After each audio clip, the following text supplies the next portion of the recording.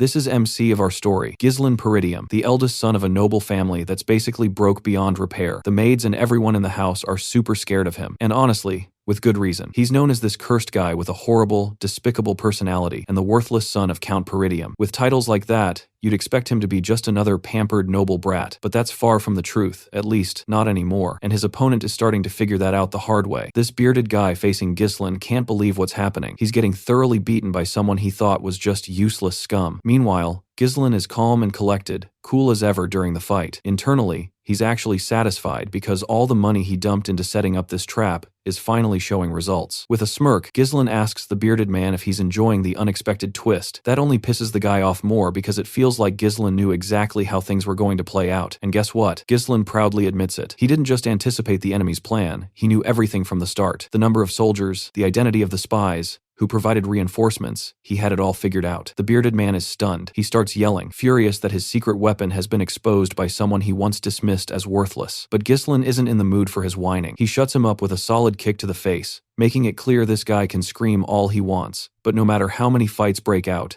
Ghislain is confident he'll come out on top every single time. So, how is he so sure of winning? Simple, because he knows everything. Let's rewind for a second. Almost a year ago, in the kingdom of Lithuania, near the Peridium estate, Ghislain Peridium woke up in pure shock. He was alive, but he shouldn't have been. The last thing he remembered was being in the middle of a hopeless battle, squaring off against one of the continent's elite 7 noble knights, a man named Idun, the one who was supposed to kill him. Now, Ghislain wasn't just some random nobody either. He used to be one of the top 7 mercenary kings on the continent, feared and respected everywhere under the name Ghislain Peridium. Before ending Ghislain's life, Idun mocked him, saying he never expected to see the trash of the fallen Peridium family again. From what Idun knew, Ghislain had vanished after his sister's death, and his name had become nothing but a fading memory. That threw Ghislain off. He asked how the hell Idun knew so much about his past. Idun told him he'd been tracking him for a long time because he was one of the people involved in the destruction of the Peridium family. He had worked alongside the Delphine household to bring them down. Hearing one of them made Ghislain freeze. That meant the Delphine household hadn't acted alone. There were others who played a role in his family's ruin. And now, one of those people was standing right in front of him. His hatred and thirst for revenge surged like never before, and then Idun cut his head clean off. But strangely, Ghislain later woke up whole, unharmed, and very much alive. Not only was his body intact, with no sign of injury, but he even looked noticeably younger. He looks around, clearly confused about what's going on. Just then, someone calls out to him,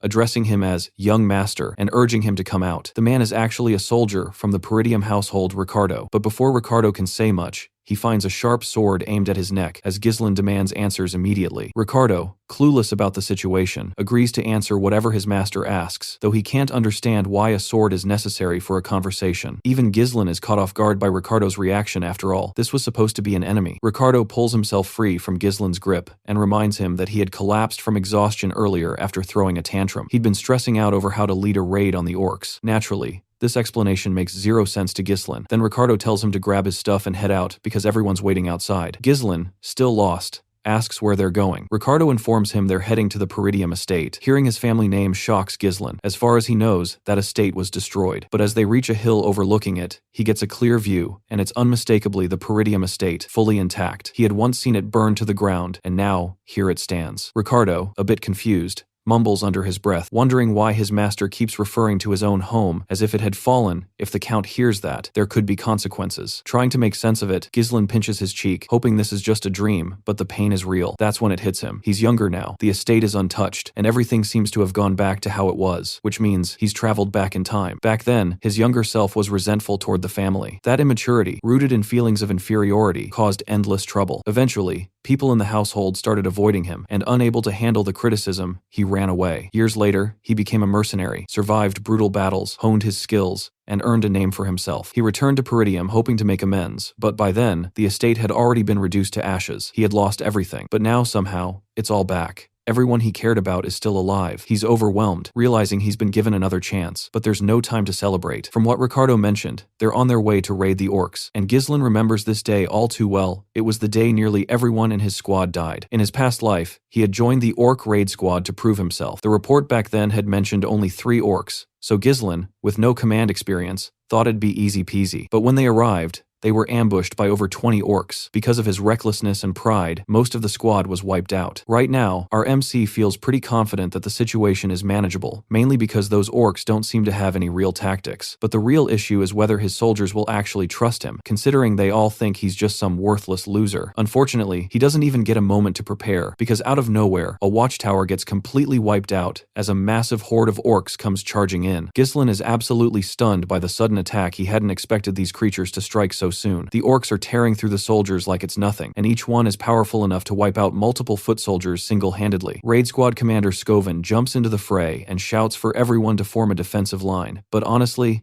it looks like no formation or tactic is going to stop these savage beasts, who are slaughtering people non-stop. Even Skovan is convinced they're doomed. Getting ambushed like this with zero preparation is just brutal. And to make things worse, there are way more of these monsters than anyone expected. With the way things are spiraling, Skovan is sure they're all going to die. Then suddenly, someone shouts at the commander. When Skovan turns around, he sees a massive beast about to crush him with its axe. He barely has time to react. That's when Ghislain lunges in, yanks Skovan out of harm's way, and slices straight through the monster's hand like it's just a cucumber. Everyone is left speechless. How the hell did Ghislain pull that off so effortlessly when he's supposed to be the useless one? The beast collapses, while Ghislain mutters in irritation about still not being able to use mana. He walks up to the commander, offers his hand, and demands command over the troops. But Skovan refuses flatly. He doesn't believe a so-called worthless brat should be leading during such a dire moment. He even asks Ghislain if he thinks this is some kind of game. Even if Ghislain is the young master, Skovan says he can't just hand over authority given by the Lord so easily. But Ghislain had already guessed that no one would believe in him, and now he's getting pissed. Just then, another monster charges at them, and Skovan steps in thinking Ghislain is too inexperienced to handle this. But Ghislain decides it's time to shut these idiots up and show them what he can really do. He throws his sword at the beast with insane speed. The commander immediately starts yelling at him for disobeying orders, but shuts right up when he sees the orc drop dead from a single hit. It's clear the sword struck with terrifying precision. The commander stands there looking like he's suffering from a serious case of constipation. Meanwhile, Ghislain stares at him and asks if he even knows the most crucial thing in battle. Of course, the commander doesn't, because clearly he's the real useless one here. Ghislain shifts his focus toward the frightened soldiers and reminds Skovan that there's no way to win a battle when fear has already taken over the troops. The first step should be gaining momentum. With that, our guy dashes forward once more, yanks his sword from the monster's skull, and launches himself into the air. He lands squarely on another orc and drives his blade straight into its head. Skovan can hardly believe what he's seeing. Meanwhile, our boy boldly challenges the monsters, taunting them to come at him if they want to die. Predictably, these brainless beasts charge at him, and he slices through them with the precision and speed of a ninja on an energy rush, tearing apart every single one that dares cross his path. His movements, reflexes, everything is happening at such incredible speed that Skovan is left frozen, staring in total disbelief. Even as a mana user, he can't keep up, so he can't begin to fathom how his skinny young master is pulling the shit off. Skovan notices that despite the obvious signs of fatigue, our guy is still evading attacks with the bare minimum of motion,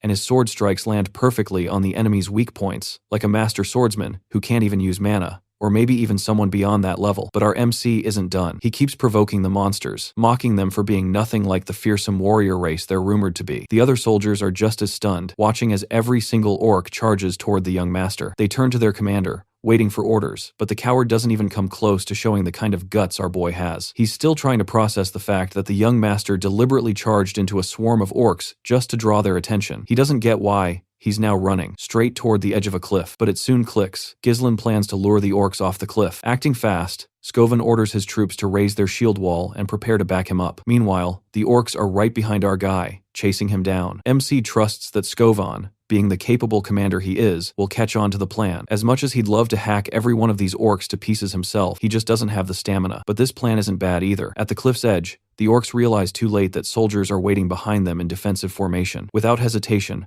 our guy leaps off the cliff, signaling Skovan to follow through. The soldiers charge in and slam into the monsters, shoving them off the cliff to their brutal deaths below. The risky move works, and every last orc is eliminated. Though drained, the soldiers pull through. Skovan is still frozen in shock when he spots our MC clinging to the cliffside, his sword jammed into the rock to hold himself up. Even in this situation, there's no fear on his face, only a confident smirk aimed directly at Skovan. For a second, the big, mustached commander is thrown off, but then a proud smile spreads across his face. He quickly reaches out a hand, but it falls just short. The grip on the sword loosens, and just like that, the boy starts to fall, leaving everyone stunned by the sudden twist. Meanwhile, Ghislain begins slipping into unconsciousness, drifting into a dreamlike state where he hears his sister's voice and sees scattered fragments of memories involving her. He doesn't quite understand what's happening until suddenly, she grabs his hand, and just like that, he's pulled out of the dream. He jolts awake in bed, confused and shocked that he's even alive. As he tries to sit up, a wave of pain rushes through his entire body, making even the smallest movements agonizing. Every inch of him aches, a harsh reminder of how far he pushed himself, but in a strange way, it reassures him that he survived. At that moment, a maid enters the room with a relieved smile. It takes him just a second to realize it's Belinda. She's clearly both happy and upset, scolding him for all the stress he caused. But Ghislain doesn't hesitate. He throws his arms around her, hugging her tightly. She's totally confused by the sudden affection, unaware that to him, seeing her again after so long is overwhelming. You see, Belinda had been his personal maid since childhood. Through all the chaos he caused, she was the one who stuck by his side. But after his family's downfall, she vanished, and he never thought they'd meet again. Now, with her in front of him, he feels like he has to be honest, so he drops a bombshell. He tells her a catastrophe is heading straight for Peridium, and admits that he actually died and came back to life. Naturally, Belinda brushes it off. She agrees the orcs nearly killed him, but she refuses to believe his bizarre tale. He tries to explain further, but she just scolds him for being reckless. Realizing she won't believe him no matter what, he gives up. Belinda then shifts the topic, reminding him of the upcoming festival, something he would have missed if he had stayed injured. That catches Ghislain off guard. Seeing his blank expression, she reminds him that Lady Elena has been looking forward to going with him. It's the perfect opportunity for the siblings to reconnect. Suddenly, Ghislain remembers this festival. In his past life, he never got to enjoy it.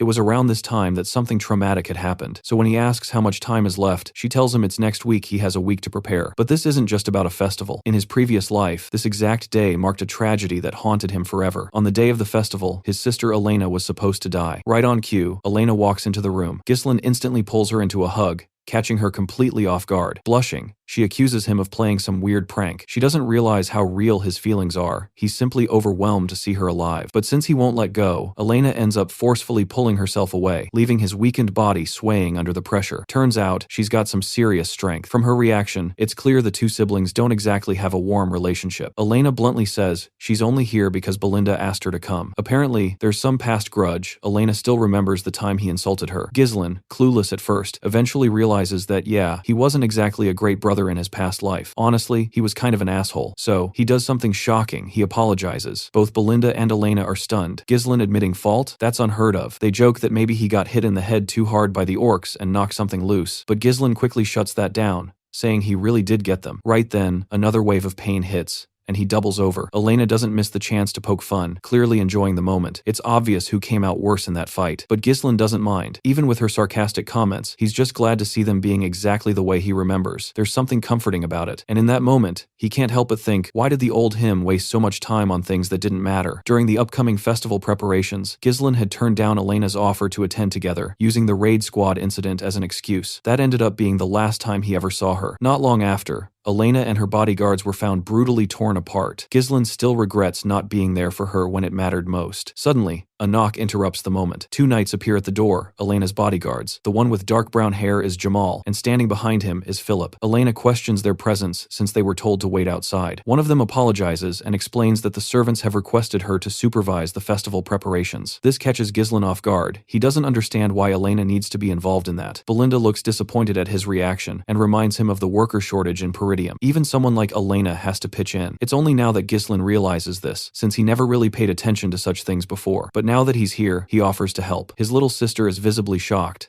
and both girls start to wonder if he might have actually been knocked in the head or something. Soon, they reach the festival site, where everyone's busy setting up their stalls. But when they hear that Ghislain wants to help, a strange unease creeps in. His sister keeps trying to push him away, saying the best way he can help is by not getting in the way or causing trouble. But Ghislain refuses to leave her alone after all. Elena's body was discovered near the slums, far from the festival location. Someone must have either lured her out or dragged her there. He wants to make sure nothing like that happens again, and for that, he needs to fully understand the castle's layout. Just then, a knight runs in, calling for Ghislain. It's old man Fergus, out of breath, but clearly emotional. He starts crying, admitting how scared he was after hearing about the orc attack. Ghislain's sister jumps in too, pointing out how oddly he's been acting lately. She thinks it might be best if Fergus just takes him back. Seeing no other choice, Ghislaine agrees, but requests to be taken to the abandoned training field in the castle instead. Fergus, puzzled, asks why. Ghislaine simply says he wants to train. Though unsure what the young master is planning, the old man doesn't press him further and leads him to the training hall. As Ghislaine steps inside, the first thing that strikes him is how well kept the training hall is. Far better than he ever imagined. It's the perfect spot for him to train, and the equipment? Way more advanced than anything he ever came across during his mercenary days. The old man explains that they've kept the place in shape, just in case Ghislaine ever wanted to return. He'd always believed Ghislaine would eventually overcome whatever inner battle he was fighting. That genuine concern makes Ghislaine pause. He never realized how much the old man had been trying to support him. It hits him hard. He feels a wave of guilt for not noticing it sooner. Quietly, he pats the old man's shoulder and says something half-joking, half-serious. Dying sucks, so he might as well try living a while longer. The old man, as usual, is baffled hearing him talk like he's already crossed over to the afterlife. But Ghislaine just shrugs and admits it. Yeah, he did die and came back. Not that the old man buys any of it. Without dwelling further, Ghislaine turns his focus back to training. He dismisses the old man, telling him he can leave now. Watching Fergus show him so much respect makes Ghislaine reflect on how he's always treated those around him like enemies. But now, looking back, he realizes he was just being narrow-minded. Still, he can't get distracted. There's serious work ahead. In his past life, he heard that Elena's death was orchestrated by a lord from a neighboring territory. That one act dragged Peridium into a war that ultimately led to its destruction. Her death was the first domino in the fall of his house, and now, he's determined to fix everything, starting right here. First priority, rebuild his body. Time's short, but if nothing else, he needs to gain control of his mana. In this world, mana is a mystical force that allows humans to surpass their limits. Most people struggle to even sense or absorb it. But for Ghislaine, even in the middle of chaotic battles, that part came naturally. He starts bundling the mana particles from the air, weaving them together like spinning thread. With countless battles under his belt, maybe even tens of thousands, forming a mana core is second nature to him. But if it were really that easy, he wouldn't be one of the top 7 strongest individuals in the land. Drawing from a half-burned magic book and tapping into the natural mana core all humans possess, Ghislaine manages to forge not just a second, but a third core. He links them into a complex mesh of interconnected cores, forming a massive burst of energy. The effort takes a toll. Blood trickles from his nose and mouth, and sweat pours down his face. He's definitely hit his current limit. Back in his previous life, he had reached 5 cores. The entire technique is about generating an overwhelming force in a short time, but it guzzles mana at an insane rate. That's actually why he lost to Eden before. The guy showed up with a whole night order while Ghislaine was already running on empty. In a fair one-on-one, he would have crushed him. The technique might be unstable, but it's enough for now. This time, he's got a younger body, and all the time he needs to master it. And this time, Eden's head, it's his for the taking. As for the traitors backing House Delphine, the ones who helped ruin their homeland, they're going down too. A week quickly goes by, and the long-awaited day of the festival finally arrives. Ghislaine is all geared up, walking through town with steady, unshakable confidence. But as he moves along, he unexpectedly spots his sister, who looks surprised to see him. She's stunned not just because he showed up to the festival, which he's never liked, but also because he's been acting strangely lately. All she's been hearing is how he's done nothing but train non-stop for the past week. Trying to play it cool, Ghislaine brushes off her concern, casually reminding her that, as the heir to a knightly family, training is simply a normal part of his life. But she doesn't let it slide so easily. She hits him with a harsh reminder that he's always despised the idea of becoming lord. That very attitude, she points out, was one of the main reasons he never got along with their father. Even though her words sting a bit, she walks away with a smile, clearly happy to see him finally stepping into the role he was meant to fill. Her comment lingers in Ghislaine's mind, making him realize that his actions have already started shifting how people see him, and possibly even changing the course of his future. While the major events may still play out the same, the small things are becoming harder to predict. And now, using his knowledge of what's to come wisely has become his responsibility. He'll need to handle every situation with care. With that in mind, he's fully prepared to confront the ones who will kill his sister. For now, he sticks by Elena's side, staying alert. But after some time, she starts getting bored and complains that this year's festival feels just as dull as all the others. Meanwhile, Ghislaine is lost in thought. The festival's almost over, and still, nothing major has happened. This makes him wonder, could the future have changed simply because he stayed close to Elena? Just as that thought hits,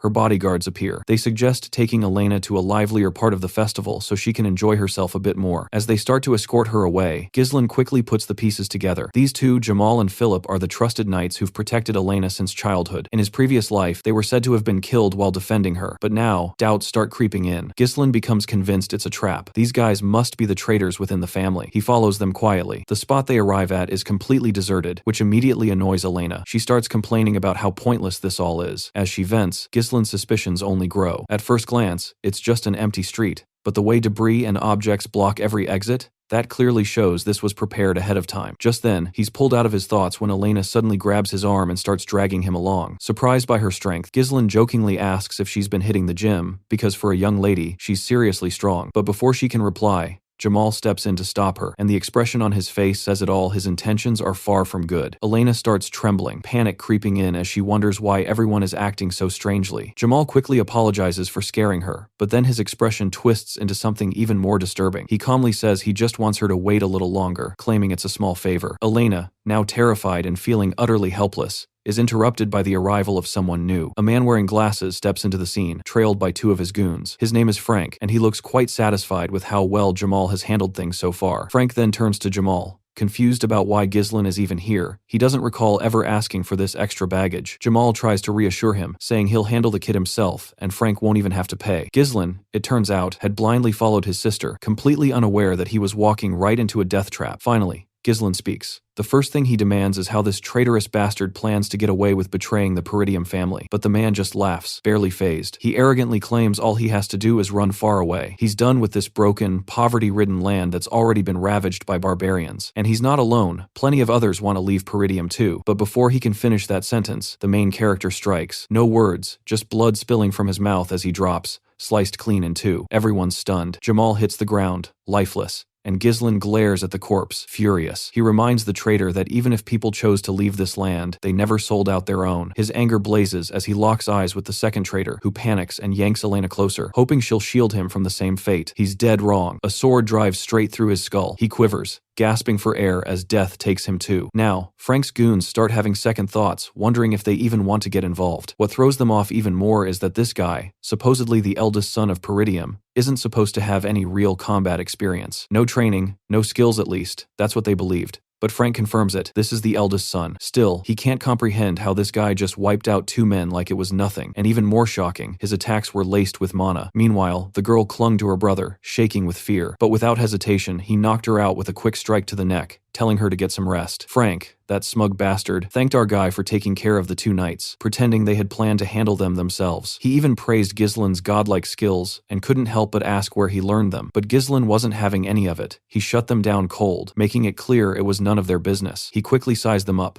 3 of them altogether, but only the one in the middle seemed to be giving off any real mana. Still, no matter who they were, Ghislaine was ready to end this fast. Before making his move, he demanded to know who hired them to stage the ambush. Frank, with that annoying smirk, brushed it off, acting like someone about to die didn't deserve to ask questions. Of course, Ghislaine knew they wouldn't give up the information so easily, but he had his own methods of making people talk. One of the goons suggested just cutting his head off, but their boss shut him down, saying he wanted him alive. He planned to break every bone in Ghislaine's body until he was nothing more than a cripple, writhing in pain, making sure his suffering was long and agonizing. With that, 2 of the lackeys charged. But Ghislaine was prepared. He suddenly pulled out a firecracker and tossed it at them. That completely threw one of the thugs off. He froze for just a second, confused as to why anyone would use something like a firecracker. But that tiny moment of hesitation was all Ghislaine needed. In a blink, he closed the gap and killed one of them on the spot. The second one lunged at him next, but Ghislaine didn't flinch. He effortlessly blocked the attack, disarmed him, and yanked the sword from his grip. Without wasting a second, he followed through and cut the guy down like it was nothing. As the second lackey hit the ground, their leader tried to pull a cheap move, sneaking up behind Ghislaine to land a surprise blow. But our guy's reflexes were razor sharp. He blocked the ambush like it was nothing. Frank was stunned, realizing his sneak attack had completely failed, and Ghislaine wasn't about to let that slide. He retaliated in an instant, his sword moving so fast that Frank could barely react. The blade slashed deep across his throat, and the pipe he'd been smoking dropped to the ground. Frank, now desperate, launched another attack, but Ghislaine easily blocked it again. Even Frank had to admit without using mana to shield his neck, he would have been done for. And even Ghislaine had to give him some credit. He'd focused all his mana around his neck to reduce the damage. Pretty impressive, honestly. That's when Frank finally decided to get serious. Clutching his sword tightly, he hurled himself at Ghislaine. But just as he did, he caught a glimpse of Ghislaine's grin like he'd been waiting for this moment. That split second of confusion was all it took. Ghislaine completely overpowered him and slammed a brutal kick straight to his face. Frank manages to land on his feet instead of crashing down and smirks, confidently claiming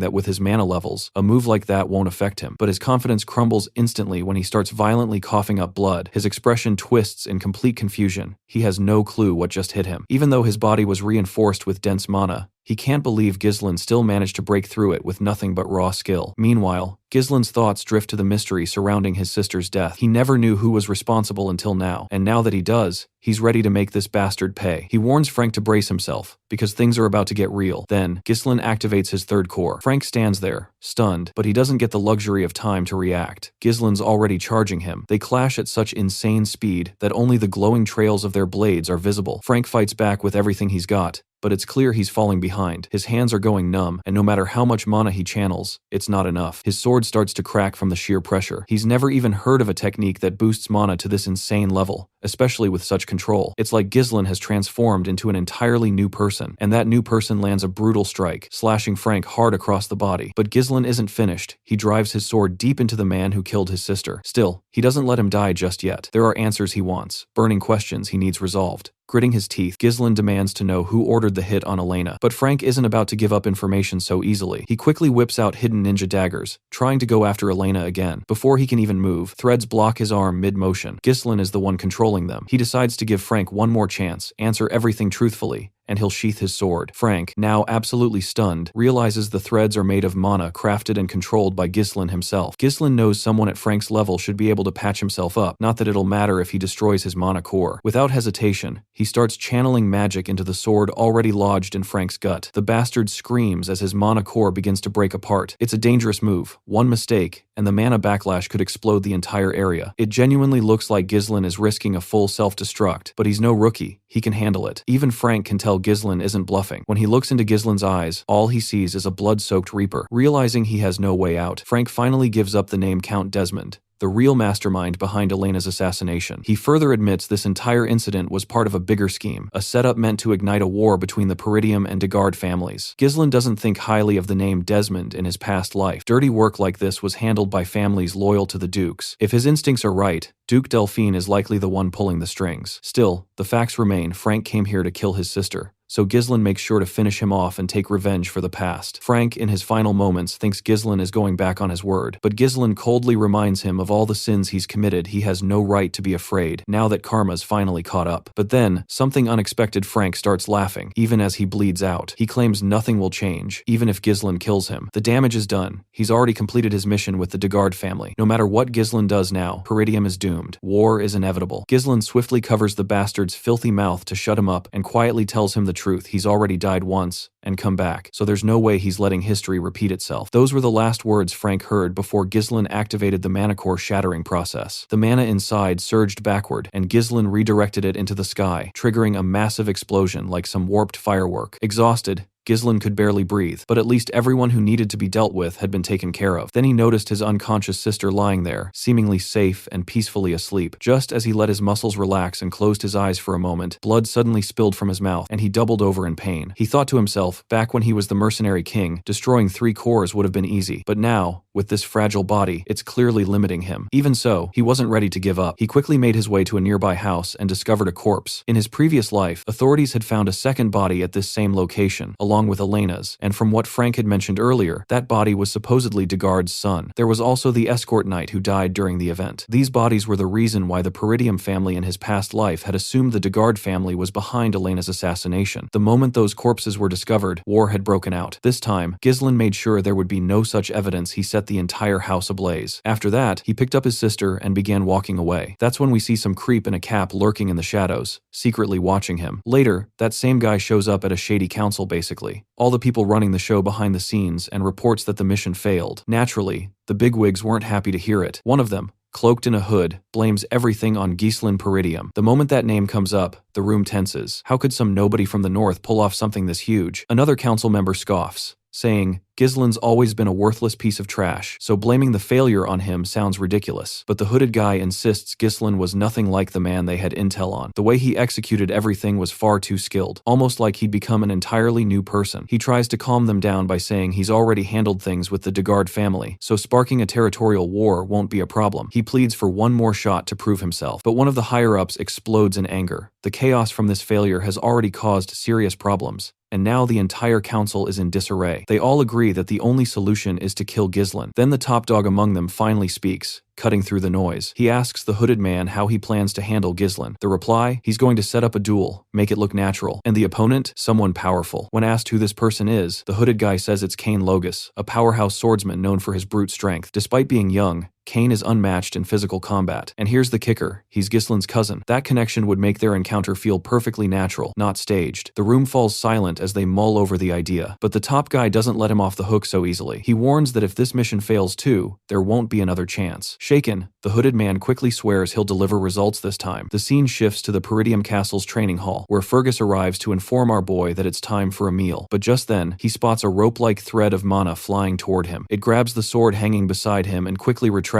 pulling the sword along. Ghislain, having practiced for a while now, is pleased to see he's making progress. That's when he notices Fergus, who immediately bows his head in apology for interrupting the session. But Fergus can't help his curiosity and asks how Ghislain managed that move. Ghislain casually explains that it's something called mana threads, using mana like string. In his previous life, it was second nature to him. But now, his current skill level is too low, and he lacks the mana needed to use it like before. To do so fully, he'd have to implode his core. However, by creating just one thread, he can minimize the mana cost and still use it effectively despite his limited resources. Fergus admits that despite training his mana for a long time, he's never seen anything like this. Now that he thinks about it, not long ago, Ghislain wasn't even using mana at all, let alone training with it. He's baffled by how Ghislain came up with the idea. Shaking himself out of it, Fergus returns to the reason he came. He respectfully nods and thanks Ghislain for protecting the young lady. But Ghislain brushes it off. There's no need for thanks. She's his sister, and he would have done it no matter what. A few days pass, and the festival is put on hold. Understandable, given that a guardian knight just tried to traffic a noble lady. Meanwhile, Elena is fuming. No one believes her when she says Ghislain was the one who saved her. She asks her brother why he won't step in and convince them. But Ghislain just shrugs. He doesn't care, and even if he tried, no one would believe him anyway. Belinda, on the other hand, is furious just thinking about how the real culprits were Jamal and Phil, the ones who attempted to abduct Elena. Regardless, Ghislain is just relieved that his sister is safe and that he managed to prevent a war. But deep down, he knows those bastards won't stop so easily. And he can't hold them off forever on his own. He needs to start building his own military force. Just then, a maid enters with food. But instead of something nice, Ghislain gets a dry piece of bread. Surprised, he asks Belinda about it. She explains that it's part of the fallout from the recent chaos. Right then, a loud voice echoes through the halls, some fat merchant yelling for compensation because of the cancelled festival. And it's not just him, there's a whole mob of merchants gathered outside, demanding they be reimbursed for their losses. Looking out the window, Ghislain asks who they are, and Belinda reminds him this country's economy relies heavily on merchants and the profits from the festival. Last year was a huge success, but this year it got cancelled after just one day. No wonder they're pissed. Only now does Ghislain realize just how bad the financial situation is. If he doesn't do something soon, things could spiral out of control. He tells Fergus to send out soldiers to calm the crowd, but Fergus calmly informs him that there are no soldiers available. Most of them have been dispatched to the Forest of Monsters to help with reconstruction after the orc raid. That makes things even worse. Peridium is in a constant state of war. Barbarians to the north and monsters to the south. No money means no soldiers, which just piles onto his growing list of problems. Taking Belinda aside, he whispers that since she's in charge of his finances, they need to find a way to settle the merchants down. But Belinda tells him straight there's no money left. When he asks why, she reminds him that the Lord cut off his funds because he kept spending recklessly. The idea of being broke makes Ghislain sick. He demands she lend him some cash, but she doesn't have any either. Everything seems stacked against him. No money, no soldiers, and no way out. Even with all his future knowledge, he's helpless without money to back it up. Just as he's lost in thought, Ricardo bursts into the room at full speed, panting hard. Alarmed, Ghislain immediately asks what's going on. Ricardo, practically shouting, says there's a problem. Young Master Cain is demanding to see him. The mere mention of Cain catches Ghislain completely off guard. That's when we witness one of our guys, Knights Commander Scoven, getting absolutely wrecked by Cain. Cain's insanely built body and brute strength are pounding the poor knight's face like it's a ripe tomato. Every punch feels like a sledgehammer, and clearly,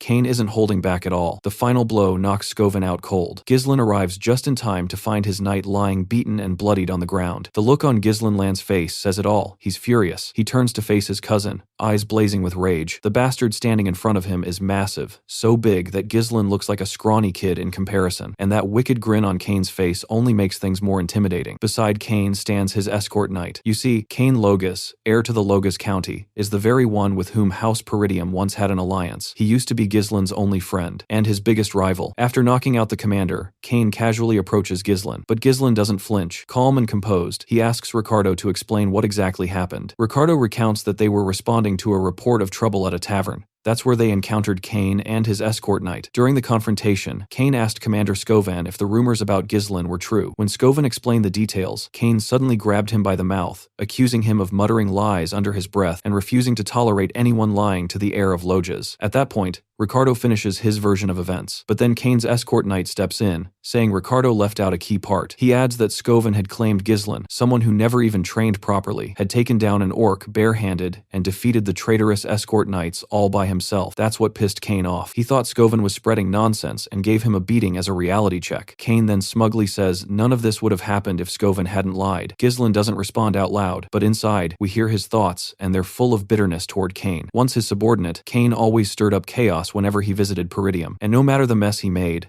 no one dared call him out because he was allied with House Peridium. People always respected Kane, but Ghislain, he was constantly judged and looked down upon. While Kane was praised for his bold, confident nature traits expected from a rightful heir, Ghislain was criticized for not measuring up. Now, from Kane's perspective, even he's surprised at how calm Ghislain is being. Normally, Ghislain would have snapped and come at him by now. We then get a flashback to a recent moment in Loges County. Kane had received an order to kill Ghislain. The one giving the order was a hooded man, someone who'd previously failed a mission and taken heat for it from his superiors. This same hooded figure told Kane that if he succeeded, the esteemed one would back the Loges family. Kane confidently assured him that defeating Ghislain would be easy after all. Ghislain was nothing but a weak brat. But there was one thing that gave him pause. Ghislain was still an heir, so killing him could lead to political complications. The hooded man suggested a solution: provoke Ghislain into a duel, make it look like a simple squabble between noble heirs. Then, stage the whole thing as an unfortunate accident. To make sure things went smoothly, the hooded man offered to disguise himself as one of the escort knights to help orchestrate everything. That way, nothing could go wrong. The idea of getting to murder his own cousin thrilled Kane, and the bastard didn't hesitate to agree. In the present, Kane is trying to figure out why there's an order to eliminate Ghislain. He wonders if maybe Ghislain has changed recently, which could be the reason. Still, Kane sticks to the plan. To provoke Ghislain, he calls out and asks why he's just standing there. They're facing off, so he better get things ready. Ghislain, confused, doesn't know what arrangements Kane is referring to. Kane brings up how the festival's been disrupted and suggests they should spice things up and have some fun. He also reminds Ghislain how they've always been on the same page for these kinds of things. But Ghislain barely reacts and vaguely asks if Kane is talking about alcohol. See, this bastard used to make Ghislain prepare booze and women every time he showed up. Back then, Ghislain went along with it just to avoid a beating, but not anymore. Because of Kane, he burned through a ton of money, which is also why his father ended up cutting his allowance. Now, Ghislain has clearly figured out the root of his financial troubles, and he's certain Kane is the problem, and possibly the solution too. Meanwhile, Kane keeps pressing, demanding that Ghislain bring him the goods immediately. Ghislain, playing along, agrees but says that first,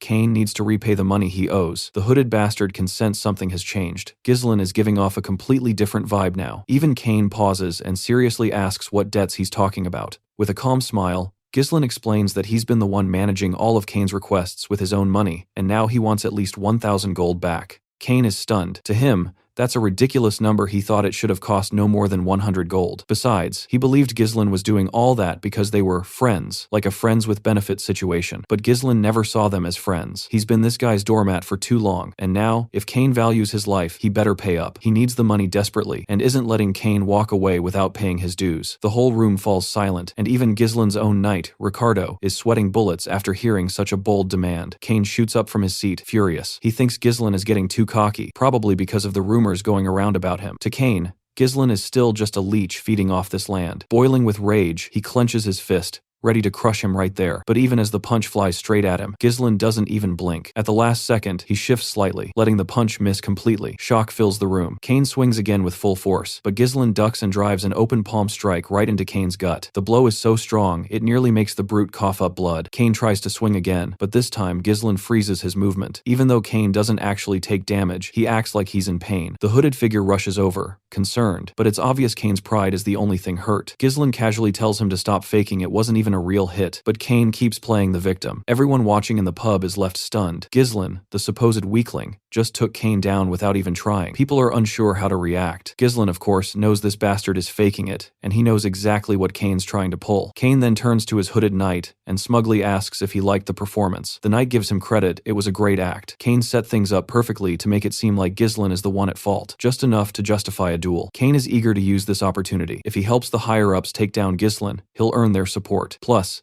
It gives him a chance to sever ties with the Peridium household. So he plays along, pulls out a glove, and with some theatrical lines, gets ready to declare a duel. But before he can toss the glove, Ghislain beats him to it and throws the glove straight at Kane's face, challenging him first. After all, Kane insulted the heir of Peridium and assaulted his knight in front of everyone. So now, Ghislain demands a duel. Kane's face goes still, but only for a moment. Then he smirks, thinking Ghislain just signed his own death sentence by asking for the duel. But Ghislain keeps that confident, sassy smile on his face. He then turns to Ricardo and tells him to gather all the merchants protesting outside the castle. He wants them to witness something big, because Ghislain, the young master of the Peridium house, is about to make them some serious money. So, the festival got cancelled out of nowhere, and the electric atmosphere that had reached its peak suddenly fizzled out. This left a bunch of disappointed tourists stuck there, unable to leave or enjoy themselves basically, like a fire that never got to burn properly. In such a situation, if something exciting were to happen, it would be like a blessing for them. That's why, when Ghislain steps into the ring to face that bastard, the crowd absolutely erupts in excitement. People are pouring in from distant places, and the market vendors, who had been struggling, finally start making some money from these stranded tourists. That chubby merchant, the one who led the protests earlier, now has a full setup with a betting table, letting people place their bets on the fighters. Most of them are betting on Kane Loges, which makes sense. It seems like the safe option. Kane, the hulking brute, stands ready with his massive sword, prepared to begin. But he's clearly irritated that what was supposed to be a serious duel is now turning into some carnival spectacle. He makes it clear up front he's not going to stop, even if Ghislain surrenders. But Ghislain isn't shaken. He can tell the bastard's real goal is to kill, surrender, or not. And since the crowd's big enough now, Ghislain officially kicks off the duel. Just then, a hooded guy interrupts, claiming that the betting can't proceed like this. Everyone's confused until the fat merchant explains no one has bet on young Master Ghislain. The crowd begins whispering. It's clear they've already written him off. They think he doesn't stand a chance. Kane even finds it funny, like even the marketplace wants nothing to do with Ghislain. Because the bet is so one-sided, they decide to adjust the rules to make it a little fairer. That's when Commander Scovan steps up with a bag full of money and places his bet on Ghislain. To everyone's surprise, Lady Elena also brings out a bag and bets on her brother. While people expected Scovan to show, Elena's appearance catches even Ghislain off guard, and the crowd's buzzing. She asks the merchant if that much money is enough, and he respectfully says yes. Now that Ghislain finally has some support, Kane agrees to start the duel, though he's clearly annoyed by how things are unfolding. The match begins, and Ghislain offers Kane the first strike, saying that since Kane's younger, Big Brother would love to give him the opening move. That cheap knockoff of the Hulk looks confused by the gesture, but Ghislain confidently draws his sword and calls him out. Kane goes silent for a second, then takes the bait. He gets into position, charges forward like a raging bull, and slams down with his enormous blade.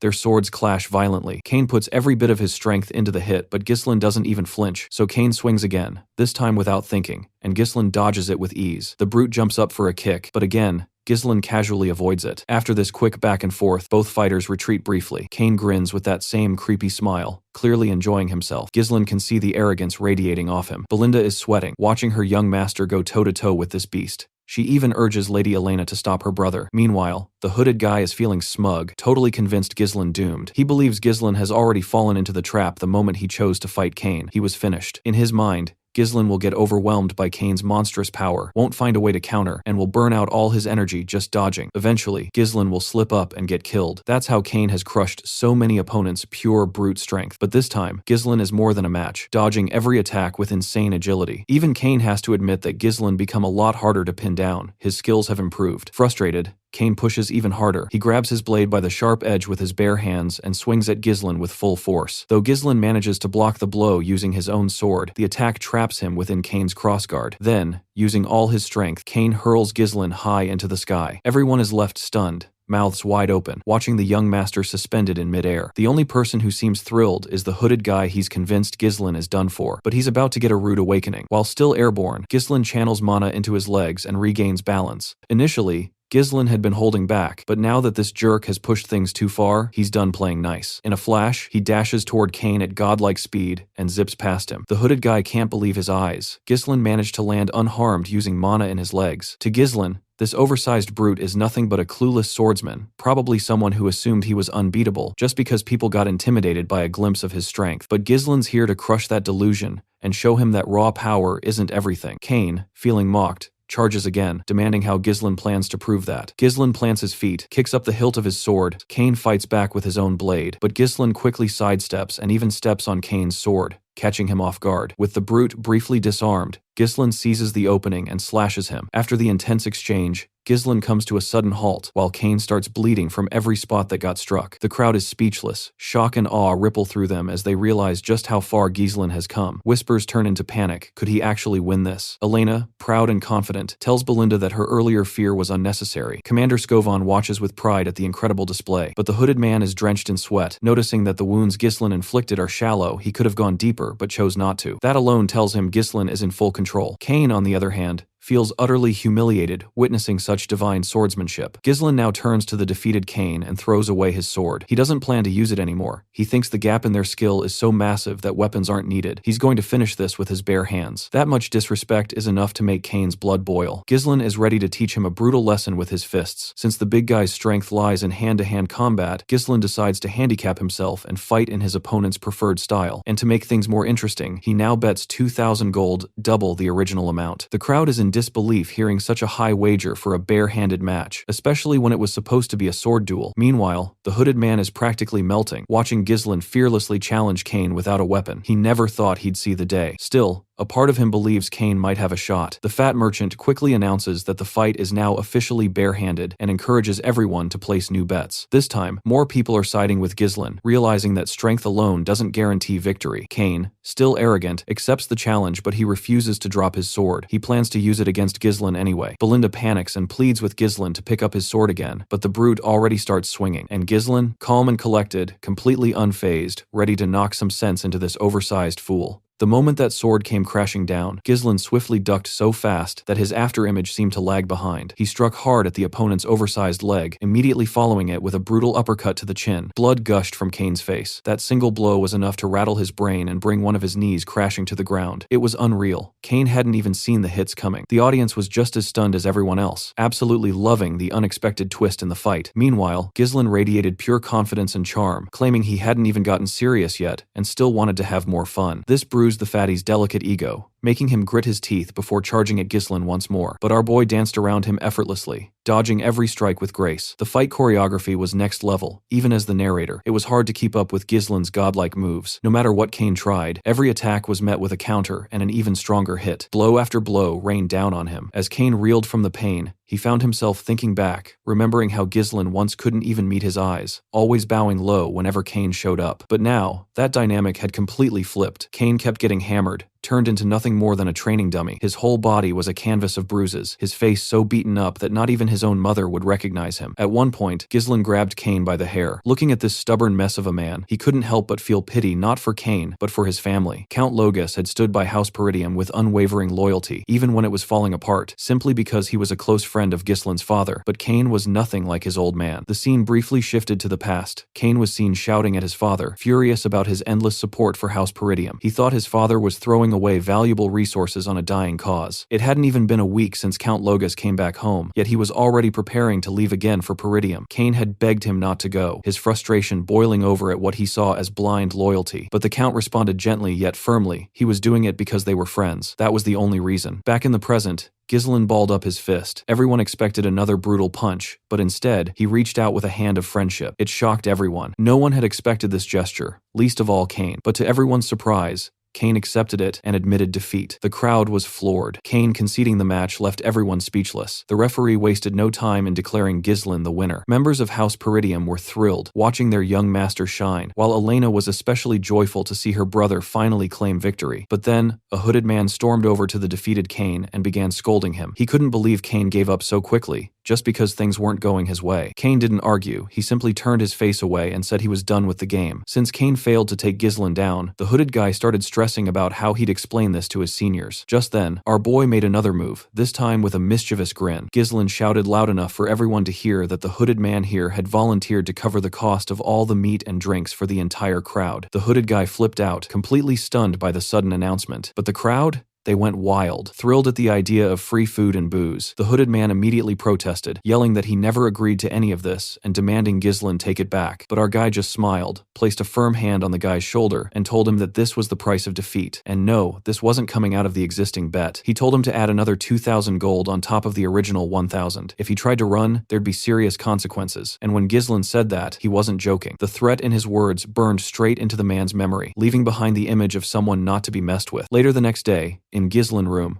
we find Ghislain staring at a treasure chest full of glittering gold coins. The amount of money he has is actually pretty huge. To give you an idea of how much it is, you could easily hire a small mercenary corps with this amount of money. But it takes a lot of time to grow money, and those bastards who want him killed won't wait for his forces to grow, so he only has a limited amount of time to execute the business plan he has in mind. That's when Belinda and his sister come up to him with satisfied smiles on their faces. The way they're looking at him feels like they have some ulterior motive hidden behind their smiles. He quickly questions why they're here, to which his little sister politely asks where he plans to spend all this money. Of course, Ghislain catches on to what she's implying, so he directly asks her if she wants some, to which she responds that she's just asking. Belinda then speaks up, stating that she has a pretty good idea of where he's going to spend it all. She is sure that since Lady Amelia's birthday is coming up soon, Ghislain must be planning to put on a grand show to buy his fiancée an expensive present. But we all know that our boy isn't thinking about this at all. However, the mention of a fiancé catches Ghislain completely off guard. He literally does not even remember if he even has a fiancé. The maid laughs softly, thinking he must be feeling shy. They know he's pretending to be clueless because he's embarrassed that they figured him out. Still, since Elena is noticing that her brother is quite absent-minded lately, she decides to remind him that they're talking about Amelia of Rayfold County. Finally, the name triggers some memories in Ghislain's mind, but they're not exactly fond ones. He then turns to Belinda and asks when his father will return. Belinda guesses maybe in a week. That's good enough for Ghislain. With a full week available, he decides to visit Rayfold County. Belinda seems puzzled after all. It's not even her birthday yet, so why is he leaving now? But Ghislain just says he plans to collect some money from them. Then we finally see Amelia Rayfold herself. At first glance, she looks expressionless, maybe even dead inside, but it's hard not to notice her other prominent features. She's currently in a town, offering a pair of sandals to a poor little girl. Apparently, they're her own sandals. The little girl hesitates, unsure if she should accept them, but Amelia reassures her, saying if anyone should walk barefoot on her land, it should be her. She then orders her soldiers to give the girl and her family food and shelter immediately. The soldiers act fast, and as Amelia walks away with her escort of soldiers, the townspeople call out their heartfelt thanks. Later, in the gardens of Rayfold County, we see a man washing Amelia's feet with such devotion it might actually make you jealous. He's clearly proud of her accomplishments. This man is Bernaf, Amelia's escort knight. She tells him that while her father ruled with strict obedience, the common people follow whoever feeds and shelters them. Bernaf remarks that by doing this, she's won the people's hearts, something that will help her in the upcoming succession battle. But Amelia doesn't seem too interested in that. Instead,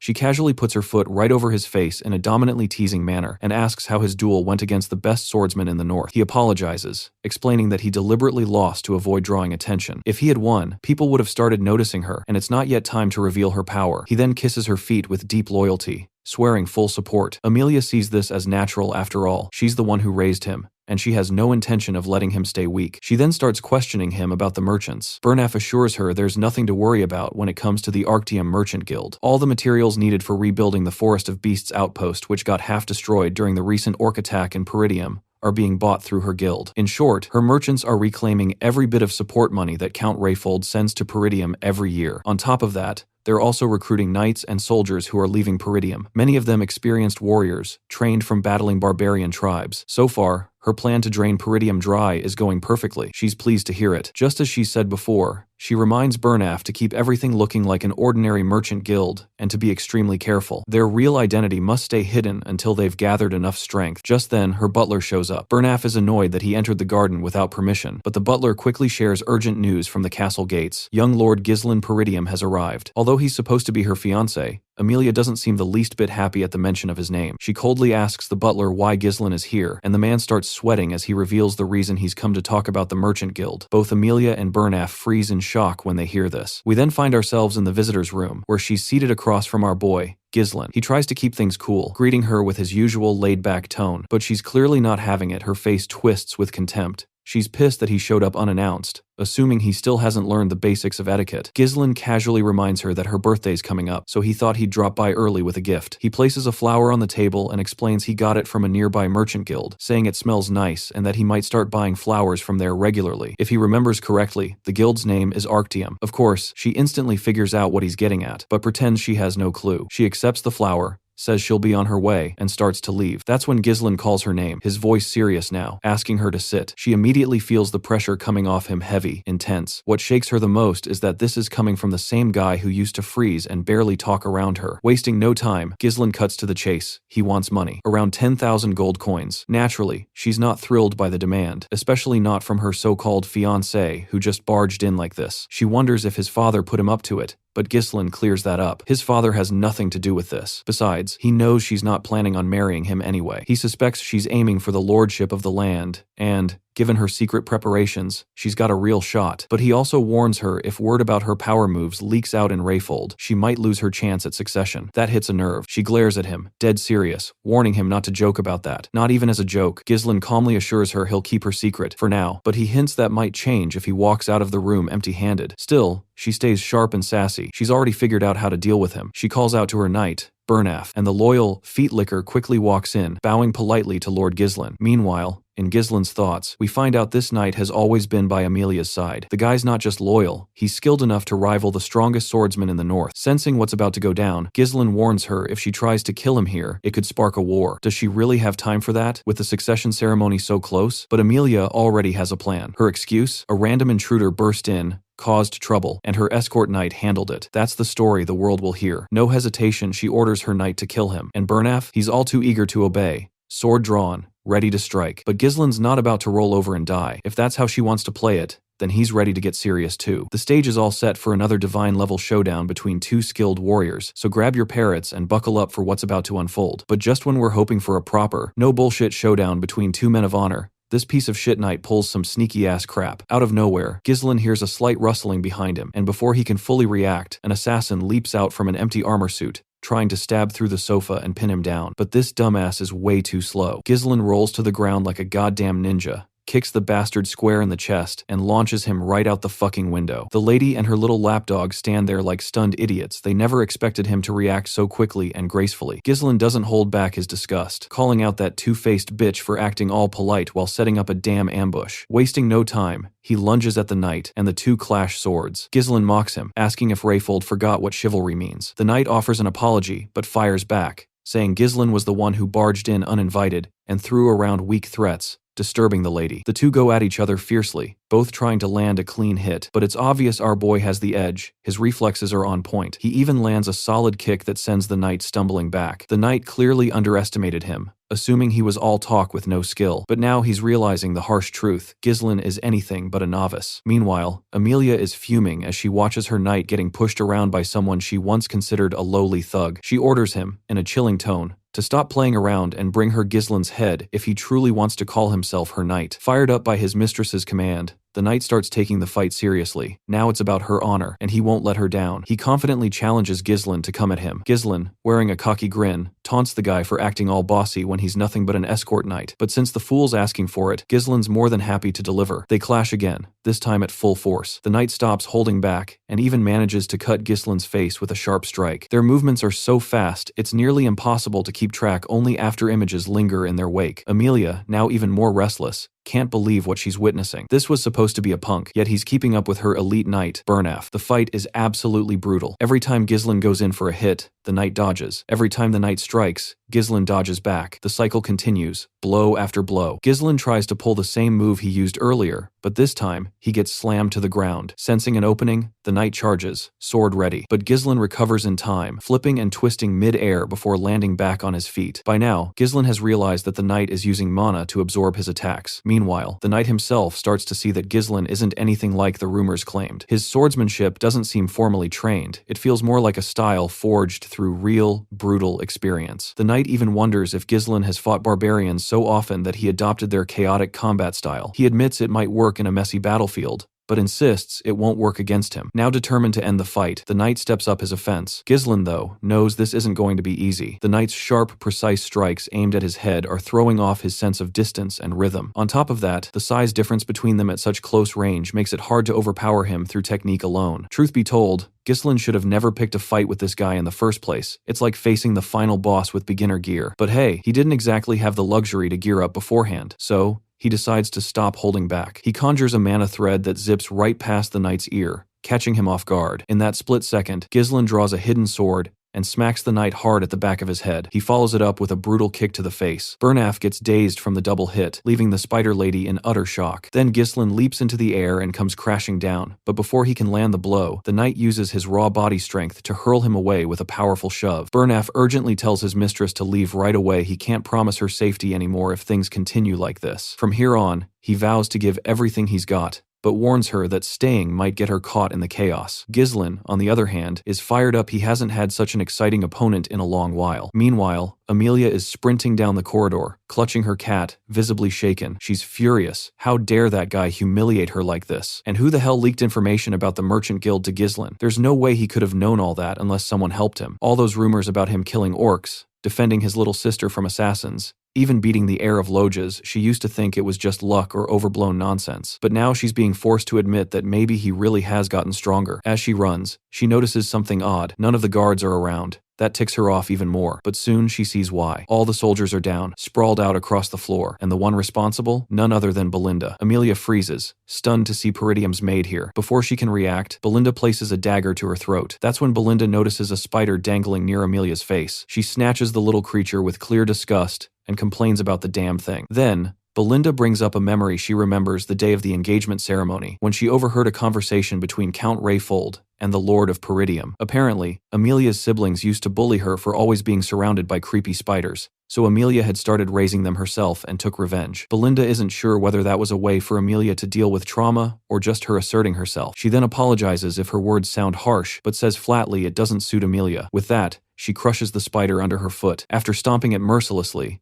Belinda asks Amelia rather coldly to cooperate a little. But before we get to hear what exactly Belinda wants, the scene shifts back to the boys' fight, and things have escalated. The night is now radiating a terrifyingly dark energy, and the air is so thick with mana that even Ghislain is beginning to feel nervous. The knight is clearly pissed off. He's furious that Ghislain had the nerve to call him an entertaining opponent like some low-rank mercenary. He hates that someone he considers a lowly, unserious fool would dare claim to be a noble or stand on the same level as Amelia. But of course, Ghislain is a noble, and he doesn't think an escort knight like Bernaf has any right to speak down to him. Bernaf makes the first move, and they begin clashing swords. He's seething, convinced Ghislain is mocking noble pride. His attacks are relentless, blow after blow, while Ghislain holds his ground, impressed by the sheer power and aggression. But Ghislain has reached his limit too. He fights back with just as much fury. The knight isn't holding anything back now. In one heavy strike, he knocks Ghislain off balance and immediately follows up with a stab aimed for a critical blow. Time seems to stop as that blade slices through the air, and blood splatters when it grazes Ghislain's shoulder. Bernaf is stunned. Ghislain willingly took the hit to the shoulder just to deflect the attack. Using the injury as leverage, Ghislain shoves Bernaf back, but Bernaf quickly counters with a vicious kick and mocks him, saying this is the difference between a real warrior and some brat who treats swordplay like a game. The kick sends Ghislain flying, but it's still not enough to take him down. In fact, he's still amused. The knight's speed, range, and non-stop attacks keep him in total control of the battle. Any attempt to get in close or grapple is instantly shut down. Now locked in a clash, their blades are pressed against each other, and it looks like Ghislain doesn't have the raw strength to break free with his current mana, but he's playing the long game. He knows the knight hasn't seen it yet, the trump card he's been saving. Ghislain's unique mana cultivation technique is still hidden. In a flash, Ghislain activates his third core, completely tipping the scales of the battle. With just one devastating blow, he disarms the knight, sending his sword flying and leaving him stunned. Bernaf can only wonder how this guy is able to wield such overwhelming mana during combat.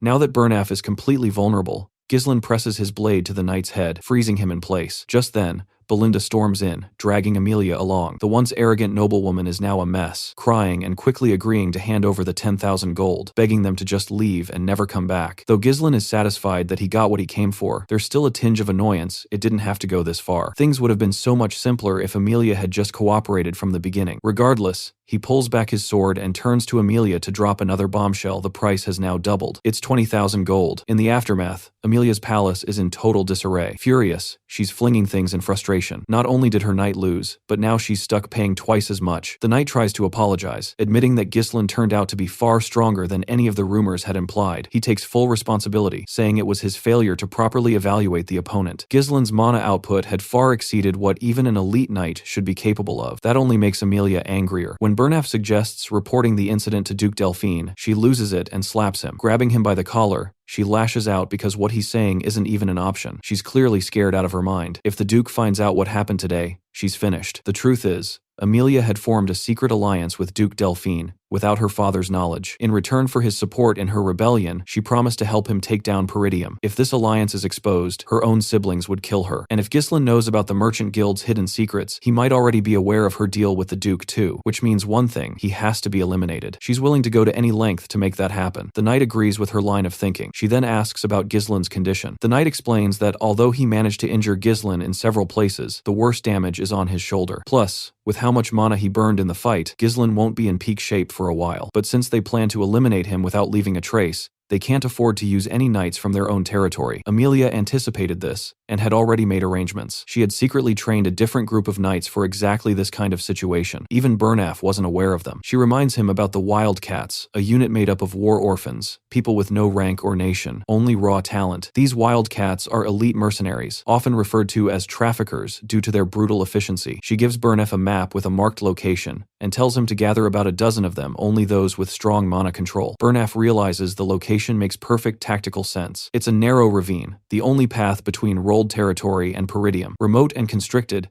it's an ideal ambush point where they can take care of things discreetly. Without wasting time, Burnaf sets out to put the plan in motion. This time, Amelia is hell-bent on making Ghislain pay for humiliating her. Meanwhile, Ghislain had already left Amelia's palace and was riding inside his carriage. As they moved, he carefully bandaged his injured body. Along with him were Old Man Fergus and Belinda, who looked concerned. They asked if he was okay, and Ghislain reassured them his wounds weren't too deep. And honestly, things could have been worse, especially considering how much he had pushed himself. Still, what mattered most to him was that the 20,000 gold he got from Amelia was more than enough to fund the initial steps to rebuild their territory. That kind of money was equal to saving several years' worth of hard work. Sure, it would have been ideal if he could have killed Amelia too, but doing that would have definitely triggered a war, something he couldn't afford when his land's safety was on the line. Peridium was already having trouble dealing with the barbarians, so he chose to retreat quietly rather than make things worse. Besides, just knowing the secret behind the Arctium Merchant Guild was already a major blow to Amelia. Belinda watched him with worried eyes and asked if everything was going according to his plan. She remembered his earlier instructions to subdue the guards if she heard fighting, and to take Amelia hostage once she stepped outside. Ghislain confirmed that yes, those were his exact words. Just then, he felt a sharp pain and coughed up blood. It was the backlash from unlocking his third core. Though his condition was better than the last time,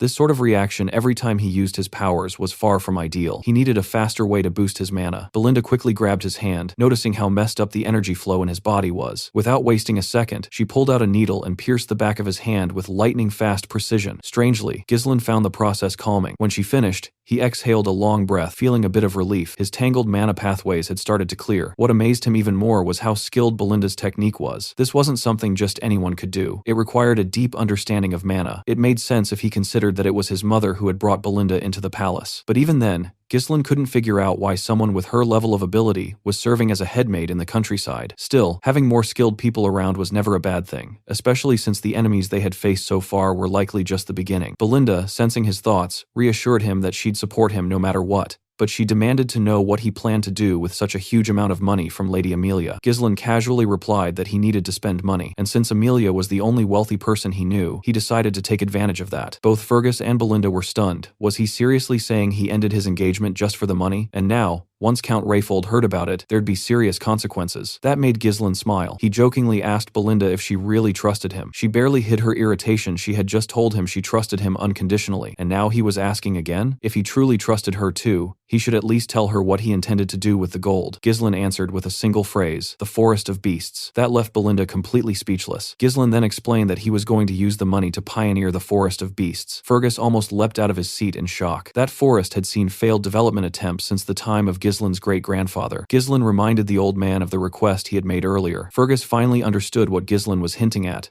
but he hesitated to respond. Eventually, he admitted that the person Ghislain asked about was indeed at the location he'd mentioned, but he wasn't sure if visiting them was a good idea. Still, Ghislain had already made up his mind. No matter what, he was going to meet that person. Belinda, however, firmly disagreed. She insisted they return home, especially considering his current condition. Ghislain acknowledged her concern, but brought up a harsh truth. Did she really think Amelia would let them go so easily after everything that happened? Knowing her personality, he was certain she'd try to kill him just to protect her secret alliance with Duke Delphine from getting out. Belinda tries to show off her thin arms, confidently telling her young master that she can easily handle anyone who dares to come their way. She even reminds him they've got Old Man Fergus as their knight. Though Ghislain trusts Belinda and knows she's dependable, he also knows that's not the role she's meant to play. What he needs is a proper vanguard, and they're on their way to meet him. Later, They arrive at a place that has only a single shack in sight. The carriage driver knocks on the door, but there's no response. It feels like the place is abandoned. Still, Fergus confirms this is the exact address they were given. Eventually, someone does answer, a man whose entire face is buried under thick facial hair. He immediately demands to know who they are. Everyone feels uneasy around this strange man, but Ghislain remains completely unfazed. Belinda even whispers if this could really be the guy they've been looking for, because he doesn't look like someone who could fight, let alone survive what's coming. But Ghislain assures her with full confidence this is the man. The old man eyes Ghislain and bluntly tells him to stop wasting his time and leave. That's when Ghislain calls him by his real title, the ex-captain of the Ratatosk Mercenaries, Jillian. At the mention of the name, the old man's expression shifts. As he turns around, Ghislain warmly reaches out his hand, inviting him to join them. Both the old man and the carriage driver are stunned at the name drop. See, the Ratatosk Mercenaries were once a legendary group made up only of master warriors skilled with almost every weapon. Though the group doesn't exist anymore, their reputation is so massive that even knights from faraway lands have heard their name at least once, and Gillian was their captain. That's who Ghislain has traveled all this way to find. Without warning, the old man hurls his axe straight at Ghislain, but the guy doesn't even flinch, just slightly tilts his head, letting the axe zip right past. Instantly, the others jump into action, surrounding their young master in defensive stances, ready for a fight. But Gillian isn't here to play games. He bluntly asks why Ghislain is here. Belinda steps in front, thinking this guy is totally insane. But Ghislain simply says one thing: eternal punishment. He goes on to claim he knows the cure for the disease Jillian's daughter is suffering from. That alone is enough to catch Jillian's full attention. His daughter's condition causes constant high fever, frequent blood coughing, and red rashes that bloom like flower petals across her skin. The pain she endures, almost like a prisoner under torture, is the reason this incurable disease was named eternal punishment. At last, we finally see the girl everyone's been talking about. She's screaming in agony, her voice echoing as Jillian rushes into the shack to help his daughter, Rachel. Ghislain can tell it's not too late to save her. In his past life, he'd actually searched for Jillian to recruit him, but the man had ended his own life soon after Rachel died. Judging from the condition of this house, it's obvious that everything Jillian owned was spent trying to save her. Now, all he has left are his weapons. The girl, clearly in unbearable pain, begs her father to make it stop. Seeing her like that, Ghislain doesn't waste a second. He tells Jillian that he's starting the treatment immediately, but just as he's about to act, Belinda stops him. She doesn't understand what he's trying to do. This illness isn't something brute force can cure. Even priests have failed, calling it a punishment from the gods. She seriously doubts there's anything Ghislain can do, but Ghislain simply shrugs her hand off and makes it clear he can cure her. And if Belinda really trusts him like she claimed, she better prove it now. That shuts her up. He hands her a paper listing all the herbs they need and tells her to go fetch them. When Belinda sees the list, she's stunned. The reason Ghislain knows all this? For wandering mercenaries, survival often depends on knowledge. The illness, eternal punishment, may not be curable now, but a cure will be discovered in the future. It even became a hot topic back then, especially because the treatment turned out to be surprisingly simple. That's why Ghislain remembers it so well. The only issue?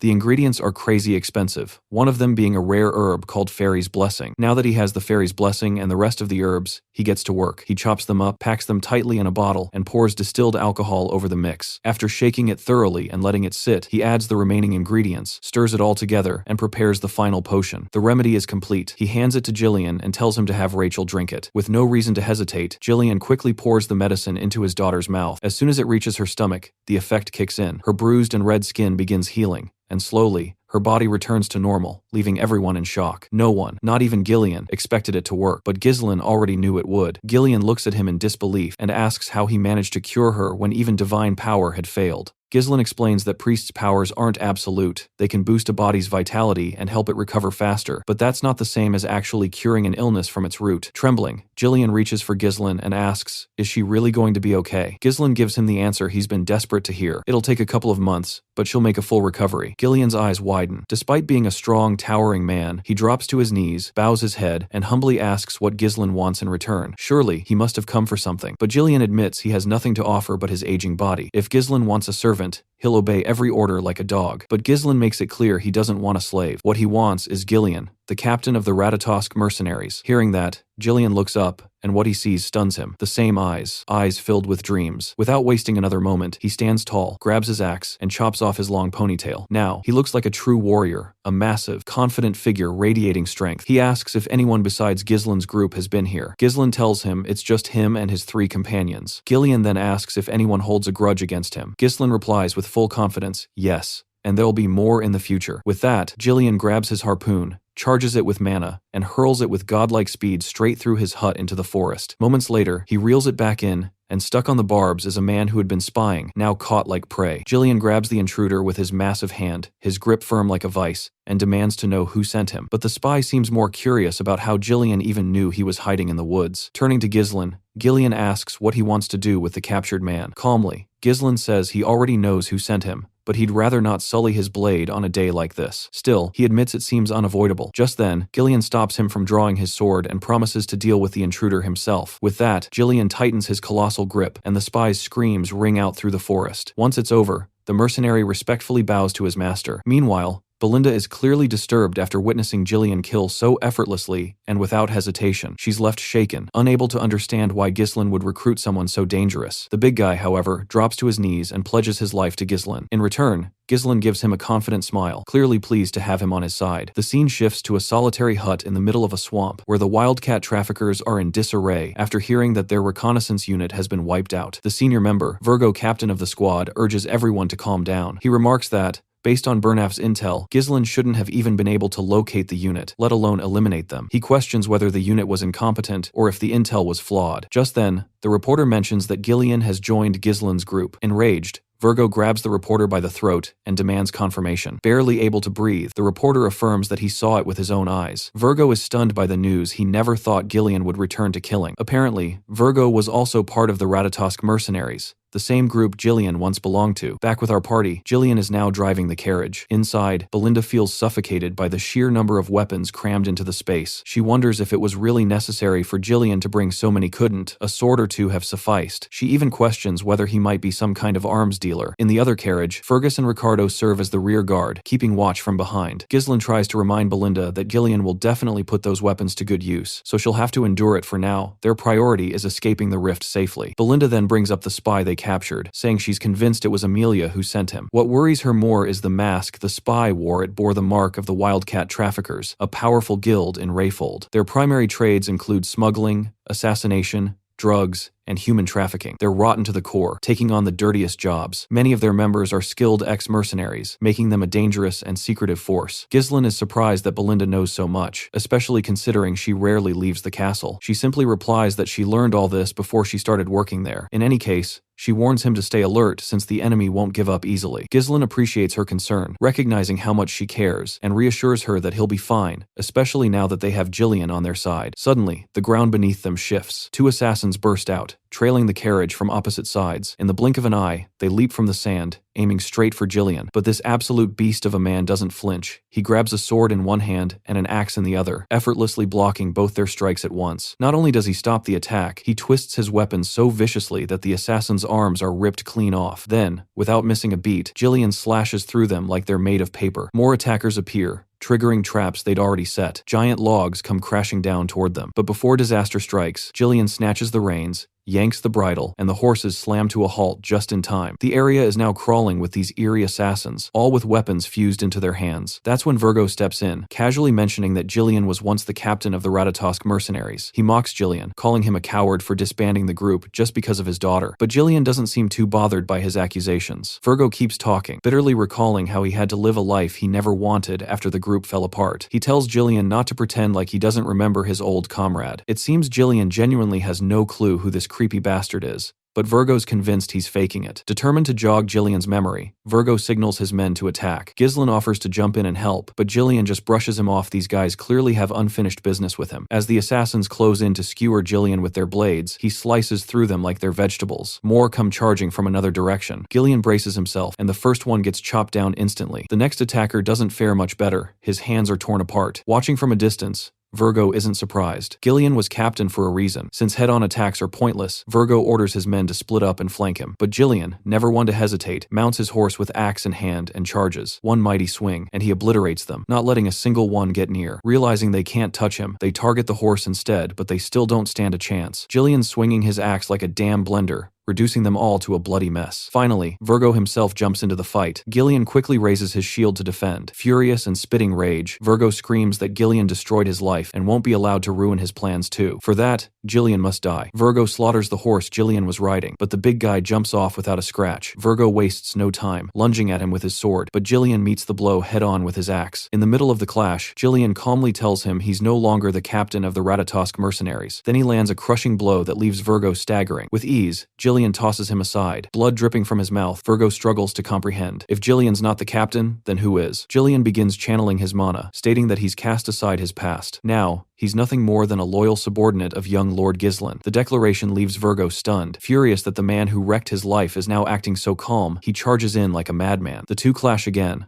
their weapons colliding in a brutal dance, but it's obvious Virgo is the one struggling. Driven purely by anger, he accuses Gillian of destroying the mercenary company. After Gillian left, everything collapsed. Virgo lost his power and had to live in disgrace just to survive. But Gillian says nothing. He just keeps swinging, attack after attack, pushing Virgo back. Finally, Virgo lands a solid kick that breaks Gillian's shield. He roars that he was willing to throw away his whole life to make the Ratatosk mercenaries legendary, but Gillian tossed it all away, only to serve as a lapdog for some pampered noble. Virgo hurls his deadly ninja daggers, but Gillian spins his axe and knocks away 3 of them. Then Virgo rushes in, dagger in hand, but it flies past Gillian as the clash continues. No matter how strong Gillian once was, Virgo is confident he's not as powerful now as he was back then. While Gillian wasted time trying to cure his daughter, Virgo kept fighting, growing stronger through endless battles. He's convinced that this cheap Zeus knockoff is no match for him anymore. Virgo swiftly snatches up the 3 daggers from the ground and hurls them straight at Gillian, but the absolute unit, Gillian, casually catches them with his bare hand like they're nothing. As Virgo charges again, Gillian swings his axe, and though the strike comes within inches of Virgo's skull, he manages to dodge just in time. Then Gillian channels mana into his hand mid-air and halts another dagger with ease. He calmly asks Virgo if revenge is truly the only thing driving him. Virgo, stunned by Gillian's casual display of mana control, quickly realizes that Gillian hadn't even begun to show his full power until now. Before Virgo can react, Gillian's axe comes crashing into his face, launching him with brutal force into a nearby tree. As the old man calmly walks toward him, he questions why Virgo waited so long to come after him if revenge was really all he wanted. With a sneer, Virgo admits he already visited Gillian's former home, but there was no sign of the once feared Ratatosk mercenaries captain, only a feeble old man, not even worth killing. It hits hard, realizing the man he once idolized was gone, but Gillian can still see the fire of a warrior burning in Virgo. To honor that, he tosses him a sword and draws his own second blade. He reminds Virgo that, while he now serves someone else, just for this moment, he'll offer the highest form of respect by facing him as the captain of the Ratatosk mercenaries. For Virgo, this is almost surreal. He grabs the dagger and charges in. The clash is intense. Their weapons collide in a flurry of sparks, both warriors appearing to be evenly matched. But then, Gillian lands a brutal blow, driving his blade deep into Virgo's ribs. Despite the searing pain, Virgo refuses to back down and counters, but his final strike falls short. Gillian stands ready to deliver the final blow. Just before he does, Gillian solemnly vows to remember him as the 5th unit commander of the Ratatosk mercenaries, Virgo Villanos.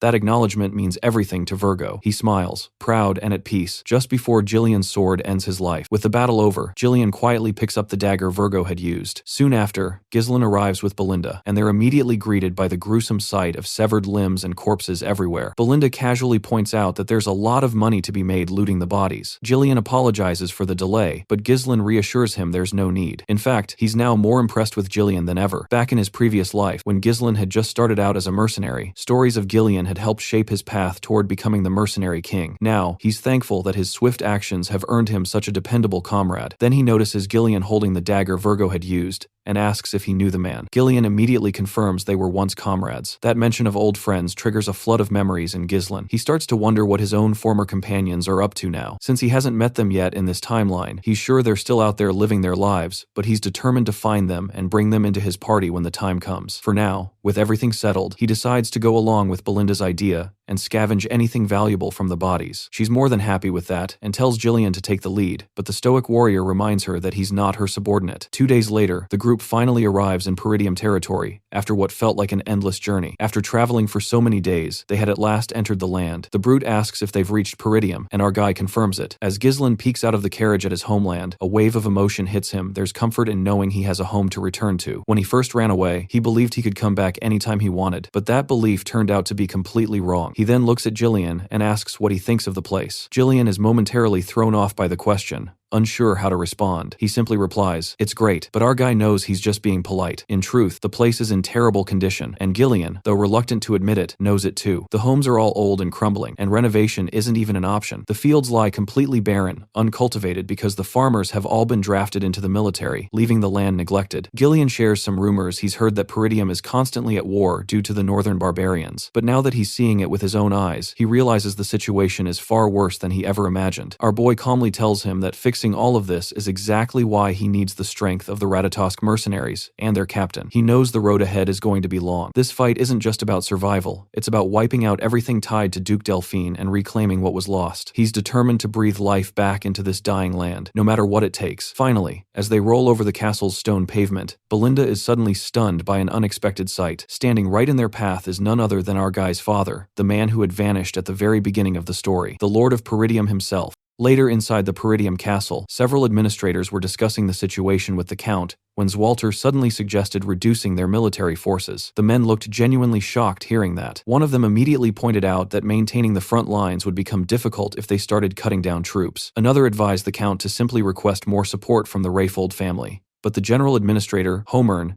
revealed that the Rayfolds were actually the ones who reduced the support funds in the first place. According to him, the Rayfold family was currently gathering soldiers and stockpiling food, which instantly surprised the knight standing nearby. Another administrator added that they desperately needed the funds because the Forest of Beasts garrison was partially destroyed during the last battle against the orcs. Rebuilding it was already difficult enough, and reducing the Night Order's forces would only barely give them some breathing room, while creating even more risks in the long run. Meanwhile, Ghislain quietly watched the argument unfold like it was just another normal day in the castle. The knight standing in front of him was the knight captain, Randolph. The heavily bearded man was the treasurer, Albert, while the general administrator leading most of the discussion was Homern. Looking around the room, Ghislain found himself wondering how long it had been since he last saw his father as the young lord of Peridium. In reality, only a few months had passed. But for someone who lived decades as the mercenary king, it honestly felt way longer than that. Ghislain suddenly greeted his father and welcomed him home, which immediately made the Count feel awkward because his son normally never acted like this. The Count's name was Zwalter Peridium. Back when Ghislain was younger, he used to dislike his father for always being overly strict and serious, like the man forgot happiness existed. But now things felt different. Ghislain could finally see the exhaustion and pressure weighing on his father's shoulders. He understood what it truly meant to Kory, the responsibilities of ruling an entire territory. Zwalter calmly took a sip of tea and mentioned hearing that Ghislain left the castle for an entire week. Ghislain replied that he visited the Rayfold family, and his father immediately asked if he caused any trouble there. Without hesitation, our boy lied straight to his face and claimed he did not. Albert then turned toward Ghislain with a serious expression and mentioned hearing rumors that he defeated Cain in a duel and won money from it. Honestly, the man looked like he still couldn't believe that part. He straight up asked if Ghislain went to Rayfold just to gamble again. That instantly annoyed Ghislain because, in his mind, he did not go there to gamble. He went there to invest. He explained that he actually had business dealings with Amelia instead. Homern then reminded Ghislain that he needed to think carefully before acting, because one day he would inherit Peridium itself. Looking completely unbothered, Ghislain casually replied that he understood and told him not to worry about it. That answer only made Homern even more frustrated because it felt like the kid was politely ignoring every warning thrown at him. The Count eventually placed his teacup down and told everyone to stop arguing before mentioning that he heard Ghislain caused some good trouble during his trip. Ghislain looked confused hearing that. Zwalter then asked if it was true that he executed Jamal and Philip after they tried to sell Elena away. Ghislain was surprised his father was even talking about those worthless knights. Before he could answer properly, Randolph immediately stepped in and claimed it was impossible for Ghislain to kill both knights alone. According to him, the two probably fought each other first. The story got exaggerated afterward, and Ghislain only delivered the final blow at the end. Ghislain quickly realized why Randolph sounded irritated, despite the dead men being traitors. The real issue was the fact that knights died by Ghislain's hand, and the captain clearly didn't like that at all. Not wanting unnecessary trouble, Ghislain simply went along with Randolph's version of the story. Randolph then showed an arrogant smile and proudly declared that he knew it all along. Then, completely unexpectedly, the Count praised Ghislain for doing a good job. That single sentence genuinely shocked him. Zwalter explained that he did not care how his son dealt with those men. The important thing was that Elena survived safely. For Ghislain, this was actually the first compliment he had ever received from his father. After a brief pause, Ghislain told his father that he wanted to ask for permission regarding something. Zwalter looked surprised, but before Ghislain could continue, Homern immediately warned him to stop if he was about to ask for money again. Randolph instantly agreed and started reminding Ghislain about all the problems he caused in the past. With visible irritation irritation on his face, the night captain listed everything one by one. Ghislaine apparently sold military provisions to get gambling money, set the front gate on fire just to grill an army horse, and even melted armor to forge some worthless legendary sword. Honestly, old Ghislaine sounded like a walking disaster with noble status. Ghislaine couldn't even argue back because, although he personally didn't remember doing those things, he knew the original owner of this body absolutely did. So instead, he calmly explained that he wasn't asking for money and only wanted permission. The Count then asked what exactly he needed permission for, and Ghislaine confidently revealed that he wanted to pioneer the Forest of Beasts. The moment those words came out, everyone in the room froze in shock. The scene then shifts to our boy's room where Ghislaine revealed that his father completely denied his request and even freaked out before yelling at him. Belinda honestly was not surprised at all hearing this. She told her master that this outcome was expected because the Forest of Beasts was literally filled with monsters. According to her, there was absolutely nothing to gain from going there and risking everyone's lives just to deal with a bunch of nightmare creatures. Ghislaine then asked Gillian whether Belinda already explained the plan to him. Gillian confirmed that she did, and explained that Ghislaine planned to pioneer the Forest of Beasts using the funds he received from Amelia. He then reminded his master that the forest was basically known as a forest of death where nobody returned alive from. Because of that, almost nothing was known about the place, and people from every region avoided it like the plague. Its reputation was already infamous, even outside Peridium. With a small smile on his face, Ghislaine told Gillian that he was already fully aware of how dangerous the forest was. In fact, he admitted there was technically nothing to gain from entering it. Then he casually stood up and started walking toward the door, while telling Gillian that they needed to get moving already. Belinda immediately reminded him that the Count never gave him permission to proceed with this plan, and asked if he seriously intended to continue anyway. Ghislaine turned around and calmly explained that he never actually needed his father's permission in the first place. He only asked out of courtesy. According to him, this was something he absolutely had to do. Belinda still could not understand why her master was being so stubborn about this forest, and finally asked him directly what exactly was hidden there that made him so obsessed with it. Ghislaine simply told her that he would explain later, because revealing it now would become a massive headache if word spread around. The truth was that if he successfully pioneered the Forest of Beasts, the profits would be insane. Near the forest entrance, there was a massive runestone vein buried underground. When ore became infused with mana, it created runestones,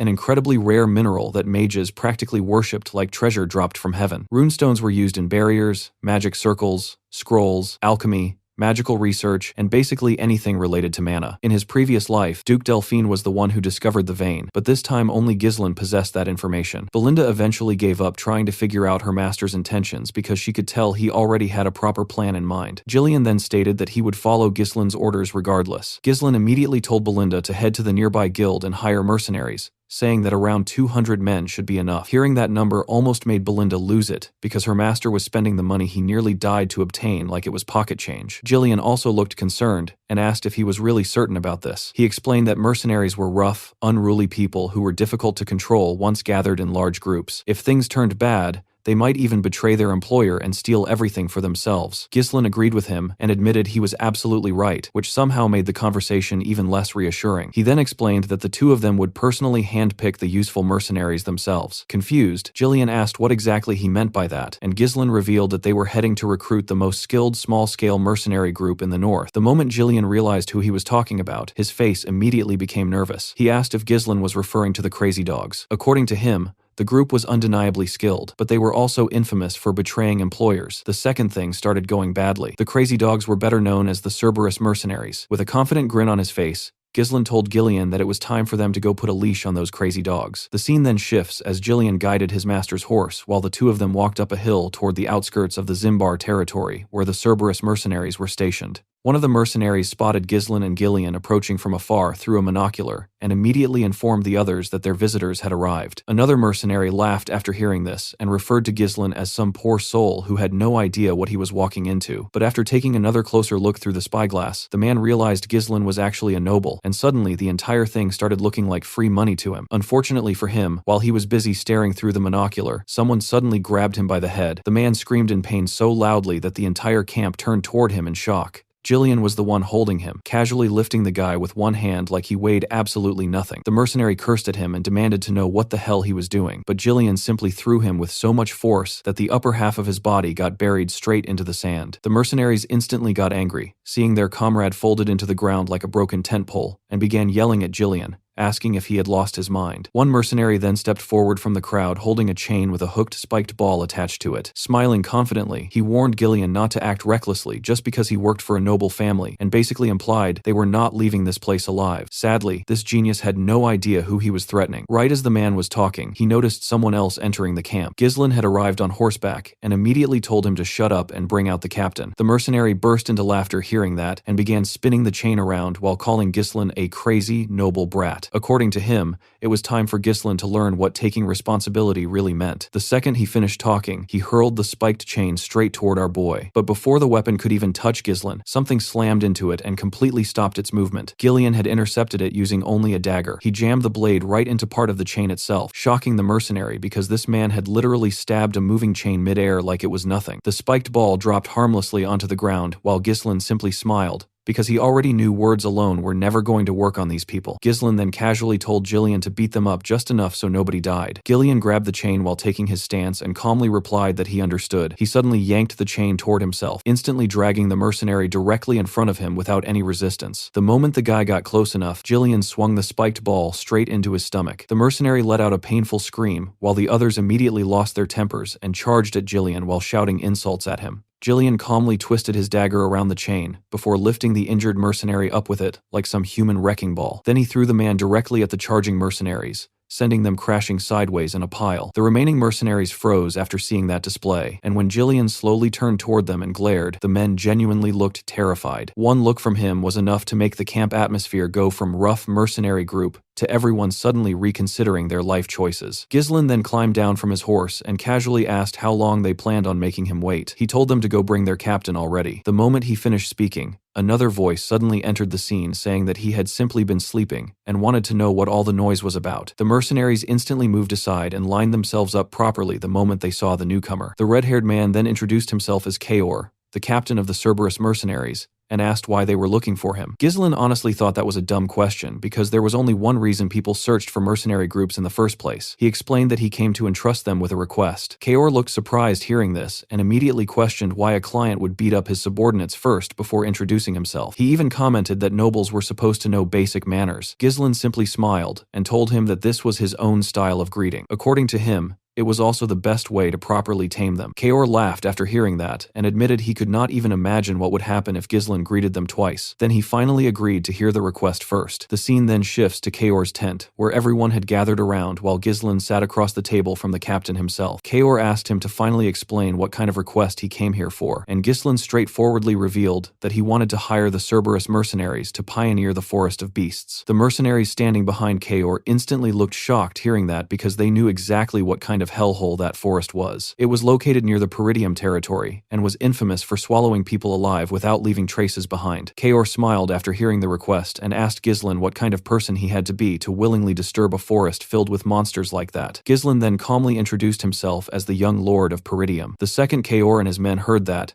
they burst out laughing. They immediately realized this was the insane young noble everyone kept talking about in the rumors. At that point, they became fully convinced the guy had completely lost his mind. Kaor told Ghislain that he clearly had no idea what the Forest of Beasts was truly like because he grew up sheltered like some greenhouse flower. According to him, that place was not somewhere rookies like Ghislain could survive. The captain then lost interest in continuing the conversation entirely and signaled his men that the negotiations were over. The mercenaries immediately raised their weapons while Gillian responded by lifting his axe without hesitation. But instead of backing down, Ghislain suddenly asked Kaor if he was scared. That immediately caught everyone off guard. With a calm smile on his face, Ghislain admitted he was honestly disappointed because he heard the Cerberus mercenaries were supposed to be skilled. According to him, it sounded like the reputation was just a big hoax. Kaor instantly looked annoyed hearing that. He casually placed one leg on the table and warned Ghislain not to mess with him. He reminded him that mercenaries only accepted jobs that were worth the payoff and had no reason to throw their lives away. Ghislain casually responded that weaklings usually loved making excuses, which somehow made the atmosphere inside the tent even worse. Kaor told him the mood was already ruined and accused Ghislain of throwing around cheap provocations like some clueless brat trying too hard to act tough. According to him, Ghislain was not even worth killing killing. Still, he generously decided to let him leave alive as long as he paid compensation for the trouble he caused and disappeared from the camp. Ghislain calmly rejected that idea immediately. Then, with a serious expression, he requested Amoriana's recognition with Kaor, the captain of the Cerberus mercenaries. The moment those words came out, both Gillian and the mercenaries looked genuinely shocked. Kaor stared at him and asked if he even understood what that challenge actually meant. Still smiling confidently, Ghislain replied that he did. Moriana's recognition was a traditional betting match passed down among mercenaries. Once two people agreed to it, they fought using only a single dagger, without relying on mana at all. One arm from each participant would be tied together, and stepping outside the small fighting circle counted as an immediate loss. Basically, it forced both fighters into an insanely brutal close-range deathmatch with almost no room to move. In many cases, even the winner ended up dying afterward. Honestly, mercenaries really invented the least healthy ways possible to settle arguments. Ghislain then explained the final condition to Kaor. The loser had to openly admit defeat and obey the winner's words completely. In simple terms, the loser became the winner's dog. He then asked Kaor how he felt about the bet. Meanwhile, Gillian could not stop wondering why a noble like Ghislain even knew about such a filthy mercenary tradition in the first place. In the mercenary world, refusing Amoriana's recognition was basically the same as admitting weakness in front of everyone, which meant it was a challenge that could never truly be declined. Kaor suddenly burst into loud laughter like a complete madman before showing a creepy grin on his face. He then told his subordinates that they apparently had a bold little noble who wanted recognition the mercenary way. According to him, they should all help the kid out a little. The mercenaries immediately started laughing after hearing that, clearly thinking Ghislain had just signed his own death warrant. Once again, it was time for one of our boys' ridiculous showdowns, so everybody better buckle up, guys. Ghislain and Kaor stepped into the circle and tied one of their arms together according to the rules of Moriana's recognition. Both of them were handed daggers while Kaor casually removed his jacket like this was just another fun afternoon activity for him. The surrounding mercenaries immediately started cheering for their captain and loudly told him to kill the arrogant noble already. Kaor looked completely relaxed as he told Ghislain that he must have heard about this challenge somewhere and foolishly decided to try it himself. He warned him that there was no backing out anymore. Then, with a confident grin, Kaor suddenly yanked Ghislain toward him, using their tied arms, and proudly revealed that he had participated in this kind of duel 5 times already. But Ghislain calmly returned to his original position, before pulling Kaor toward himself with an even more condescending expression. Then he casually revealed that he had gone through Moriana's recognition more than 100 times. Hearing that instantly shocked Kaor because there was no way a normal person would even survive enough opportunities to experience something this insane that many times. Most people never even saw one in their entire life. The duel officially began, and both men immediately rushed at each other with daggers drawn. Their blades flashed as they repeatedly attacked and dodged within the tiny circle. Both of them barely avoided getting stabbed multiple times, while constantly swinging at one another in brutal close-range combat. Ghislain started attacking with even more force, but Kaor managed to block the strikes before suddenly pulling him closer and attempting to stab him from behind. Even though Ghislain could barely track the blade properly, he still managed to tilt his head at the last second and avoid the attack before instantly countering. Kaor dodged the counterattack and pulled him in again before driving a heavy kick into Ghislain's leg. The impact was strong enough for Ghislain to immediately feel the damage spreading through it. Kaor smiled after seeing that reaction and admitted Ghislain was performing better than expected. Still, he clearly did not believe the story about him surviving over 100 Moriana's recognitions because that sounded completely absurd. Kaor then rushed him again while telling him to at least make his bluffs believable. This time, he attacked non-stop without giving Ghislain any opening to retaliate. The Cerberus mercenaries loved what they were seeing and loudly cheered for Kaor to kill Ghislain for disrespecting them. But the moment Gillian glared at the group, the entire crowd suddenly quieted down. Nobody there wanted problems with that monster either. Gillian, meanwhile, could already tell this fight heavily favored Kaor. The fighting circle itself was so small that it barely had enough room for one person to lie down properly. Since the rules completely banned mana and force enhancement,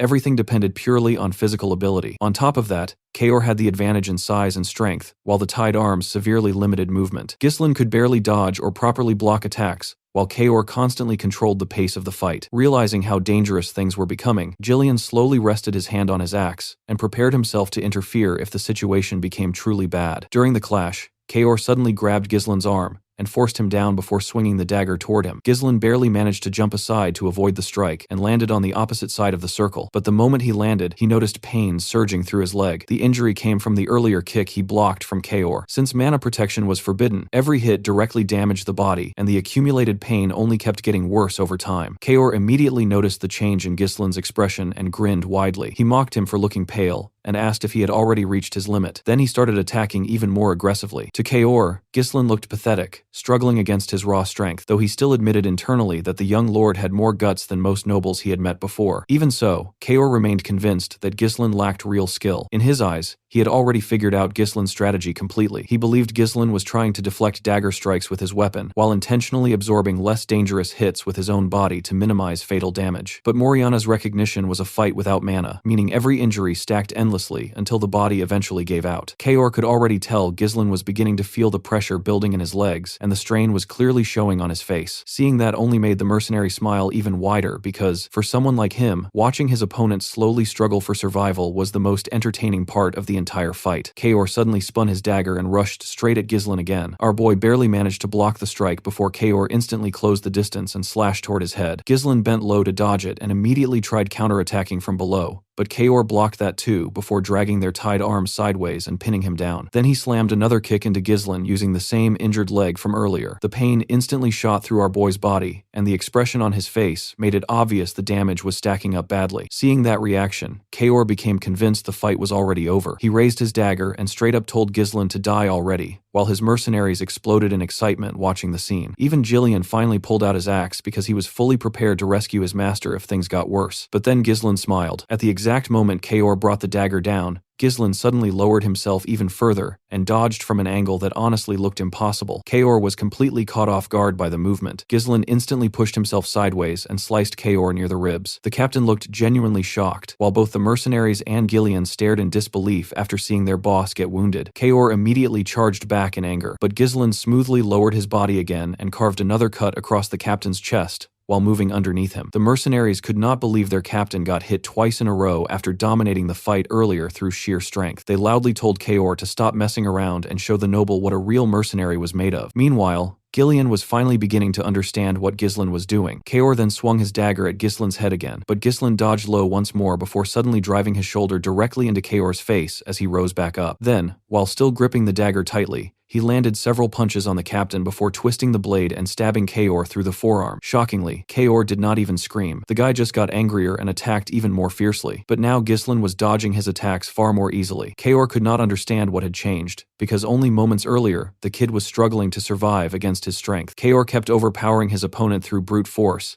but every heavy movement also stiffened his muscles and reduced his flexibility. Instead of resisting that power directly, Ghislain kept redirecting the momentum while staying relaxed and fluid. He was basically using Kaor's own strength to create openings for himself. Jillian honestly never expected his master to overcome the physical disadvantage this way, so he quietly put his axe back down. Meanwhile, his own breathing was getting heavier, while Ghislain continued moving around him smoothly. The mercenaries started shouting at Kaor from the sidelines, asking why he was still playing around because nobody was laughing anymore. Ghislain actually complimented Kaor's determination at this point, and admitted that most people cornered in Moriana's recognition would have broken the rules and secretly used mana already. Kaor smiled hearing that, and admitted Ghislain really talked like someone who survived this challenge over 100 times. He then revealed that he himself earned the position of captain through Moriana's recognition, and explained that mercenaries who broke rules like this usually did not survive long in their line of work. Ghislain smiled hearing that, and admitted he liked Kaor's spirit. Still, Kaor acknowledged that he was now at a disadvantage in a direct fight, but according to him, victory in Moriana's recognition was not limited to overpowering someone physically. Since stepping outside, the circle counted as an automatic loss, there were other ways to win. Suddenly, Kaor grabbed Ghislain and lifted him upward. His plan was simple. If he could throw Ghislain completely outside the circle, the match would instantly end in his favor. But before Ghislain's body could touch the ground outside the boundary, he suddenly tightened his grip on Kaor's arm and bent his legs to stop himself from falling. He literally used Kaor's own body as support. Then he pulled the captain forward unexpectedly. Kaor never saw it coming. Ghislain instantly climbed up using Kaor's body, wrapped an arm around his neck from behind, and slammed the captain's head directly into the ground. Kaor's head crossed outside the circle first. The mercenaries were completely stunned. Kaor looked furious, realizing he had actually lost, while Ghislain calmly smiled and informed him that the match was over. Kaor turned toward him and demanded to know his real identity, because there was no way someone this skilled was actually just some spoiled noble. Ghislain responded with a cold stare, and admitted he did not like Kaor's attitude. Then he reminded him that he was speaking to his new master now. Ghislain pulled Kaor back up, while the red-haired mercenary asked what more he wanted, since the duel was already finished. But Ghislain calmly told him that the fight was not over yet, because technically he himself had not stepped outside the circle. Kaor immediately realized where this was going. Ghislain clenched his fist and announced announced that he was now going to discipline his subordinate before punching Kaor straight in the face hard enough to knock him down. Kaor hurriedly protested and reminded him that the match officially ended once someone stepped outside the circle. Ghislain responded by punching him again and asked if Kaor planned on following neat little rules during an actual battlefield fight too. Kaor angrily called him a bastard and complained that nobles were not supposed to act this way. Ghislain coldly told him not to talk back to his master before punching him again. Kaor then called him a lunatic, which honestly only made things worse because Ghislain kept beating him non-stop afterward. Punch after punch landed on Kaor's face until Ghislain's hand became covered in blood. The surrounding mercenaries were getting increasingly furious because they genuinely thought their captain would simply be spared after losing the bet. Eventually, Kaor himself started begging Ghislain to stop, but Ghislain grabbed him by the collar with an icy expression and calmly reminded him once again that he still had not stepped outside the circle yet. At that moment, Kaor looked completely horrified. His face was swollen beyond recognition as he desperately turned toward his subordinates and begged them to kill Ghislain already. The mercenaries instantly drew their swords and moved forward, but before they could get close, Jillian stepped in and pulled out his axe again. The entire group stopped moving immediately. With an absolutely terrifying tone, Jillian warned them that anyone interfering with his master's disciplinary actions would die on the spot. Everybody there knew he was not bluffing. Kaor stared at the scene in disbelief before slowly turning back toward Ghislain while trembling like a terrified dog. Ghislain then calmly asked him if he was finally done now. The next thing Kaor saw was Ghislain's fist flying straight toward his face again. At this point, the captain actually started laughing out of pure fear because he finally realized he seriously messed up. The punch sent him stumbling backward, while his thoughts raced through every noble he had dealt with before. In Kaor's experience, nobles were always the same: overconfident pigs, selfish traitors, narcissists who folded the moment someone intimidated them properly. Scaring them a little was usually enough to empty their pockets, and thanks to treating nobles that way for years, Kaor earned the title of the Mad Dog. But now the so-called Mad Dog was getting beaten into submission by a young noble brat he originally did not even take seriously.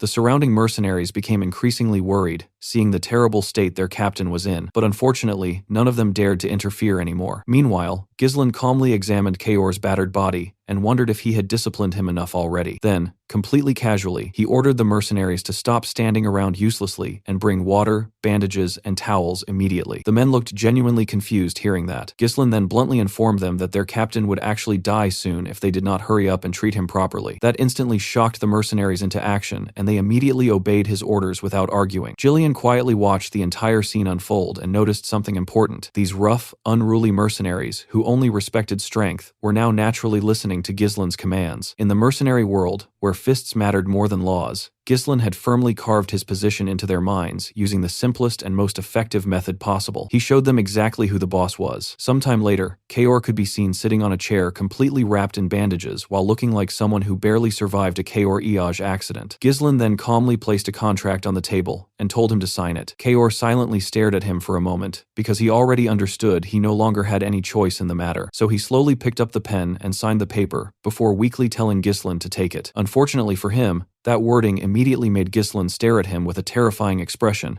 and ask him to repeat what he just said. Kaor instantly became nervous again. With a shaky voice, he corrected himself and properly told Ghislain that he looked forward to working with him from now on. Only then did Ghislain finally grab his hand. Honestly, Kaor looked more scared during the handshake than during half the fight itself. Ghislain then smiled and told him that they were family now, and that he also looked forward to working together. A few days later, the scene shifts to the outskirts of the Peridium territory, where a large group of mercenaries had gathered early in the morning. One of the men yawned while asking if anyone even knew why they were called there this early. A bald mercenary Kaor yeeing a shield revealed that he heard rumors their employer was actually the young Lord of Peridium himself. Hearing that instantly surprised the others. One mercenary scoffed and called Ghislain nothing more than a brat who probably had no idea how to properly handle mercenaries. According to him, this job might end up being incredibly easy. Right then, a huge shirtless man suddenly clapped his hands loudly to grab everyone's attention. The massive guy declared that the group needed a representative to deal with their bratty employer properly. The other mercenaries instantly recognized him and called him Gordon the Muscle. Smiling proudly, Gordon confirmed that was indeed him. He then complimented the mercenaries for their admirable discussion about how to earn rewards without working too hard. Honestly, the man sounded weirdly inspirational while talking about laziness.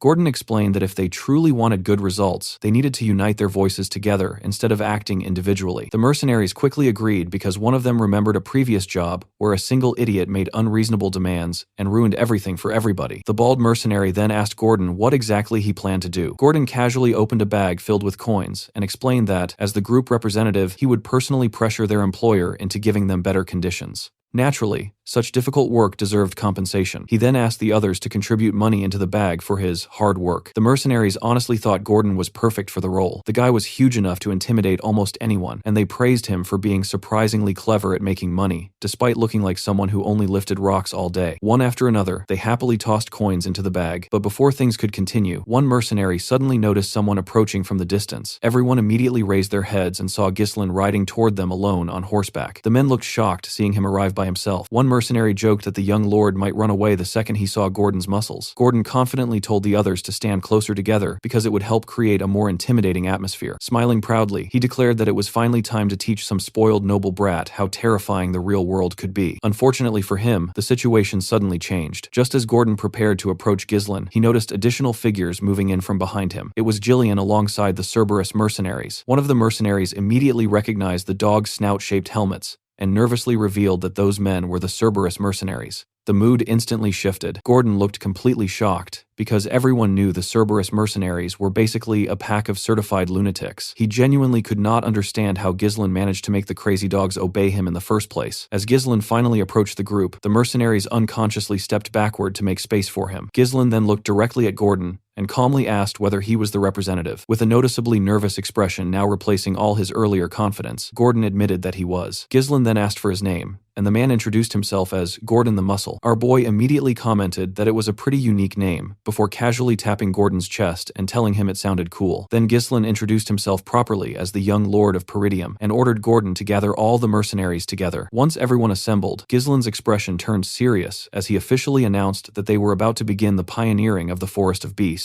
In the next scene, Belinda was helping Ghislain put on his armor while the final preparations for pioneering the Forest of Beasts were being completed. Everything was already ready by this point. The temporary expedition base had been constructed, resources were secured, and most importantly, Ghislain successfully gathered the troops he needed. After getting fully equipped, Ghislain asked Belinda to do one final head count just to make sure everything was correct. Belinda accepted immediately and reported that there were 148 mercenaries hired through the guild office, along with 41 Cerberus mercenaries personally brought by Ghislain. In total, they had gathered 192 people for the expedition. Ghislain praised her for the good work before asking if she properly informed Scovan about everything. Belinda confirmed that she had. Honestly, she originally expected Scovan to try stopping them from entering the Forest of Beasts entirely, but instead he actually made sure they would not get detected while entering the forest. Because of that, Belinda believed they probably would not run into any issues from the outside. She told her master not to worry about him. Hearing that made Ghislain smile because he found the news reassuring. Soon afterward, Ghislain called out to the gathered mercenaries and ordered everyone to line up properly. Once the group settled down, he addressed them seriously and announced that the land they were about to pioneer lay directly ahead of them. He assumed everyone already heard the rumors surrounding the Forest of Beasts and explained that the place was filled with unknown dangers. According to him, terrifying monsters, unseen threats, and things beyond their imagination were lurking inside that forest. Despite all of that, he declared that he still intended to conquer it. The moment the mercenaries realized their destination was actually the Forest of Beasts, the crowd instantly became restless. Some of them complained that nobody told them they would be entering that death trap. Others openly admitted they could lose their lives in there. Before the complaints could grow louder, Belinda immediately stepped in and told them not to interrupt her master while he was speaking. Ghislain then calmly told anyone who wished to withdraw that they could leave right now without consequences. But right after that, he casually dropped another bombshell by promising to pay everyone 3 times their current wages if the mission succeeded. That instantly shocked the mercenaries. The offer was honestly tempting enough to make people forget common sense for a second. Even Belinda quickly moved beside Ghislain and whispered to him, asking why he was suddenly spouting nonsense like that. She reminded him they already burned through nearly all their funds during the preparations alone. Ghislain calmly explained that this was simply how you boost morale properly. The truth was that he already knew the mission would eventually make enough money to pay everyone several times over, while still leaving plenty behind for himself. Then he turned toward Belinda and asked if she trusted him. Belinda sighed and admitted she really did not have much choice besides trusting him at this point. Nearby, Kaor quietly commented to Jillian that their master had to be insane for offering triple pay like that. He honestly could not understand how Ghislain planned to fulfill such a ridiculous promise. Still, he admitted the young lord definitely had guts. Jillian calmly replied that Ghislain was the kind of man who always had a plan prepared. Finally, Ghislain officially referred to the gathered troops as the Forest of Beasts expedition team and gave the order for everyone to move out. Sometime later, the expedition team could be seen deep inside the forest of beasts, cutting down trees to clear a path forward. Everyone was busy working, and surprisingly, even Ghislain himself was helping with the labor, instead of standing around giving orders like a typical noble. After chopping down another tree in front of him, Ghislain looked upward in relief after noticing the forest had opened up a little and sunlight was finally starting to pass through the thick canopy. He immediately raised his hand and ordered the men to continue clearing the path in the direction he pointed toward. The trees were to be cut down, chopped into logs, and loaded onto Kaor's carriage. Those without direct tasks were instructed to dig around the stumps so uprooting the trees would become easier. According to the Forest of Beasts development journal that Ghislain obtained during his previous life, this forest was absurdly massive. Eventually, humanity would drive away the monsters and fully exploit all the resources hidden inside it. But right now, Ghislain only cared about one thing: money. He needed to ignore everything else and secure the fastest route toward the runestone vein, because the wealth gained from this expedition would become a huge advantage in stopping the conspiracy surrounding Peridium. Meanwhile, Kaor found it strange that their employer was personally helping with physical labor. One mercenary claimed Ghislain was simply trying to show off noble dignity, while another man wearing a helmet argued that the young lord was obviously pretending and would probably give up soon enough. Before the gossip could continue, Belinda immediately told the mercenaries to stop chattering and get back to work. The men quickly returned to cutting trees, while Belinda moved closer to Ghislain, looking annoyed. She reminded him that he went through so much effort to hire all these mercenaries in the first place, so she did not understand why he was personally doing labor alongside them. According to her, the men were starting to take him lightly because he was working at the same level as everyone else. Ghislain simply replied that it did not matter. More hands meant faster progress, and he believed nothing good would happen if they stayed inside this forest for too long. Belinda eventually accepted the explanation, though she pointed out that he talked like someone who already knew exactly what was waiting ahead of them. Nearby, Kaor watched Ghislain and Belinda talking, and could not help smiling bitterly. He honestly found it ridiculous that his employer had a woman worrying about him while he himself had somehow become the noble's dog and was now voluntarily marching straight into hell with his own feet. The moment Gillian heard that, he smacked Kaor with a log. Kaor immediately shouted back and asked whether Gillian was trying to start a fight, while Ghislain and Belinda glanced toward the commotion. So far, however, everything was proceeding smoothly. Back in his previous life, Ghislain learned that after Duke Delphine conquered the kingdom and established a new dynasty, the duchy eventually launched a massive development project inside the Forest of Beasts. Although Ghislain never discovered why the Duke specifically chose this dangerous place, he did manage to obtain a development journal containing important information about resource locations and monster ecosystems. Thanks to that journal, he was able to enter the forest somewhat prepared. Meanwhile, one mercenary started wondering why Ghislain brought hundreds of oil lamps with them, because normal torches would have been far cheaper if they only needed light during the night. Despite the expedition progressing without issues,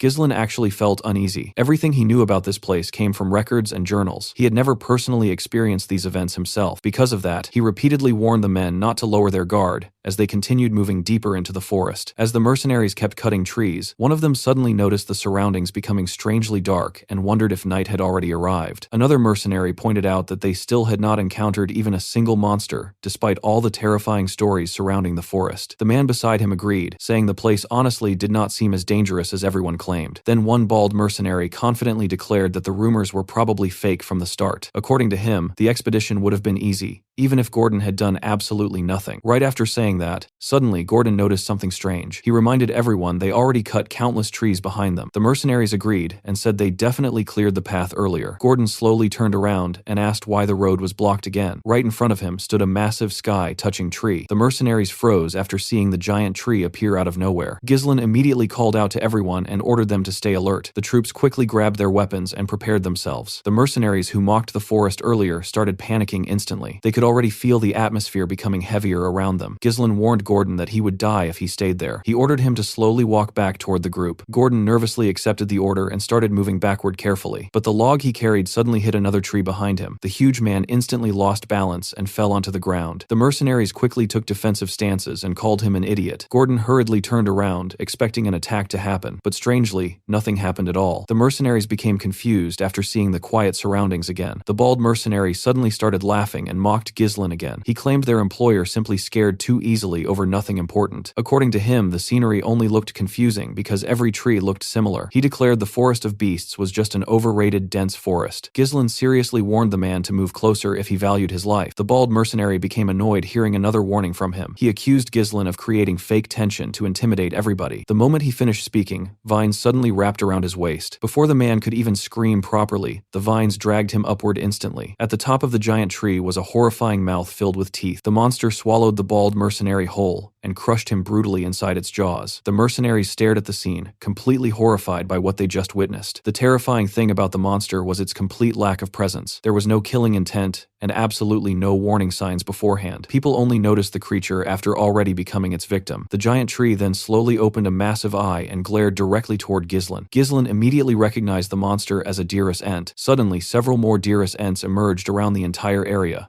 The monsters completely surrounded the expedition team from every direction. Gordon and the other mercenaries instantly lost their composure and started panicking badly. Many of them tried running away while screaming they would all get eaten alive. But before anyone could escape, the monsters launched countless vines toward them. Several mercenaries got caught and thrown directly into the monsters' mouths. The Deerus Ents swallowed them whole without hesitation. Fortunately, Gordon managed to grab a nearby tree before getting dragged away. He desperately screamed for someone to save him. One mercenary rushed toward Gordon while carrying an axe. The man told Gordon to hold on tightly before attacking the vine, but the moment his axe hit the vine, something terrifying happened. Instead of cutting through the vine, his own axe slowly started cracking apart. The mercenary stared at his broken weapon in complete disbelief. While he remained distracted, the monster suddenly pulled Gordon upward again. The huge man screamed in terror while getting dragged toward the giant mouth. But before the Deerus Ent could swallow him, Ghislain suddenly appeared above it. He covered his sword with mana and cut through the vine instantly. While still airborne, he slashed directly into the monster's giant eye. Blood exploded everywhere from the injured eye. The mercenaries looked shocked after seeing Ghislain damage the creature successfully. They immediately assumed the monster's eye was its weakness. Ghislain took a deep breath and screamed loudly at everybody around him. He ordered the mercenaries to pull themselves together immediately. The mercenaries became shocked hearing their employer's commanding voice. Ghislain explained that spreading apart would only make them easier targets. He ordered everybody to raise their shields and form a tight formation. He wanted them defending together so nobody got grabbed by the vines. The mercenaries quickly obeyed his orders and moved into formation. One mercenary desperately shouted he refused to die inside this forest. Ghislain quickly rushed toward the carriage and asked Kaor about the oil lamps. Kaor confirmed the lamps were still there inside the carriage. Ghislain immediately ordered him to light the lamps and throw them. He planned on burning the Deerus Ents down completely. Kaor finally realized why Ghislain brought hundreds of oil lamps earlier. One of Kaor's men suddenly warned him the monsters were watching them already. Ghislain ordered them to throw the lamps immediately without hesitation. Kaor and the Cerberus mercenaries quickly lit the lamps and threw them. Unfortunately, the Deerus Ents used their vines to destroy the lamps midair. The monsters smashed every lamp before they could even reach their targets. Kaor looked shocked after seeing the monsters react that quickly. One mercenary admitted they would never burn the monsters successfully like this. Suddenly, one Deerus Ent launched its vines directly toward their group. Before the attack could reach them, Jillian stepped in front immediately. He destroyed the incoming vines using a powerful swing from his axe. At the same time, Belinda took out several knives from her clothes. She quickly threw the knives directly toward the monster's giant eye. Ghislain quickly ordered Jillian and Belinda to protect the Cerberus mercenaries while they prepared the oil lamps. Then our boy raised his sword and declared he would draw the monster's attention himself. The moment he finished speaking, one Deerus Ent launched its vines toward him immediately. Belinda quickly shouted for her master to watch out. Ghislain swung his sword and cleanly sliced through the incoming vines. The other Deerus Ents instantly shifted their attention toward him and attacked together. Our boy skillfully dodged every attack while moving around the battlefield smoothly. Suddenly, one Deerus Ent raised its massive leg and tried crushing him completely. The mercenaries looked horrified after realizing the giant tree monsters actually had legs. They became convinced their employer was about to get flattened instantly. But Ghislain coated his sword with mana and sliced through the monster's leg before jumping upward and stabbing directly into its eye. The surrounding Deerus Ents completely focused on Ghislain after witnessing the attack. The mercenaries stared in shock, seeing their employer successfully lure all the monsters toward himself. Belinda immediately ordered the Cerberus mercenaries to throw the lamps right now. This time, the mercenaries believed the strategy would finally succeed. They quickly threw the burning oil lamps directly toward the monsters. The Deerus Ents screamed painfully the moment the lamps exploded against their bodies. The Cerberus mercenaries became excited after finally seeing the monsters react properly. Ghislain shouted for everybody to keep throwing lamps without stopping. He ordered them to continue until every single Deerus Ent burned down completely. Flames rapidly spread across the monsters' bodies while the mercenaries stared in disbelief. They honestly could not believe they were successfully fighting back against monsters like these. One mercenary nervously pointed out that the entire forest might burn down at this rate. Gordon tried acting confident again and claimed the Deerus Ents were not that impressive anyway. According to him, trees naturally being weak to fire was completely normal, but Ghislain immediately warned everybody not to lower their guard yet. He seriously informed them the battle was still far from over. The mercenaries became confused hearing this, while Ghislain calmly explained that the monsters were about to reveal their true forms. Suddenly, the Deerus Ents released huge amounts of steam around themselves. The mercenaries became confused and wondered if the flames were already getting extinguished somehow. Belinda and Jillian quickly rushed toward Ghislaine and asked what was happening. Ghislaine explained that the outer shells of the monsters were weak against fire, but their insides were completely different. The flames burning the bark were now reaching the wet flesh underneath, which caused all the steam. When the steam finally cleared, the mercenaries became horrified by what they saw. The monsters no longer looked like giant trees anymore. Their real bodies looked more like horrifying masses of flesh. The Dirus Ents screamed loudly and charged directly toward the expedition team. The mercenaries could not believe the monsters were still alive after burning like that. Ghislaine immediately raised his sword and grabbed everyone's attention. He ordered the mercenaries to raise their weapons because the battle was now entering close quarters combat. Then Ghislaine himself charged straight toward the monsters first. The mercenaries became stunned, seeing their employer rush toward those gigantic creatures without hesitation. Many of them believed they would simply get stomped to death fighting these things directly. But unlike Gordon's group, the Cerberus mercenaries immediately followed Ghislaine into battle enthusiastically. Kaor and his men looked genuinely excited, like they were waiting for this exact moment. Belinda also rushed toward the battlefield while Jillian glared at the hesitating mercenaries. He demanded to know why they were freezing up after receiving direct orders from Ghislaine. Jillian seriously told them to trust their employer. The moment he finished speaking, Ghislaine cut down another Dirus Ent right in front of them. Seeing that finally pushed the mercenaries into action. They decided to trust Ghislaine and follow his lead. Gordon loudly told his teammates to trust their employer too. The mercenaries finally raised their weapons and charged toward the monsters together. Ghislaine then pointed his sword at the Dirus Ents and revealed something important. Since the bark protecting their bodies already burned away, the monsters could now be damaged without mana. He ordered the mercenaries not to fear them anymore because the Dirus Ents were now nothing more than giant target dummies. The mercenaries immediately followed his instructions and attacked the monsters together aggressively. Kaor looked like he was having the time of his life while slaughtering the creatures. Belinda and Jillian also joined the battle and helped eliminate the remaining monsters. The expedition team fought relentlessly against every single Dirus Ent surrounding them. Ghislaine knew hesitation meant death in a place like this. Because of that, he believed his role was removing all fear and hesitation from his followers completely. The moment he thought that Ghislaine stabbed another Dirus Ent directly inside its mouth, then he tore the creature apart using his sword. Our boy wanted his men to believe impossible things could actually be achieved if they kept moving forward. Finally, the last monster collapsed onto the ground. The mercenaries slowly looked around and realized no Dirus Ents remained alive anymore. The men honestly could not believe they survived and defeated every single monster surrounding them. Ghislaine immediately ordered everybody to line up again. The mercenaries quickly obeyed his command without hesitation this time. Then our boy told them to carefully look around at the forest surrounding them. He explained that this was the true reality of the Forest of Beasts. According to him, they were still only standing near the entrance, and the area was already swarming with Dirus Ents. Hearing that instantly made the mercenaries nervous again, but Ghislaine calmly told them not to worry. He assured everybody that he would always stand at the front lines alongside them. Then he turned around, looked directly into their eyes, and asked the mercenaries to trust him and follow his lead. The mercenaries became genuinely shocked hearing those words from an employer, but after everything they witnessed today, they finally accepted him completely and promised they would follow him from now on. As the expedition continued moving deeper into the forest, they encountered countless monsters along the way. Kaor actually looked like he was enjoying the whole situation far too much. The group fought creatures like orcs and strange crystal moles while constantly pushing forward. During every battle, Belinda stayed close and took care of Ghislaine whenever needed. Later, they also encountered some ancient bird-like monsters flying through the forest. The deeper they traveled, the worse the monsters became. Eventually, the group encountered a giant rat monster blocking their path. The mercenaries immediately became nervous,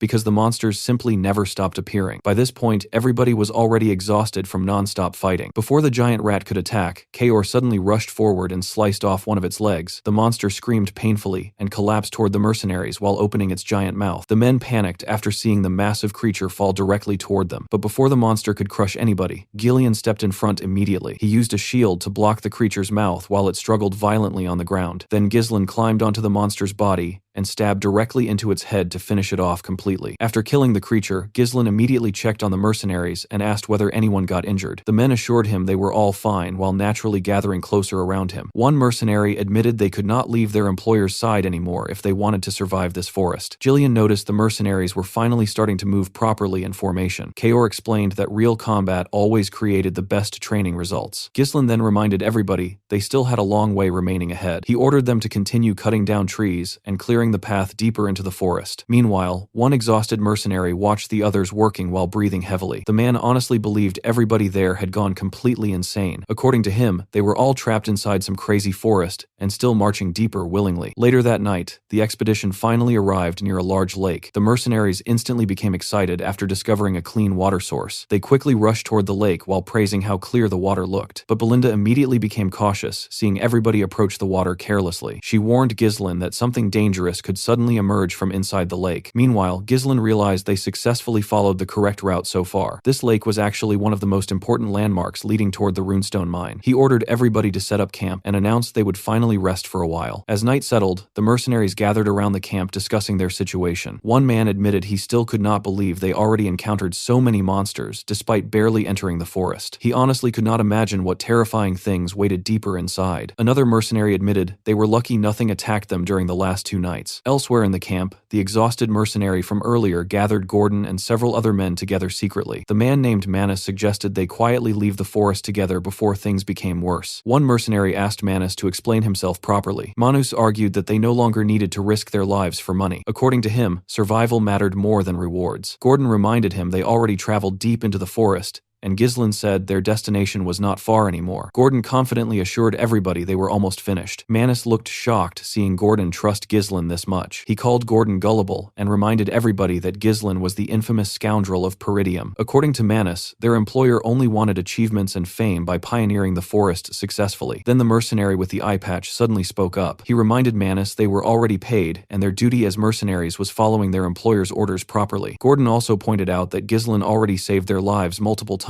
since entering the forest. Manus admitted Ghislaine was definitely a skilled fighter, but according to him, they were only surviving through luck until now. He reminded everybody that Ghislaine was still human and one mistake could get all of them killed instantly. Then Manus smiled ugly and claimed Ghislaine would eventually use them as meat shields once things became hopeless. According to him, all nobles were exactly the same. The mercenaries slowly became nervous hearing his words. Manus felt satisfied seeing their confidence starting to shake. The truth was, he had no intention of escaping alone. With monsters surrounding the forest, he needed other people to act as bait while he escaped safely. Then the eye-patch mercenary suddenly asked Manus an important question. He asked whether Manus seriously believed they would already be dead without Ghislaine. Manus looked confused hearing that. The eye-patch man then pointed toward Ghislaine nearby and told everybody to watch carefully. At that moment, Ghislaine was personally treating an injured mercenary's wound using expensive medicine. He carefully warned the man not to let water touch the injury because it could become infected. The mercenary sincerely thanked him afterward. After the injured man left, Belinda leaned toward Ghislaine and complained quietly. She reminded him the medicine he was using was extremely expensive and advised him to save it for himself instead. Ghislaine calmly replied that medicine existed to be used properly before calling the next injured mercenary forward. Manus looked genuinely shocked seeing Ghislaine treat common mercenaries this well. The eye-patch mercenary then reminded Manus that the medicine and potions Ghislaine used on them were worth far more than their own lives. He asked Manus whether he seriously believed somebody would waste such expensive supplies just to create meat shields. The other mercenaries slowly started agreeing that Ghislaine was different from normal nobles. They genuinely believed he would never abandon them inside the forest. Manus quietly turned away in frustration. He hated the eye-patch mercenary for ruining his plan completely. He originally wanted to convince several mercenaries to leave together, but now nobody looked willing anymore. A little later, Ghislaine walked over toward Gordon and the others. He casually told them to stop chatting and get proper rest instead. Then he moved toward Gillian and Kaor because he needed to discuss something important. Kaor asked whether Ghislaine truly planned on leaving Manus alone after hearing everything earlier. According to Kaor, he would have already sliced the man's tongue off personally, but Ghislaine calmly assured him it was fine because Manus could not actually do anything dangerous, surrounded by monsters everywhere. Then Ghislaine revealed he currently had something much more important he needed to confirm first. The group quietly moved to an isolated part of the camp away from everyone else. Belinda asked Ghislaine why he suddenly wanted the remaining lamps counted again. Kaor checked the supplies and reported that only 24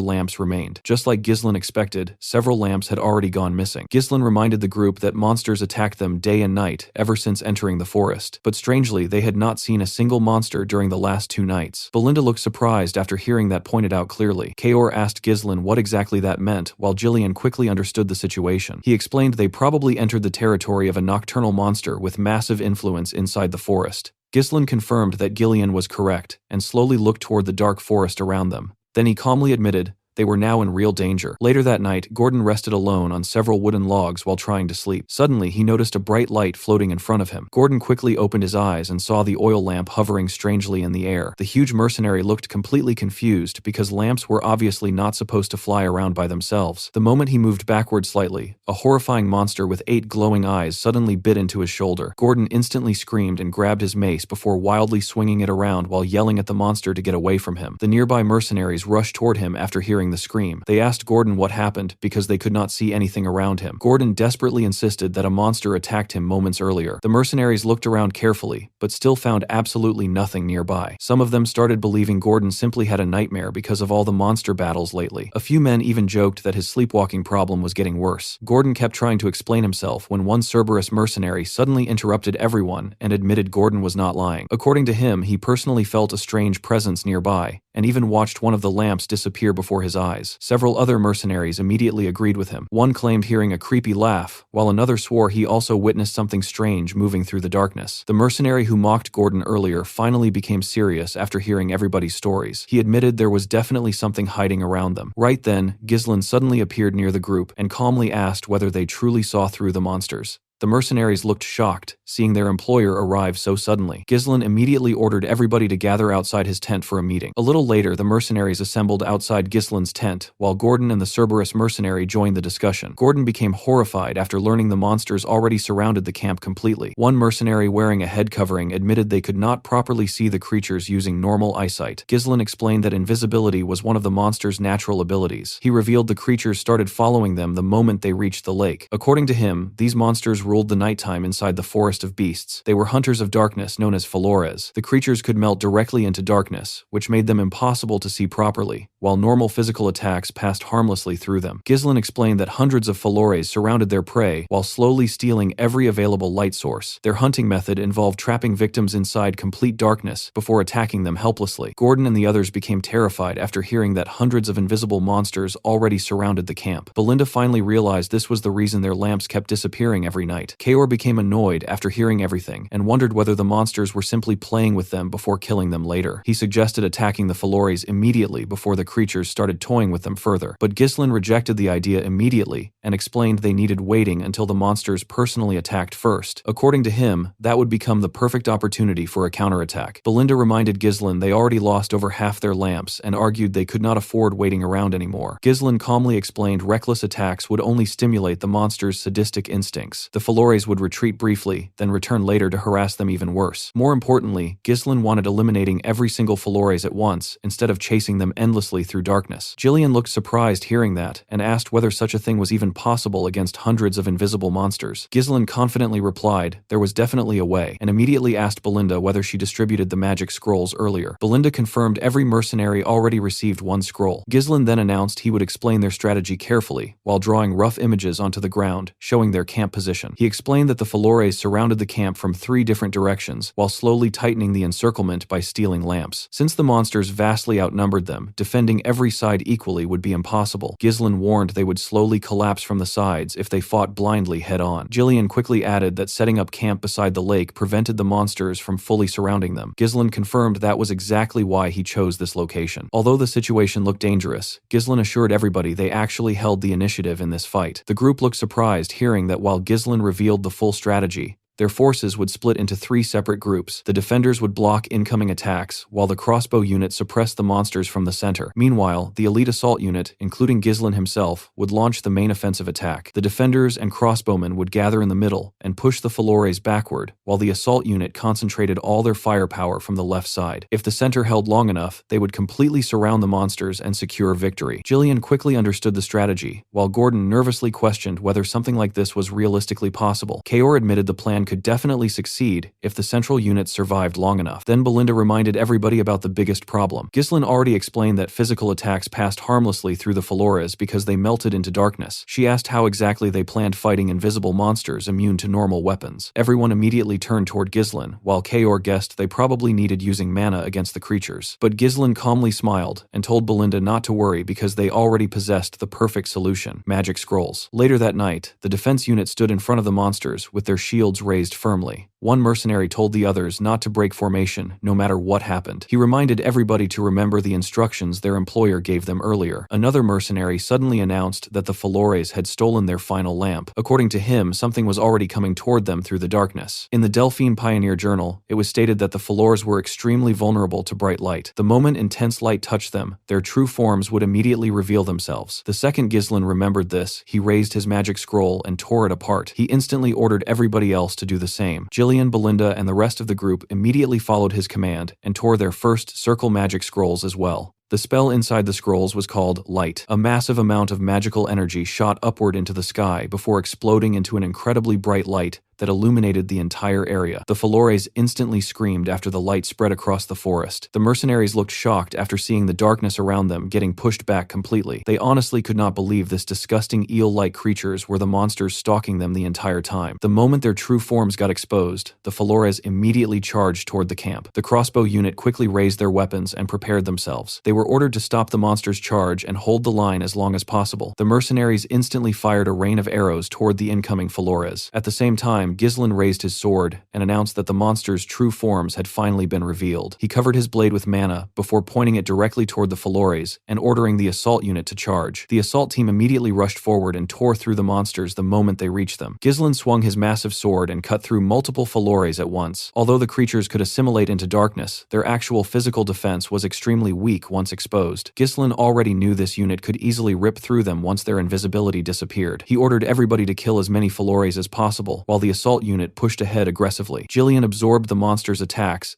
and kept their attention focused entirely on himself. While he handled the front, Kaor constantly disrupted the monster's movements and formations. Belinda focused on creating openings by throwing knives directly into the monster's heads. The moment she created another opening, she immediately called out to Ghislain. Our boy jumped high into the air and unleashed a huge downward slash the moment he landed. Because of his sword's massive size, his attack carved through a huge group of Flores at once. Meanwhile, the crossbow unit continuously fired arrows at the monsters pushing toward them. Unfortunately, the Flores were simply too numerous, and the arrows barely slowed them down. The crossbow unit slowly started panicking because they were almost out of arrows already. Some mercenaries desperately wondered when the assault team would finally reach them. Right as panic started spreading, the Flores finally reached the defenders' formation. But before the monsters could break through the line, the assault unit suddenly arrived and sliced straight through them. Ghislain then turned toward the exhausted mercenaries and told them they did well, holding out this long. Gordon and the others looked incredibly relieved seeing their employer arrive in time. They genuinely believed they survived only because Ghislain showed up. Ghislain immediately ordered everybody to widen their formation and surround the Flores from every direction. According to him, it was finally their turn to overwhelm the monsters instead. The mercenaries quickly followed his orders and started surrounding the Flores aggressively. Suddenly, one of the Flores let out a loud scream, signaling the others. The moment that happened, the entire group of monsters started retreating. The mercenaries looked shocked, seeing the creatures suddenly run away. Even Ghislain did not expect the Flores retreating before getting completely surrounded. He quickly realized the monsters were far smarter than expected. Ghislain immediately turned toward Belinda and ordered her to locate the Flores leader. According to him, the leader had a horn growing from its head and was responsible for signaling the retreat. While chasing the fleeing monsters, Kaor asked whether they truly needed pursuing them further. Belinda also suggested retreating because the monsters were already escaping anyway. But Ghislain explained that Flores were creatures that became obsessed with their prey. Even if they escaped tonight, they would continue stalking and harassing the expedition for days afterward. Because of that, Ghislain declared there was absolutely no reason giving the Flores another chance. He explained they needed avoiding a war of attrition at all costs. According to him, the Flores would completely collapse once their leader died. That was why he intended killing every single Flores there tonight. Belinda looked slightly surprised, hearing how decisive her master sounded now. Then she smiled softly before taking out a rope. She realized Ghislain truly changed a lot compared to before. Belinda immediately took her stance and told Ghislain she understood the assignment. She threw the hooked rope toward a tree branch and used it to pull herself upward smoothly. Once she reached the air, she gained a perfect view of the battlefield below. Belinda quickly spotted the Flores leader among the fleeing monsters and instantly threw her rope toward it.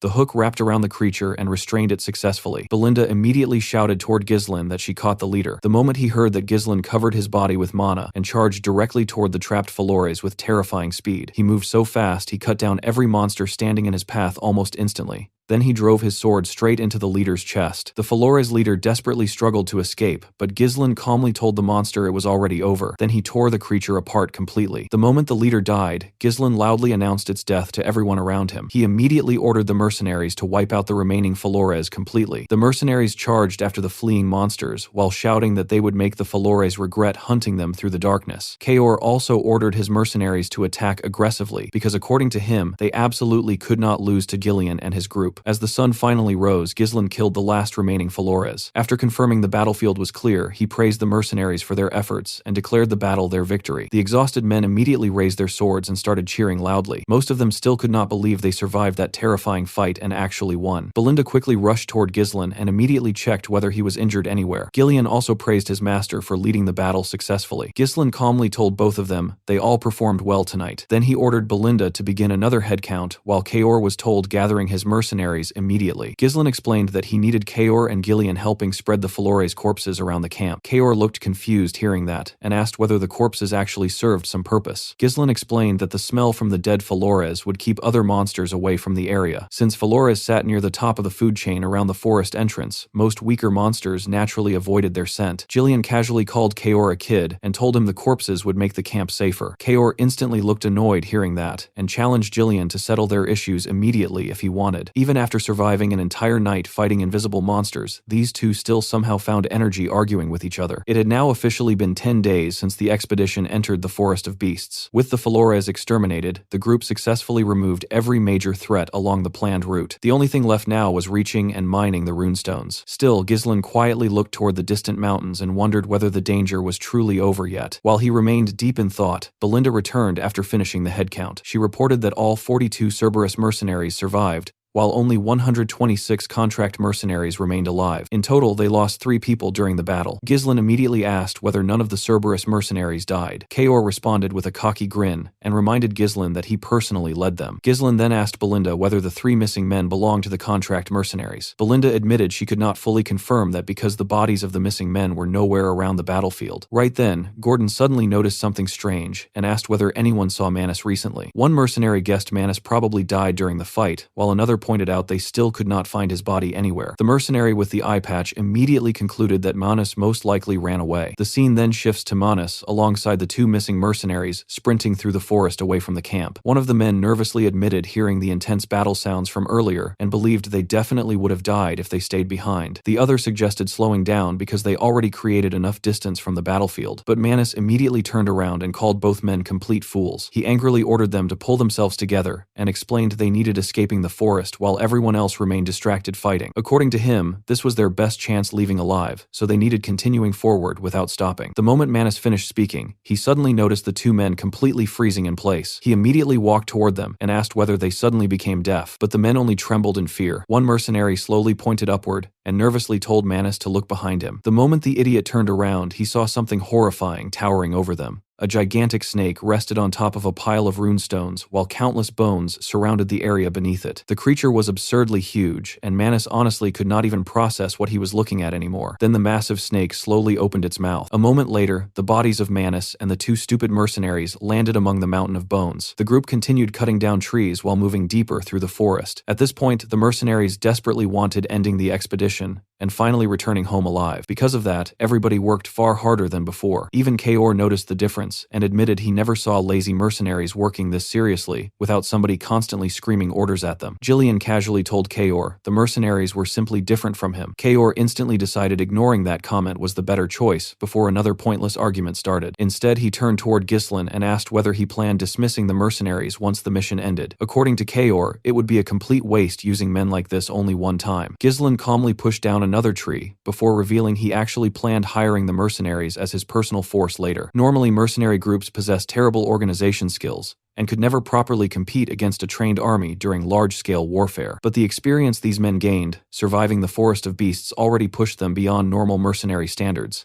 Ghislain knew this group would become the perfect foundation for expanding his power later. Right then, the mercenary wearing the head covering approached Kaor and reported they successfully spread the Flores corpses around their path like instructed earlier. Kaor praised the man named Gazelle before turning back toward Ghislain and admitting the corpses worked surprisingly well. Ever since leaving camp, they had not encountered a single monster. They did not even meet one lost creature wandering alone. Despite hearing that, Ghislain still looked quietly toward the forest, feeling something strange bothering him. He honestly hoped it was just unnecessary paranoia. While he remained distracted, Belinda suddenly dropped down from a nearby tree and called out to him. Ghislaine immediately asked whether she spotted something ahead. Belinda confirmed that she did. The moment Ghislaine heard her report, his expression changed instantly. He immediately turned toward the mercenaries and ordered everybody to clear the path with everything they had left. The men quickly followed his orders and started pushing forward faster than before. As they moved closer toward their destination, a bright light slowly became visible through the trees ahead. Then the group finally stepped out from the forest and saw something unbelievable standing before them. The mercenaries froze completely after seeing the massive runestone mine spread before their eyes. Ghislaine looked toward the mine confidently and revealed this was the true reason they started the expedition in the first place. The entire area contained an extremely high-quality runestone vein hidden deep within the forest.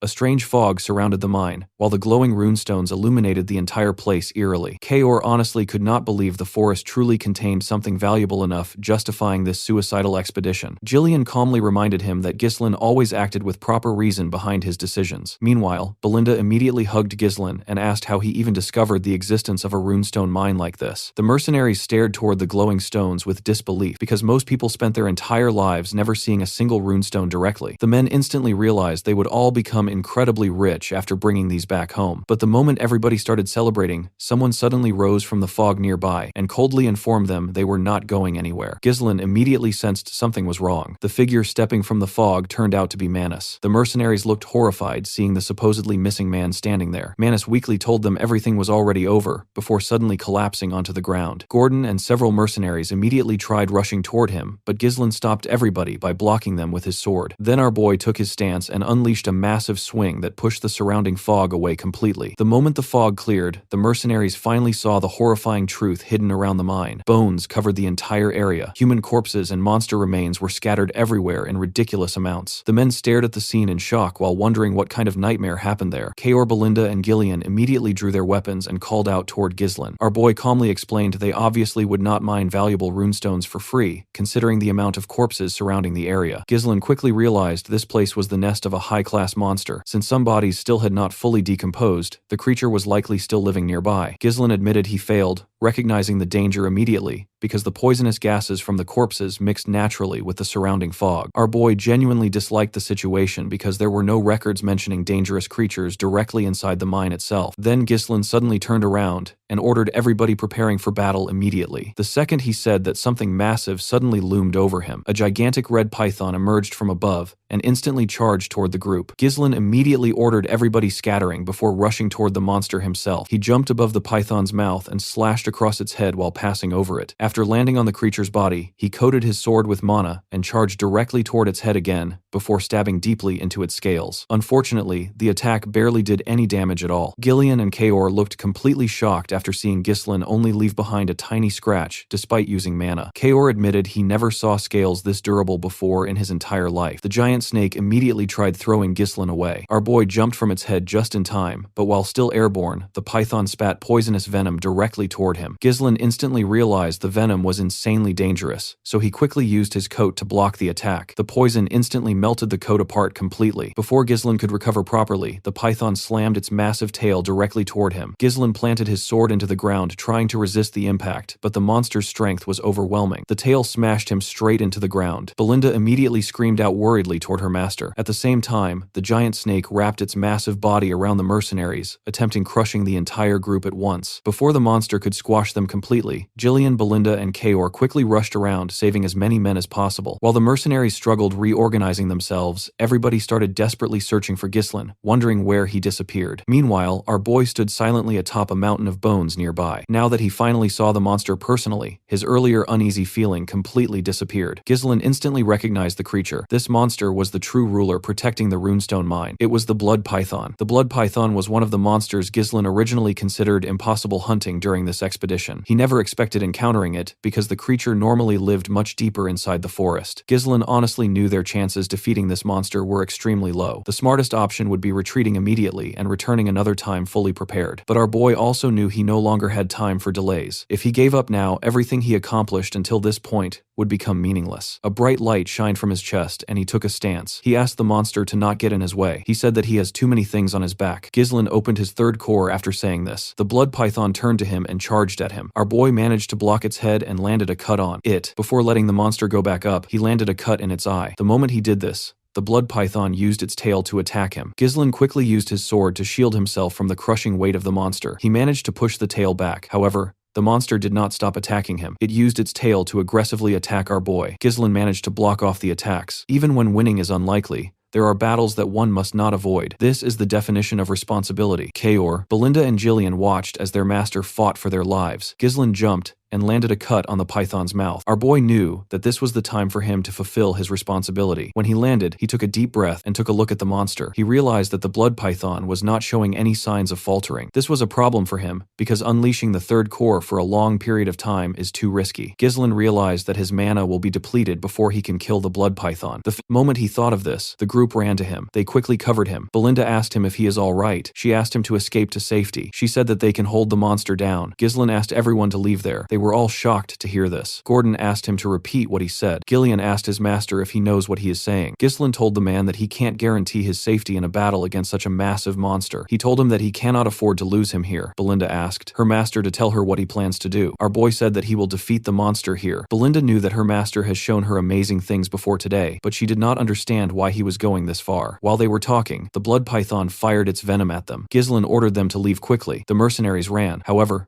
they did not run away. They ran to protect their employer with their shields. Our boy was shocked to see this. The men begged him to allow them fight with him. The eye patch man told our boy that they have never met an employer like him. Gordon reminded him that he has saved their lives many times. Kaor told him that the treasure will be theirs once the python is gone. Belinda told her master that it is impossible for her to leave him behind. She took out her knives and a dagger. Jillian told Ghislain that they will draw the python's attention and create an opening. Our boy was surprised to hear this. With a smile on his face, Jillian asked Ghislain to trust them since they trusted him. Our boy informed them that the monster is massive and it has a lethal venom. Its extremely sturdy crimson scales will deflect even blades imbued with mana. Ghislain told them that they will die if they receive even one attack. Belinda was shocked to hear this. He revealed to them that they can inflict some damage if they smash its right eye and gaping injury. Our boy raised his sword. He told the Forest of Beast expedition team that they need to return alive. The men smiled when they heard this. They all accepted his order. The blood python charged at them. Gillian attacked its mouth while Belinda and Kaor attacked it from the side. Kaor stabbed it in its injury. The monster screamed out in pain. While the python was screaming, Jillian slammed his axe on its tail. He pressed it down. Ghislain used this opportunity to charge at the monster and stab its other eye. Our boy realized that not everything will go his way just because he knows the future. However, if he doesn't take any action, many will die. This is something that he is not going to let happen because he is the only one who knows the future. Gillian and the other mercenaries continued hitting the tail to hold it down. The python screamed out in pain. The mercenaries did not let it rest. They climbed on top of it and continued stabbing it in its injuries. The python shook its head and managed to shake them off. The moment it did this, Ghislain jumped and charged at it. He was going to stab it on its head. Somehow,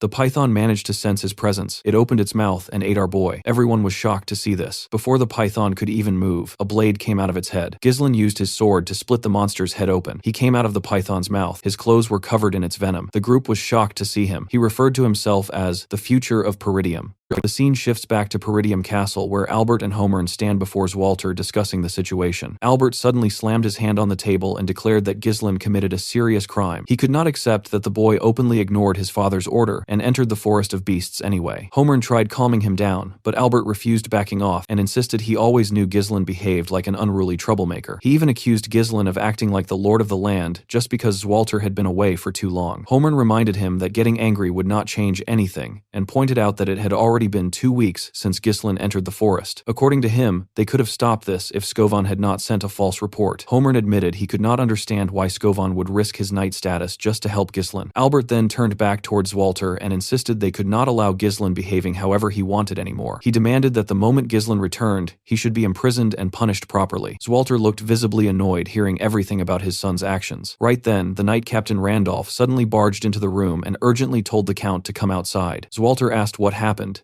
and Randolph revealed that Ghislain had returned. The officials were shocked hearing that news. Outside, Ghislain calmly walked toward the castle as if nothing happened. In the next moment, he stood inside his father's office, facing all the officials. The room fell completely silent as everyone glared at him, including his own father. Ghislain calmly greeted Walter and said he was home. The Count immediately reminded him that he never permitted developing the Forest of Beasts. Ghislain apologized but still stated it was something that had to be done. Homer looked annoyed, hearing that while Randolph stepped forward and reminded Ghislain that he openly ignored his father's direct order. He explained that entering the Forest of Beasts was not a small mistake, but a serious crime that could have cost his life and endangered the entire territory if monsters invaded. Ghislain casually replied that he was fine, and no monsters invaded their land. That response only made Homer and Randolph more irritated because it sounded like he was talking back without understanding the situation. Albert then stepped forward and asked Ghislain if he found the situation amusing. He said they could overlook the forest incident since it did not cause immediate damage, but then he pulled out a document and placed it on the table. He asked Ghislain whether he had any excuse for what was written there. When Ghislain picked up the paper, he immediately recognized it came from Count Rayfold. Albert explained that he felt uneasy after hearing about Ghislain visiting their territory, so they investigated further. According to the report, Ghislain extorted 20,000 gold from Amelia, which was originally support funding meant for Peridium. Albert revealed that Count Rayfold was furious and decided to cut off all support to their territory while also canceling the engagement entirely. This decision would heavily impact their land and future stability. Ghislain looked at the letter carefully and realized it was not forged. He understood Amelia likely manipulated the Count using his greed. What surprised him more was that she was willing to cooperate with her enemies just to ruin him. That meant she would not stop until she achieved what she wanted. Ghislain quietly realized the assassination attempts earlier were probably just the beginning. Now he had no leverage left over her. Even if he revealed her secret dealings with the Duke and the merchant guild she controlled, nobody would believe him. It would only sound like an excuse to cover his own actions. He also understood that if he had returned even a little later, he would have been completely trapped by the situation. That only confirmed that time was no longer on his side. Albert then demanded Ghislain say something, while Homer added that they were already in a critical situation. He insisted they needed to recover the 20,000 gold immediately. Randolph also pointed out that amount alone could fund the entire night order for months. Ghislain calmly revealed that the money was already spent. He explained that he used it entirely for developing the Forest of Beasts. The entire room fell silent for a moment. Albert asked him in disbelief whether he wasted all that money on a useless forest filled with monsters. Ghislain simply apologized and admitted he had nothing more to say regarding the Rayfold issue. Randolph suddenly grabbed Ghislain by the collar and called him a stupid brat. He reminded him that he was supposed to be the future lord of the land and accused him of throwing away their entire future with his own hands. Homer then lost his patience and declared that Ghislain was no longer the young lord but a criminal. He ordered Randolph to tie him up and throw him into a cell immediately. Ghislain remained calm and told them not to worry because he would provide the support funds himself. He even stated he would cover the missing 20,000 gold as well. That statement made the Count pause and ask what he meant exactly. Ghislain then called Belinda into the room. She entered, carrying a box, and placed it in front of them. Ghislain explained that he would never start such a dangerous expedition without bringing something back. Belinda opened the box and revealed the contents inside. High-quality runestones filled the box. Ghislain calmly told them these were top-grade runestones mined directly from the Forest of Beasts. Albert looked shocked seeing the stones, while Homer picked one up to inspect it closely. He asked Ghislain where he obtained something this valuable. Randolph assumed he simply bought them using the 20,000 gold. Ghislain shook his head and clarified that they personally mined these stones from the forest. Albert admitted the runestones were worth a fortune, but still pointed out they were not enough to sustain the entire territory. Ghislain simply smiled and told him that this was not everything. Soon, Ghislain led the officials toward the entrance of the Forest of Beasts, where his camp was set up. The moment they arrived, they saw the massive corpse of the blood python lying there alongside hundreds of runestones spread across the area. Around it, the mercenaries were working non-stop, transporting the runestones carefully, while making sure not to scratch them even slightly. Some of them were also separating monster corpses into different sections,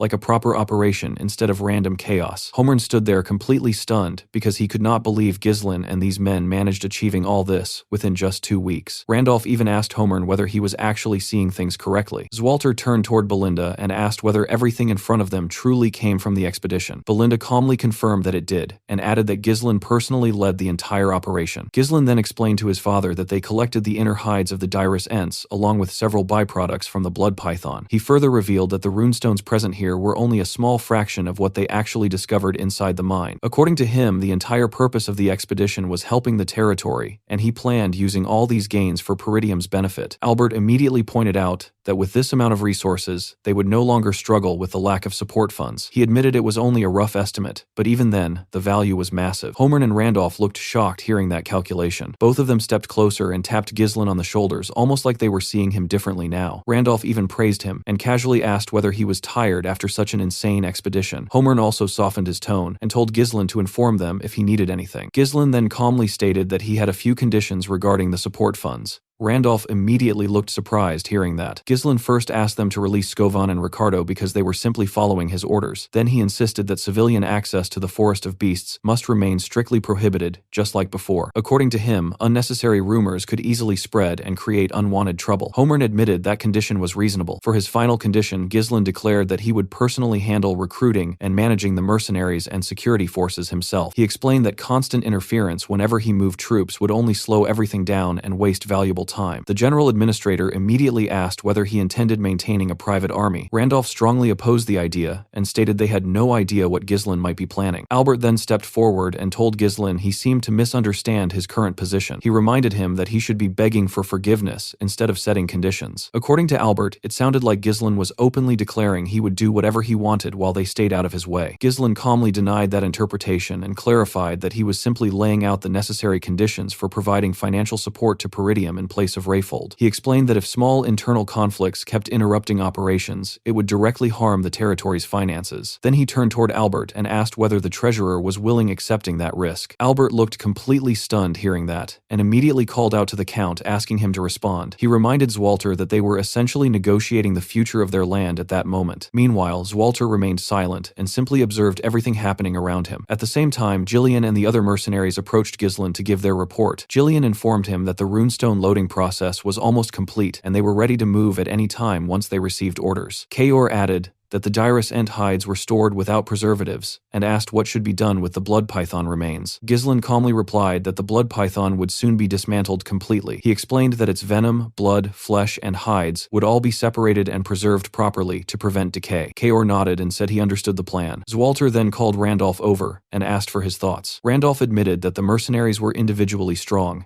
and carried an overwhelming presence. Watching Ghislain command them made it feel like observing a proper elite force rather than a random mercenary group. He openly admitted he had no idea how Ghislain managed gaining control over such men. Zwalter slowly walked toward his son and acknowledged that controlling difficult mercenaries like these required serious effort. He admitted Ghislain must have worked extremely hard to achieve this result. Ghislain simply replied that the expedition would never have succeeded without the mercenaries supporting him. After hearing that, Zwalter turned away and told the officials it was time returning to the castle. Before leaving, he informed Ghislain that he would overlook this incident for now. However, he warned him clearly that if he ever disobeyed orders again, he would face the consequences without exception. Ghislain responded with a slightly nervous smile and thanked his father. As Zwalter walked away, he reminded his son that he was the future successor of the territory. Then he added that Ghislain now showed the spirit of the Northern Wolf. The Northern Wolf was the title given to Count Peridium, the man guarding the frontier of the Luthania kingdom. Zwalter lived a lonely life, burdened with responsibility and constant war. His military forces were weak, and his treasury was always struggling with poverty. Even then, he spent his entire life protecting the northern lands without his wife, his son,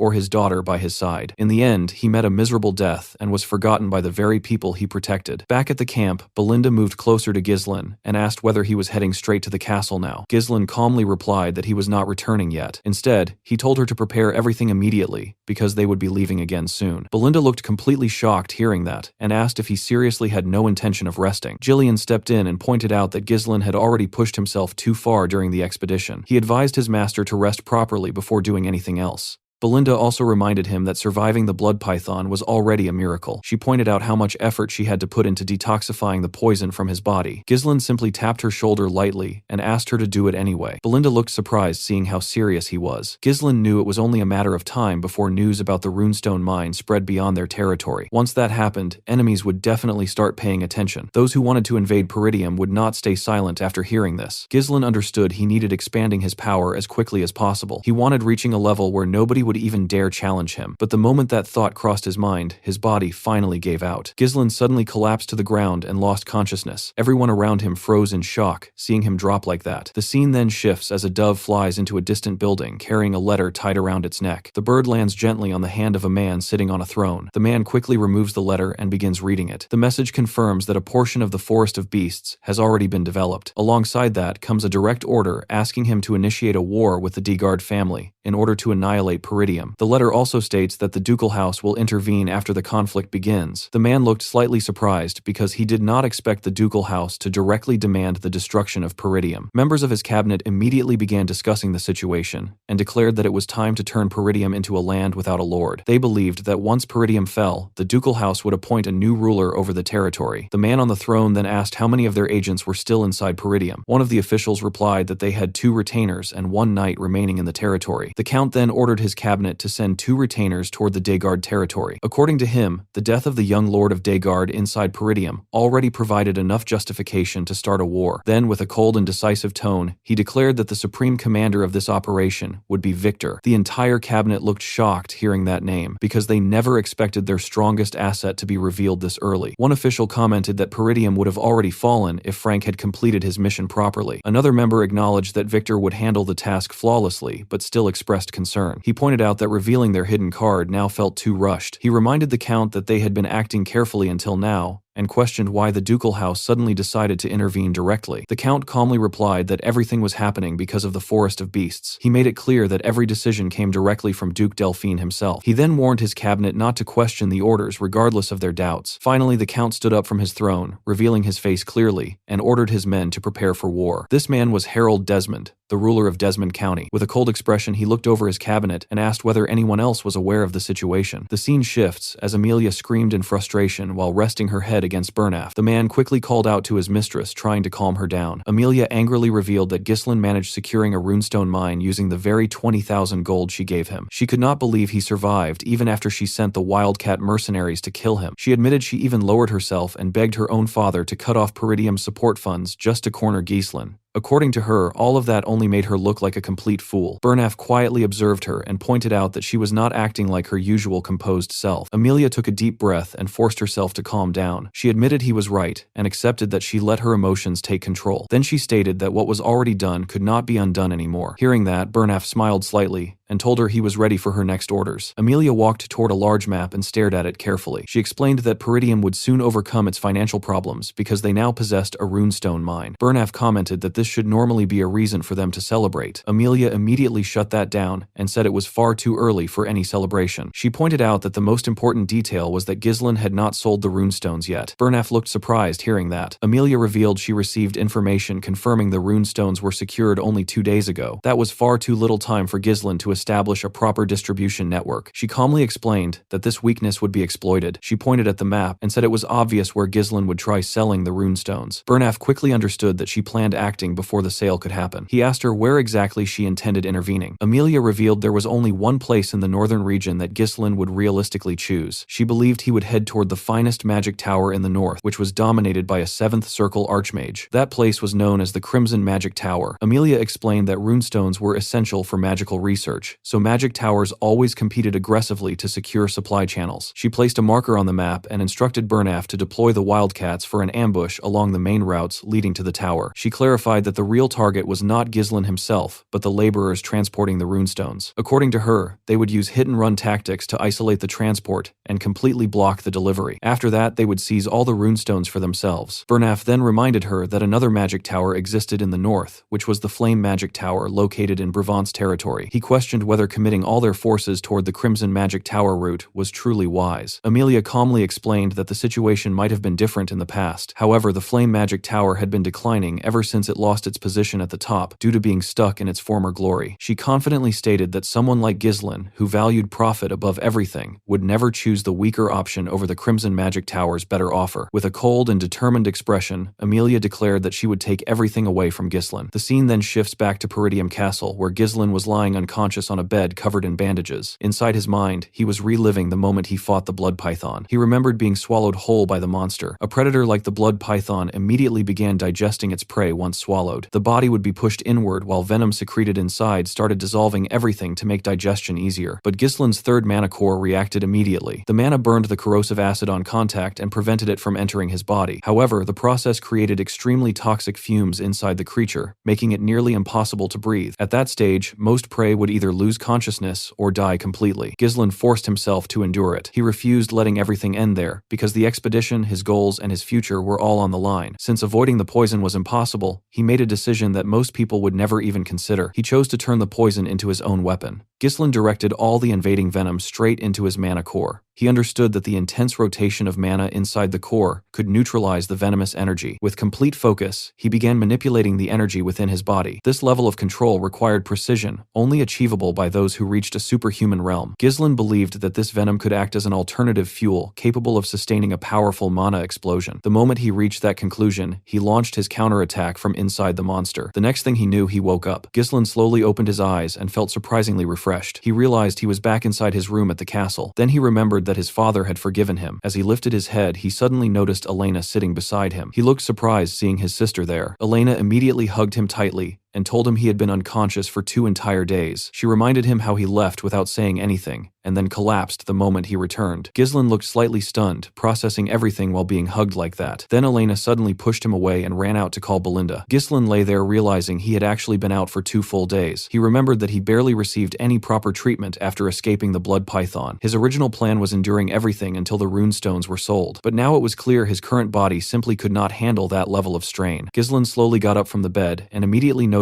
something felt off. His body was in far better condition than it should have been after everything he went through. 2 days of rest should not be enough to recover from that level of damage. He found it strange and quietly began checking himself. As he removed the bandages, he realized his body had clearly become stronger. His resilience improved, and even his total mana had increased noticeably. When he examined his core more closely, he noticed something even more surprising. The nature of his mana had changed. Gislin started thinking that the blood python's energy might have mixed into his mana core while he was neutralizing the poison. This was a method he had never discovered in his past life. Even though he never intended risking his life like that, he still ended up gaining something valuable from it. There were still things he needed verifying, but one thing became clear to him. This method could allow him growing much faster than before. Gislin grabbed a shirt from his wardrobe and got dressed while thinking about his next move. Selling the runestones had to be his top priority right now. He already knew that news must have spread during the 2 days he remained unconscious. He decided to first visit the mercenaries before doing anything else. Before he could leave, someone knocked on his door. Gislin casually told Belinda to enter and mentioned there was no need to knock. Belinda stepped inside, but she was not alone. Zwalter walked in behind her. Gislin looked genuinely surprised seeing his father there. The Count immediately asked if he was alright. He explained that Belinda told him everything about how Gislin jumped into the blood python's mouth and got poisoned. He asked again whether his son was truly fine. Gislin calmly assured him that he was okay. Zwalter looked relieved hearing that. Belinda quickly stepped closer and checked his condition herself. She touched his face and admitted she was shocked when he suddenly collapsed earlier. She asked again if he was really fine. Gislin reassured her once more. Zwalter then asked Gislin if he had a moment to talk because he had a request. That alone surprised Gislin because it was not something he expected from his father. In the next moment, they stood together at the training ground. Zwalter had already removed his armor. The situation felt a bit strange for Gislin. This was the first time he was alone with his father like this. In his past life, he always avoided him because he expected nothing but scolding. Zwalter apologized for calling him out so soon after he woke up. Gislin told him it was fine and mentioned he felt great after resting for 2 days. Then he asked his father to explain his request. Zwalter looked at him for a moment before turning his gaze away. Gislin felt something odd about that reaction. It reminded him of something his mother once told him when he was younger. She explained that Zwalter could never show his true self in front of others because he believed he had to remain an unshakable pillar for the people of his land. According to her, he always put others before himself and rarely expressed his real emotions.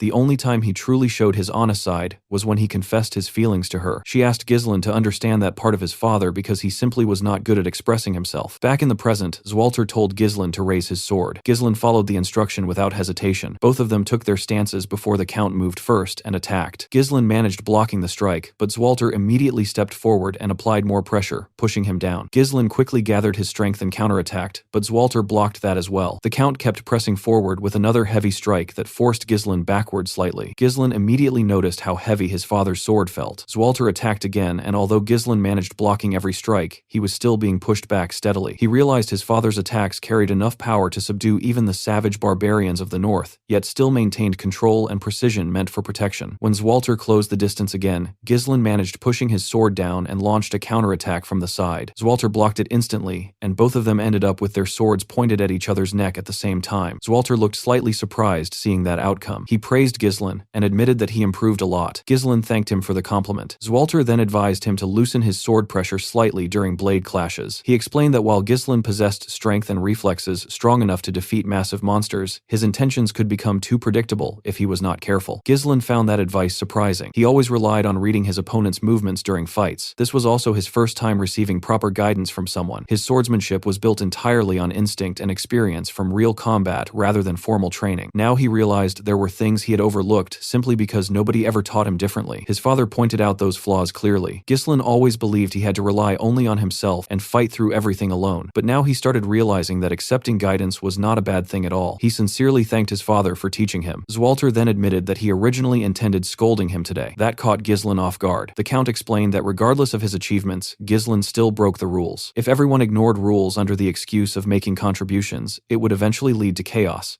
However, Zwalter also admitted that Gislin had changed. Unlike his past reckless behavior, this time he acted while thinking about something greater than himself. Zwalter advised him to continue acting like this and reminded him to think about Peridium and the people around him. He told Gislin to fulfill his responsibilities as the future successor of the land. After saying that, he turned and began walking toward the exit. Gislin stood there thinking about those responsibilities when something suddenly came to mind. He quickly called out to his father and reminded him that he mentioned having a request earlier, but never actually said what it was. Zwalter stopped walking and turned back with a slightly awkward expression. Then he asked his son if he had some extra funds. In the next scene, Gislin arrived at the Forest of Beasts outpost, where his men were already waiting for him. The moment he saw them standing in formation, he smiled slightly. He asked whether everyone had been doing well. The mercenaries shouted back at the top of their voices that they were doing fine. Gileon stepped forward and asked his master if he had fully recovered. Kaor also added that Gislin looked much healthier now. Gislin apologized for making them wait so long before asking Gileon about Rachel's condition. Gileon lowered his head and admitted he never imagined seeing her walk again. He told Gislin it was all thanks to him. Hearing that, Gislin felt relieved and genuinely happy. Then his expression turned serious. He told Belinda, Kaor, and Gileon that he had something important to discuss. With a calm but firm tone, he revealed that their land was currently in danger. The three of them immediately reacted with shock. Without wasting time, they all moved inside a tent to talk privately. Inside, Gislin explained everything that happened during the incident with Elena. He told them how he stopped her from being killed and how her death was meant triggering a war. He also revealed discovering the corpse of the Degard young lord and mentioned the existence of hidden forces targeting Peridium. According to him, these enemies had likely been watching them for a long time already. He made it clear they did not have enough time or resources preparing properly for what was coming. Belinda finally understood why Gislin had been rushing non-stop. She admitted she thought they would get some rest after securing the runestone mine, but now they were facing a war instead. Kaor casually commented that this land never gave him a chance getting bored.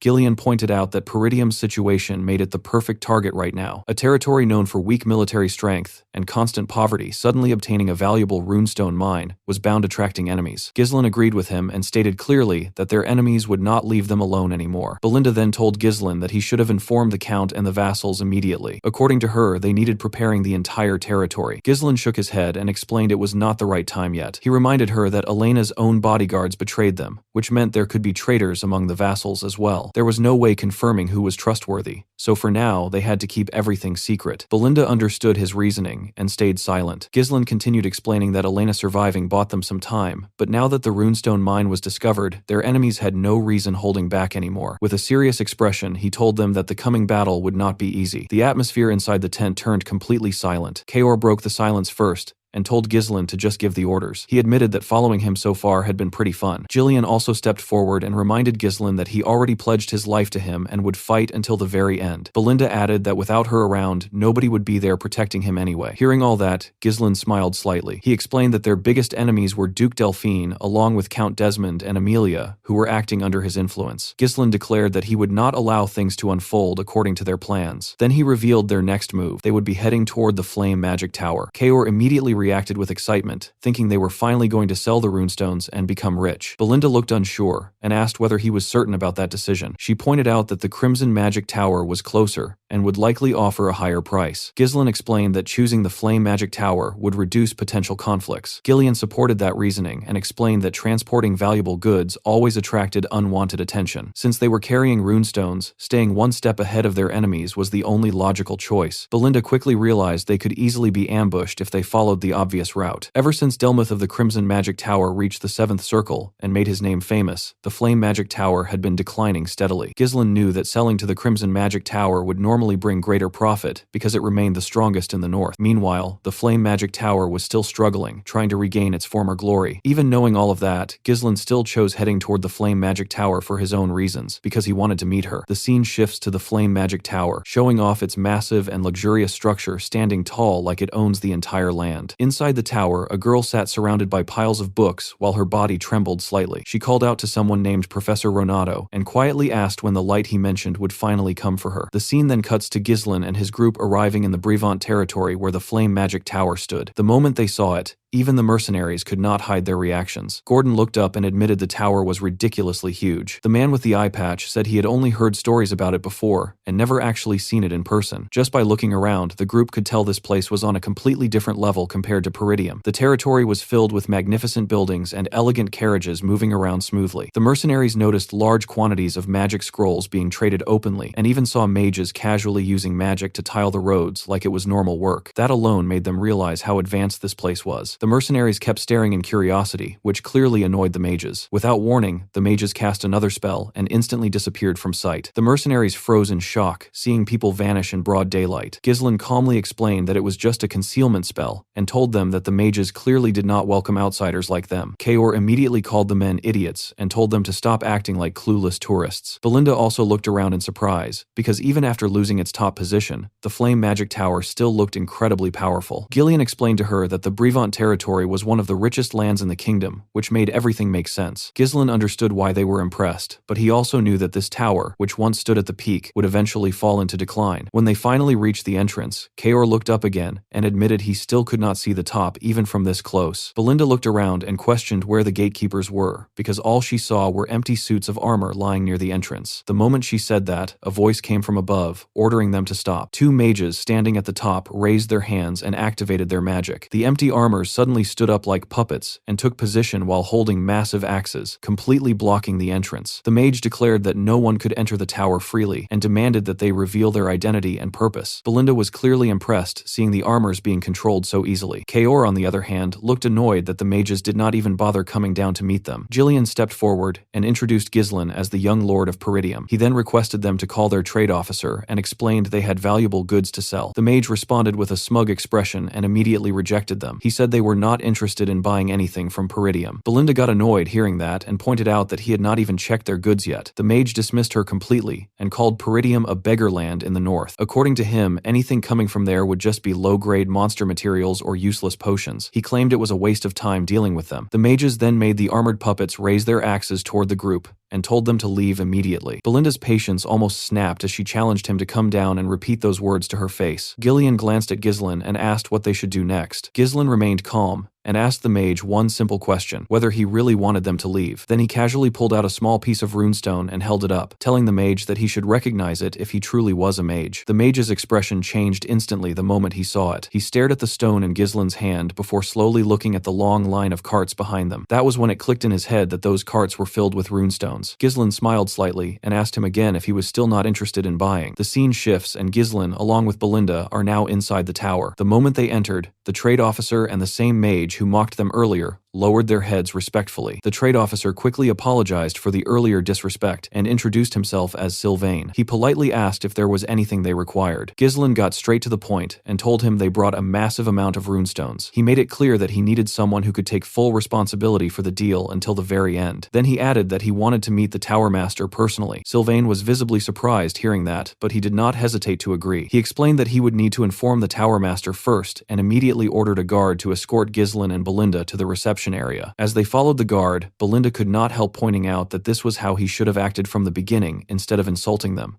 The guard stayed silent because there was nothing he could say in response. While walking through the hall, a loud noise echoed from somewhere inside the tower. Ghislain asked if something was wrong, but the guard casually brushed it off, saying such noises were common during magic experiments. At the same time, on the other side of the hall, 3 mages opened a door and thick smoke poured out from inside. On the ground lay the same girl seen earlier, looking completely worn out. One of the mages stepped forward and reminded her that he had warned her never to enter the laboratory again. With a mocking smile, he told her she was just taking up space, since she could not even use magic. He questioned whether it was wise to ignore him when he was a 3rd circle mage and the future tower master. His companions started questioning why her teacher even brought her to the tower. The blonde mage beside him told the girl she should feel grateful that the tower master even allowed her to stay there. Despite everything, the girl insisted that she had the right using the laboratory because she was still a mage. Alfoy smirked hearing that and decided to treat her like a mage. He raised his wand and gathered flames in his hand, preparing a basic attack spell. He told her that if she truly was a mage, she should be able to block something as simple as this. Then he fired a first circle spell, Fire Sling, straight at her. The girl panicked and raised her hand, desperately trying to cast a defensive spell. She shouted the command, but nothing happened. With no other option, she covered her face, expecting the impact. Before the attack could reach her, Ghislain suddenly stepped in and sliced through the fire with his sword like it was nothing. The mages froze in shock seeing that happen. Ghislain looked at them and asked calmly if this was what they called magic research in the Flame Magic Tower. The scene then shifts to the Tower Master's meeting room, where Hubert was sitting with the elders. He was visibly frustrated and questioned why their tower was running low on runestones. He pointed out that the gap between them and the Crimson Magic Tower would only grow wider at this rate. He reminded them that he had repeatedly told them to secure runestones and demanded to know what they had been doing. One elder wearing a yellow hat recalled that every time they tried to secure a supply line, Hubert was the one who told them to wait. Another elder with a red hat bluntly pointed out that Hubert had been busy spending time buying luxury goods and trinkets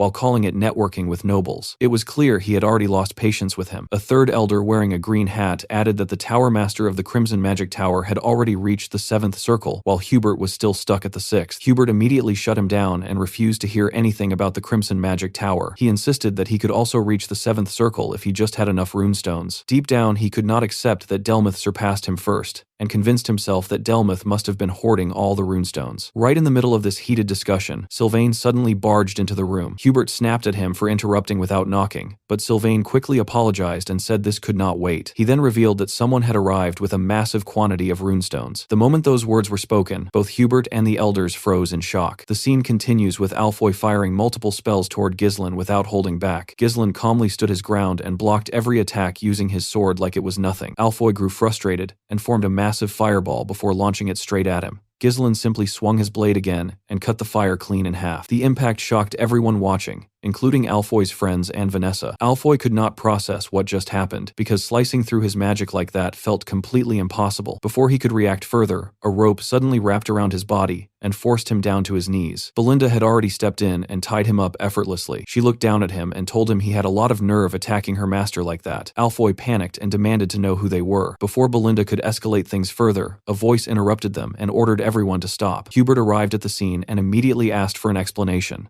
Ghislain calmly told Belinda to release Alfoy, and she let him go without hesitation. The moment he was free, Alfoy rushed to Hubert and clung to him while complaining like a kid. He claimed that Ghislain and Belinda were intruders, and that he was only trying to stop Vanessa from entering the laboratory again. He even tried twisting the situation by saying he was protecting her since she had no mana. His voice shook as he tried making himself look like the victim. Belinda openly mocked him for crying like a child, which only made him more embarrassed. Vanessa quietly spoke up and said she only wanted to use the laboratory. Hearing that made Ghislain certain about something important. This was the same Vanessa who would later be known as the Red Nightmare. Seeing her like this right now felt almost unreal compared to what she would become. Hubert was clearly irritated and raised his wand while gathering flames in his hand. He accused Ghislain of harming his student after trespassing into the tower and threatened to burn him alive. Belinda quietly asked Ghislain what they should do since the man actually looked dangerous. Ghislain stepped forward without showing any fear and introduced himself properly as the heir of the Peridium family. He explained that he came here to sell runestones. The moment Hubert heard that, his entire expression changed. He realized this was not an intruder, but a potential client. Alfoy also froze in shock after hearing that Ghislain possessed runestones. Ghislain calmly told Hubert that the runestones were waiting outside and asked if he wanted to see them. When Hubert and the elders reached the entrance, they were stunned, seeing multiple carts filled with runestones. The sheer quantity left them speechless. One of the elders questioned where Ghislain even got them from, while another confirmed there were more than 10 carts loaded with stones. Hubert struggled to keep his composure. Internally, he was already celebrating like a madman because this was exactly what he needed. With this much supply, he believed he could finally rival the Crimson Magic Tower. Still, he forced himself to act calm and casually commented that the quality did not seem very good. Kaor immediately got annoyed hearing that nonsense after everything they went through. He even reached for his sword in irritation. Vanessa quietly pointed out that even a single cart would be enough for them to use for weeks, which only made Hubert more irritated. He snapped at her and told her to stay quiet before ordering her to leave. As Vanessa walked away, Hubert muttered under his breath about Renato leaving her behind and complained that she lacked basic awareness. Then he subtly signaled the elders with a glance. They immediately understood what he was trying to do. One elder inspected a stone and claimed the quality was poor. Another added that runestones from a poor territory like Peridium could easily be fake. Belinda could not tolerate it anymore and called them out for insulting the effort Ghislain put into obtaining those stones. The elders dismissed her completely and acted like cautious buyers dealing with potential scammers. Ghislain quietly watched the act before speaking calmly. He said it seemed like they were not interested in buying. Without waiting for a response, he turned around and said they would simply sell the stones somewhere else, since the flame magic tower did not need them. That single move instantly broke Hubert's composure. He panicked and quickly told them to wait. He turned to the elders again and signaled them to change their approach. One of the elders immediately stepped forward and suggested they should at least take the goods off Ghislain's hands so he would not leave empty-handed. He pretended like they were doing him a favor. Hubert played along and acted like a generous savior. He told Ghislain that he would buy everything out of kindness, but only at a price below the market rate. Ghislain looked at him calmly and said he misunderstood something. Then he told Kaor to take all the carts back except one. That statement stunned everyone present. Kaor quickly played along with a grin and ordered the mercenaries to move the carts away. The men immediately started taking them back without hesitation. Hubert rushed forward and asked Ghislain what he was doing. Ghislain apologized politely and said there had been a misunderstanding. He explained that his men brought too many goods by mistake and that their actual destination was the Crimson Magic Tower. According to him, they only needed to sell one cart here for travel expenses. Hearing the name Crimson Magic Tower instantly irritated Hubert again, but he forced a smile on his face. He quickly changed his tone and claimed he was only joking earlier to ease the atmosphere. Then he invited Ghislain inside for a proper discussion. The elders looked disappointed seeing him drop his act so quickly, but Ghislain simply agreed to the meeting without making a big deal out of it. The scene shifts to the meeting room where everyone had gathered for the negotiation, and Hubert introduced the old men sitting beside him as the elders of the tower, while mentioning that all of them were 5th Circle mages. Ghislain nodded calmly and said that was impressive, and exactly what he expected from the second strongest magic tower in the northern region, which instantly annoyed Hubert as he tried correcting him by saying those were just baseless rumors, and that the Flame Magic Tower was still the strongest in the north. Ghislain brushed it off like it was nothing important, and Belinda immediately noticed how that response felt a little too deliberate, almost like he was provoking Hubert on purpose, while Kaor stood there clearly amused, watching the situation unfold, and Jillian quietly told Belinda that their master definitely had something in mind. Hubert then shifted the conversation and asked Ghislain how much he wanted for the runestones, confidently adding that he would not find a better deal anywhere else, but Ghislain simply raised his hand and said he wanted double the market price, and that single statement completely stunned Hubert and the elders. They instantly assumed he was inexperienced and had no idea how negotiations actually worked, so Hubert explained that deals required compromise from both sides, and that Ghislain could not just throw out such a one-sided demand, but Ghislain casually replied that he just felt like the Flame Magic Tower should pay double, which only made the elders more irritated as they accused him of joking in a serious setting and questioned whether he was mocking them. Hubert's tone turned colder as he warned Ghislain to watch his words, saying he disliked seeing clueless youngsters act like they understood a world they clearly knew nothing about, but he still decided to show some leniency because of Ghislain's age and offered slightly above the market price instead, asking him to take the negotiation seriously. The moment Hubert finished speaking, Ghislain suddenly stood up without hesitation, catching everyone off guard, and when Hubert asked why he was standing, Ghislain calmly said it looked like they were not interested in buying, and added that asking for double was already a discount, casually mentioning that he could just take his business to the Crimson Magic Tower instead. The second Ghislain turned around to leave, Hubert completely lost his composure and quickly called out to stop him, immediately changing his tone and asking him to sit back down and continue the discussion, while claiming he was just a bit emotional earlier, and Ghislain gave a small smile before sitting back down, like everything was going exactly as he expected. Hubert then admitted that Ghislain had guts and said they would buy the runestones at double the market price since they were the first ones he approached. Ghislain agreed to that, but then casually added that the double price only applied to one cart, which once again shocked Hubert and the elders, and Hubert immediately insisted that Ghislain should sell everything to them, but Ghislain calmly explained that if he told the Crimson Magic Tower that he had already sold some here at double price, he could easily sell the rest there at triple, then asked Hubert why he would sell everything here instead. That statement pushed Hubert's patience close to breaking, and he warned Ghislain not to push things too far, but Ghislain simply stood up again and said goodbye, like he was genuinely ready to walk out, forcing Hubert to panic once more, as he immediately agreed to buy everything at triple the market price just to stop him from leaving. Ghislain smiled again and sat back down like the entire situation had played out exactly how he wanted, even praising Hubert by saying this was what he expected from the greatest magic tower in the north, while Hubert stood up and said he would arrange the payment right away, clearly wanting to secure the deal before anything else changed. The elders sat there stunned, watching their tower master get completely outplayed, and even Hubert himself could not believe that a 6th Circle mage like him was getting manipulated by someone he initially thought was insignificant. But he had no choice because the tower desperately needed runestones, and deep down, he was already thinking about dealing with Ghislain later if he stepped out of line again. Just as Hubert was about to leave, Ghislain called him back and said he was not done listing his conditions conditions, and Hubert turned around already irritated as he asked what else he wanted, but Ghislain looked straight at him and calmly said that he wanted Vanessa. That single demand stunned Hubert completely, and he asked if Ghislain was serious about taking the girl, while Ghislain confirmed without hesitation that he intended to make her his exclusive mage. The scene shifts to the past, where an older Ghislain is casually roasting meat on his sword while sitting beside his comrade, and the guy next to him has a hook for a right hand. Ghislain tells him the meat is burning, and the man just shrugs it off and says he should roast it himself, casually reminding him that he is missing an arm, which makes Ghislain clench his fist and ask him to repeat that again. The guy immediately backs down, clearly not wanting smoke, and changes the topic by asking if he has heard about Vanessa, the Red Nightmare. Ghislain says he has never heard that name before, so the man explains that he has been gathering information lately and came across something interesting. He tells him about a female mage who burned down a huge part of the northern Luthania region and reached the 7th circle, and Ghislain comments that the name sounds flashy, then asks why he is bringing her up. The man explains that Vanessa has gone completely insane and reveals that she learned a mana cultivation technique even though she is a mage, which catches Ghislain off guard. He asks why a mage would even bother with mana cultivation instead of circles, and the man just says it is because she is crazy, calling her a walking disaster who burns everything in her path, adding that nobles are already struggling because of her. He then mentions that the subjugation request they received earlier was actually targeting her. Ghislain still finds it strange that someone reached the 7th circle like that, but instead of worrying, he smiles and says he is curious, then casually tells Claude that they should recruit her. Claude is completely stunned hearing that, clearly not expecting that reaction after everything he just said. Unfortunately, in that timeline, Ghislain never managed recruiting her, because by the time he found Vanessa, she was already as good as dead,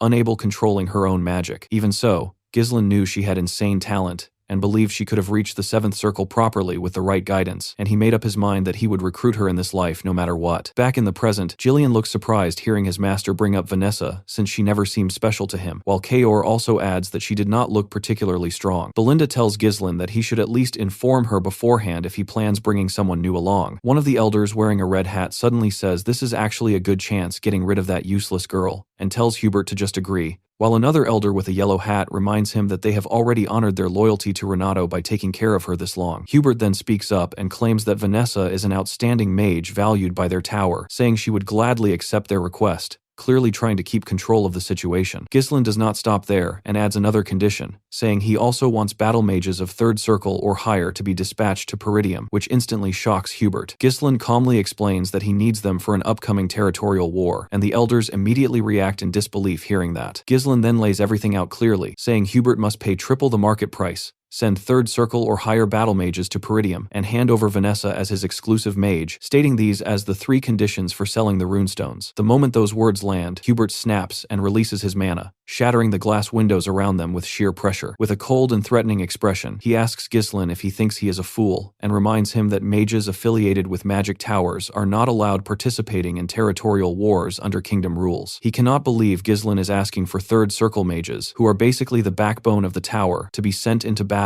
and he openly calls it an insult to the flame magic tower, while warning that Ghislain might not even leave behind ashes. Jillian immediately grabs his sword, shocked that Hubert can exert that level of pressure just with mana alone, while Kaor reminds him that the man is a 6th circle mage. Belinda calls out to Ghislain as Hubert steps forward, clearly ready escalating things further, but Ghislain stays calm and tells him he will regret this, which catches Hubert off guard. Then Ghislain drops the real card. He reveals that they have discovered a massive runestone vein in their territory, and explains that what Hubert saw earlier was only a small portion of it. The elders freeze hearing that, and Ghislain adds that this information is already spreading across the north, then asks Hubert what that implies. Hubert immediately understands and says that many forces will come after that mine. Ghislain stands up and clarifies that they are not starting a war, but simply need the magic tower's help gaining strength to survive what is coming. He promises Hubert that if they support Peridium through this crisis, they will supply runestones exclusively to the flame magic tower. That changes everything. Hubert realizes that this would give his tower a monopoly over runestones, something that could completely shift the balance of power. Ghislain extends his hand and tells him it would only be a matter of time before the flame magic tower surpasses the Crimson and becomes the strongest in the north. Hubert stares at his hand, clearly hating the conditions but fully aware that the deal heavily benefits him in the long run. After a brief hesitation, he grits his teeth and shakes Ghislain's hand, accepting the deal. In the next scene, Hubert was seen speaking with Alfoy while explaining everything that had just happened during the negotiation. Alfoy looked confused and asked his master why it had to be him, saying there were plenty of other mages available for the task. Hubert told him not to misunderstand the situation, and explained that he was sending him because he was the greatest talent in the history of the Flame Magic Tower, making it clear this decision was actually for Alfoy's own future. Hearing that instantly pleased the boy, and he could not hide the satisfaction on his face after being praised like that. Hubert then continued and told him that this experience would become extremely valuable when he eventually became the Tower Master. He instructed Alfoy to keep a close watch on Ghislain and make sure he did not secretly smuggle any runestones elsewhere. At the same time, he warned him to immediately retreat if a full territorial war broke out. Hubert placed his hand on his disciple's shoulder and calmly told him that he only needed to endure for 1 year, promising that within that time, the Flame Magic Tower would rise and take the #1 position in the north. Alfoy smiled confidently and accepted the order without hesitation. However, later on, he quickly began regretting that decision. The moment he arrived at Peridium, he could not believe how poor the territory looked.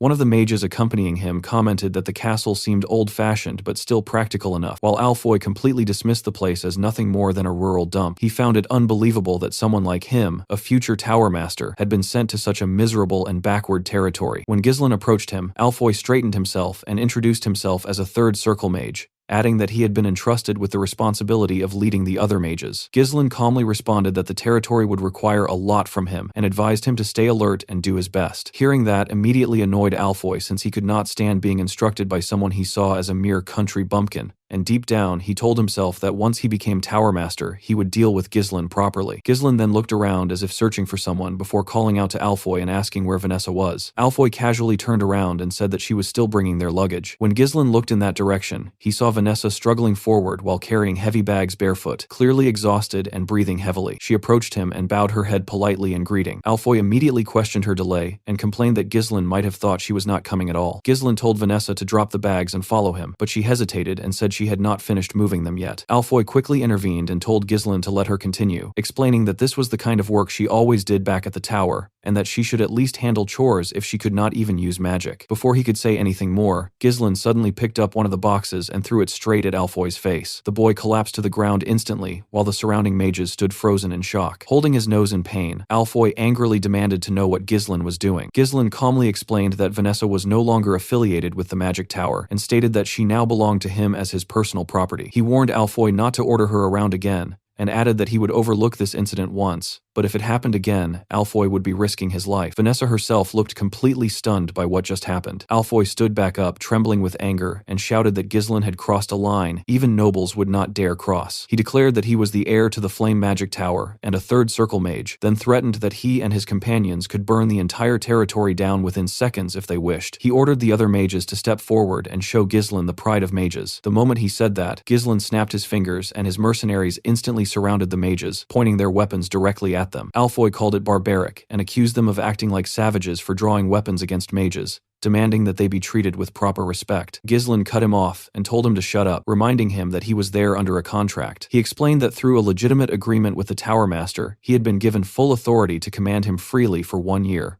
and in return he would supply runestones exclusively to the Flame Magic Tower. Ghislain then asked Alfoy to think carefully about whose side the Tower Master would take if the contract were broken because of his reckless behavior. That question immediately made Alfoy nervous. Ghislain continued and coldly told him that his role there was nothing more than a reserved bundle of living mana, and if he wanted to be treated well, he should obediently fulfill that role. Hearing himself described like that only made Alfoy angrier. Ghislain turned away and told Jillian and Kaor to take good care of the mages. Kaor stepped forward with a creepy grin and mockingly asked Alfoy if he preferred life back at the magic tower, while Jillian calmly said he would guide him so he could adapt to life in their territory. Alfoy began trembling in frustration and called them miserable human beings as the situation spiraled out of his control. Ignoring all of that, Ghislain walked up to Vanessa and told her not to take orders from anyone except him. He made it clear that she was now his exclusive mage. Vanessa looked shocked and lowered her head, quietly telling him that she could not use magic like Alfoy. Ghislain simply smiled and told her to follow him, assuring her that he would help her learn how to use magic. In the next scene, Ghislain brought Vanessa into his training room and immediately called out to her the moment they stepped inside. Vanessa quickly responded without delay and stood properly in front of him, and Ghislain turned around to face her and asked how far she had progressed in her magic studies so far. Vanessa answered honestly that she had reached up to the 5th circle in theory, and Ghislain immediately told her that this was excellent progress, which clearly caught her off guard because she did not expect to hear that kind of praise. Vanessa then said that all of it was meaningless anyway because she still could not use magic at all, and Ghislain calmly asked her if there was a specific specific reason why she could not use magic despite that level of understanding. Vanessa explained that ever since she was a child, she had never once been able to feel mana inside her body. Even though she lacked that ability, she still believed that if she continued working hard, she would eventually be able to use magic someday, so she kept studying and pushing forward without giving up. However, the more she studied and the deeper she went into magic theory, the more she started realizing that the day she hoped for would never actually come. Vanessa held her staff tightly against her chest while saying this, and admitted that she was probably expelled from the tower because the teacher who had been guiding her all this time had passed away. Ghislaine listened carefully to everything she said, and understood that reaching the fifth circle in theory meant her knowledge had already reached a level comparable to an average elder of the Flame Magic Tower. Magic was not something that could be mastered simply by memorizing formulas or reciting knowledge. It required deep insight into the principles behind activation, proper understanding of its structure, and the ability to infuse it with one's own interpretation and will through mana. Vanessa clearly possessed that level of understanding in her mind, but her body simply could not keep up with what she knew. Ghislaine realized that she must have gone through extremely harsh effort and countless cycles of trial and error in order to try overcoming this limitation. He understood that none of those efforts were meaningless or wasted, even if it looked that way on the surface. In his view, she simply needed to be guided onto a completely different path instead of continuing down the same one. At that moment, Ghislaine remembered what Claude had told him in his previous life about Vanessa eventually reaching the seventh circle by using a mana cultivation technique. Claude had described her as crazy for doing something like that, but instead of dismissing it,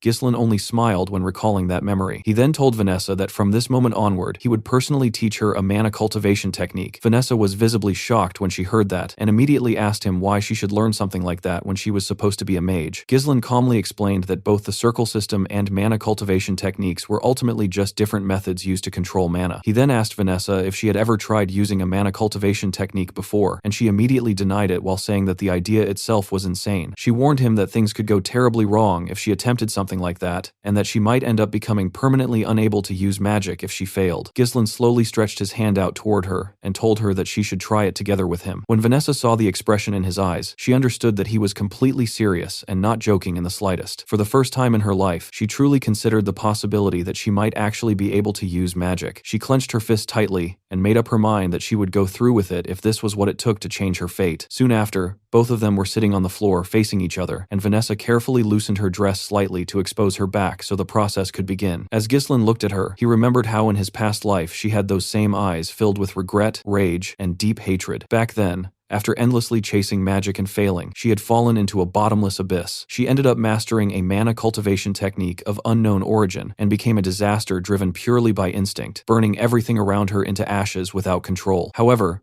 things were different this time because Ghislaine was here to prevent her from falling into that same abyss again. Ghislaine told himself that he would reach out to her and pull her away from that fate this time. He activated his mana and gently placed his hand on her back before pushing his mana directly into her body. Vanessa immediately gritted her teeth as intense pain spread through her body, and her temperature began rising rapidly as the foreign mana flowed through her. Ghislaine quickly told her to close her mouth and warned her that she was twisting her mana pathways incorrectly. He explained that his mana had already entered her body and instructed her not to lose hold of that sensation. He told her to focus completely and feel the flow of mana as clearly as possible. Vanessa shut her eyes tightly and focused with everything she had. She began to feel the flow of mana spreading across every part of her body, moving along the edges of her form and gradually gathering toward the center. Her eyes began to shine brightly, and a large amount of mana burst outward from her body as she entered a trance-like state. Inside that state, Vanessa saw her younger self standing and watching her master speak with Hubert. Her master had just learned that the tower was going to cut off his support, and he angrily questioned Hubert, insisting that Vanessa had genuine talent. He argued that they would have never been able to prove the pattern of mana particles transmuting into mana without her contributions. Hubert responded with a nervous expression, but still dismissed her, saying that intelligence alone meant nothing if she could not use magic, and that she could not even be considered a proper mage. He directly asked what benefit they would gain from continuing to invest in someone like her. The scene shifted again, and Vanessa saw herself crying while apologizing to her master, blaming herself for everything that had happened. She told him that he would not have to leave the tower if she had been more talented. Her master gently placed his hand on her head and reassured her that he was not abandoning the magic tower, but was instead going on a journey to find a way for her to use magic. He told her to lift her head and keep looking forward, explaining that darkness never lasts forever, and that one day a light would come to find her. As Vanessa relived those words in her mind, she suddenly saw Ghislain reaching his hand out toward her. He appeared like a source of light, shining directly in front of her in the darkness. Without hesitation, Vanessa reached out her hand toward him, and the moment their hands touched, a bright light burst out between them. At that instant, Vanessa realized that her master's words were true, and that the light he spoke of had finally reached her as well. Right after that realization, her body lost all strength, and she collapsed to the ground, completely unconscious. In the next scene, the setting shifts to a diner where a large man is already in the middle of a fight against several soldiers inside the building. By that point, he had already beaten up 4 of them, and the remaining soldiers looked hesitant, while a group of men nearby were loudly cheering for the huge guy like this was some kind of entertainment. The man stood there confidently and told the remaining soldiers to come at him properly, asking them if they seriously believed they could cut him down with nothing but a piece of metal in their hands. One of the soldiers got annoyed hearing that and told him to stop talking nonsense before charging straight at him with his sword. Before the blade could even reach him, the man casually grabbed the soldier's arm mid-attack and slammed him down hard onto the ground without any effort. Another soldier tried taking advantage of that moment and attacked from behind, but the man instantly sensed the movement without even looking. He grabbed the soldier he had just thrown down and used his body as a weapon, swinging him straight into the second soldier. Both of them were sent flying from the impact, crashing through the wall and getting thrown outside the building. The man looked at them and mocked them, saying he had not even warmed up yet, and they were already lying on the ground like that. His subordinates immediately praised him,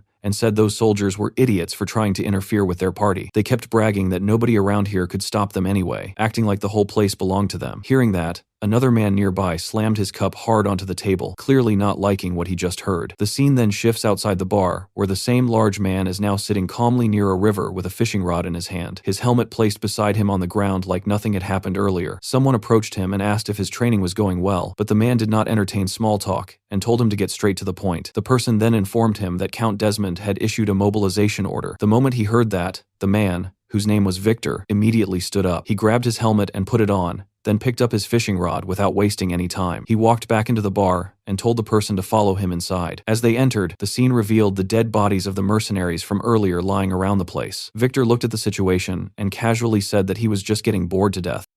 The next scene shifts to Walter's office, where Randolph stood beside him while the Count opened a letter that had just arrived. The moment he finished reading it, his hands began to shake. The letter was from Count de Garde, and inside it, the man directly accused Ghislain of murdering his son, Gilmore. He declared that he would have his revenge no matter what. The atmosphere inside the office instantly turned heavy. Without wasting a second, Walter ordered Randolph to assemble the soldiers immediately. According to him, this letter was nothing less than a declaration of war. Randolph looked completely stunned and said the de Gardes must have lost their minds. He could not believe they were seriously claiming that Ghislain had killed Gilmore. Another official angrily declared that they needed to teach the de Gardes a lesson for starting a war under such a ridiculous false pretext. The other officials were equally shocked because the de Gardes had been treated like family for a long time. None of them understood why they would suddenly turn against Peridium like this. They kept wondering what possible benefit the de Gardes could gain from fighting them. At that moment, a calm voice cut through the discussion and revealed that the reason was the runestone mine. The sudden answer surprised everyone, including Walter himself. Ghislain stepped forward and reminded them that 2 vassals had been sent to de Garde territory while he was away at the magic tower. According to him, those vassals must have leaked information about Peridium's newly discovered wealth. The officials were stunned hearing that. They could not believe that their own vassals might have betrayed them. Some immediately objected and told Ghislain that he was making an extremely serious accusation without proof. Unlike the others,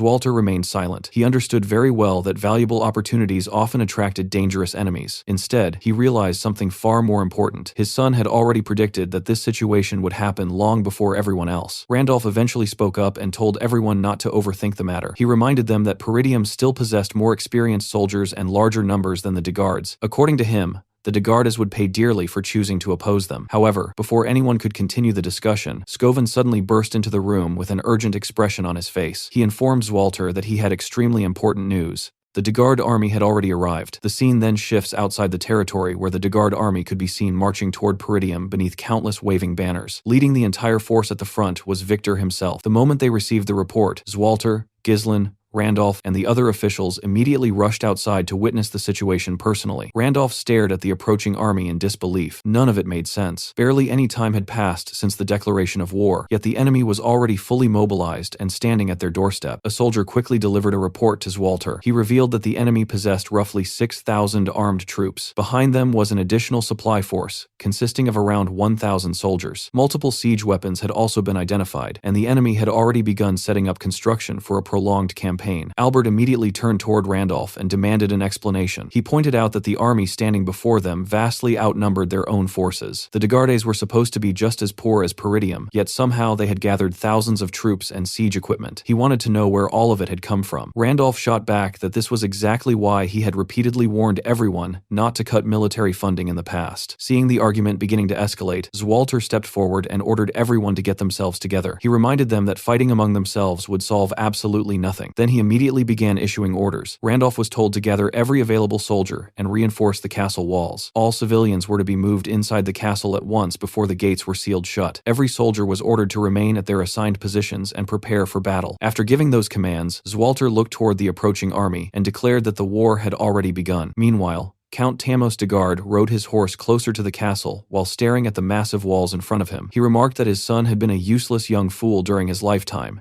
yet somehow managed to prove his worth after dying. A greedy look appeared in his eyes as he admired the fortress. Tamos commented that it was an incredible castle before ordering Victor to follow him because he wanted to speak directly with Zwalter. As he approached the walls, Zwalter immediately demanded an explanation for this act of treachery. Tamos responded by claiming that his beloved son had died within Peridium's territory. With anger written across his face, he accused Ghislain, the successor of Peridium, of being responsible for Gilmore's death. He argued that no parent could remain calm after losing a child, and insisted that everything could still end peacefully if Peridium surrendered immediately. Randolph was furious listening to those claims, and declared that Tamos was determined to lie until the very end. Albert also stepped forward and said there was no point continuing the conversation. Even though Ghislain had managed to save Elena, he already knew events would eventually reach this point, because Gilmore had still died. Looking at the battlefield, Ghislain could immediately tell the enemy had come to crush them completely. The presence of siege weapons made that fact obvious. Everything was unfolding exactly as he had expected. Zwalter firmly stated that Ghislain had not killed Gilmore. He released his mana and filled the surroundings with pressure, before declaring that this was the only answer Tamos would receive. He warned the Count to return to his territory if he valued his life. Tamos instinctively flinched under the overwhelming pressure. Even Victor had to acknowledge that Zwalter Peridium possessed the commanding presence expected from the renowned general who had protected the northern frontier for so many years. After regaining his composure, Tamos warned Zwalter that an unimaginable amount of blood would be spilled because of this decision. He then turned his horse around and promised that Zwalter would regret it before leaving. Once the enemy withdrew,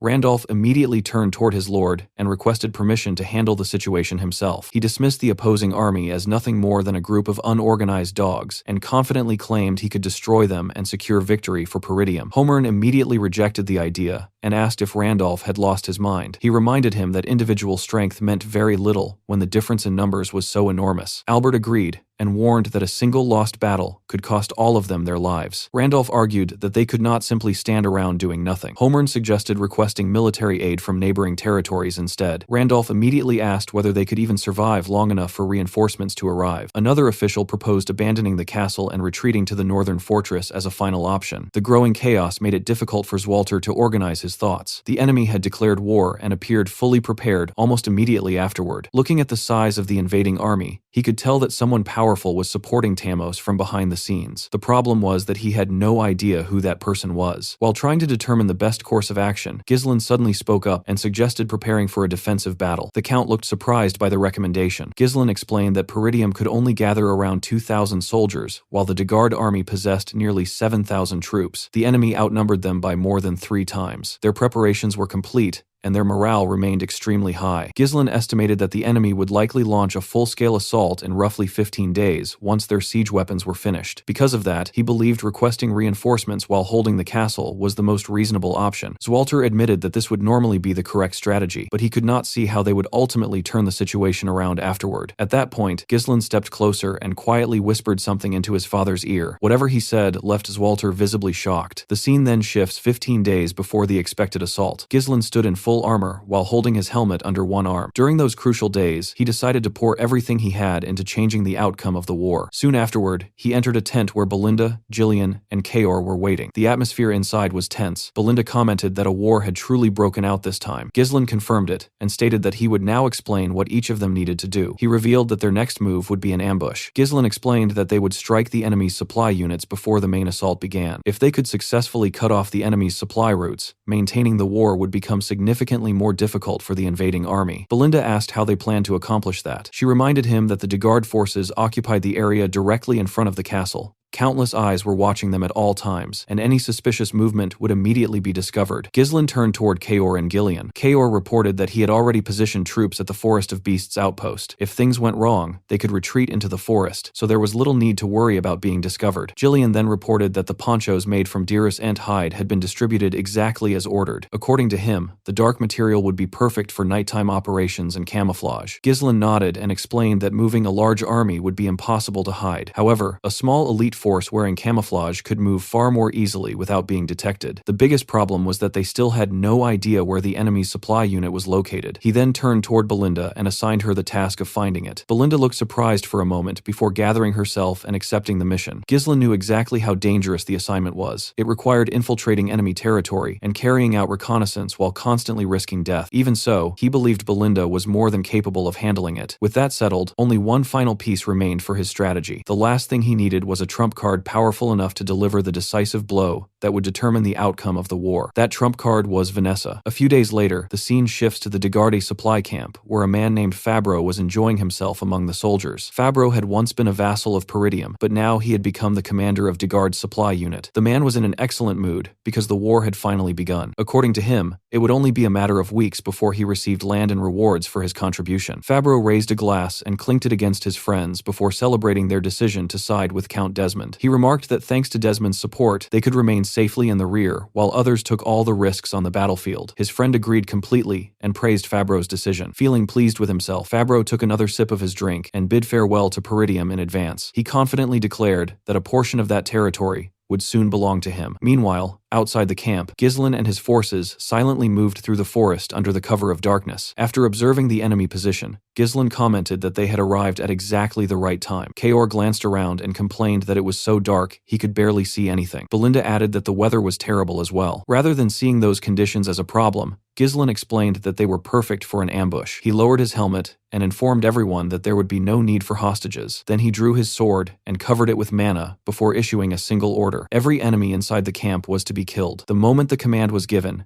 Ghislain and his soldiers charged straight into the supply camp. The enemy soldiers quickly noticed movement and scrambled to their feet, but they were already too late. Ghislain and Kaor cut down the first soldiers they encountered without slowing down. At the same time, Gillian rode directly into the camp with his massive axe and began carving through the enemy ranks. The soldiers were stunned by the sudden attack. Before they could organize themselves or understand what was happening, Ghislain and Gillian were already cutting them down one after another. Ghislain ordered his mercenaries to follow the battle plan exactly as discussed and reminded them not to spare anyone. Elsewhere inside the camp, a panicked soldier rushed into Fabro's tent and urgently told him to come outside. He informed him that the camp was under attack. Fabro angrily replied that he had eyes of his own and could already see that. Then he demanded to know what the sentries had been doing. Despite the chaos outside, he tried to remain calm and reminded the soldier that they still had 1,000 men in their force. However, the soldier delivered even worse news. With a frightened expression, he reported that nearly 70% of their troops had already been killed. Fabro's face immediately turned pale. The moment he heard that number, he abandoned any thought of fighting back. Instead, he declared that they needed to run immediately. The soldier looked shocked by the suggestion, but Fabro insisted. According to him, there would be no point collecting rewards if he died before receiving them.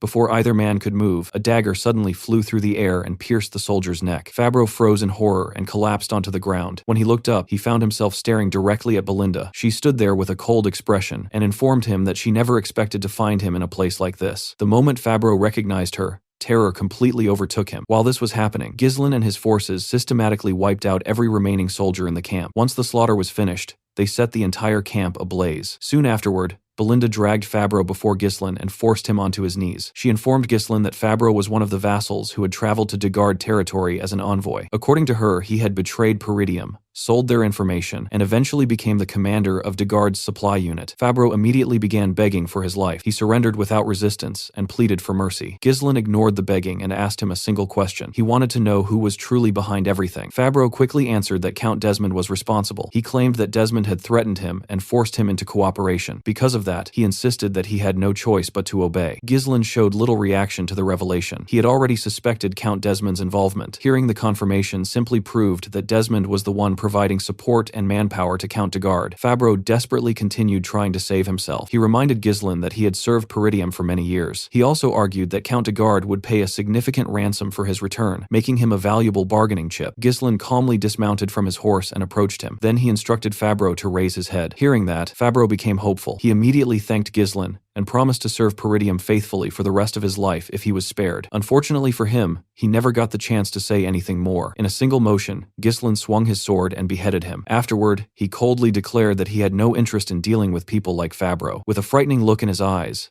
Ghislain announced that anyone who attacked Peridium would receive only one outcome: death. Once those words were spoken, he mounted his horse and rode away from the burning camp alongside his mercenaries. Belinda quietly watched him and felt uneasy seeing the expression on his face. Even she was surprised by how cold he looked at that moment. As they continued riding, Kaor asked what their next move would be. Ghislain revealed that they were heading directly toward the castle. By now, the war should already be underway, and the enemy's full attention would be focused on attacking Peridium from the front. He intended to take advantage of that situation by striking from the rear and throwing the entire enemy army into confusion. While riding toward the castle, Ghislain explained the next phase of the plan to Kaor, Belinda, and Gillian. He informed Kaor and Belinda that they would support the left side of the castle once they arrived, while he would personally head toward the right side of the walls. He then turned to Gillian and revealed that he would be entrusting him with the main force. Ghislain reminded him that he would be facing thousands of enemy soldiers with only a handful of men and asked whether he could handle it. Gillian simply smiled and assured his master that if it was his command, then he could accomplish it. Seeing that confidence made Ghislain smile as well. Meanwhile, Kaor complained that Gillian was getting the most entertaining part of the plan, while Belinda asked who would be responsible for defending the castle gate. To everyone's surprise, Ghislain told her to leave the castle gate alone. Belinda, Kaor, and Gillian were all shocked by that answer, but Ghislain calmly declared that this battle would become the starting point that changed the history of Peridium forever. The scene then shifted to the battlefield, where Zwalter ordered his soldiers to prepare for the enemy assault. Almost immediately, a massive boulder slammed into the castle walls and destroyed part of the defenses. Randolph quickly ordered the archers to fire and prevent the enemy from approaching, but Degard's soldiers had already begun climbing the walls. They cut down Peridium defenders and established footholds on top of the battlements.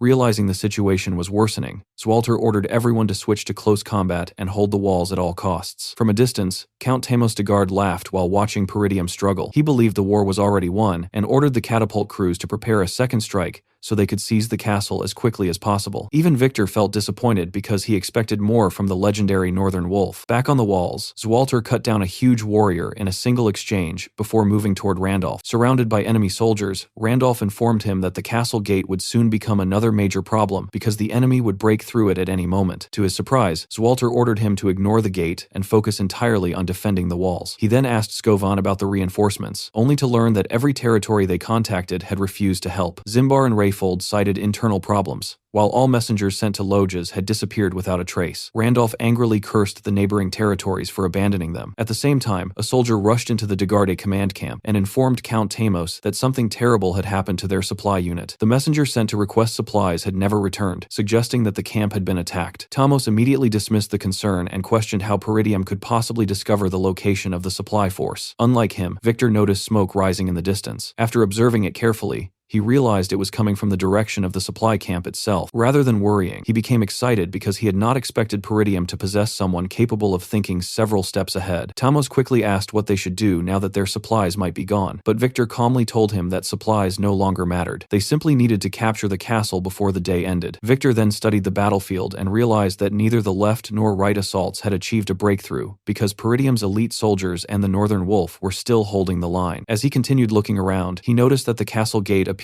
relatively undefended. He immediately raised his sword and ordered the army to advance toward it. According to him, they would break through the castle gate and bring down the fortress before the day was over. He then mounted his horse and called for Adon, a heavily armored warrior carrying a massive sword and shield. Victor informed him that he would personally lead the assault against the gate, while Adon remained behind to guard the main camp. After giving the order, Victor rode toward the battlefield with his soldiers, while Adon silently turned around and headed back to the base. At the castle walls, enemy soldiers continued climbing up the fortifications while Zwalter and his knights cut them down the moment they reached the top. In the middle of the battle, Skovan noticed something in the distance and quickly told his master to look ahead. When Zwalter raised his head, he spotted several siege towers advancing toward the castle. The sight immediately surprised him, because he could not understand how the enemy had managed to determine the exact height of Peridium's walls. Randolph pointed out that they were already overwhelmed dealing with the soldiers attacking around them, and warned that they would not be able to hold out if the towers reached the walls. Realizing the danger, Zwalter immediately turned toward his soldiers and asked whether the catapults were ready. The soldiers informed him that the preparations had just been completed. Without hesitation, Zwalter ordered them to fire at once and told them they had to stop the siege towers before they got any closer. The soldiers launched a massive rock toward one of the advancing towers, and the enemy troops were shocked to see the attack. They could not believe Peridium had managed to prepare a catapult so quickly. Before the boulder could crash into the tower, Victor stepped forward, grabbed a spear, and coated it with mana. He raised his arm and hurled the spear toward the incoming projectile. The spear struck the boulder and instantly shattered it. Everyone on both sides was stunned by what they had just witnessed. Zwalter and his men could hardly believe that their shot had been intercepted so effortlessly. As Zwalter looked down toward the battlefield, he finally saw Victor approaching the castle and immediately realized who was responsible. Victor drew his sword and declared that there was no point resisting. He told the Peridium soldiers that their downfall was already predetermined and would happen no matter how desperately they struggled. After saying that, he raised his sword and ordered his men to advance with the siege ram, commanding them to charge directly at the castle gate. As the ram unit rushed forward,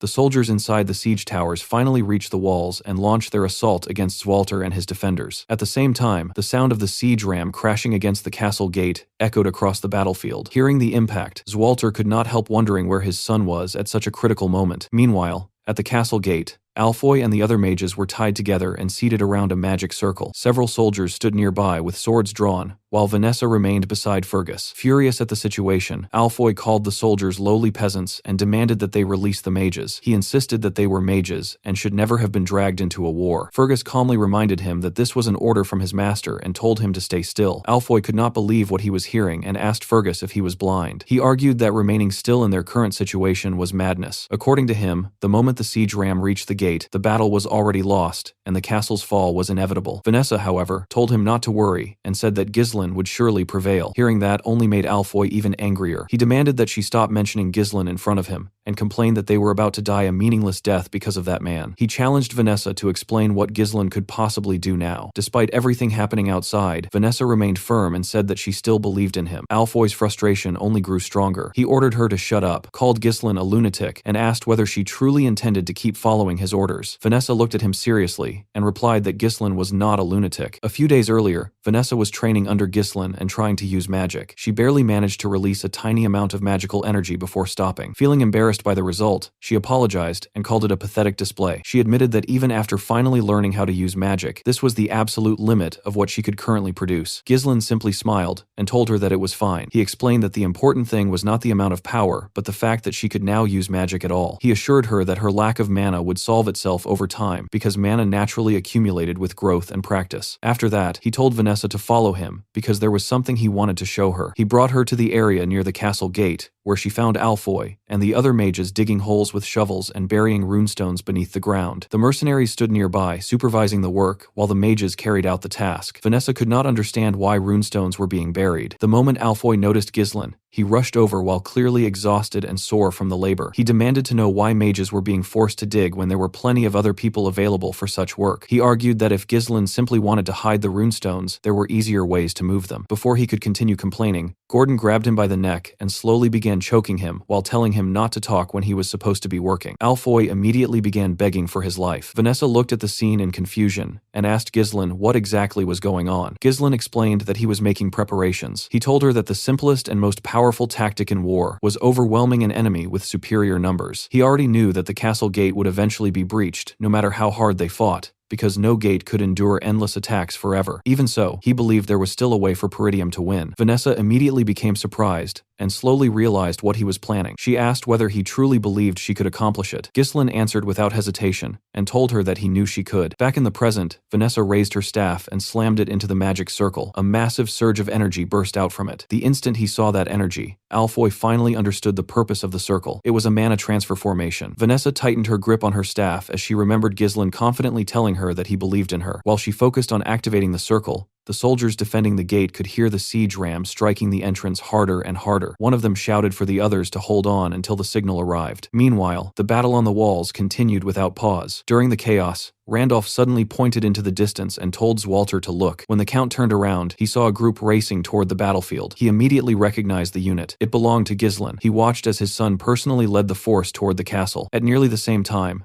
Victor was observing the gate when a soldier hurried over with an urgent report. The man informed him that an unknown cavalry force had launched a surprise attack from the rear and was striking both sides of the battlefield. Ghislain and his mercenaries tore straight through the enemy ranks. Any soldier foolish enough to challenge him was cut down instantly. With a single swing of his sword, Ghislain ripped apart the soldiers that rushed him. The enemy could not believe they were being ambushed. They had been assured that no reinforcements would ever reach Peridium and could not understand where this force had come from. The archers quickly targeted Ghislain and fired a volley of arrows, hoping to kill him before he reached their position. Ghislain showed no fear and charged directly toward them. As he closed the distance, his horse leaped high into the air. The soldiers stared in shock as they saw him flying above them. The moment he landed among their formation, he unleashed a devastating strike that tore through them in a single blow. He did not give anyone an opportunity to retaliate. The remaining soldiers became terrified. They could not comprehend how one man had slaughtered so many troops with a single attack. Some of them even wondered if they were facing a monster rather than a human. Ghislain raised his sword and removed his helmet so everyone could see his face. He shouted for the soldiers of Peridium to rise and declared that their counterattack was beginning. Immediately afterward, he led his forces into battle. Belinda and Kaor attacked from the left flank, while Ghislain charged from the right. Victor remained positioned in the center as the battlefield descended into complete chaos. At the Degard main camp, Jillian and his men launched their own assault. Jillian carved through enemy soldiers while calling out to Gordon and Torin. He informed them that he would draw the enemy's attention and ordered them to spread out and destroy the camp's important facilities. Both men immediately accepted the task. Torin grinned as he watched the enemy forces panic. Gordon confidently declared that the entire base would be reduced to ashes by the time the enemy returned. Count Tamus Degard could not understand what was happening. Instead of besieging Peridium, they had somehow become the ones being ambushed. One of his soldiers shoved him backward and urged him to flee immediately. Before the Count could escape, Jillian charged directly toward him. With a cold glare, Jillian declared that he intended to take Tamos hostage. The Count was terrified as he watched the giant warrior advancing with his massive axe. However, just before Jillian reached him, someone attacked from the side. Gillian sensed the incoming strike and blocked it with his axe. The impact forced him backward. Tamos collapsed onto the ground from fear as the clash unfolded before him. Jillian instantly realized that his opponent was powerful. The man introduced himself as Adon Praso and remarked that Jillian had incredible courage for attacking the enemy headquarters with such a small force. He then asked Jillian to state his own name. Jillian calmly raised his axe and replied that he had no name. He declared that he was nothing more than a weapon belonging to his master. Meanwhile, on the left side of the fortress wall, Belinda used her rope to tie up several enemy soldiers before throwing them directly toward Kaor. With a grin on his face,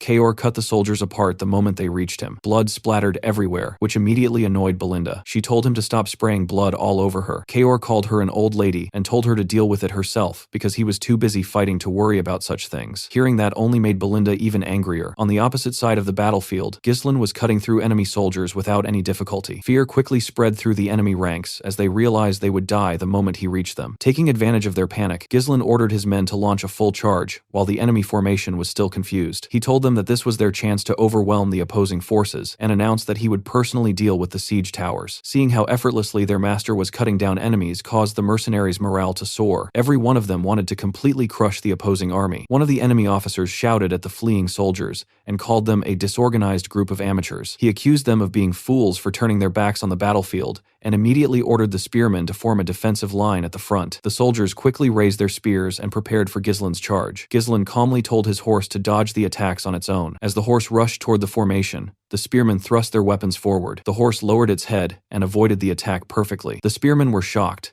but their surprise only grew when they realized Ghislain was no longer riding the horse. They quickly searched for him and discovered that he was already above them. Ghislain landed on a soldier's shoulders and used the man's neck as support. Locking himself in place, he spun around and slaughtered the soldiers surrounding him. After clearing the area, he stepped away and cleanly beheaded the soldier whose neck he had used. Looking ahead, Ghislain saw countless enemy soldiers on the ground, and even more gathered around the siege tower. He quickly noticed that the castle wall was in worse condition than he had expected. He immediately understood that the siege towers were responsible. At this rate, the walls might collapse before the enemy even broke through the gate. Although his cavalry was currently keeping the enemy occupied, the difference in numbers remained overwhelming. If the battle dragged on much longer, they would eventually be surrounded. While Ghislain assessed the situation, another enemy captain ordered his men to attack. He declared that the castle walls would soon fall now that the siege towers had reached their positions and instructed his troops to do everything possible to keep Ghislain occupied. Realizing he had very little time left, Ghislain raised his sword and declared that they needed to secure victory before losing their momentum. The first soldier who approached him had his head split open. The next soldier charged in and immediately lost his neck. Ghislain cut another man's throat, blocked an incoming attack, and then ripped open the attacker's chest with a single movement. The soldiers stationed inside the siege tower saw the massacre and quickly fired arrows at him. They knew they could not allow him to get close, because it was obvious that he was targeting the tower itself. Ghislain dodged the arrows and rushed toward the captain. He stabbed the man through the stomach and lifted him into the air with his sword. Then he hurled both the captain and the sword toward the tower. The captain's body fell away, but the sword embedded itself into the structure. Ghislain immediately attached a mana thread to the weapon and pulled himself through the air toward it. Moments later, he reached the sword, pulled it free, and landed inside the tower. The soldiers stationed there were horrified. Ghislain raised his sword and drove it deep into the structure before dragging the blade downward through the entire tower. The massive structure split apart and collapsed. Enemy soldiers everywhere stared in disbelief as the tower was destroyed. Even Victor could not believe what he had just witnessed. He realized that Ghislain was the commander leading the cavalry attack. Turning toward one of his men, Victor asked whether the main gate had still not been breached. The soldier explained that the gate's defenses were stronger than expected, and that resistance from inside had slowed them down. He estimated that they would break through in around 10 minutes. Victor coldly corrected him and said they had 5 minutes. He announced that he would personally eliminate Ghislain and ordered the gate to be opened before he returned. With a terrifying look in his eyes, he warned the soldier that failure would result in death at his own hands. The terrified soldier immediately agreed. Before Victor could advance, a voice called him a flying tin can. Covered in smoke, Kaor appeared and announced that Victor was not going anywhere. Victor turned toward him and demanded his identity. Kaor introduced himself as the commander of the Cerberus mercenaries and,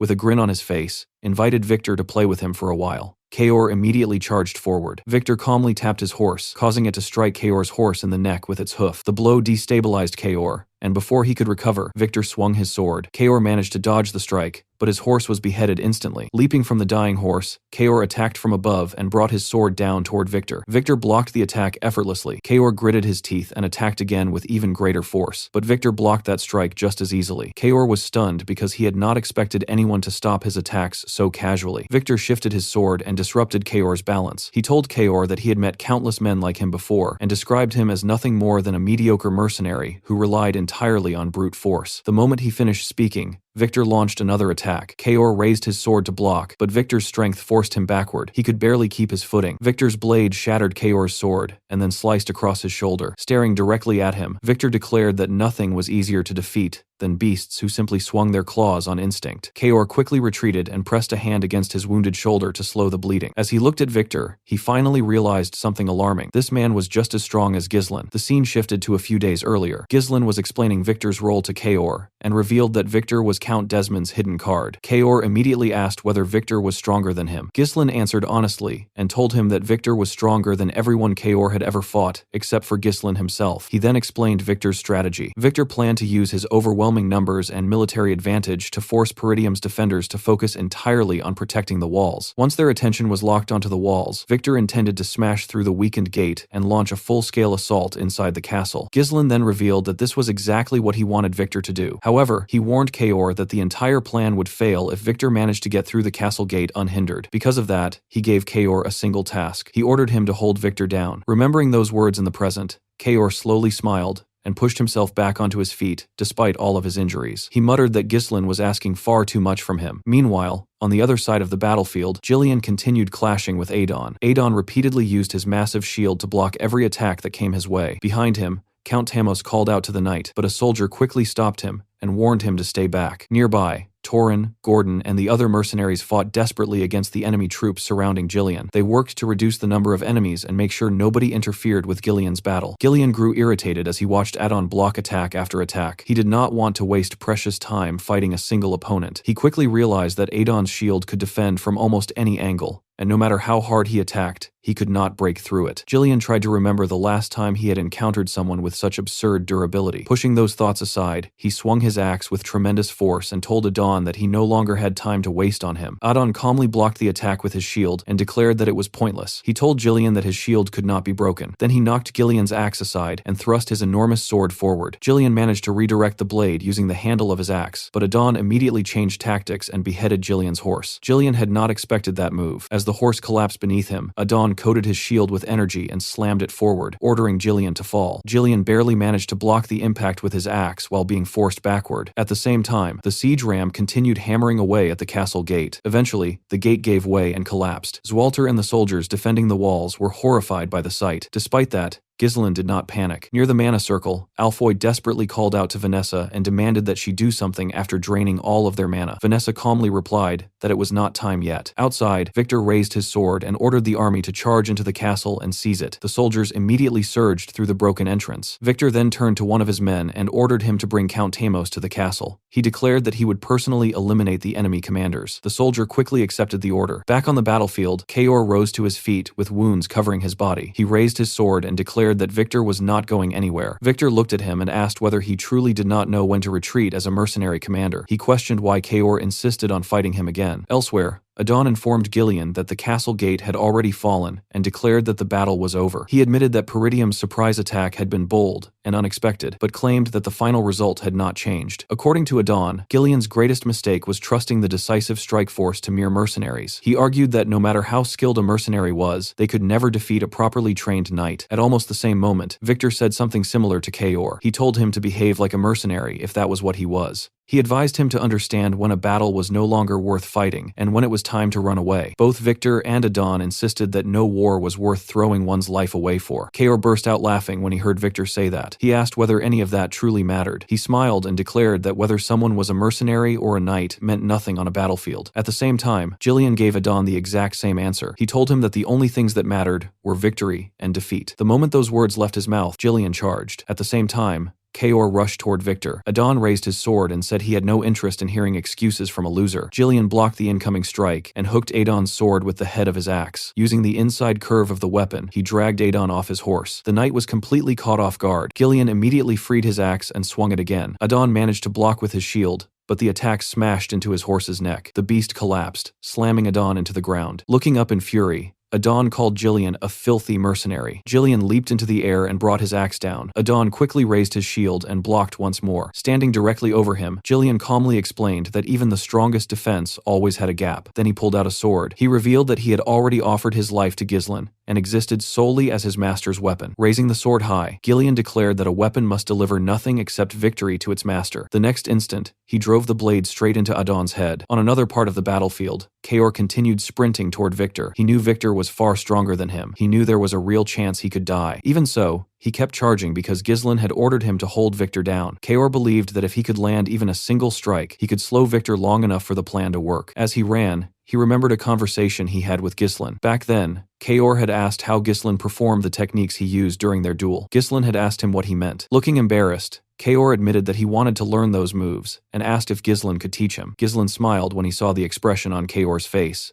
and explained that it was never about the movements themselves. He told Kaor that most opponents would naturally look down on him the moment they faced him. Now back in the present, Kaor raised his sword and charged straight at Victor. Victor looked at him with contempt and remarked that he was nothing more than a beast that only knew how to charge forward. He casually blocked Kaor's attack and immediately swung his sword in response. Kaor twisted his body and dodged to the side, then suddenly hurled his broken sword at Victor with all the strength he could muster. Victor calmly knocked the flying blade away with his own sword and told him that fools like him always made desperate decisions when cornered. He said they never realized that their next choice could very well be their last. Then Victor raised his sword again and thrust it directly toward Kaor, ordering him to die. As the blade closed in, Kaor remembered something Ghislaine had told him in the past. Ghislaine had explained that landing a decisive hit was not about strength alone. It was about hiding your true intention until the moment your opponent was close enough to react. The instant that memory resurfaced, Kaor moved. He narrowly dodged Victor's thrust, though the blade still carved a cut across his shoulder. Ignoring the pain, Kaor grabbed Victor's arm and used it as leverage to launch himself upward. At the same time, he caught the broken sword that Victor had deflected moments earlier. Victor's eyes widened slightly in surprise. Kaor immediately came down with the recovered weapon and launched another attack. Victor barely managed to avoid the strike. Although he escaped injury, Kaor's attack struck something else instead. His broken sword plunged into Victor's horse. The beast let out a painful scream and collapsed. Kaor hit the ground as well, while Victor managed to jump clear before the horse crashed down. For the first time,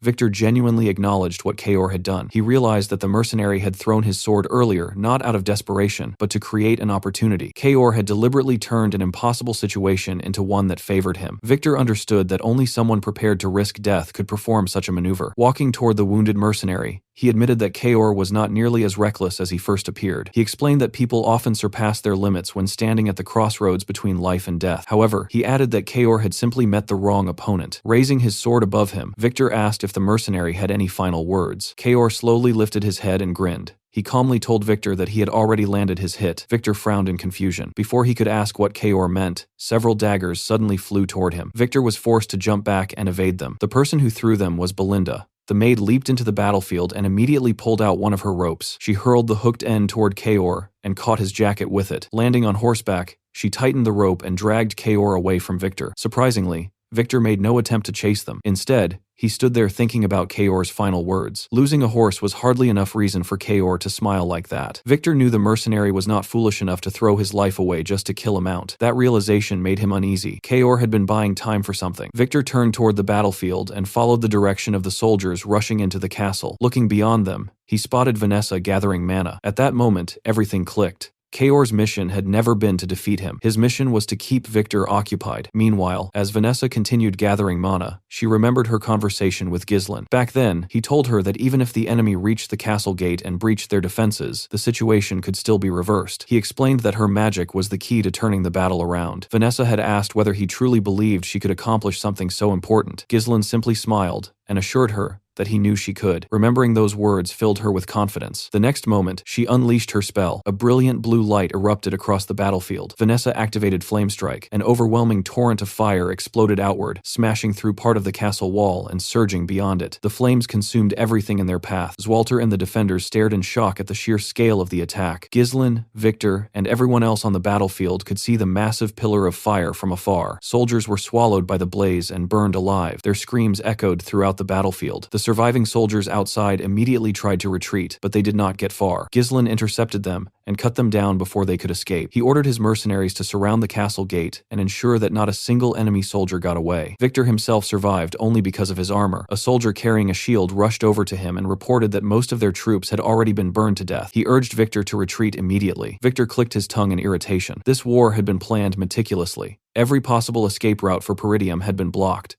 Months of preparation had gone into ensuring victory. Yet despite all that, they had failed to account for Ghislain's special forces, a mad dog like Kaor, and a high-level mage capable of incinerating thousands of soldiers in a single attack. Victor knew those factors were far too convenient to dismiss as luck. Everything had aligned perfectly against them. Using his sword to push himself upright, Victor finally accepted reality. He had fallen into Ghislain's trap from the very beginning. He ordered the soldier to gather the survivors and prepare for a temporary retreat. Since the area outside the castle was not heavily forested, he believed they could regroup at the main camp if they managed to escape the flames. Victor admitted that conquering Peridium was going to take much longer than expected. He then ordered the soldier to summon Adon immediately. The moment he gave that order, something entered his line of sight and froze him in place. Walking through the battlefield was Jillian. In one hand he carried his axe. In the other, he held Adon's severed head. Jillian approached with a completely serious expression. Victor stared in disbelief, unable to process what he was seeing. Without saying a word, Jillian tossed Adon's head onto the ground. Then he informed Victor that his main force was finished and that his army was already destroyed. Pointing his axe directly at the knight, Jillian demanded that he surrender. Victor responded by releasing his mana. He told Jillian not to make him laugh. Raising his sword, he asked whether Jillian truly believed the war would end like this. Victor declared that he would simply cut off everyone's heads himself if necessary. Mana surged around his blade as he prepared for battle once more. Looking directly at Jillian, Victor announced that the war had only just begun. While the enemy soldiers desperately tried to retreat from the inferno, Zwalter immediately seized the opportunity and ordered his men to fire on them. He reminded the soldiers that the enemy was trapped and that this was their chance to strike back. At the same time, Ghislain commanded his mercenaries from the ground, ordering them not to let a single enemy escape the flames. He told them that this was the golden opportunity they had been waiting for, the moment that could completely reverse the flow of the war. With that order, the mercenaries threw themselves into battle even harder and began cutting down every fleeing soldier they could reach. As the slaughter continued, Belinda rushed over and called out to her master. She quickly moved beside him and asked whether he had been injured during the battle. Ghislain calmly told her that he was fine before immediately asking about her condition and Kaor's. Belinda turned around to check on Kaor. The mercenary was battered and covered in injuries, but he was still conscious. He simply raised his hand and gave Ghislain a thumbs up. Seeing that, Ghislain smiled in relief. Belinda then admitted that everything could have gone horribly wrong if Vanessa's spell had been delayed even slightly. She confessed that she honestly thought his plan was completely insane when she first heard it. Ghislain simply replied that the plan had worked in the end. Belinda told him not to ever ask them to pull off something like that again. She still couldn't believe they had spent all of the runestones they mined just to unleash that single attack. While she was speaking,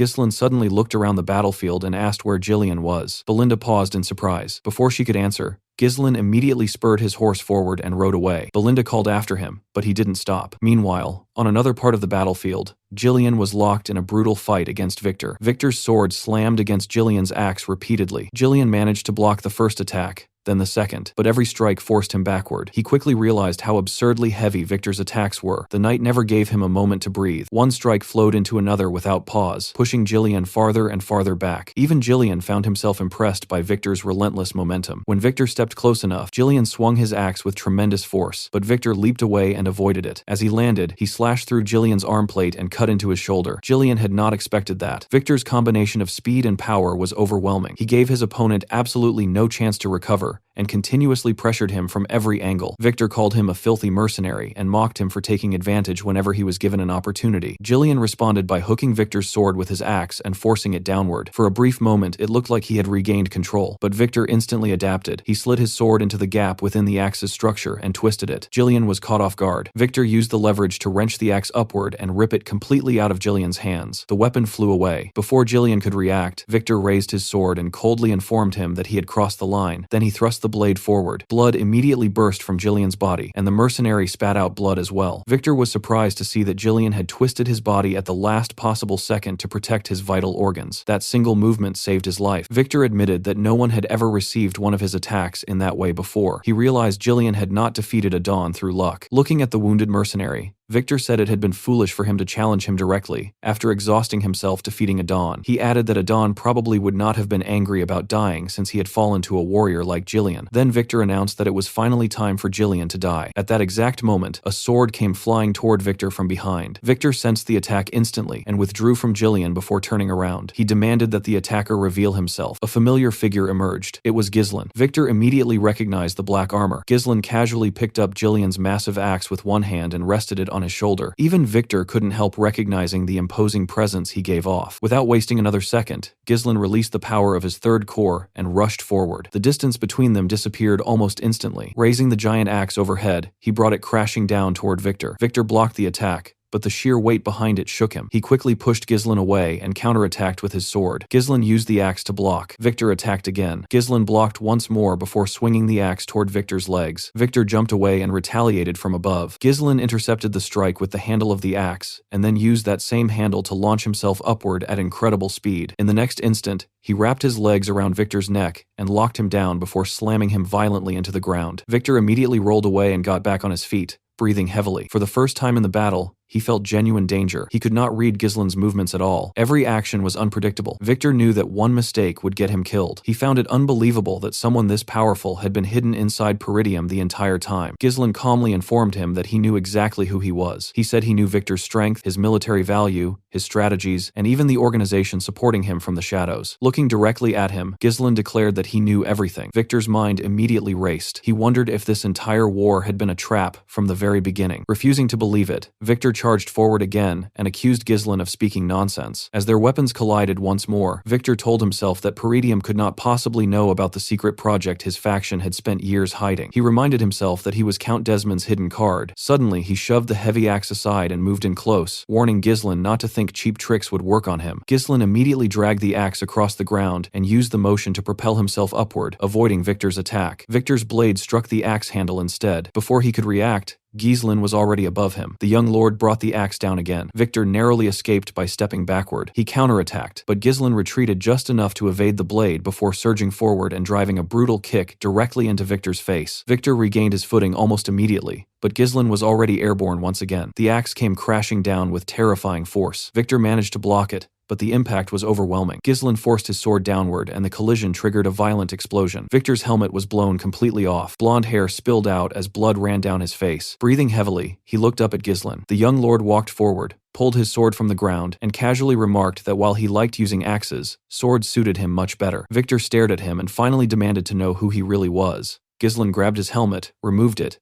and introduced himself properly. He declared that he was Ghislain Peridium, the young lord of Peridium. Victor stared at him in disbelief. Then he suddenly burst into laughter. He couldn't accept the reality in front of him. The strongest knight in the north had just been pushed back by the very scoundrel everyone mocked. Ghislain replied that if Victor wanted to see the true strongest knight in the north, he was looking right at him. Victor only smiled. He called Ghislain arrogant, but at the same time he acknowledged something important. He no longer cared how Ghislain had prepared this trap or manipulated the battlefield. In war, methods did not matter. What mattered was that the final victor was the last one standing. Victor tightened his stance and released an even greater surge of mana. Instead of being discouraged, he looked excited. The battle between them was far from over. Ghislain raised his sword and settled into a stance. He admitted that Victor was right about one thing. In the end, war only cared about the person left standing. With that, he told Victor to come at him. Around them, the battlefield was still in chaos. Soldiers fought desperately on every side, while flames continued consuming everything in their path. Yet despite all that noise, Ghislain and Victor focused only on each other. The two warriors charged forward at the same time, and their weapons collided with a powerful clash. Victor immediately tried to drive his sword into Ghislain's head, but Ghislain reacted fast enough to knock the blade away. Victor followed up with several large swings,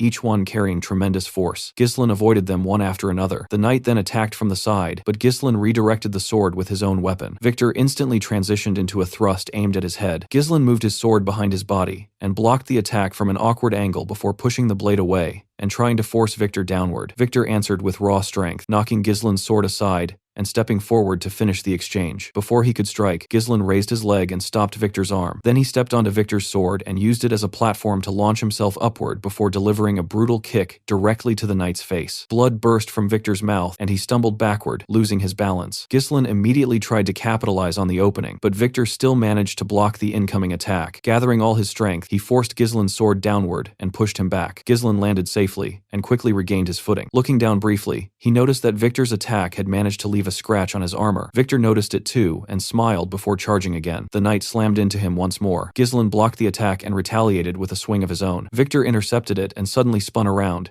using his cape to completely obscure Ghislain's vision. Hidden behind the cloth, Victor attacked from Ghislain's blind spot. Ghislain reacted instantly, jumping over both Victor and his sword. Before he could even land, Victor attacked again. This time, Ghislain twisted his body mid-air and blocked the strike before touching the ground. The moment his feet landed, he rushed forward. Victor met him head-on and blocked the attack before forcing him backward. Another swing came. Ghislain blocked it. Then another. Ghislain blocked that one too. The exchange continued until both men attacked simultaneously, and their swords locked together. Metal screamed as they pushed against each other. Their faces were only inches apart, while both warriors tried to overpower the other. Muscles strained, teeth clenched. Neither wanted to give ground. Eventually, Victor gained the advantage and forced Ghislain's sword downward. He immediately dragged his blade upward and swung at Ghislain's head. Before the strike could connect, Ghislain yanked his sword from the ground and blocked the attack. Then he grabbed Victor's breastplate, pulled him forward, kicked his leg out from under him, and completely destroyed his balance. Using all his strength, Ghislain threw him away. Victor barely had time to react before Ghislain was already charging again. Victor rolled across the ground to avoid the attack and immediately created distance. Dragging his sword through the dirt, he launched a cloud of sand directly at Ghislain. Seeing the attack coming, Ghislain raised his hand to protect his eyes. Victor used that exact moment to thrust his sword forward. As Victor's blade came toward him, Ghislain was forced to acknowledge once again just how dangerous the man truly was. Even with the power of the third core amplifying his abilities, there was no overwhelming gap between them. Victor was genuinely one of the strongest knights he had ever faced. The sight of that sword triggered memories from his previous life. Back then, when Ghislain launched a campaign against Count Desmond, Victor had stood in his path as well. The two of them had crossed swords countless times during that battle. Ghislain eventually defeated him, but the fight consumed far too much time. Because of that delay, Peridium fell. Looking back on that memory, Ghislain understood that Peridium's destruction had never been an accident. People like Victor were determined to erase it from existence. On that day in his previous life, he swore an oath to himself. Anyone who threatened his family, his people, or Peridium would receive nothing but death. Remembering that promise, Ghislain poured mana into his sword and thrust it forward at the exact same moment Victor attacked. The two attacks met. A second later, blood splashed across the battlefield. Ghislain's sword had pierced straight through Victor's stomach. At the same time, he trapped Victor's sword between his arm and body, preventing it from reaching a fatal point. Blood poured from Victor's wound and stained the ground beneath him. The knight weakly called out to Count Desmond, but there was no one there to answer him. Ghislain pulled his sword free, and Victor collapsed onto the battlefield. The knight looked around at the devastation surrounding them. Fire still raged across the land, while the remains of his army were being wiped out. Ghislain stared down at him and immediately understood that the battle was over. Victor no longer had the strength to continue. Without saying anything, Ghislain turned around and started walking away. Before he could take another step, Victor called out to him one final time. The dying knight said there was something he wanted to ask. He asked Ghislain who he really was. The Ghislain he knew was supposed to be Peridium's failure, the infamous scoundrel and disgrace of the North. Victor smiled weakly as he said it, already realizing how pointless the question was. In the end, his identity no longer mattered. After a brief silence, Victor admitted that he had enjoyed their fight. Those were the final words he left behind. Moments later, his life faded away. Ghislain didn't answer. He simply turned his back on the fallen knight and walked away from the battlefield. In the next scene, Ghislain was helping Jillian walk across the battlefield. One of his arms supported the wounded warrior, while Jillian leaned on him as they moved forward. When Ghislain finally looked up, he saw Zwalter standing ahead with the surviving soldiers gathered behind him. Everyone looked exhausted. Their armor was battered, their weapons were stained with blood, and nearly every person there was breathing heavily after the brutal battle. Turning his head, Ghislain spotted Belinda, Kaor, and the rest of his mercenaries waiting nearby. A smile appeared on his face. The first thing he asked was whether everyone was still alive. The moment they heard that, Belinda and the mercenaries rushed toward him. The men immediately started talking over one another. Some admitted that this was the first real war they had experienced in their entire careers as mercenaries. One man couldn't stop talking about Vanessa's magic and asked Ghislain what kind of terrifying spell that had been. Another said he still had goosebumps from watching the sea of flames consume the battlefield. Listening to them, Ghislain sincerely thanked every one of them for following him through the war. He told them they had all done an incredible job. While holding his injured shoulder, Kaor glanced at Jillian and called him an old man, asking whether he really needed someone to carry him just because he got stabbed once. Jillian brushed it off and claimed it was nothing serious. Belinda immediately scolded him for talking nonsense and demanded to inspect his wound before he made it worse. As everyone talked, Ghislain suddenly asked where Vanessa was. Belinda explained that Vanessa had completely exhausted her mana and collapsed after casting the spell. Fergus had already taken her, along with the other mages, inside the castle so they could rest. While Belinda was explaining the situation, another voice suddenly called out to Ghislain. Before he could react, Randolph strode over and wrapped him in a huge embrace. The knight captain proudly told him that he was truly worthy of being Peridium's successor. Ghislain thanked Randolph and replied that he had done an amazing job as well. Then he looked toward his father and told him that he had fought brilliantly too. Zwalter didn't answer immediately. Instead, he simply stared at his son. There was a mixture of pride, relief, and lingering worry in his eyes. Eventually, he stepped forward and hugged Ghislain himself. He told his son that he had done an incredible job. Ghislain was genuinely surprised to hear those words coming from his father. Zwalter admitted that when he first heard the plan, he thought it was impossible. He never truly believed everything would work, yet somehow, Ghislain had accomplished it. Ghislain tried to give his father credit, saying the plan only succeeded because Zwalter held the castle walls long enough for everything to come together. However, the Count shook his head and disagreed. According to him, Ghislain was the one who made everything happen. Then Zwalter grabbed his son's hand, raised it high into the air, and loudly declared that they had won. He announced that Peridium was victorious. The soldiers erupted into cheers. The mercenaries joined them as well. The entire battlefield echoed with triumphant screams. Hearing all those voices together shook Ghislain deeply. He smiled to himself and realized that this was exactly why he had returned to the past. This moment, this victory, and these people were what he had been fighting for. However, the smile didn't last long. Ghislain suddenly clenched his fist. The image of Duke Delphine flashed through his mind. He immediately reminded himself that the war was not truly over yet. While the celebration continued, Randolph informed Zwalter that he was going to inspect the condition of the soldiers. He then asked what the Count planned to do next. Zwalter turned toward Ghislain and advised him to check on his own men before getting some well-earned rest. According to the Count, there would be plenty of responsibilities waiting for them later. To everyone's surprise, Ghislain refused. Zwalter hadn't expected that answer. Ghislain calmly explained that they didn't have the luxury of wasting time. He told his father that they needed to secure a formal surrender from Count de Garde as quickly as possible. Zwalter assured him that there was no need to rush and that he could handle it the next day. Ghislain immediately rejected that idea. Waiting until tomorrow would already be too late. He revealed that he intended to march to de Garde territory immediately with his mercenaries. Then he requested authority to act as the Lord's deputy. Randolph was shocked by the request. Even Zwalter couldn't understand why his son was pushing so hard when everyone was exhausted. With a serious expression, Ghislain reminded them that the war wasn't actually finished. Zwalter was taken aback by those words. Ghislain explained that Count de Garde had broken their alliance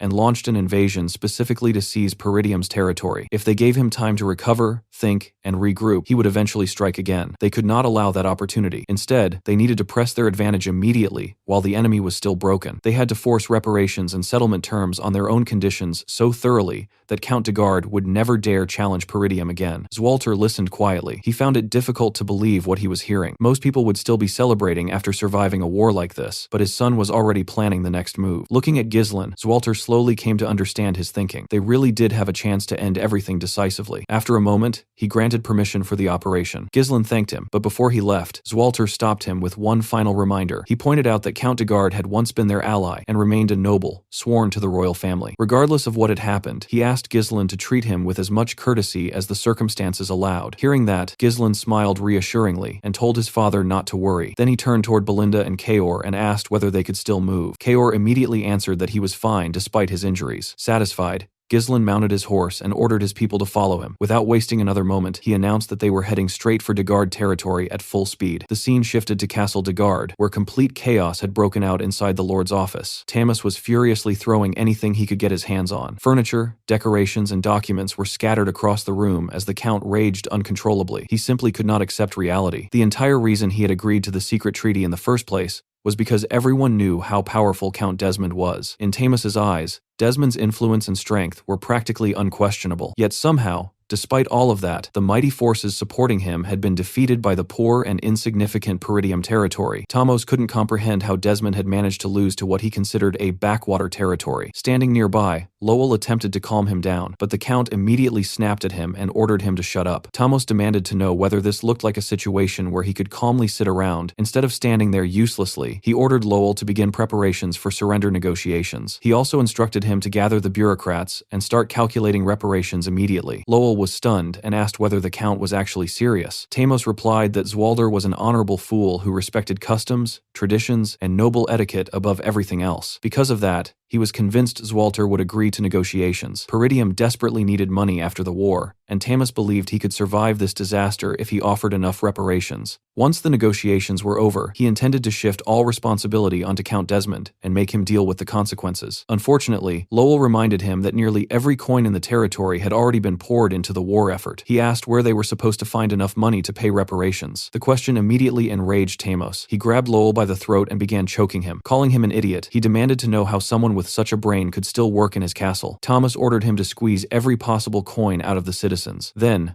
with a frightening expression, he mockingly asked whether Lowell felt guilty because he was a peasant himself. He questioned whether the lives of commoners were somehow more important than his own. Struggling to breathe, Lowell desperately answered that peasants were not more important than their lord. Satisfied, Tamos threw him onto the floor and ordered him to remember his place before commanding him to get moving. As Lowell lay there coughing blood, he silently glared at the Count. Deep down, he had long grown tired of Tamas's tyranny. He had only been forced into managing the territory, and he knew better than anyone how much the people were suffering. The citizens had endured years of abuse, excessive taxation, and exploitation. Lowell understood that they were reaching their breaking point and that a revolt could happen sooner rather than later. Before he could even stand back up, a soldier burst into the room with urgent news. The soldier revealed that Peridium's forces had already arrived. The announcement shocked everyone. Outside the office, Ghislain's mercenaries had already lined up and secured the area. Inside, Tamos sat on his chair, waiting for Zwalter to appear, while Lowell stood behind him. Even now, the Count couldn't believe Peridium's forces had reached his territory so quickly. He silently swore that he wouldn't simply let things proceed however Zwalter wanted. However,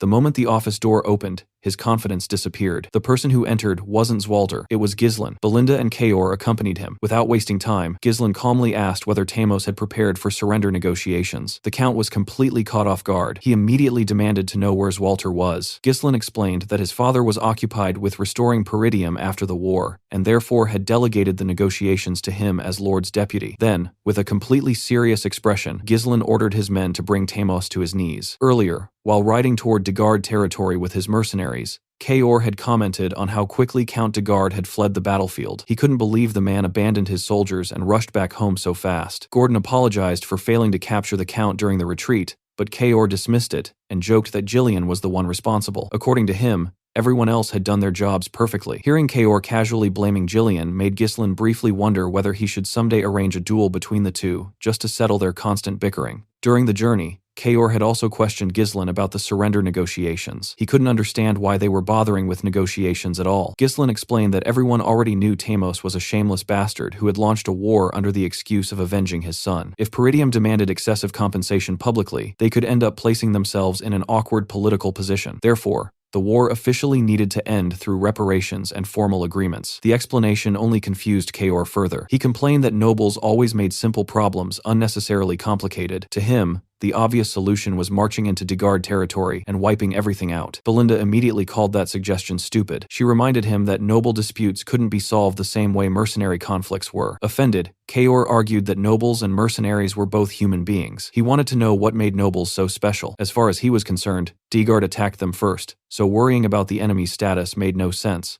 Ghislain simply laughed and told him not to think too deeply about it. Then he admitted that Kaor's solution was exactly what his father would never do. That statement immediately worried Belinda. She asked what he meant by that. Smiling casually, Ghislain revealed that unlike Zwalter, he intended to make Degard territory his own. Back in the present, Kaor and Gazelle seized Tamos by both arms and forcibly dragged him out of his chair. They kicked over the Count's expensive table before shoving him to the floor. Tamos couldn't even process what was happening. He screamed at them to let him go, but they forced him onto his knees directly in front of Ghislain. Belinda moved closer and quietly asked her master whether he was absolutely certain about this course of action. Ghislain assured her that he was. Belinda sighed and reminded him to remember that she had tried to stop him later when Zwalter inevitably questioned him. Meanwhile, Tamos desperately reminded everyone that he was a noble, sworn directly to the kingdom. He demanded that Ghislain show proper respect and asked whether he truly believed he could get away with humiliating one of the king's subjects. The moment Ghislain pointed his sword at him, the Count instantly fell silent. Ghislain coldly declared that Tamos was a traitor who had been seduced by promises from enemies lurking in the shadows. He had broken an alliance, invaded Peridium, and attempted to seize their land. According to Ghislain, anyone who threatened Peridium deserved only one thing: death. Genuine fear appeared on Tamos's face. He nervously laughed and insisted that Ghislain stop joking around. He couldn't believe the young lord actually intended to execute him. Ghislain replied that anyone willing to send countless soldiers to die on a battlefield must also be willing to stake their own life. Actions carried consequences, and Tamos needed to pay the appropriate price. At that point,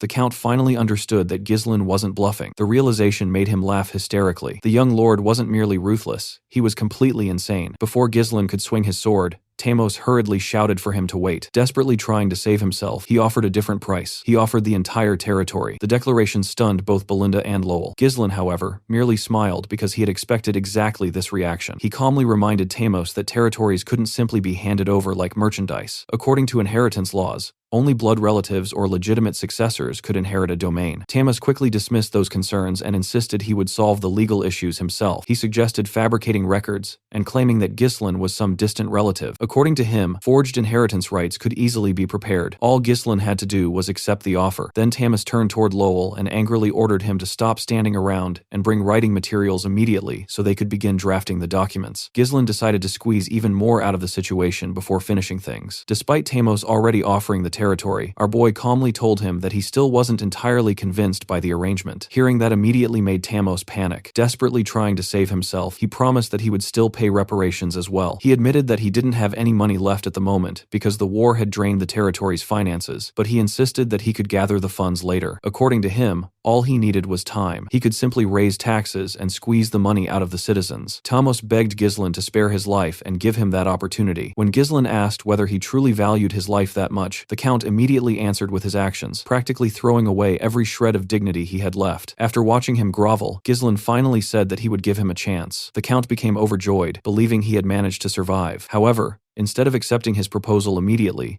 Ghislain dragged the Count out of the castle. Before Tamos could understand what was happening, our boy threw him directly onto the ground in front of the citizens of Degard. The gathered crowd stared in shock. Nobody expected to see their lord treated like a sack of garbage and tossed into the dirt. Humiliated, Tamos immediately turned toward Ghislain and demanded to know why he had dragged him in front of common peasants. Ghislain coldly advised him to watch his words. Then he revealed something that completely confused the Count. According to our boy, it wasn't him who would decide whether Tamos lived or died. The people would decide. Tamos couldn't understand what he meant. Ignoring him, Ghislain stepped forward and introduced himself to the people as the young lord of Peridium. He openly announced that Count Degard had declared war against Peridium under the excuse of avenging his son and had been thoroughly defeated. He then informed everyone that their lord lord now intended to collect reparations from the people in order to save himself. After revealing that, Ghislain sarcastically asked whether anyone would like to volunteer. The crowd immediately erupted in anger. The citizens couldn't believe what they were hearing. Tobs had already squeezed countless resources from them to fund the war, and now he intended to take even more. Some people openly shouted that nobles should solve their own problems instead of forcing commoners to pay for them. Seeing the anger spreading through the crowd, Ghislain announced that he was willing to offer mercy as the deputy lord of Peridium. Then he presented them with a choice. They could save their lord by accepting massive reparations and continue suffering under his rule, or they could let him die and allow Dagard territory to be absorbed into Peridium. If they chose the second option, they would not have to bear the burden of defeat themselves. Tobs was horrified. He never expected Ghislain to humiliate him in such a manner. Before he could even respond,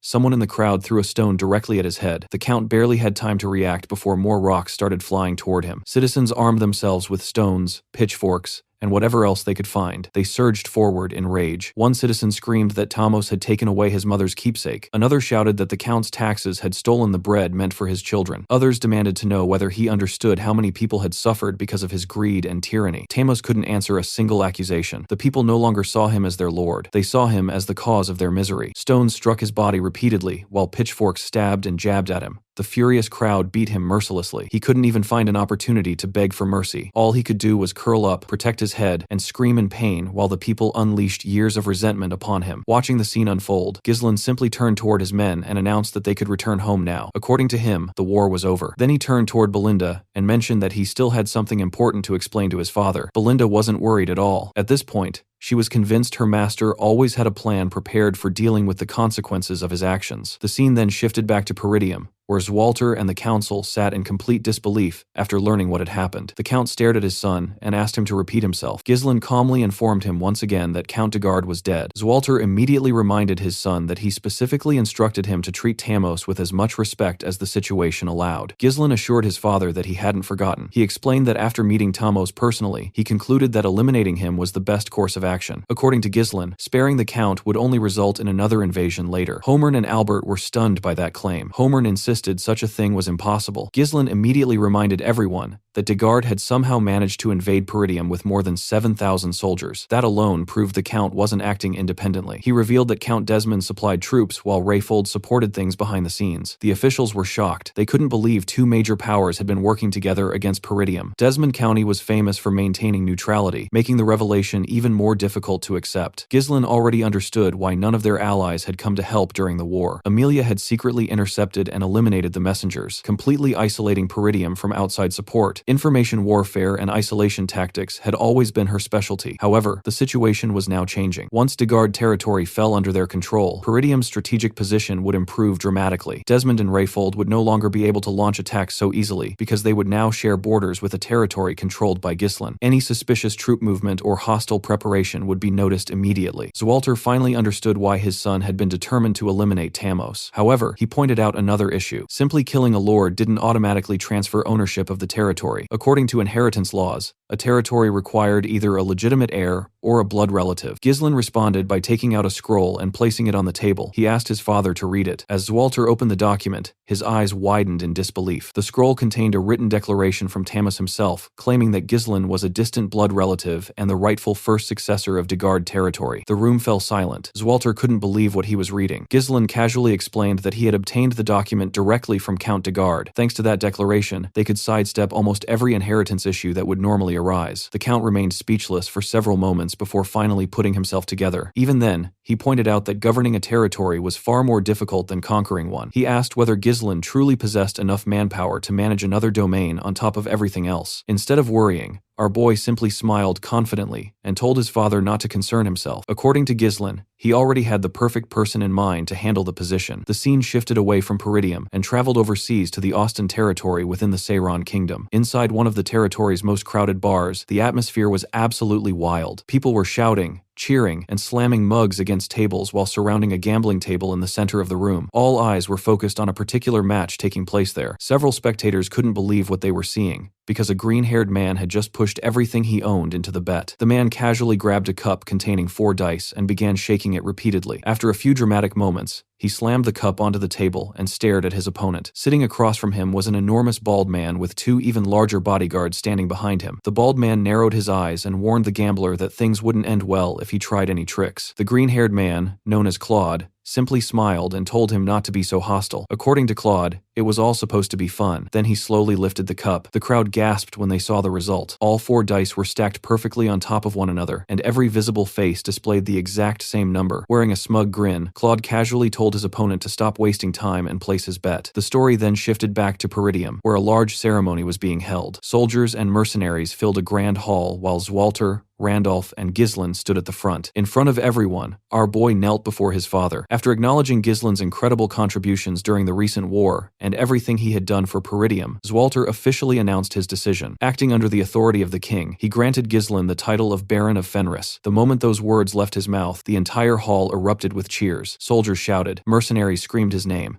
and everyone celebrated the rise of a new lord. Ghislain had officially become a noble ruler. The scene then flashed back to an earlier meeting inside Zwalter's office. A map of the former Degard territory rested on the table while Ghislain explained his plans to the council. He pointed out that the territory consisted of 5 separate baronies, in addition to lands governed directly by the count. Out of all of them, he intended to establish his base within Fenris barony because it occupied the central position. After explaining everything, he asked whether anyone had questions. In reality, everyone already knew their opinions didn't matter. Albert quietly leaned towards Walter and whispered something into his ear. After listening, the count simply told his son to do whatever he wanted. According to Walter, somebody eventually had to take responsibility for governing those lands anyway. Ghislain thanked him for his approval. Before ending the discussion, Zwalter awkwardly cleared his throat and brought up another issue. The recent war had caused serious financial bleeding throughout Peridium. Ghislain immediately questioned what his father meant by bleeding. The count suggested that perhaps some runestones could be sold to support the territory. To his surprise, Ghislain revealed that he didn't have any runestones left. Zwalter was completely confused by that statement. Our boy reminded him that every single runestone had already been consumed during the battle when they blew apart the castle gate and unleashed Vanessa's devastating attack. He casually told his father not to worry because they could simply mine more later. Returning to the present, the celebration continued. Belinda approached Ghislain with a bright smile and invited him to sit down and eat. Gillian respectfully bowed and congratulated him, while referring to him as young lord. Kaor casually remarked that Ghislain had finally become a proper noble. Belinda clasped her hands together dramatically and claimed that all her years of raising him had finally paid off. According to her, she had always worried about what kind of person he would grow into. Kaor immediately ruined the moment by saying that Ghislain's rude and ruthless personality probably came from Belinda herself. The maid instantly responded by driving her foot into his stomach. After punishing him, she moved back toward Ghislain and happily reminded him once again that he was now an official lord. While everyone was talking, another voice called out to him. When Ghislain looked over, he saw Elena standing there alongside a shy girl with light blue hair. Elena immediately asked whether she should continue calling him brother or start addressing him as lord. Ghislain told her to call him whatever she preferred. He then turned his attention toward the blue-haired girl and greeted Rachel. The girl politely introduced herself before Ghislain jokingly told her to report it immediately if Elena ever bullied her. According to him, his sister could become quite violent whenever she disliked something. Elena immediately punched him in the chest after hearing that. Turning toward Gillian, Ghislain pointed out that Rachel had now completely recovered. The giant mercenary once again thanked him because none of it would have been possible without his help. Shortly afterward, Ghislain clapped his hands and gathered everyone's attention. He sincerely thanked the mercenaries for following his orders throughout the war and helping him achieve victory. Then he revealed his next major decision. Since he was now Baron of Fenris, his main base would no longer remain in Peridium. Instead, it would be established within Fenris. He announced that he wanted to officially hire all of them as his personal army. The mercenaries were stunned. Several immediately asked whether that meant permanent positions rather than temporary contracts. Ghislain confirmed it. Then he dropped an even bigger surprise by revealing that he intended to train them as knights. The mercenaries couldn't believe what they were hearing. Ghislain explained that everything they accomplished during the recent war had already proven their worth. In his eyes, they were fully qualified. Belinda immediately pointed out that maintaining an army of that size would require an enormous amount of money. Ghislain simply smiled and replied that they would just have to earn an enormous amount of money. Afterward, he turned toward Gillian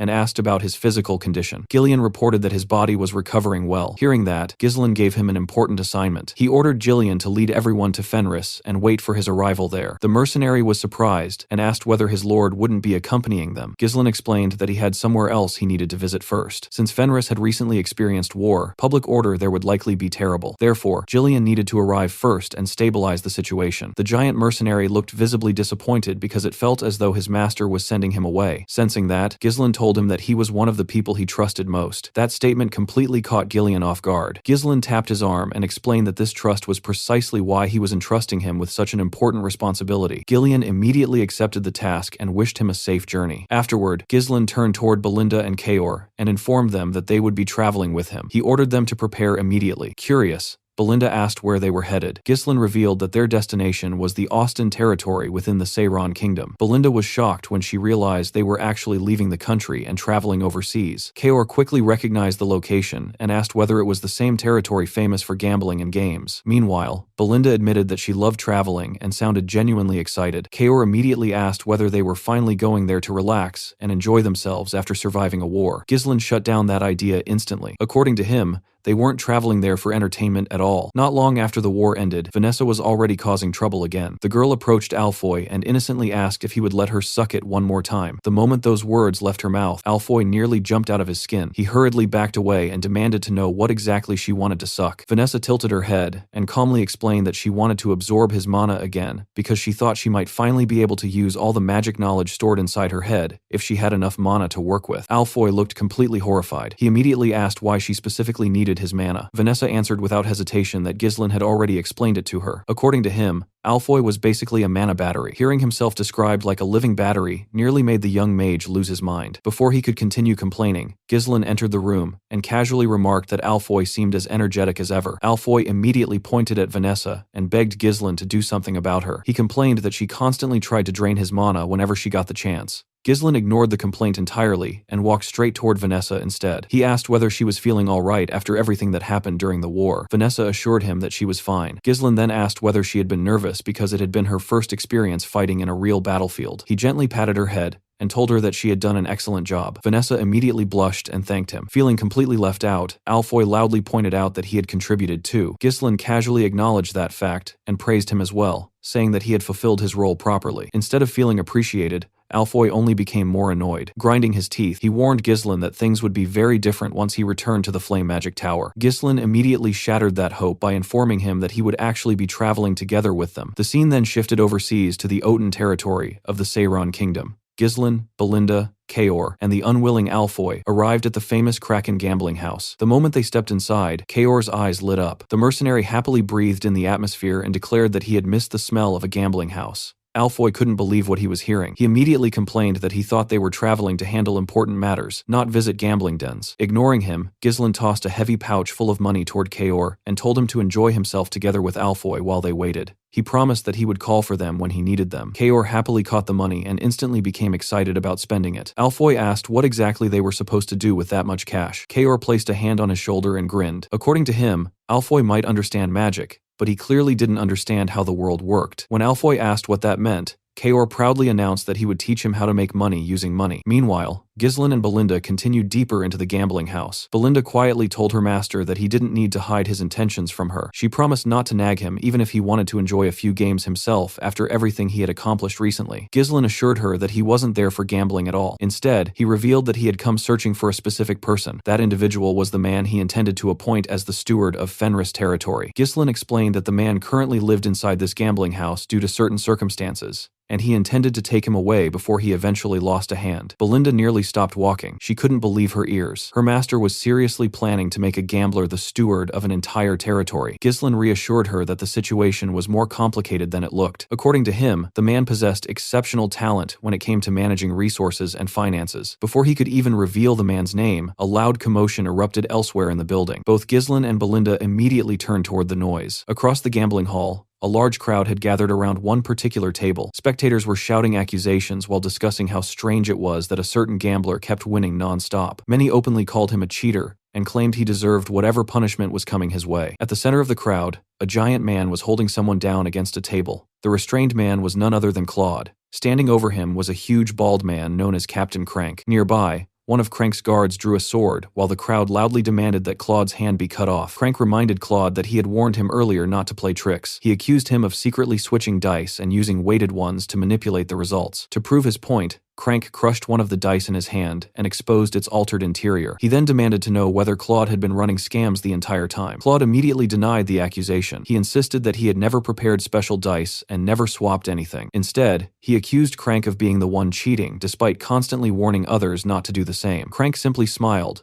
and replied that some people could never understand each other. Claude clenched his teeth in frustration after hearing that response. Without another word, Crank ordered his subordinate to cut Claude's hand off. As the guard raised his sword, Claude closed his eyes. Sweat rolled down his face, while panic began setting in. Just as the blade was about to fall, a calm voice interrupted the entire scene. The newcomer remarked that it looked like an entertaining game and asked whether he could join. Claude immediately opened his eyes. To his shock, he saw Ghislain standing there with his sword raised, casually blocking the guard's strike. Crank's expression darkened as he demanded to know the stranger's identity. Ghislain calmly introduced himself as Baron Ghislain Fenris of the Kingdom of Luthania. The revelation surprised Crank because he hadn't expected to encounter a foreign noble. Several of his subordinates instantly drew their weapons and prepared to attack, but Crank ordered them to stand down. Maintaining a polite smile, he welcomed Ghislain to the Kraken gambling house and advised him not to cause trouble. He then requested that Ghislain and his companions lower their weapons. Ghislain complied and instructed Belinda to do the same. After everyone relaxed slightly, Crank referred to him as a distinguished guest and asked why a foreign baron had come to a place like this. Ghislain calmly answered that he had come searching for someone. Then he looked directly at Claude, telling him to stand up. Ghislain revealed that the search was already over. The person he had come for was Claude himself, and he had arrived specifically to take him away. In another section of the gambling house, Alfoy was completely unaware of the drama unfolding around Ghislain and Claude. Right now, his entire focus was locked onto a gambling table. A moment earlier, someone had rolled 3 dice, and against all odds, all 3 landed on 1. That result secured a massive victory for Alfoy. Piles of gold were immediately pushed toward him, and the young mage could only stare at the mountain of money in disbelief. The surrounding gamblers were equally shocked. None of them could understand how a complete newcomer had managed to win so much. Some accused him of having ridiculous luck, while others wondered whether the boy had secretly been blessed by fate itself. Kaor casually walked over and placed a hand on Alfoy's shoulder while looking at the winnings. Even he looked surprised. He admitted that he never expected Alfoy to be this lucky. Alfoy didn't answer at all. His eyes remained glued to the gold. For the first time in his life, he realized he had just earned more money in a few moments than he usually earned from selling magic scrolls over a long period of time. His heart was pounding furiously inside his chest. He couldn't even remember the last time he had felt this excited. At this point, Kaor might have accidentally created a gambling addict. While Alfoy was silently admiring his fortune, Kaor noticed people shouting somewhere upstairs. Curious, he wondered what all the commotion was about. Alfoy couldn't care less. The noise was insignificant compared to his newly discovered love for gambling. Back at the main gambling floor, Belinda quietly asked Ghislain whether Claude was really the person he had come all the way here to find. Ghislain confirmed that Claude was exactly the man he was looking for. Hearing this, Crank stepped forward and insisted that things couldn't simply proceed however Ghislain wanted. According to him, Claude had participated dishonorably in the sacred game by resorting to trickery, and because of that, he had to pay the price. Ghislain immediately questioned whether Crank was serious. Before Crank could respond, Claude smiled and bowed respectfully toward Ghislain. Addressing him as Baron Fenris,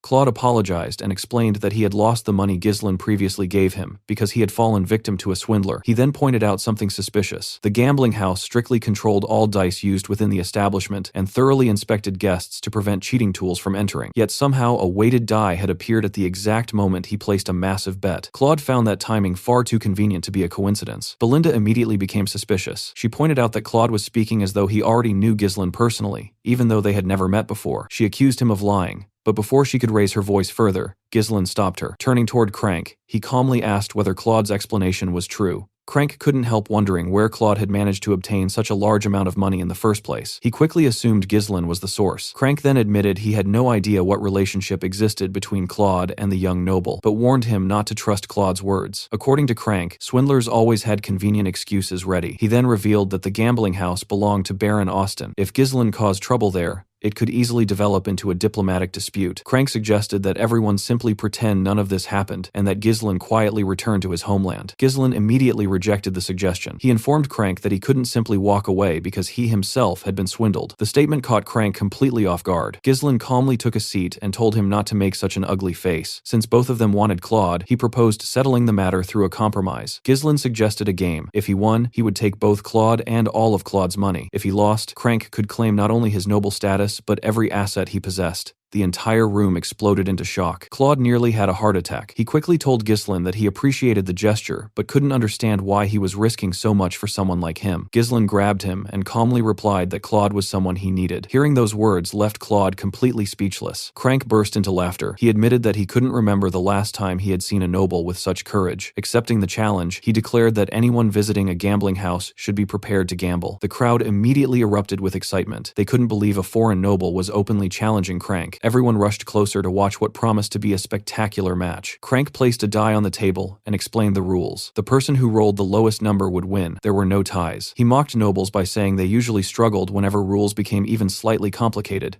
Ghislain simply nodded and told him he understood perfectly. He then asked Crank to begin. The response irritated Crank slightly because Ghislain appeared far calmer than expected. A coin was tossed to determine who would start. Ghislain chose heads while Crank selected tails. The coin landed on tails, giving Crank the first turn. Confidently picking up the cup, Crank announced that he would go first. He shook the cup vigorously for a long time. Watching from the side, Belinda thought he was being ridiculously dramatic. She couldn't understand why a simple dice roll required such an elaborate performance. However, while everyone focused on the loud shaking, Crank subtly opened a hidden compartment at the bottom of the cup and performed a quick switch. The movement was nearly impossible to notice. A second later, he slammed the cup onto the table. When he lifted it, the die displayed a 1. The dealer immediately announced the result. Crank had scored 1 point. The crowd exploded with cheers. Many spectators immediately declared the game over. Some joked that people should stop wasting Crank's time by challenging him. Belinda felt her stomach drop. Claude didn't even know what to say. Crank smugly apologized to Ghislain and remarked that the game had ended much too quickly after generating so much excitement. Instead of panicking, Ghislain told him to shut up because he talked too much. The response completely surprised Crank. He assumed Ghislain was bluffing and merely pretending to stay calm. In reality, Crank felt absolutely certain of victory. His custom-made cup contained a hidden opening, and he had secretly switched in a weighted die that always landed on 1. The entire purpose of the exaggerated shaking was to disguise the swap. No one had ever caught him performing the trick before. Confident in his victory, Crank believed defeat was impossible no matter what Ghislain tried. Without saying anything further, Ghislain quietly covered his hand with mana and pressed it against the cup. A small wave of energy spread from him before quickly dissipating. He then placed the cup on the table and reminded everyone that the lowest number was supposed to win. The moment he finished speaking, he lifted the cup. Instead of revealing a die, everyone saw nothing but crushed dust. The die had been completely pulverized. Ghislain calmly announced that Crank's result was 0. Crank's face instantly froze. Every spectator around the table stared in complete disbelief. Nobody could comprehend what they were looking at. Ghislain had literally reduced the die to powder. Crank immediately jumped to his feet and pointed accusingly at him. He insisted that the result didn't count. According to him, destroying the die was just another form of trickery. He argued that even nobles weren't allowed to pull stunts like that. Before he could continue ranting, Ghislain suddenly grabbed his hand and squeezed. The pressure forced Crank to drop something he had been hiding. A second die rolled onto the table. The entire gambling hall fell silent. Everyone stared at the weighted die lying on the floor. They couldn't believe what they were seeing. The man who constantly preached about honor and sacred games had been cheating the entire time. Looking directly at him, Ghislain calmly reminded Crank that he was the one who had spent all day lecturing others about participating honorably in the sacred game. Crank couldn't process what had just happened. His mind was spinning as he stared at the extra die lying on the table. A terrifying thought suddenly crossed his mind. He began wondering whether Ghislain had known everything from the very beginning. Panic immediately replaced his confidence. Without wasting another second, Crank pulled out a dagger and suddenly thrust it straight at Ghislain. The attack happened so quickly that Belinda and Claude were both caught off guard. However, Ghislain didn't look surprised at all. He casually moved to the side and avoided the stab with ease. Watching their opponent dodge so effortlessly left Belinda and Claude stunned. Ghislain calmly remarked that Crank should have done this from the beginning. According to him, there was never any reason to act politely when dealing with nothing more than a thug. Realizing his surprise attack had failed, Crank immediately switched the dagger into his other hand. He desperately insisted that Ghislain didn't know what he was talking about. At the same time, he admitted something important without even realizing it. Crank declared that they couldn't let Ghislain leave now that he knew too much. Immediately afterward, he shouted an order for his men to attack. The thugs rushed forward without hesitation. Several weapons came flying toward Ghislain from different directions. Instead of retreating, Ghislain jumped directly into their formation. He stepped on one thug's shoulder, then another's, using them like footholds to propel himself forward. The movement was so smooth that the attackers couldn't even react properly. Watching Ghislain rapidly close the distance caused fear to spread across Crank's face. Desperate, he raised his dagger again and stabbed toward him. Once again,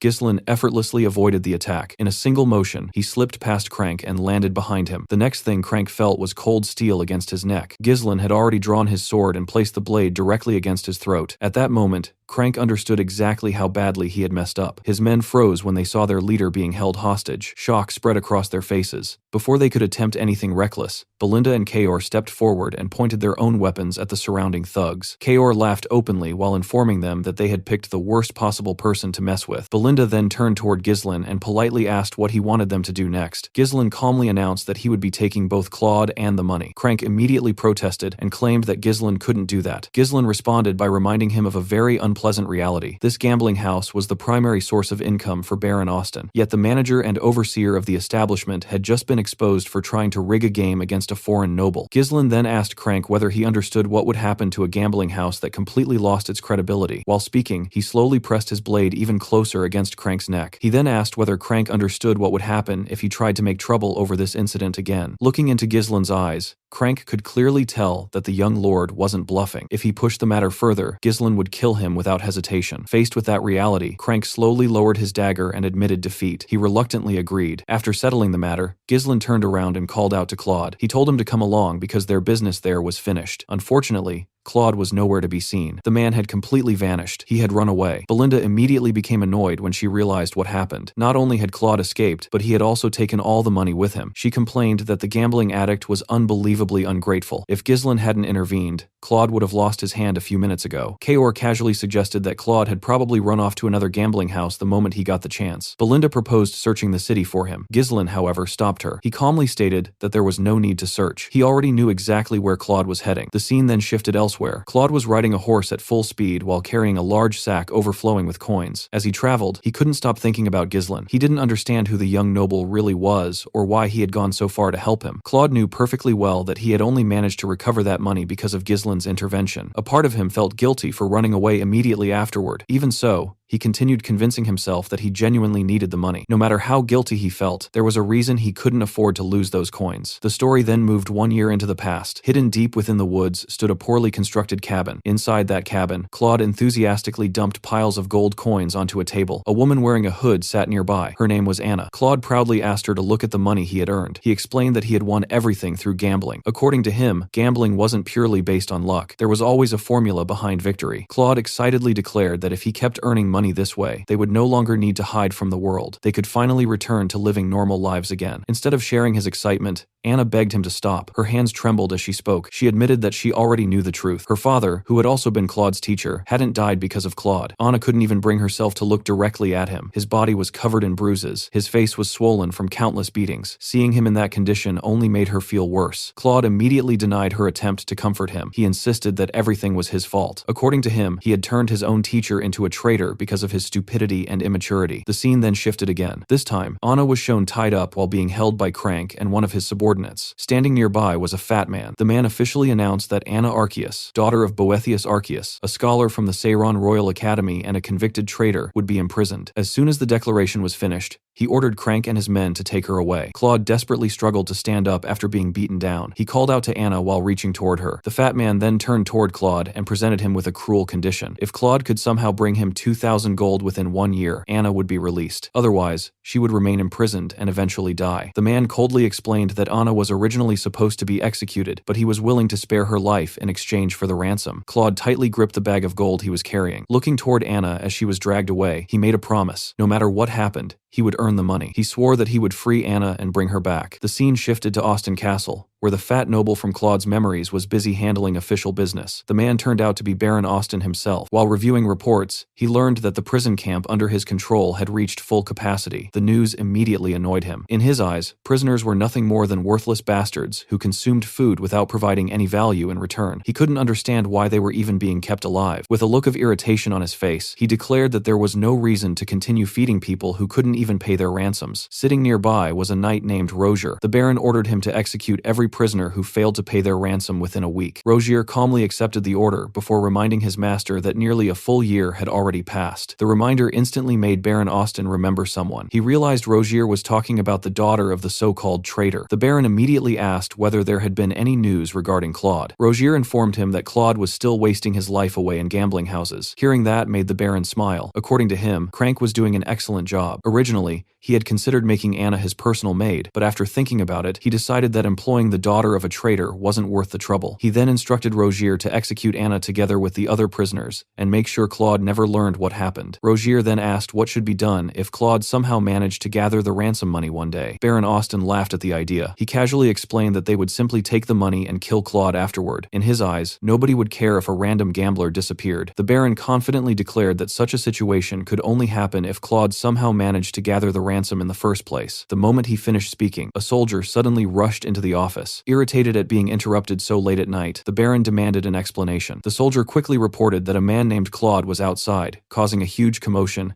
and shouting that he wanted to pay a ransom. Both Baron Austin and Rogier immediately froze. Sometime later, Claude stood inside the Baron's office with a heavy sack resting on the table. He confidently informed the Baron that the bag contained exactly 2,000 gold coins. 4 soldiers stood around the room while Claude requested that Anna be released as promised. Baron Austin carefully inspected the contents of the sack. To his surprise, the coins were genuine. Looking suspicious, he demanded to know where Claude had obtained such a fortune. Claude proudly answered that he had won it through gambling. The response immediately caused the Baron's expression to change. Without hesitation, he ordered his men to arrest Claude. The gambler was completely blindsided. Before he could react, soldiers grabbed him from behind. Claude desperately demanded an explanation. He reminded the Baron that he had fulfilled the conditions and brought the required money. The Baron casually dismissed his complaints and claimed that the source of the funds was suspicious. According to him, everything would need to be verified with Crank first. Until then, Claude would remain imprisoned. He even warned Claude that resisting might earn him an execution instead. Wearing an ugly smile, Baron Austin admitted that he never expected a gambler to actually gather the ransom. Claude continued shouting in protest as the soldiers dragged him toward the exit. Before they could leave the office, both soldiers suddenly collapsed. Something had struck them directly in the neck, knocking them unconscious instantly. The Baron and Rogier stared in shock. Claude was equally stunned. A familiar hand landed on his shoulder. Turning around, he discovered Ghislain standing behind him. Ghislain casually told him that he had done a good job. Claude couldn't believe his eyes. Walking forward as though he owned the room, Ghislain greeted the Baron. The fat noble demanded to know who he was. Instead of answering immediately, Ghislain snapped his fingers. At that signal, Belinda and Kaor dragged someone into the office. The unfortunate person was Crank. Belinda used her rope to shove him forward and force him onto his knees. Baron Austin was visibly shocked to see the gambling house manager in such a pathetic condition. Kaor casually pulled out a chair and placed it in front of the table. Ghislain sat down, leaned back comfortably, and even placed his feet on the Baron's table. Then, as if he were the owner of the castle, he requested a cup of tea. The sheer disrespect immediately enraged Baron Austin. Before he could respond,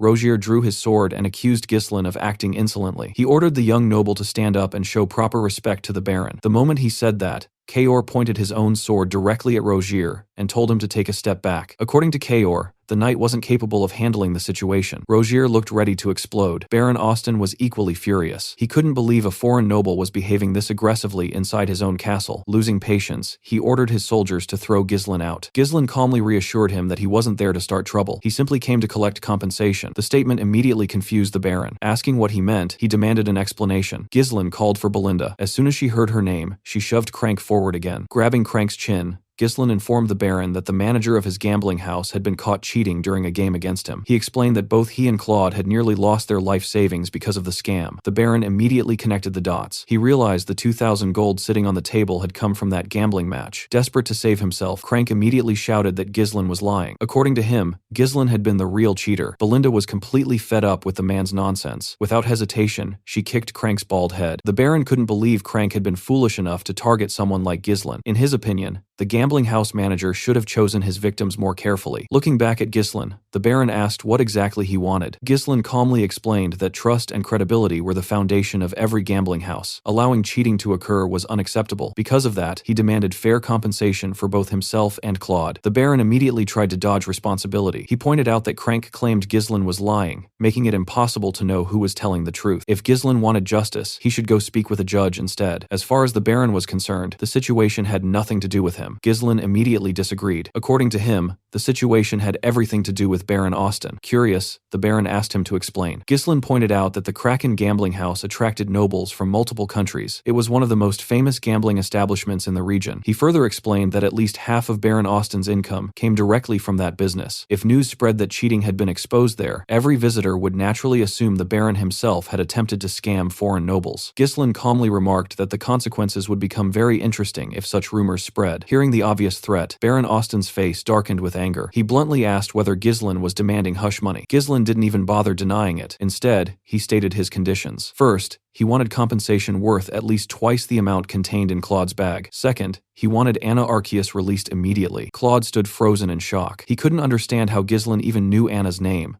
let alone the details of his situation. Looking directly at the Baron, Ghislain calmly concluded that if those conditions were fulfilled, he would happily pretend that nothing unusual had happened that day. Baron Austin finally pieced everything together, and the realization immediately sent him into a furious rage. He began screaming at the top of his lungs and pointed directly at Claude, calling him an ungrateful bastard. Claude was completely caught off guard by the accusation. The Baron angrily reminded him that he had given him an opportunity to save a woman who was supposed to be executed. According to him, Claude had repaid that generosity by joining forces with a foreign noble and attempting to rob him. The moment those words left his mouth, he summoned his guards. Soldiers immediately rushed into the office from outside. Kaor glanced at Claude and casually told him to get out of the way because he would only become an obstacle if he stayed there. Belinda looked genuinely offended by the Baron's assumptions. She couldn't believe he thought they had been secretly working together with Claude from the beginning. While everyone argued, Ghislain calmly asked Belinda to hand him a dagger. At the same time, Baron Austin declared that if everyone inside that room died, nobody would ever hear about what happened there. He immediately ordered his men to eliminate the entire group. The instant the order was given, Rozier lunged forward and swung his sword at Ghislain. Before the blade could reach him, Ghislain kicked the heavy bag of gold sitting nearby. The sack flew straight into Rozier's head and threw him off balance. At the same moment, Ghislain grabbed the dagger and charged directly toward Baron Austin. Before the fat noble could react, Ghislain drove the dagger through his hand and pinned it to the table. A horrible scream escaped the Baron's mouth as pain exploded through his arm. His soldiers wanted to rush forward and rescue him, but they couldn't get anywhere near him because Belinda and Kaor intercepted them. Ghislain stared at the battlefield with cold eyes and instructed both of them not to kill anyone. The two immediately accepted the order and moved into action. Kaor blocked an incoming sword strike with his own blade and then slammed a powerful punch into his opponent's face, knocking the man unconscious instantly. Nearby, Belinda pulled out several thin strings and used them to intercept an enemy sword. Before the soldier could react, she delivered a devastating kick that nearly shattered the bones in his neck. Meanwhile,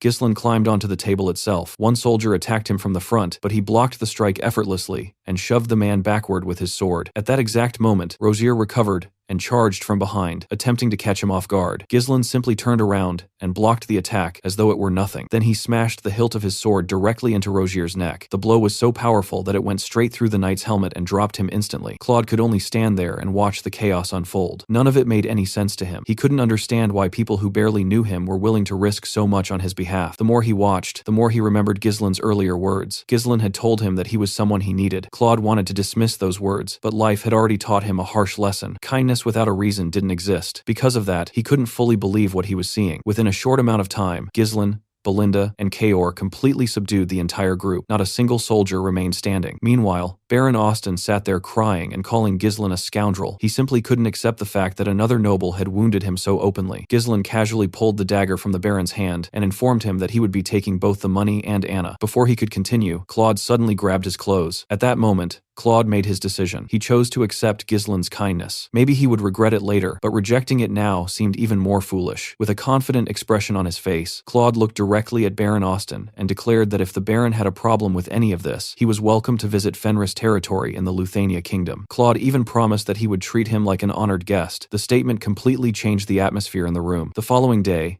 Kaor and Belinda rode their horses ahead of Ghislain's wagon. Inside the wagon sat Claude and Ghislain. During the journey, Ghislain asked Claude if he was absolutely certain that he didn't want to stay with Anna. Claude quietly answered that Anna would probably be happier remaining in her homeland, far away from the person responsible for her father's death. Looking up toward the sky, he admitted that he hadn't even saved her through his own efforts. Hearing that answer, Ghislain simply smiled. Deep inside, he felt as though a burden had finally been lifted from his shoulders. He told himself that he had finally repaid a debt he owed to his old friend. His thoughts drifted back to his previous life, when he had once held Claude's lifeless body in his arms while being consumed by revenge. Looking up at the sky, Ghislain quietly admitted that he felt much lighter now. After a while, he gestured toward the land stretching out ahead of them and asked Claude what he thought about it. Claude observed the area for a moment before casually suggesting that they should kill the Lord if they ever got the chance. He commented that the land looked strange, but seemed easy enough to take over. Ghislain immediately asked whether Claude was suggesting that he kill himself. Claude froze. The realization hit him like a truck. This poor-looking countryside actually belonged to Ghislain. Completely horrified, Claude admitted that he had only followed Ghislain because he thought he was rich. Ghislain immediately grabbed him by the head and pulled him closer. Then he revealed the truth. Claude was now the steward of the territory. Everything he could see would soon fall under his management and responsibility. Claude instantly realized how badly he had messed up. He desperately tried to retract every negative thing he had just said. He even begged Ghislain to send him back to Anna instead. Unfortunately for him, that opportunity had already passed. The scene then shifted away from Fenris and moved to the Desmond territory. Inside a grand hall, Count Desmond sat upon his throne, while several officials occupied seats around a large round table before him. The atmosphere in the room was tense. The moment Desmond mentioned Peridium and Fenris, the expressions of his officials immediately became nervous. Then Count Desmond spoke a single name, Ghislain. The room grew even quieter. After a brief pause, the Count raised his hand and issued an order. He instructed his officials to send a messenger to Amelia immediately. Then, with a serious expression on his face, he revealed that they would be moving their plans forward ahead of schedule. The moment those words were spoken, it became clear that although the war with Degard had ended, a far greater threat. The next scene takes us to Ghislain's newly acquired territory, where he was already hard at work trying to rebuild the land that Count Degard had left in ruins. Standing before his subordinates while dressed like a proper noble for once, Ghislain thanked everyone for gathering, and immediately informed them that there was no time to waste. Everyone accepted his orders and got to work. The territory's condition was far worse than most people had imagined. Years of exploitation, poverty, and neglect had pushed it to the brink of collapse. To deal with the crisis, Ghislain appointed Claude to a ridiculous number of administrative positions and began issuing orders one after another as they walked through town. He instructed Claude to conduct a complete census and locate every resident in the territory. He also ordered him to purchase at least 6 months' worth of food supplies in bulk, because solving the food shortage was their highest priority. Claude carefully wrote everything down as Ghislain continued. Since farming would soon begin, Ghislain ordered him to distribute oxen and plows to farming households so they could start cultivating the land. He also wanted parts of the nearby forest evaluated for clearing so that additional farmland could be secured. Claude was stunned by this idea and questioned whether they seriously intended to farm on the dry, lifeless soil. Ghislain calmly explained that they would grind the bones of the blood python into fertilizer and enrich the soil that way. He then ordered all outdated and useless structures demolished and replaced with practical facilities like warehouses and proper sewer systems. As the list continued growing, Claude slowly realized the nightmare he had walked into. He wasn't merely an administrator. He had become the general administrator, inspector, clerk, treasurer, auditor, tribune, requisition officer, customs officer, tax collector, food officer, liquor control officer, and countless other things at the same time. At that moment, he deeply regretted accepting Ghislain's kindness. In his mind, abandoning Anna and running away would have been the smarter choice. Later that day, a completely exhausted Claude went to see Ghislain and informed him that the workload was impossible for one person to handle. Ghislain simply asked whether he had even tried yet and encouraged him to use the opportunity to discover his limits. He added that Claude was free to hire more people if necessary. Realizing that reasoning with Ghislain was hopeless, Claude immediately turned around and attempted to flee. Ghislain didn't even bother watching him. Instead, he casually called out for Wendy. A beautiful platinum-haired woman instantly appeared and chased Claude down before he could get very far. She effortlessly wrapped him up with strings and introduced herself. Wendy explained that headmaid Belinda had assigned her as Claude's bodyguard and that she looked forward to working with him. Claude's cries for help echoed through the town while Ghislain remained completely unmoved. In the early stages of development, he needed Claude to survive no matter what. After all, Ghislain remembered that Claude had handled workloads like this in the future. As he focused on rebuilding, Ghislain reflected on the territory's deeper problems. The people no longer trusted nobles because of generations of exploitation. Endless poverty had robbed them of their motivation to work. Hunger and starvation were constant threats.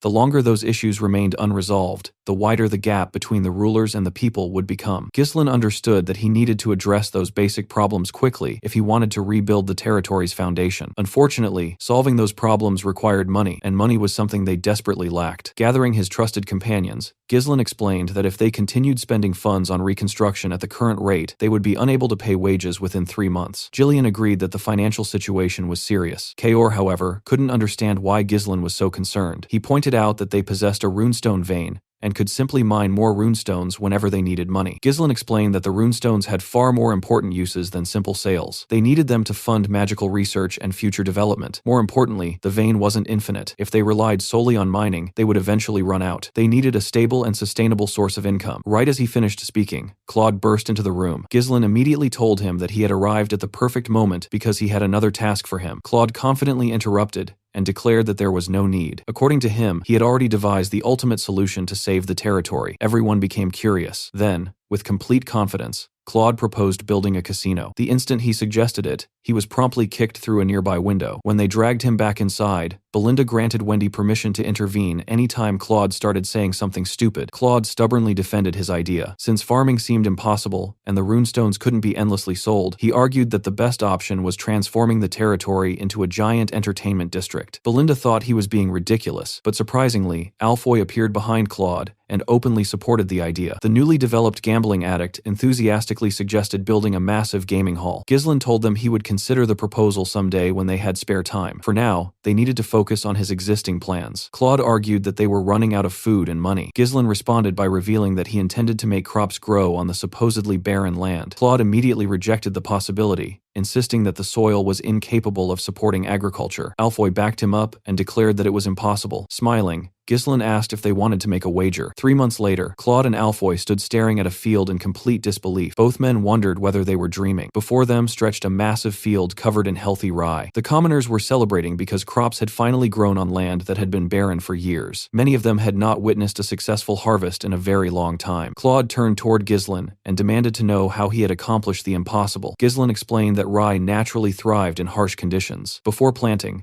they had spread powdered blood python bones across the soil, enriching it with nutrients. After that, they planted seeds enhanced through a mana compression sigil. As he touched the growing rye, Ghislain explained that this method accelerated growth and allowed frequent harvests. Alfoy suddenly realized why Ghislain had ordered the development of the mana compression sigil earlier. Vanessa was amazed and asked how he had come up with the idea of applying a sigil normally used on humans to crops. In reality, the idea wasn't his. In the future, magical scholars had already proven that mana compression sigils could draw energy from runestones and dramatically accelerate plant growth. The concept had initially been criticized because people considered runestones too valuable to waste on grain, but the results eventually silenced all objections. Ghislain didn't particularly care about the theory behind it. He only cared that it worked. As the townspeople celebrated, many of them openly declared their trust in him for the first time. They were overjoyed knowing that starvation would no longer dominate their lives. While everyone celebrated, Claude and Alfoy quietly attempted to sneak away from the fields. Unfortunately for them, Ghislain immediately called out and asked where they thought they were going. Nervously,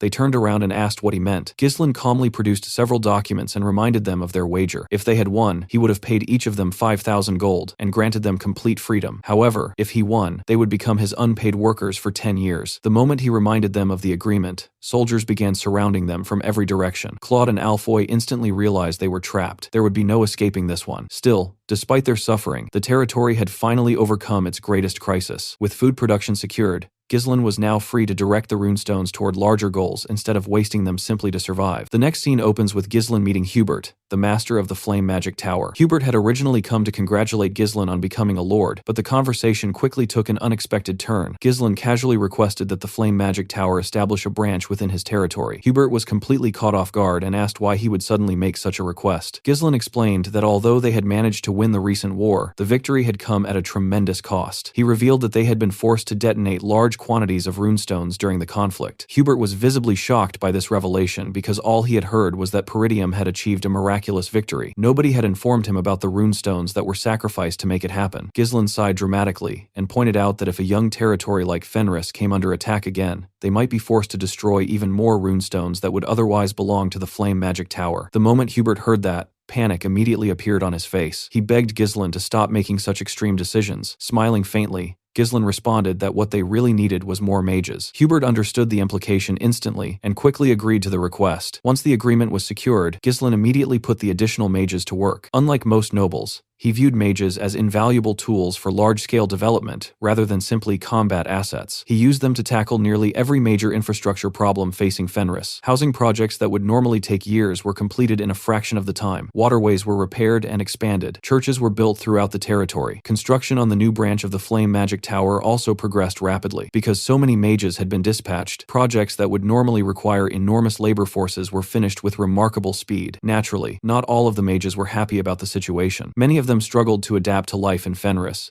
and openly complained about being forced into what they considered manual labor. They protested loudly and called Ghislain a ruthless tyrant. Some even demanded better treatment, insisting that mages should not be used for construction work. Ghislain dealt with those complaints through what he referred to as amicable agreements. In reality, his method was much simpler. He knocked the troublemakers unconscious, and then told Alfoy to bring out the contracts. To Alfoy's delight, he happily obeyed. After all, he had already become trapped by one of Ghislain's contracts, and had no desire to suffer alone. Watching other mages get dragged into the same situation made him feel considerably better. Thanks to the combined efforts of the construction crews and the reluctant mages, Fenris rapidly transformed from a broken territory into a functioning one. Despite the progress within the territory, new problems soon emerged from outside its borders. One day, Claude burst into Ghislain's office, carrying urgent news. He announced that a rebellion had erupted in Rayfold territory. According to the reports, Amelia herself had started the uprising. Everyone else in the room reacted with shock, but Ghislain remained completely calm. He had already expected the rebellion to happen eventually. What surprised him was not the rebellion itself, but the timing. In his previous life, the event had occurred much later. The fact that it happened sooner told him that his actions had altered the course of history. Ghislain immediately understood the reason. His interference had forced events to accelerate. He knew very well that Amelia and Count Desmond were merely pieces on a larger board. Both of them were acting according to the will of Duke Delphine. Originally, the Duke had intended to use Degard territory as a tool to seize Peridium. However, that plan had completely collapsed when Ghislain defeated the invasion and absorbed Degard for himself. Since the indirect approach had failed, the Duke now had little choice but to move more openly. Ghislain understood that the victory against Degard had not ended the conflict. The true war was only beginning. Gillian immediately asked his lord what their next move would be. Belinda was equally concerned. She pointed out that if Amelia successfully took control of Rayfold territory, the situation could become extremely dangerous for them. Ghislain listened to their concerns and made his decision without hesitation. He had no intention of sitting back while Duke Delphine tightened the noose around his territory. Rather than waiting for his enemies to dictate the next move, he planned to act first. Looking at everyone gathered around him, Ghislain announced that they would be traveling to the kingdom's capital. The declaration surprised those present,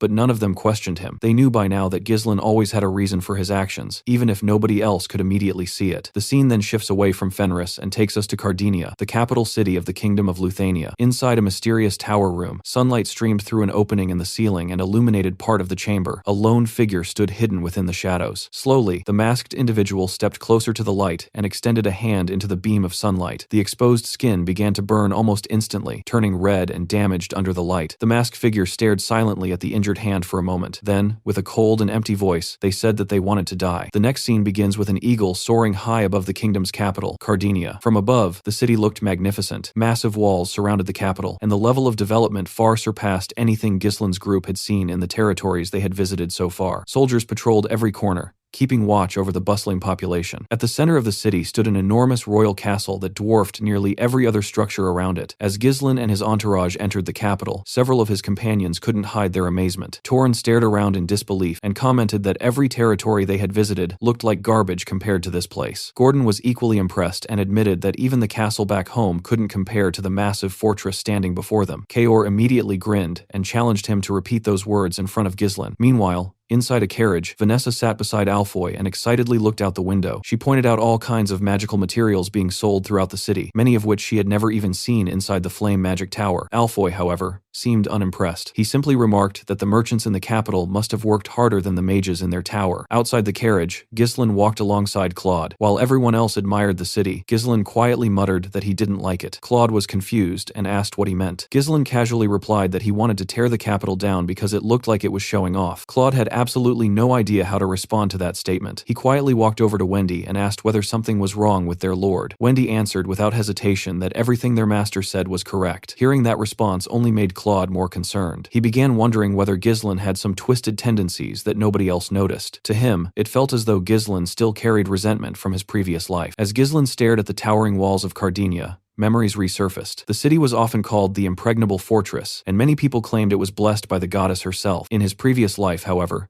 Ghislain had personally brought this city to ruin. This was also the place where he had died. Back then, driven entirely by revenge, he had launched an assault on the capital in an attempt to kill Duke Delphine after the Duke seized the throne. Unfortunately, Delphine had not even been present when Ghislain attacked. Blinded by hatred, he had turned almost the entire kingdom into his enemy, and ultimately paid the price. Looking at the city now, Ghislain understood something he had failed to grasp in his previous life. He could not accomplish everything alone. The scene then shifts to an earlier conversation with his father. When Ghislain informs Walter that he intended to travel to the capital, the Count had been visibly shocked. He immediately asked what would happen to the territory while Ghislain was gone. Ghislain reassured him by revealing that he planned to provide Peridium with an entire year's worth of food supplies. He also requested that Homern and Randolph be sent to help govern Fenris during his absence. Both men were delighted by the promise of food, but Walter was focused on a different issue. He reminded Ghislain that Rayfold was preparing to move against them, and asked whether it was truly wise to leave now that a rebellion had broken out. Ghislain acknowledged the danger. He knew that if Rayfold and Desmond coordinated an attack while he was gone, Fenris would be in serious trouble. As he spoke, he casually drew his longbow and fired at a bird flying overhead. The arrow pierced the bird effortlessly. He then explained that Amelia had only recently seized control of Rayfold and would need time to stabilize the territory before launching further campaigns. During that window, they needed to gather enough strength to resist future attacks. When Walter asked what kind of strength he meant, Ghislain gave a simple answer. They needed to get the kingdom itself on their side. After arriving in the capital, Ghislain's next task was securing a base of operations. A local agent eventually showed him a mansion that supposedly fit his requirements. The moment everyone saw it, however, their expectations collapsed. The mansion was huge, but it was also gloomy, filthy, and poorly maintained. The surrounding infrastructure was equally terrible. Ghislain turned toward Belinda and asked what she thought of it. With visible hesitation, she awkwardly admitted that it was certainly spacious. Alfoy and Claude immediately approached the agent and demanded to know what was wrong with the property. The agent admitted that the estate had been neglected for a very long time. As he spoke, bats suddenly burst from nearby trees, causing Gordon to scream and jump closer to the group. One of the soldiers immediately mocked him and questioned how someone like him had survived the forest of beasts. Still trembling, Gordon asked whether anyone else thought the place felt unusually cold. Vanessa innocently suggested that perhaps he should simply wear more clothing. Trying desperately to close the deal, the agent assured everyone that the rumors about ghosts and wandering spirits were completely unfounded. He swore on his name that the mansion had no problems whatsoever. To everyone's surprise, Ghislain immediately announced that he would buy it. Claude nearly lost his mind. He grabbed Ghislain and pointed out the enormous grin spreading across the agent's face. According to Claude, the man was obviously thrilled because nobody had been willing to purchase the property for ages. He even suggested performing geomancy before making any decisions. Ghislain dismissed all of his concerns and casually stated that a ghost couldn't kill him anyway. If one appeared, he would simply beat it up. Hearing those words, the agent quickly seized the opportunity and grabbed Ghislain's hand. He explained that the mansion and its surrounding land had originally been worth 1,000 gold coins, but because of its poor condition, he was willing to sell it for 500. Unfortunately for the agent, he was negotiating with Ghislain. Without missing a beat, Ghislain countered with an offer of only 200 gold. The agent nearly choked. Ghislain calmly reminded him that the mansion was supposedly haunted and that he was terribly frightened of ghosts. If the agent wasn't interested in 200 gold, he could simply look elsewhere. The man tried to argue that no other property in the capital offered so much land for such a low price. Ghislain immediately turned that argument against him. He pointed out that maintaining a cursed property would likely cost more than the estate itself was worth. If the agent couldn't sell it, he would continue paying annual land taxes indefinitely. As Ghislain calmly listed every disadvantage attached to the mansion, the agent's smile became increasingly strained. Finally, Ghislain asked a simple question. Did the man honestly know anyone else willing to buy such a place? The agent couldn't answer. While the negotiations continued, the story briefly shifts to a nearby rooftop. There, the mysterious masked person from the tower silently watched the entire conversation unfold. She observed Ghislain for only a brief moment, before disappearing without a trace. After purchasing the mansion, Belinda immediately took charge of cleaning operations. She ordered everyone to remove the gloomy atmosphere from the building, and the servants and mercenaries quickly got to work. While they were cleaning, Claude approached Ghislain and reminded him about his earlier statement regarding gaining the support of one of the major factions in the capital. Claude asked how he planned to accomplish something like that. He pointed out that the great nobles of the capital had no reason to meet a countryside baron from a remote territory. Ghislain calmly replied that the nobles indeed had no reason to meet him right now. He then revealed that he would simply create a reason for them to come to him. Later, everyone gathered around a table covered with ingredients and several large cauldrons. Claude asked what all of it was for. Alfoy wondered whether Ghislain planned to perform some kind of alchemy experiment. Ghislain replied that Alfoy was partly correct. He revealed that they would be making cosmetics. Claude,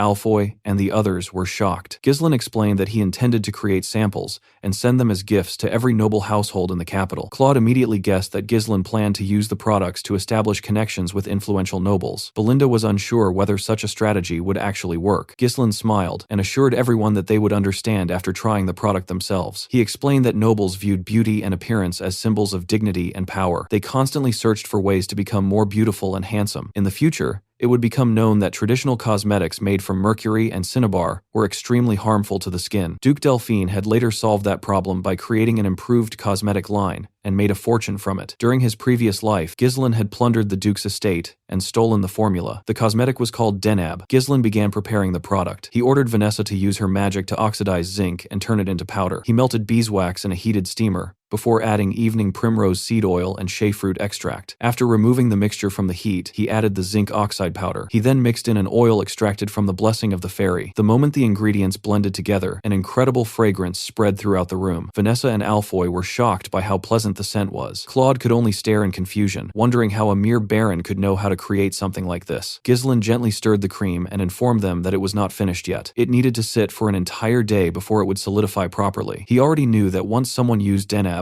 they would never willingly return to ordinary cosmetics. It would become an essential luxury among nobles. Smiling confidently, Ghislain ordered Claude to package the product and send it to noble houses as gifts. Claude was surprised and asked whether they should not test it first. Ghislain assured him there was no need. Unknown to everyone, the mysterious masked woman was watching the entire process from outside the window. Later that night, heavy rain covered the capital. While everyone in the mansion slept, the masked woman slipped inside. She entered the room containing the cosmetics, approached the wrapped products, and picked one up. Opening it carefully, she touched the cream with her fingers. Suddenly, Ghislain's voice came from behind her. He casually asked whether she was the ghost from the mansion rumors. Startled, the woman spun around. Ghislain calmly told her that he could personally guarantee the product's quality. At that moment, a bolt of lightning illuminated the room. The woman instantly drew her sword and rushed at him. She appeared in front of him in the blink of an eye and thrust her blade forward. Ghislain drew his sword and blocked the attack. The woman continued attacking with incredible speed, but every strike was intercepted before it could touch him. Ghislain counterattacked and forced her back. She spun around and attacked from behind, but Ghislain moved his sword behind his back and blocked again. He pushed her blade away. The woman retreated and took a stance before thrusting her sword once more. As they exchanged blows, Ghislain recognized the style she was using. Every movement was elegant and refined. He recognized techniques known as grace, modesty, and spiral of roses. Each attack left a beautiful arc through the air. The woman swung her blade from the side, but Ghislain blocked it effortlessly. He grabbed her wrist, pulled her forward, and placed his sword against her neck. Unable to move, she found herself completely restrained. Ghislain remarked that it was strange for a lady like her to pretend to be a ghost inside an abandoned mansion. He then asked her what relationship she had with the Branford family. A short while later, Belinda and Gillian rushed into the room after hearing the noise. Belinda arrived holding a dagger while still dressed in a night garment. Gillian immediately asked what had happened. When they entered, however, they only found Ghislain standing beside an open window. Ghislain simply told them to return to their rooms and get some rest. He remarked that things might work out even better than he originally expected. The scene then shifts to a much more luxurious mansion. There, a woman stood in front of a mirror while her maids finished applying her makeup. This woman was Countess Marielle Alisper. One of her maids complimented her appearance and claimed that she looked as beautiful as ever. Marielle, however, was dissatisfied. She knew that her appearance was being maintained through countless layers of powder and paint. In her younger years, she had been one of the most influential women in the capital. Women copied her fashion styles, makeup choices, and even the clothes she wore. She had once dominated the fashion scene. Unfortunately, the years had begun catching up to her. She knew that her cosmetics merely concealed the signs of aging rather than removing them. Looking at herself in the mirror, she wondered whether she could ever regain the beauty and prestige she once possessed. While she was thinking, a maid informed her that it was time to leave for a salon gathering. As Marielle turned around, she noticed something strange. One of her maids looked unusually beautiful. Her skin was glowing, smooth, and healthy. Shocked, Marielle immediately grabbed the maid's face. She felt how firm and moisturized her skin was. Demanding an explanation, she asked what treatment the maid had used. The maid revealed that Count Alisper had recently received a cosmetic gift from a newly arrived noble in the capital. Since the Count had no interest in cosmetics, he had simply handed the gift over to the servants. The maid admitted that she had been using it. Upon hearing this, Marielle became extremely interested. Not long afterward, a luxurious golden carriage pulled up in front of Ghislain's mansion. The carriage was drawn by magnificent white horses. Claude, Alfoy, and Gordon were stunned when they saw it. They briefly wondered whether royalty had arrived. Claude quickly realized that Ghislain's cosmetic strategy had succeeded. Soon afterward, Countess Marielle stepped out of the carriage carrying a feather fan. Claude greeted her respectfully and escorted her inside. In the mansion's garden, Ghislain sat peacefully in a pavilion feeding a bird. Claude approached him and informed him that Countess Alisper had arrived. Ghislain fed the bird one last time before standing. Marielle immediately asked whether he was Baron Fenris. Ghislain politely kissed her hand and introduced himself as the Lord of Fenris territory in the northern region. He expressed his honor at receiving such an important guest in such a secluded location. Marielle wasted no time getting to the point. She pointed out that he had not personally sent her any gifts. Instead, he had only sent products to her husband. She jokingly jokingly remarked that perhaps her fame was not significant enough to reach the remote north. Ghislain smiled and responded smoothly. He explained that this was not the case at all. In truth, he felt it would have been disrespectful to present a gift directly to the woman who led the fashion world, unless he was absolutely certain it would satisfy her standards. Marielle clearly enjoyed the compliment. Smiling behind her fan, she remarked that Ghislain was not completely clueless after all. Deciding that enough pleasantries had been exchanged, she informed him that they should proceed directly to business. Soon, Marielle sat down with Ghislain in the pavilion and got straight to the point. She requested control over his cosmetic business. When Ghislain asked whether she had personally used the product, the Countess admitted that it was excellent. In fact, she claimed she no longer had any need for the cosmetics she previously used because Denab was superior in every way. Seeing its potential, she proposed monopolizing the product. She told Ghislain that all he needed to do was focus on manufacturing and supplying it while she handled everything else. Ghislain calmly replied that he could allow her to purchase the product in bulk. Marielle smiled and explained that doing business in the capital would be extremely difficult for him on his own. Even with a remarkable product, entering the network of influential nobles would not be easy. Looking around at the old mansion he had chosen as his residence, she assumed his finances were limited. Belinda immediately became irritated by the subtle insult toward her master, while Claude thought the Countess was completely mistaken, since they were only living there because Ghislain stubbornly insisted on buying the place. Ghislain ignored the remarks and simply warned her that his supply price would be rather high. Marielle laughed confidently and reminded him that the Alisper family was among the wealthiest families in the capital. Ghislain then revealed his price, 100 gold per jar. The Countess froze in shock and asked if he was joking. Ghislain assured her that he was perfectly serious. He pointed out that if the Queen of Socialites herself desired the product, then surely it must be worth a fortune. Marielle briefly blushed at the compliment before regaining her composure. Internally, she realized Ghislain was far more cunning than he appeared. Charging 100 gold per jar made a monopoly practically impossible. To profit, she would have to sell it for even more. Ghislain was essentially telling her to abandon any hopes of controlling the market. Annoyed that she was being played with, she watched as Ghislain smiled and revealed that he had another proposal. At his signal, Belinda stepped forward carrying a box. Ghislain explained that while he could not offer her exclusivity, he could offer her honor. Curious, Marielle asked what he meant. Ghislain opened the box, revealing 15 containers of Denab. The Countess was visibly surprised. He explained that this was the cosmetic he personally created, and that the set was a gift commemorating the relationship between them. Picking up one of the containers, he explained that most nobles still had no idea how effective Denab truly was. It was a product capable of transforming the entire cosmetics market. Rather than monopolizing it, he suggested that Marielle become the woman who introduced it to the capital and led the new trend. The Countess slowly lowered her feather fan and smiled. She immediately understood what he was offering. Instead of making her a distributor, he was giving her the opportunity to become the face of a revolution in noble fashion. Amused, she told Ghislain that he was a baron who knew exactly how to choose the prettiest words. She closed the box and accepted his offer. Standing up, she declared that Ghislain would supply the cosmetics while she would lead the trend throughout the capital. Satisfied, Ghislain escorted her back to her carriage. Before leaving, Marielle offered him a favor and said she would help him if it was within her power. Ghislain immediately used the opportunity. He asked her to relay a message to Marquis Branford. Specifically, he wanted her to tell the Marquis that Baron Ghislain Fenris could solve his daughter's problem. The story then shifts to the Branford territory, where the message is delivered to an elderly man with striking red eyes, the powerful Marquis Branford himself. Back at the mansion, business exploded. Claude happily threw money into the air while shouting that they had hit the jackpot. He was ecstatic after seeing how quickly Denab was selling. The influence of Countess Alisper was even greater than he imagined. Kaor was shocked by the amount of money pouring in, while Alfoy,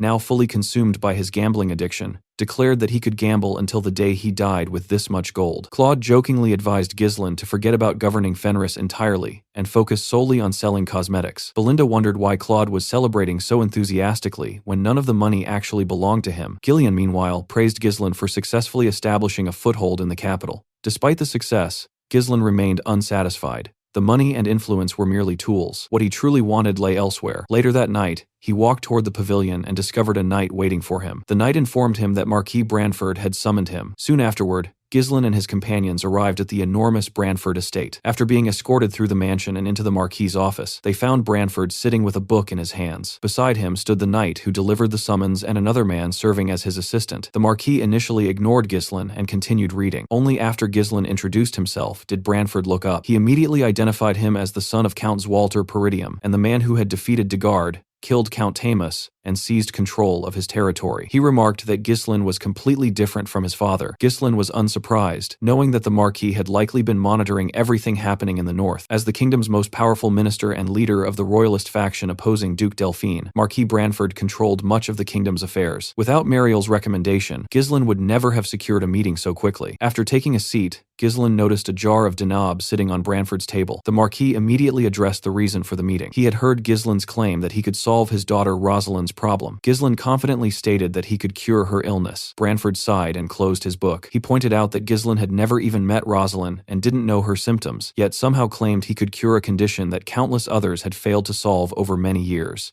Ghislain replied that he had gathered information while staying in the capital and that he had successfully treated a similar illness before. The Marquis admitted that he liked Ghislain's confidence, but then unexpectedly ordered him to leave. Ghislain was surprised. Branford explained that many people had made similar claims in the past. Every single one had failed, and all of them had paid for their arrogance with their lives. Holding up the jar of Denab, the Marquis remarked that he would rather not see a talented young noble throw his life away. Ghislain understood that this attitude came from years of disappointment. Branford had already exhausted every possible method to save his daughter. Ghislain then asked whether the Marquis intended to simply give up on curing her. Branford replied that her condition was not life-threatening. It was only a skin disease. Ghislain immediately countered that Rosalind herself likely did not feel that way. The Marquis silently acknowledged that he was right. He admitted that the reason he summoned Ghislain was to judge his confidence personally. When Ghislain insisted that he was different from all the others, Branford studied him carefully and finally agreed to give him a chance. The conversation then became even more intense. Branford promised that if Ghislain succeeded, he would be rewarded generously. To everyone's surprise,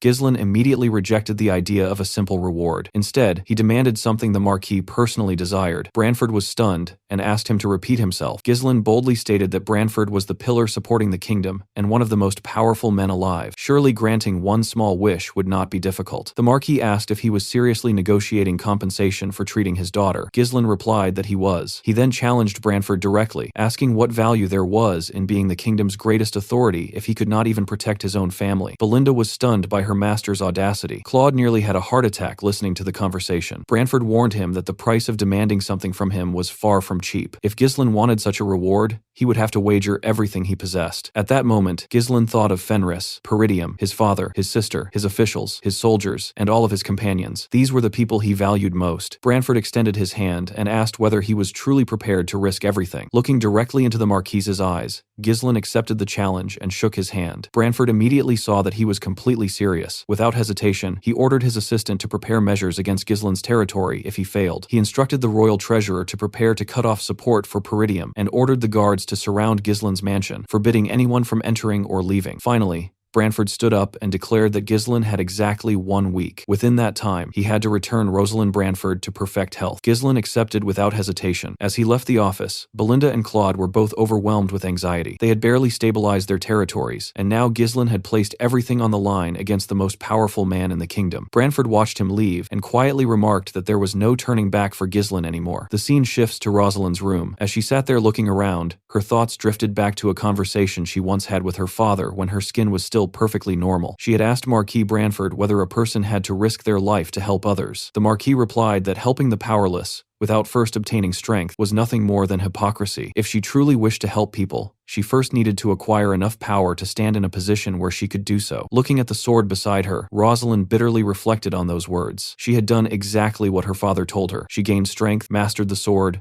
cultivated mana, and became capable enough to help others. Yet all of that had come at the cost of her appearance. At that moment, Ghislain entered the room and remarked that he knew she had to be the daughter of Marquis Branford. Rosalind turned toward him as he introduced himself as Ghislain Fenris, the Lord of Fenris territory. She immediately demanded to know why he was there. Ghislain explained that he had come to cure her illness, and even asked whether the cosmetics he had sent had shown any effect. The moment she heard that, Rosalind hurled the Denab container at his head. Ghislain calmly dodged it by tilting his head aside. With a trembling voice, Rosalind asked whether he honestly thought he was the first person to try curing her illness. Wrapping her arms around herself, she told him she had no interest in hearing about another medicine or treatment method and demanded that he leave because everything was futile. Ghislain insisted that he was different and revealed that he was staking his own life on this treatment. Rosalind immediately rejected that claim. Everyone who came seeking rewards, recognition, or profit always claimed they were different. They all insisted they were risking their lives. She asked whether he thought his successful cosmetics business somehow made him special. Ghislaine understood the source of her bitterness. Rosalind Branford was the daughter of Marquis Branford and the granddaughter of the kingdom's chancellor through her late mother. After her mother's death, she became the pride of the Branford family. She excelled in academics and swordsmanship, wielded mana with great skill, and became one of the foremost patrons supporting industries throughout Cardinia. She had everything. Then an unknown illness destroyed it all. Even after exhausting every resource available to them, the Branford family could not cure her. Eventually, Marquis Branford even considered solving the issue through a political marriage so that the Branford name could continue protecting her. The illness itself was a rare spontaneous skin eruption caused by improper mana cultivation. The balance between mana polarities inside her body had collapsed, leaving her mana pathways in complete disorder. As if she had heard enough, Rosalind drew her sword and covered it with mana. Pointing the blade at Ghislaine, she ordered him to leave before she killed him. Ghislaine knew that forcing mana through her damaged pathways would only worsen her condition. Realizing words would not work, he apologized and informed her that he would have to treat her by force. The moment he finished speaking, he rushed forward. Rosalind immediately swung her sword,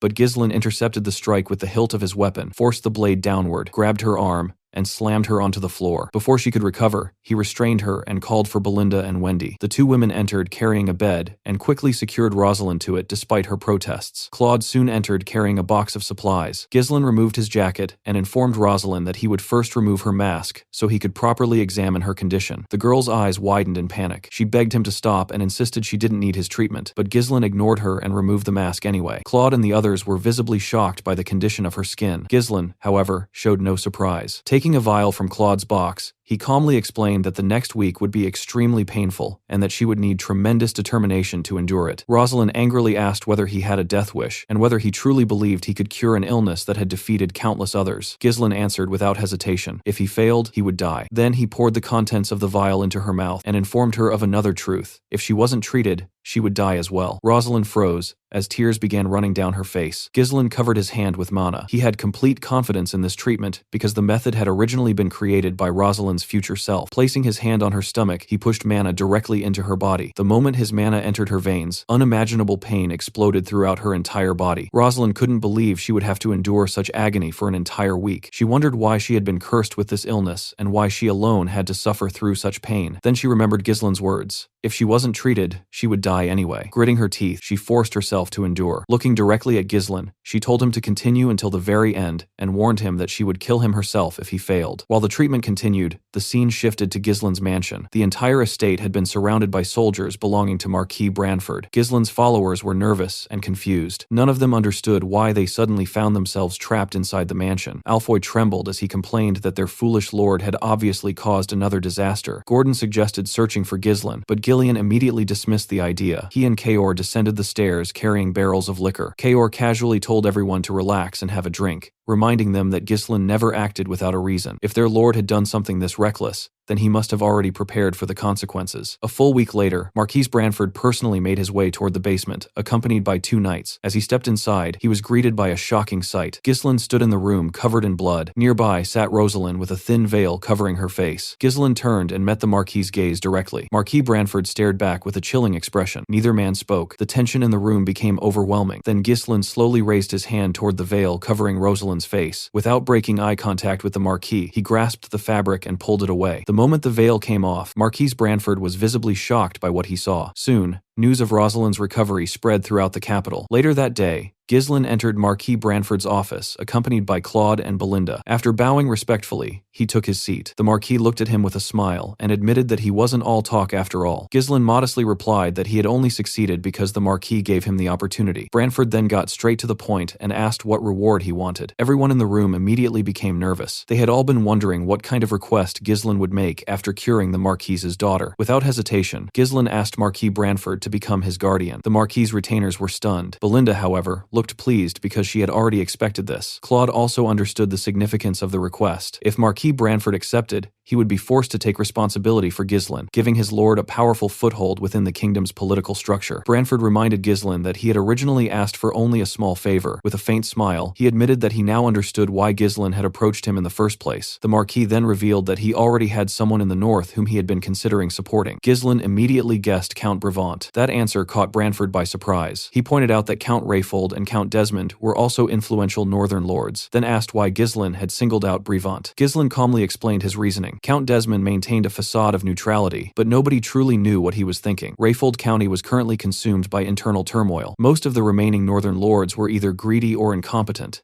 Count Brevant, however, was wealthy, aligned with the royalist faction, and possessed the military backing of the Flame Magic Tower. Given those facts, he was the only logical choice. Branford then asked whether Ghislain was claiming to be more worthy than Count Brevant. Ghislain smiled and responded with a question of his own. Didn't the Marquis find Count Brevant somewhat unsatisfying? That answer made Branford laugh. He admitted that Ghislain was right. Brevant was a good man, but he was lazy, indecisive, and easily influenced by others. Ghislain pointed out that those exact traits would eventually allow Duke Delphine to manipulate him. Then he urged the Marquis to be bolder. If he was truly going to grant his request, then he should go all the way and make him the representative of the North. Marquis Branford had not expected such ambition. Looking at Ghislain, he finally understood why this young lord had been willing to risk his life. Rising from his seat, he called upon everyone present to bear witness. He formally declared that he would support Ghislain as his ward, and that Ghislain's enemies would now be his enemies as well. Anyone who wished to move against Baron Fenris would first have to remember that Marquis Branford stood behind him. The Marquis then turned toward Ghislain and demanded an oath. If he wished to receive Branford's support, he would have to consider the Marquis's honor in all his actions. Ghislain immediately knelt, drew his sword, and grasped the blade with his bare hand as he swore the oath. The moment he finished,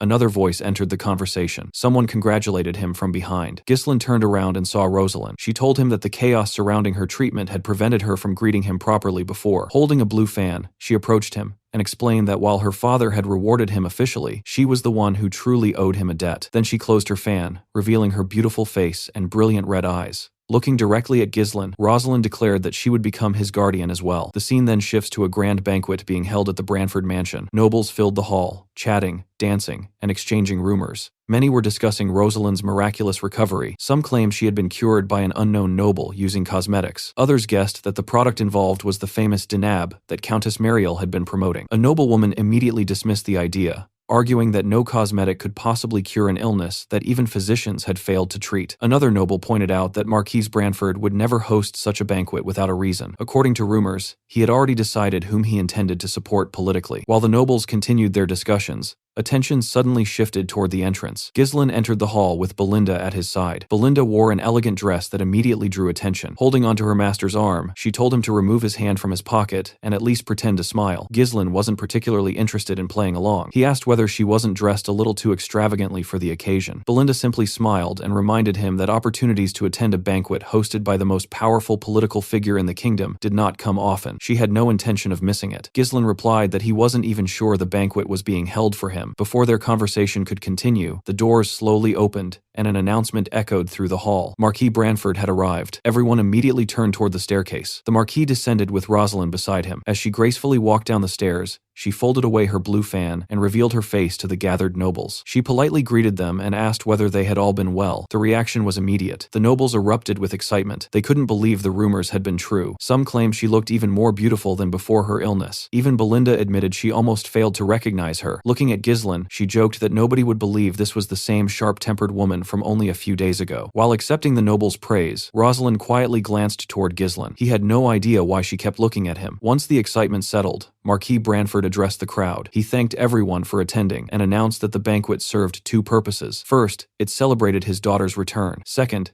it allowed him to officially introduce the person he had chosen as his ward. The nobles immediately became attentive. Branford explained that while some of them might already know Baron Ghislain Fenris, many did not. He then publicly declared that Rosalind had escaped the illness that tormented her for years thanks to Ghislain's efforts. Because of that achievement, the Branford family would support him as their ward and ally. He instructed the nobles to treat Ghislain with the same respect they showed him before, inviting everyone to enjoy the festivities. The moment the speech ended, countless eyes turned toward Ghislain. The looks he received felt less like admiration and more like predators examining fresh prey. Ghislain immediately realized how decisive Marquis Branford could be once he made up his mind. He remembered the Marquis telling him that this banquet would introduce him to the important nobles of the royalist faction and provide valuable connections for the future. Looking around, Gislin saw that many of the kingdom's most influential figures were indeed present. Although he disliked dealing with nobles, he understood how valuable these relationships would become. As he observed the crowd, he overheard whispers spreading through the hall. Some questioned whether Gislin truly deserved the Branford family's support. Others mocked the fact that his family possessed little influence compared to the great houses of the kingdom. Belinda grew visibly annoyed as she listened to them belittle her master. Before she could react, someone called Gislin's name. Turning around, he saw Rosalind approaching. The entire hall fell silent as she politely bowed her head and thanked him once again. The nobles were stunned. Rosalind then told him not to pay attention to the petty gossip around them. Rumors naturally followed anyone who attracted attention.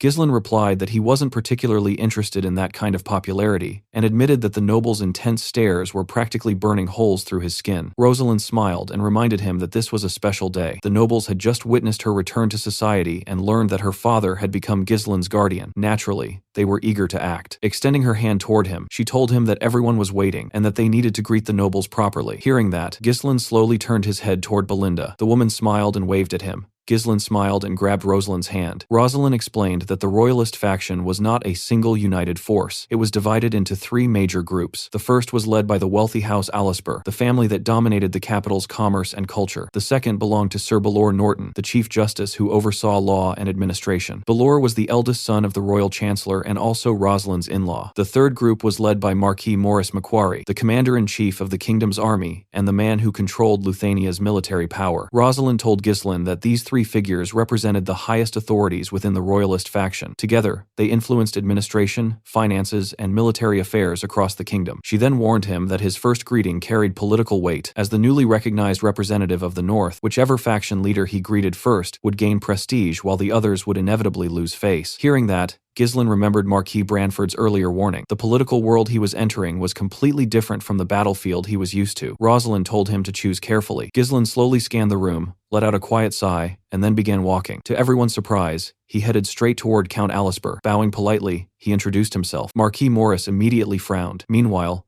Count Alisper welcomed him warmly and thanked him for restoring his wife's confidence. He assured Gislin that he could ask for help anytime. Countess Muriel quickly joined the conversation and affectionately referred to Gislin as their little brother. She even praised him for being loyal. Gislin awkwardly asked whether she should really be speaking that way during such a formal gathering. Muriel brushed the concern aside, saying it didn't matter because only they were talking. She then openly thanked him for preserving their family's reputation. At that exact moment, Marquis Maurice loudly cleared his throat, making sure Gislin noticed him. One of Maurice's followers immediately spoke up. Since Gislin was the son of a count, he should first pay his respects to the commander of the kingdom's army. Another noble dressed in red went even further, claiming that Marquis Branford had clearly grown old and lost his ability to judge people properly. Gislin calmly turned around and walked toward Marquis Maurice. For a brief second, Maurice expected a greeting. Instead, Gislin walked right past him. The commander was left standing there in disbelief. Gislin continued directly to Sir Balor Norton and introduced himself. Maurice's expression darkened further. Balor, however, welcomed him warmly and thanked him for curing Rosalind. He admitted that Gislin had lifted an enormous burden from everyone's shoulders. Balor then casually mentioned that Marquis Branford had informed him about Gislin's search for dwarven and elven slaves. Since he supervised legal matters involving slave traders and taxation, he promised to help. Gislin thanked him sincerely. Only after finishing his conversation with Balor did he finally approach Marquis Maurice. The commander was visibly irritated by then. He warned Gislin not to become arrogant simply because Marquis Branford supported him. If necessary, he could cut him off at any time. Gislin remained perfectly respectful. He admitted that he still had many shortcomings and politely asked Marquis Maurice to continue guiding him in the future. The response was flawless, but the damage had already been done. From across the hall, Marquis Branford watched the entire exchange unfold. Nearby nobles whispered among themselves, debating the significance of Gislin's greeting order. After finishing his rounds, Rosalind approached him and asked whether the sequence had been intentional. Gislin simply answered that he followed his heart. The moment he said that, dozens of nobles rushed toward him. Some wanted introductions, others wanted favors. Many arrived carrying gifts. Count Alisper watched the scene and remarked that Gislin had probably earned Marquis Maurice's resentment. Muriel casually dismissed the concern, saying Maurice was a straightforward man. Balor added that Maurice could hardly cut Gislin off simply because he felt jealous. Marquis Branford stated that everything happening was natural. After all, Gislin was the only person who had managed to cure Rosalind's illness. Balor then praised Branford for discovering such an exceptional talent. The Marquis shook his head and gave Gislin the credit. He explained that the young lord had climbed to his current position through his own efforts. He possessed the strength to reverse hopeless wars, the intelligence to understand complex situations,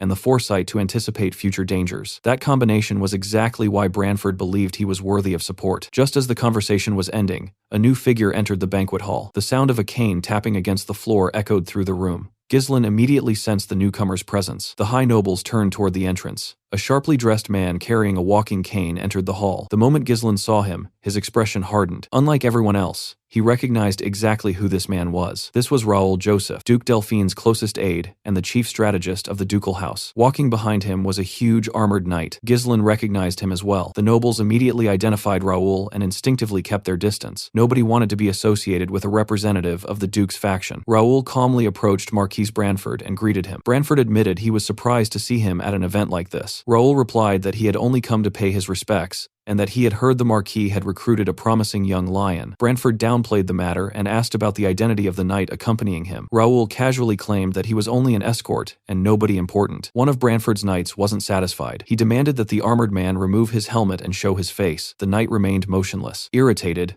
Branford's knight placed a hand on his sword and repeated the order. Before the situation could escalate, Marquis Branford intervened and told his subordinate, Tolio, to stand down. Then, with a meaningful look, he advised Raoul to enjoy the banquet and take care not to dishonor Duke Delphine's name before leaving. Raoul smiled politely and thanked him. After Raoul walked away, Branford's expression darkened. He couldn't believe that a figure as important as Raoul had entered the capital without his knowledge. The fact that the Duke's strategist had managed to avoid all of his information networks was deeply unsettling. It was proof that Duke Delphine's influence had already extended further into the capital than he had realized. Meanwhile, Raoul and his armored escort made their way directly toward Ghislain. The moment they arrived, Ghislain stared at Raoul with undisguised hostility. Raoul immediately noticed the glare and found it strange. This was supposedly their first meeting. Curious, he asked whether Ghislain knew him. Realizing he had revealed too much emotion, Ghislain quickly composed himself. He replied that he knew of Raoul's reputation and had heard many stories about him in the capital. Raoul smiled and answered that he knew Ghislain quite well too. He praised the impressive show Ghislain had put on in the north. The compliment meant little to Ghislain. In his previous life, he knew exactly who Raoul was. This was the man who had orchestrated many of the schemes designed to bring Peridium to ruin. Raoul, however, acted as though they were merely acquaintances meeting for the first time. After exchanging pleasantries, he suggested they move somewhere quieter. Now that introductions were out of the way, there was something he wanted to discuss with Ghislain in private. Soon after, Ghislain found himself alone in a room with Viscount, Raoul, Joseph, and the knight, standing silently behind him. Raoul wasted no time getting to the point. He said that the ducal house was interested in his cosmetics. According to him, the reason he came to the capital was because he heard rumors about a product capable of restoring Rosalind Branford's ruined skin. Such a thing naturally attracted the Duke's attention because they had been developing something similar themselves. While Raoul spoke, however, Ghislain barely paid attention to him. His eyes remained fixed on the knight standing in the background. Only after a while did he finally look back at Raoul and calmly tell him that if he came seeking an exclusive contract or technology sharing agreement, then he would have to disappoint him. Raoul chuckled. He said he hadn't come all this way for such boring negotiations. In his eyes, Ghislain was a rare talent. A notorious troublemaker from the countryside had suddenly risen to prominence, won a war, secured a noble title, and forced the capital itself to acknowledge him. Raoul wanted to know whether that was the result of luck or ability. Ghislain casually replied that he had simply improved himself through study. The answer clearly wasn't what Raoul wanted. Smiling, the Viscount extended an invitation. He wanted Ghislain to join the Duke's faction. Raoul then began laying out his argument. He told Ghislain that talent had an expiration date. A gifted man could possess all the potential in the world, but if he remained in a harsh place like the north, his life would be consumed by barbarian invasions and endless border wars before that talent could fully bloom. Raoul claimed he had seen many brilliant young men waste their lives that way. In contrast, the Duke's faction possessed the power to change destinies. If Ghislain joined them,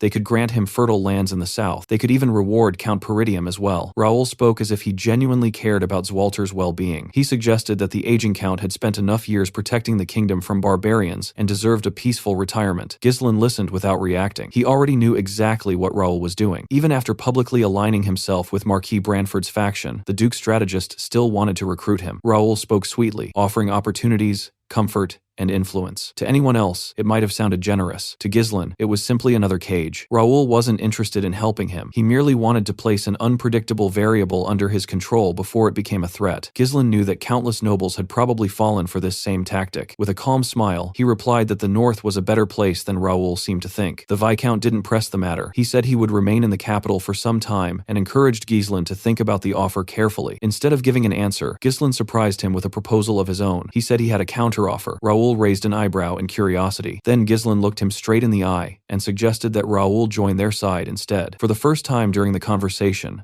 The Viscount's smile disappeared. His gaze sharpened as he stared at the young lord. The scene later shifted to a carriage, leaving Marquis Branford's estate. Inside sat Raoul and the mysterious knight. The knight asked for Raoul's opinion after finally meeting Ghislain face to face. Raoul admitted that there was something unsettling about the young lord's eyes. He said they were strange enough to make him want to gouge them out. The knight then revealed something even more disturbing. According to him, Ghislain had tried to kill them. Raoul was genuinely surprised by the statement. The knight explained that throughout the entire meeting, he had sensed killing intent directed toward the Viscount. Ghislain wasn't simply listening to their conversation. He was constantly evaluating whether he could kill Raoul and escape afterward. In fact, the knight had practically watched him calculate every possibility. As the knight described it, a silent battle had taken place between them. The moment their eyes met, they had fought entirely within their minds. In that imagined battlefield, Ghislain instantly drew his sword and lunged at Raoul. The knight intercepted him before he could reach the Viscount. Ghislain attacked again and again, refusing to back down, but every strike was blocked. He accelerated, changed angles, increased his pressure, and searched for openings. The knight matched every move. Their swords collided repeatedly in that invisible duel, neither side able to gain a decisive advantage. Eventually, Ghislain reached a conclusion. Killing Raoul in that room was impossible, as long as the knight remained at his side. That realization was the true reason he abandoned the idea, and instead gave Raoul the absurd counteroffer to join his faction. Back in reality, Raoul remembered how the conversation ended. He had laughed and admitted that he finally understood why Marquis Branford liked Ghislain so much. Before leaving, he told the young lord that he had enjoyed speaking with him and hoped they would meet again. Ghislain had replied that he looked forward to it as well. The final exchange, however, had not been between Ghislain and Raoul. It had been between two swordsmen. As Raoul prepared to leave, the knight fixed Ghislain with his sharp green eyes. Ghislain returned the stare without hesitation. Then he calmly said that he looked forward to meeting him again. More importantly, he called the man by name, Cayenne Balzac. He even referred to him as the strongest swordsman in the kingdom. The revelation surprised Raoul. The knight had hidden his identity, yet Ghislain recognized him instantly. Cayenne later confirmed that the young lord truly knew who he was. That alone convinced Raoul that the reports coming out of the north were not exaggerated. Even so, he wasn't planning to abandon his ambitions. He stated that his goal of taking control of the north remained unchanged. At most, it had merely been delayed. There were still many methods available to the Duke's faction. Raoul decided that he would personally warn Count Desmond about Ghislain's existence. His advice would be simple: treat Ghislain as if he were the knight captain of an entire territory. Cayenne immediately rejected that assessment. Raoul turned toward him in confusion. Having personally measured Ghislain's abilities,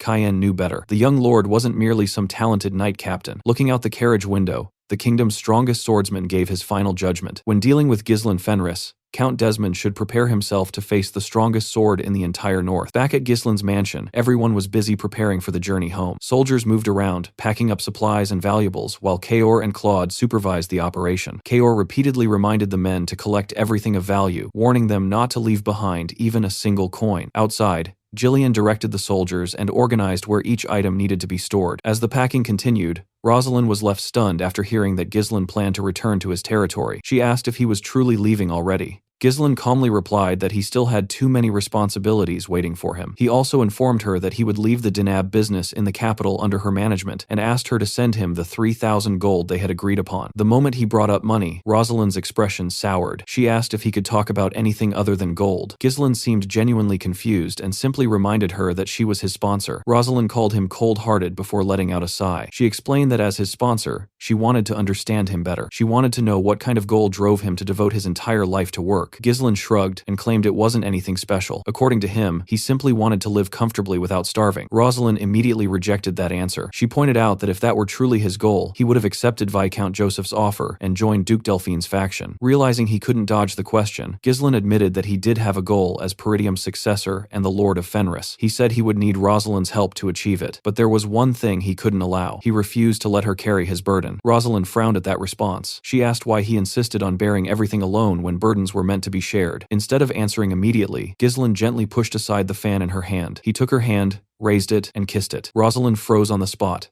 completely caught off guard. Her face quickly turned red. Looking directly at her, Ghislain finally explained himself. He said that the reason he couldn't share his burden with her was because he wanted her to be happy. After delivering those words, he simply turned around and walked away. Rosalind could only stand there and watch him leave, completely overwhelmed by what had just happened. As Ghislain walked away, he reflected on everything he had accomplished in the capital. The banquet had ended on a positive note, and by rejecting Raoul's offer, he had protected Marquis Branford's reputation. Because of that, support and resources that would have gone elsewhere were now being directed toward Fenris and Peridium under the Branford name. same. Ghislain had secured valuable benefits, including tax exemptions and preferential treatment. He had also gained 50,000 residents from the capital who would relocate to his territory, while the dwarven slaves he wanted had already been sent to Fenris. With all these additions, nobody could dismiss Fenris as a poor and insignificant northern domain anymore. Even so, Ghislain remained cautious. The fact that the Duke's faction had personally approached him meant they were already preparing their next move. He knew those people would crush him the moment he showed weakness. Thinking about the future ahead,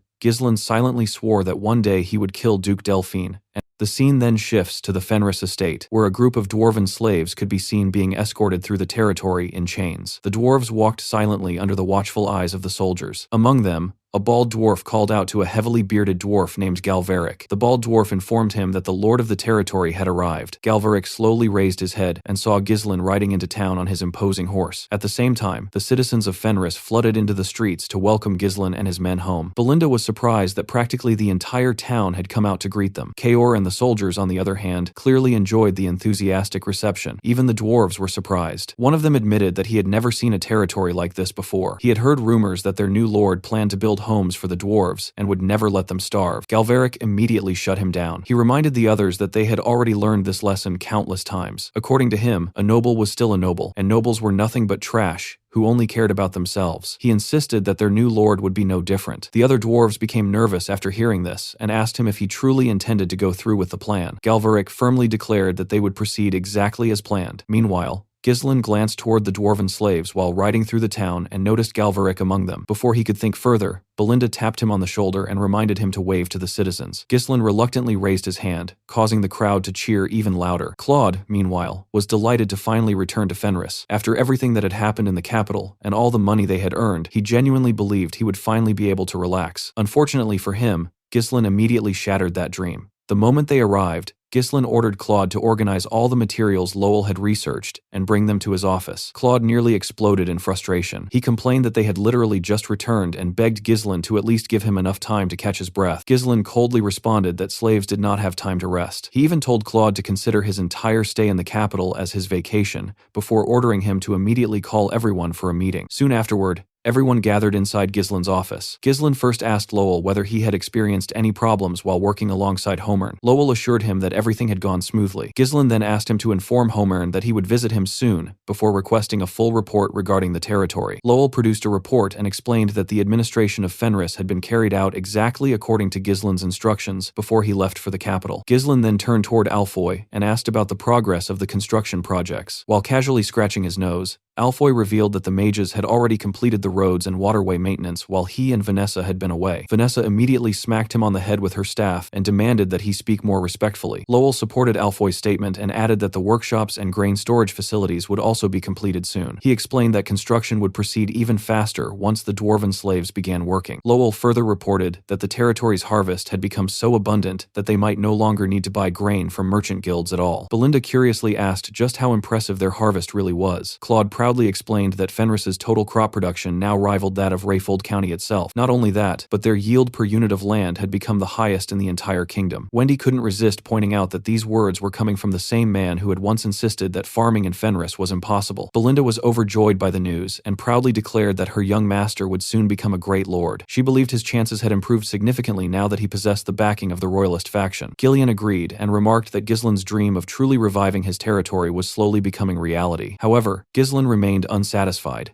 In his eyes, the territory had only just begun to take proper shape. He immediately ordered Claude to continue purchasing food until he personally said it was enough. Since they intended to expand the residential districts in the future, they needed to secure land in advance. Claude was confused by this sudden order. That was when Ghislain dropped a bombshell and announced that they were now preparing for war. Everyone in the room was stunned. Claude couldn't understand who would possibly dare attack them now that they had joined the royalist faction. Ghislain calmly replied that their enemies could very well be either Desmond or Rayfold. He then instructed Claude to read the report in Lowell's hands. Claude was shocked by what he found. The report detailed large-scale conscription and military training taking place throughout Desmond territory. Desmond was also actively recruiting free knights while purchasing massive amounts of weapons and iron ore. Ghislain explained that this was the intelligence he had specifically ordered Lowell to collect before departing for the capital. The truly important detail, however, was that Desmond had been purchasing enormous quantities of high-quality iron ore from Cabaldi County. Gillian immediately understood the danger. He explained that the three most important resources during war were food, manpower, and weapons. Iron ore was essential for forging and maintaining those weapons. The quantity Desmond was buying was far too excessive for peacetime. Kaor actually seemed excited by the possibility that another war might soon break out. Alfoy, meanwhile, looked completely miserable and couldn't believe that he might have to participate in another war again. Claude pointed out that they would be in serious trouble if Desmond secured additional iron supplies. He also reminded everyone that Count Cabaldi would never agree to sell iron to Fenris, even if it was necessary for the territory's development. Ghislain nodded and explained that they should already consider Count Cabaldi part of Duke Delphine's faction. By the time they attempted to secure iron themselves, the enemy might already be prepared to attack. He asked everyone if they finally understood just how dangerous their situation truly was. The room immediately fell silent. After allowing them to process everything, Ghislain announced his strategy. Instead of waiting for their enemies to strike, they would attack Cabaldi County first. Everyone was left completely speechless by the announcement. The story then shifts to Cabaldi County, where Count Desmond was meeting Count Cabaldi inside the latter's castle. While casually eating berries and spitting the seeds onto the table, Count Cabaldi asked Desmond what he meant when he referred to Ghislain as the strongest sword in the north. Desmond revealed that he had received a report from Duke Delphine regarding Fenris territory. According to the Duke, they were to regard Ghislain as the strongest sword in the north. Desmond warned Cabaldi that Ghislain was an unpredictable individual and advised him to begin preparing for war. Cabaldi burst into loud laughter. He mocked Desmond for losing his senses after his defeat at Ghislain's hands. He questioned whether anyone would actually dare invade his territory. Cabaldi proudly described his castle as an impregnable fortress protected by double walls, stronger than ordinary fortresses, a massive moat, and siege weapons crafted using the finest smithing techniques in the north. He arrogantly declared that his castle had never once been breached throughout history and insisted that it never would be. With complete confidence, he advised Desmond to worry about himself first, especially since he had recently lost his precious secret weapon. Desmond could only sit there in frustration after hearing those words. Back in Fenris, preparations for war had already begun. Kaor, Gillian, and Belinda bowed their heads as Ghislain walked past them wearing his armor. He climbed onto a stage and looked down at the soldiers assembled before him. Looking into their eyes, Ghislain saw nothing but determination, and he liked what he saw. He reminded them that trusting and following someone was never easy, yet they had chosen to trust and follow him all this way. Ghislain then drew his sword and slammed it into the ground. He proudly announced that every one of the 200 men standing before him would become knights. With those words, he officially established the Fenris Knight Order. The soldiers immediately erupted into deafening cheers. Nearby, Claude and Wendy watched the celebration from inside a tent. Claude was even wearing armor himself, yet he still looked completely exhausted. He complained that the entire situation was driving him insane. No matter how many times he thought about it, he still couldn't understand whether what Ghislain was attempting was even possible. He turned to Wendy and asked if she felt the same way. The story then shifts back to the moment when Ghislain announced that they would attack Cabaldi County first. Claude immediately jumped to his feet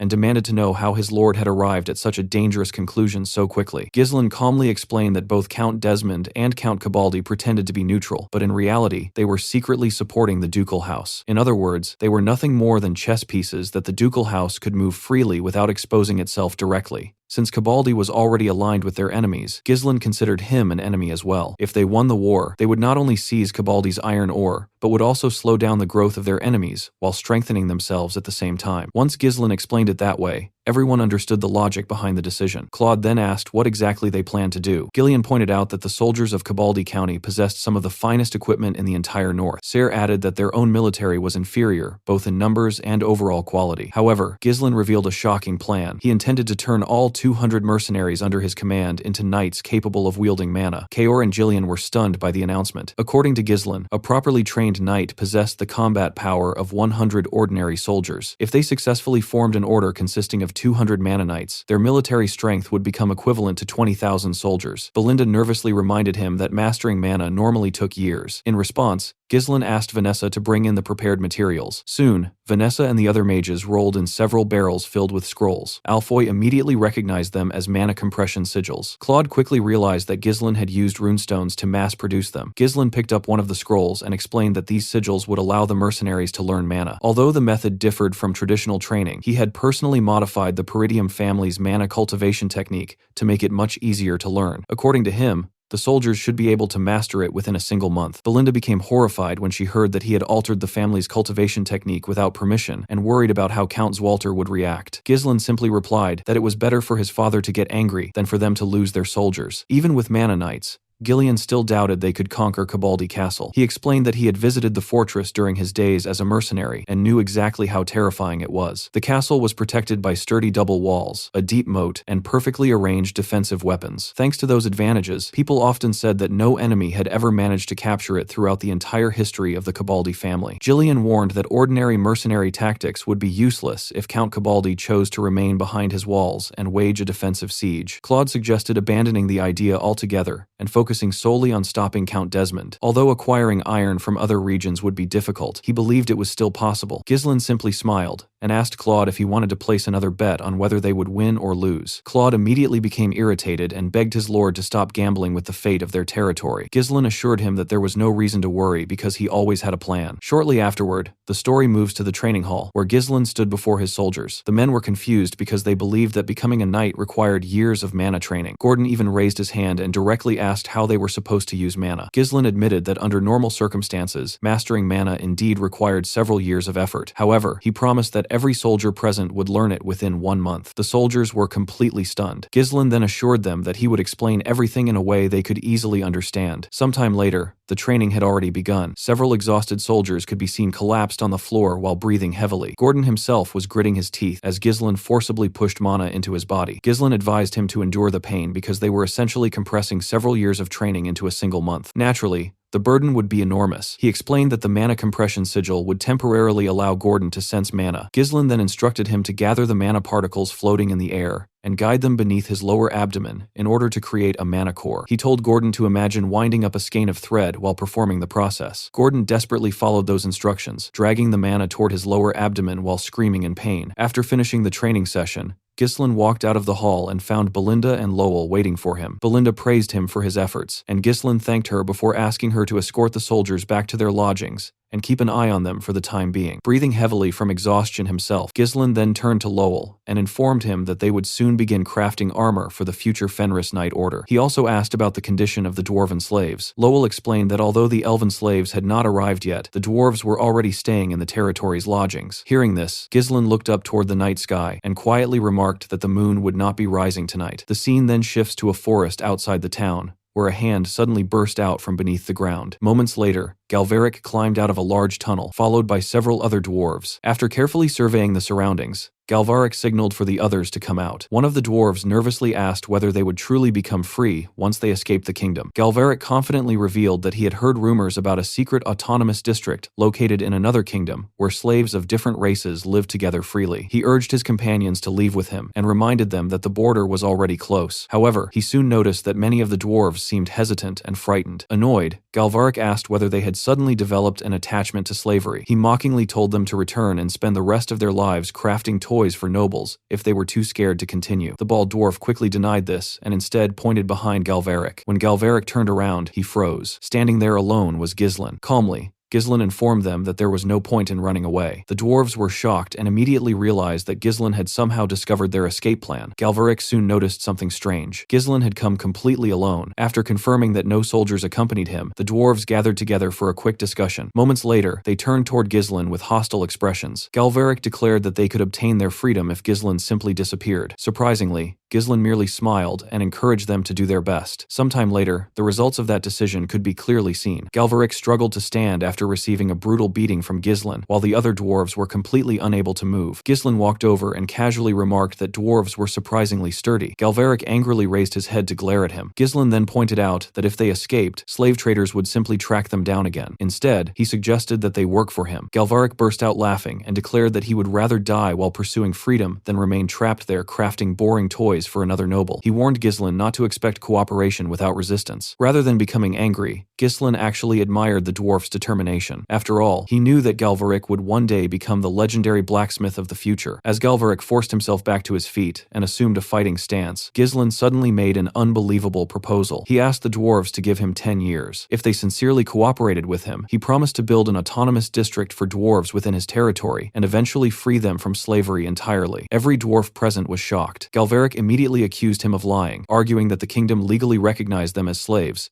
making any promise from a rural lord meaningless. Ghislain calmly replied that laws could always be changed when necessary. The bald dwarf then reminded Galvaric that Ghislain was now backed by the royalist faction, meaning such a thing might actually be possible. Although Galvaric clenched his fists in frustration, he knew he had already lost. Ghislain then revealed that he had no interest in making luxurious decorations or toys. Instead, he wanted to create something far more exciting. Curious, despite himself, Galvaric asked what he meant. Ghislain simply looked up at the sky and declared that he wanted to fly. A month later, the story shifts to Cabaldi Castle, where Count Cabaldi was reading a letter sent by Ghislain. The contents of the letter immediately infuriated everyone present. In it, Ghislain accused Count Cabaldi of disrupting the fairness of the entire northern iron market by favoring a particular house with his iron dealings. He warned the Count that he would eventually regret his actions if he refused to open the market to Fenris and the neighboring territories. After finishing the letter, Count Cabaldi raised it and asked his subordinates what exactly he was holding. One official replied that it was a letter from Baron Fenris. Another official angrily called Ghislain an insolent brat and declared that the young lord had clearly lost his mind. Count Cabaldi simply smiled and remarked that such methods only worked when used by people who actually possessed power. He assumed that Fenris must be struggling badly if they were resorting to sending such a ridiculous threat. One of his officials then reported that Fenris had recently been buying enormous quantities of food from surrounding territories and was even paying extra to secure supplies. Another man concluded that Fenris was probably suffering from food shortages after accepting so many immigrants sent by the royalist faction. Yet another vassal admitted that he could not understand why Fenris constantly made decisions that brought them nothing but losses. Harvest season was approaching soon, meaning food prices would naturally fall. A noble standing nearby simply shrugged and said that there was no point trying to understand the actions of a reckless youngster. In his opinion, it was normal for young nobles to act without thinking. Hearing this, Count Cabaldi casually burned Ghislain's letter using a candle flame. He stated that it was only natural for Ghislain to encounter difficulties since he was trying to rapidly expand a territory that had been on the brink of ruin not long ago. Smiling smugly, Count Cabaldi added that it was a shame he would not be around to witness Ghislain's eventual downfall. The story then moves to Marquis Branford's mansion. As the Marquis entered his office and prepared to remove his jacket, he suddenly noticed a letter resting on his desk. What surprised him even more was the fact that the window to his office had been left open. Curious, the Marquis picked up the letter and discovered that it had come from Ghislain. The contents immediately wiped away his calm expression. In the letter, Ghislain advised Marquis Branford to instruct all royalist nobles to stockpile 10 years' worth of food in advance. He warned that a devastating famine would soon strike the kingdom, one severe enough to shake the entire nation to its core. Marquise Branford did not know how to react after reading such information. The following day, Rosalind entered her father's office and mentioned that she had heard he had not slept at all the previous night. Without offering any explanation, Marquis Branford simply turned to his daughter and ordered her to summon the vassals and all the nobles of the royalist faction for an emergency meeting. Soon after Ghislain sent that warning, the kingdom was struck by an unprecedented famine. An extreme drought swept across the land. Rivers dried up, crops withered and died, and starvation victims began appearing everywhere. As food became increasingly scarce, chaos spread throughout the kingdom as people desperately fought for survival. It was a natural disaster so devastating that it would eventually be recorded in history. Amid this growing disaster, Ghislain decided that the time had finally come for him to act. Inside both the Desmond and Rayfold territories, officials reported that food prices were skyrocketing because of the sudden abnormal weather. They soon discovered that the royalist nobles had already stockpiled massive amounts of food long before the disaster struck. At the same time, Amelia and Count Desmond learned that Fenris had somehow managed to harvest a successful crop despite the drought. The story then returns to Cabaldi County, where Count Cabaldi slammed his hand onto the table in frustration. He demanded to know where the food Count Desmond had promised them was. According to Cabaldi, Desmond should have conquered Fenris earlier and secured both its fertile land and food supplies. One vassal explained that Count Desmond had requested more time because even he had failed to act due to the unexpected weather. Furious, Count Cabaldi cursed Desmond for being a fool and demanded to know when the food would finally arrive. At that moment, one official cautiously proposed a solution. He suggested fulfilling Ghislain's earlier request and trading iron for food. The idea immediately sparked outrage. Another vassal shouted that such a thing was impossible because Ghislain belonged to the royalist faction. If the ducal house discovered their dealings, they would not overlook such betrayal. A noble dressed in blue insisted that they should simply wait because the ducal house and Count Desmond had already promised assistance. However, the official who proposed the the trade refused to back down. He reminded everyone that there was a limit to how much food they could confiscate from the citizens. The army was already struggling to suppress growing unrest, and if the military grain reserves ran out, starving soldiers might rebel. He warned that their famous iron fortress, which had never fallen to an external enemy, could ultimately be destroyed by an internal uprising. Hearing those words,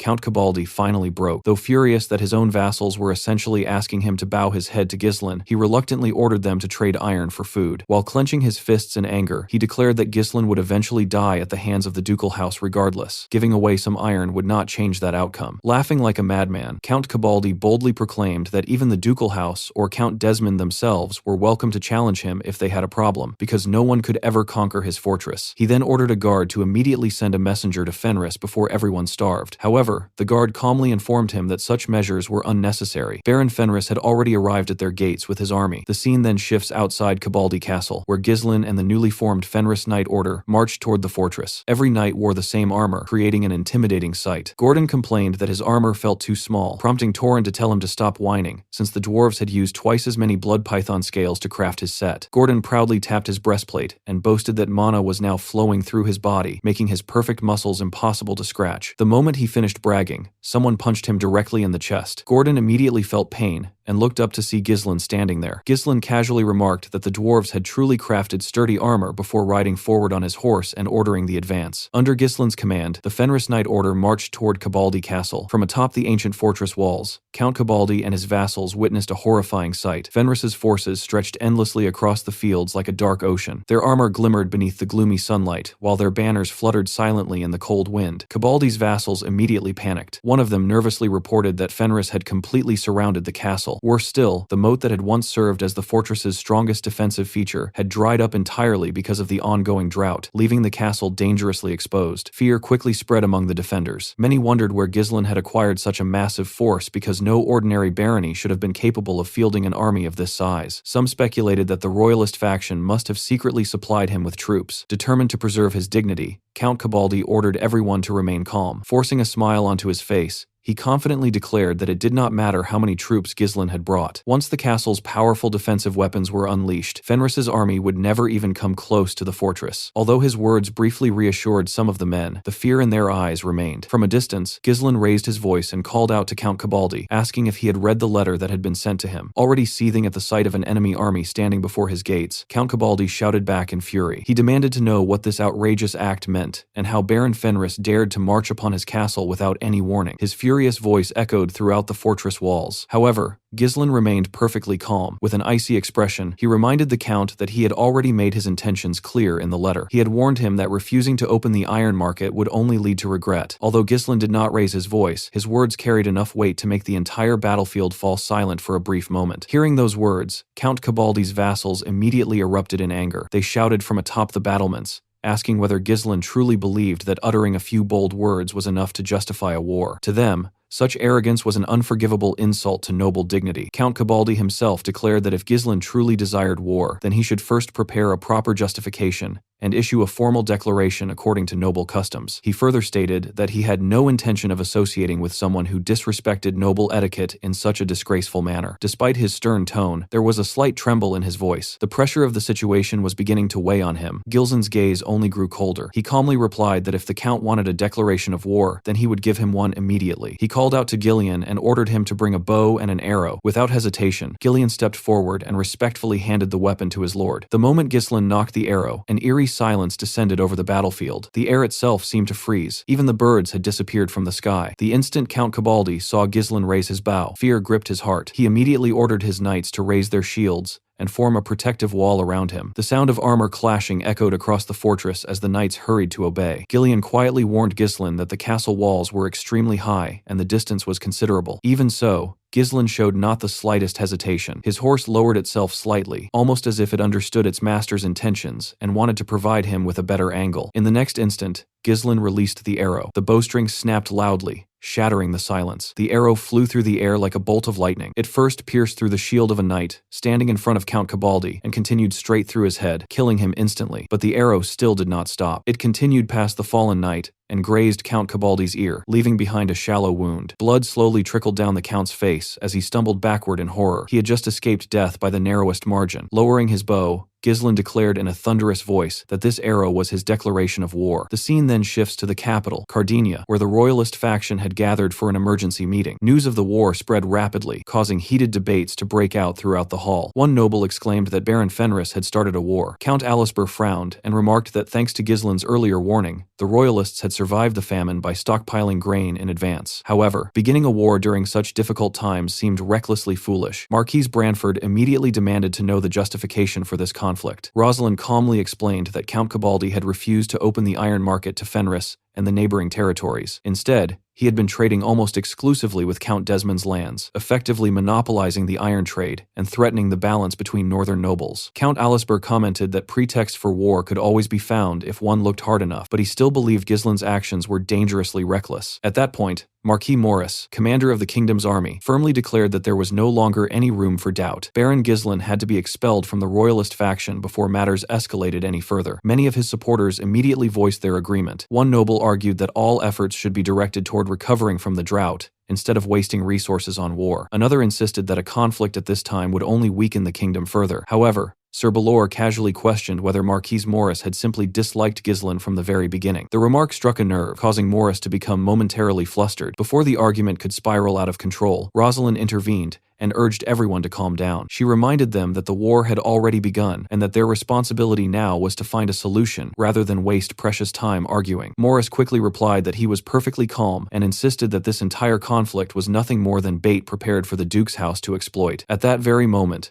the doors to the meeting hall opened, and Count Fouad of the Duke's faction entered. His sudden appearance immediately silenced the room. With complete confidence, Count Fouad announced that he agreed with Marquis Morris. The nobles were visibly shocked by his unexpected arrival. Marquis Branford narrowed his eyes and demanded to know what Count Fouad was doing there. Fouad calmly replied that Baron Fenris had attacked Count Cabaldi, a neutral noble, while the kingdom was still suffering from a natural disaster. Therefore, such actions could not possibly represent the will of the royalist faction. His words weighed heavily upon everyone present. As Branford silently studied him, Sir Balor privately admitted that the Duke's intelligence network was truly impressive. Count Alisper realized that the Duke's house had revealed its hand from the very beginning, a sign that they were extremely confident. Rosalind also quickly grasped the danger of the situation. If this incident pushed the neutral nobles toward the Duke's faction, the royalists would suffer a devastating loss. Her father's next words could very well determine the future of the entire faction. If Ghislain lost, the royalists would lose their influence in the north, but even abandoning him would expose the faction's weakness. On the other hand, if Ghislain succeeded in taking Cabaldi's vast iron mines, the reward would more than justify the risk. Finally, Marquis Branford spoke. In a calm and composed voice, he declared that Ghislain's justification for war was perfectly sound. Count Fouad was visibly surprised and immediately demanded an explanation. Branford calmly replied that this conflict was merely a personal dispute between Baron Fenris and Count Cabaldi. It did not represent the official will of the royalist faction. Therefore, the Duke's house had absolutely no grounds to interfere. Hearing this, Count Fouad became visibly unsettled. He argued that there was a proper time and place for war, and claimed that standing by without intervention would amount to abandoning their duty as nobles responsible for maintaining order in the kingdom. Although he attempted to sound confident, desperation could clearly be heard in his voice. Marquis Branford let out a sigh filled with disdain, and remarked that he simply could not understand why the Duke's house was reacting so sensitively to this issue, almost as if Count Cabaldi actually belonged to their faction. Meanwhile, on the battlefield before Count Cabaldi's castle, the air was thick with the smell of blood and fear. Count Cabaldi screamed in agony as he clutched his wounded ear, staring at the blood covering his hand. Remembering Gillian's earlier warning about the height of the fortress walls, Ghislain admitted that his subordinate had judged the situation correctly and briefly praised him for his foresight. Standing nearby, Kaor smirked and quietly remarked that the Count would probably never wear earrings again. On top of the walls, chaos erupted among Cabaldi's men. Some rushed to stop their lord's bleeding, while others hurried to surround and protect him. The entire battlement fell into confusion. However, despite the intense pain, Count Cabaldi quickly regained his composure. Grinding his teeth in rage, he roared at his soldiers to return to their positions and prepare for battle. He declared that the glory of Cabaldi Castle, a fortress that had never fallen throughout history, would not collapse today. His words restored the soldiers' morale, and they quickly rushed back to their posts. Soon, the massive ballistas stationed along the walls were drawn and loaded. The sound of ropes tightening echoed throughout the fortress as preparations for the counterattack began. Watching the enemy's movements from below, Gillian informed Ghislain that the defenders were preparing to fire. Ghislain calmly nodded and remarked that since Cabaldi specialized in defensive warfare, such a swift response was only natural. There was not even a hint of concern in his expression. He remained completely composed. Before long,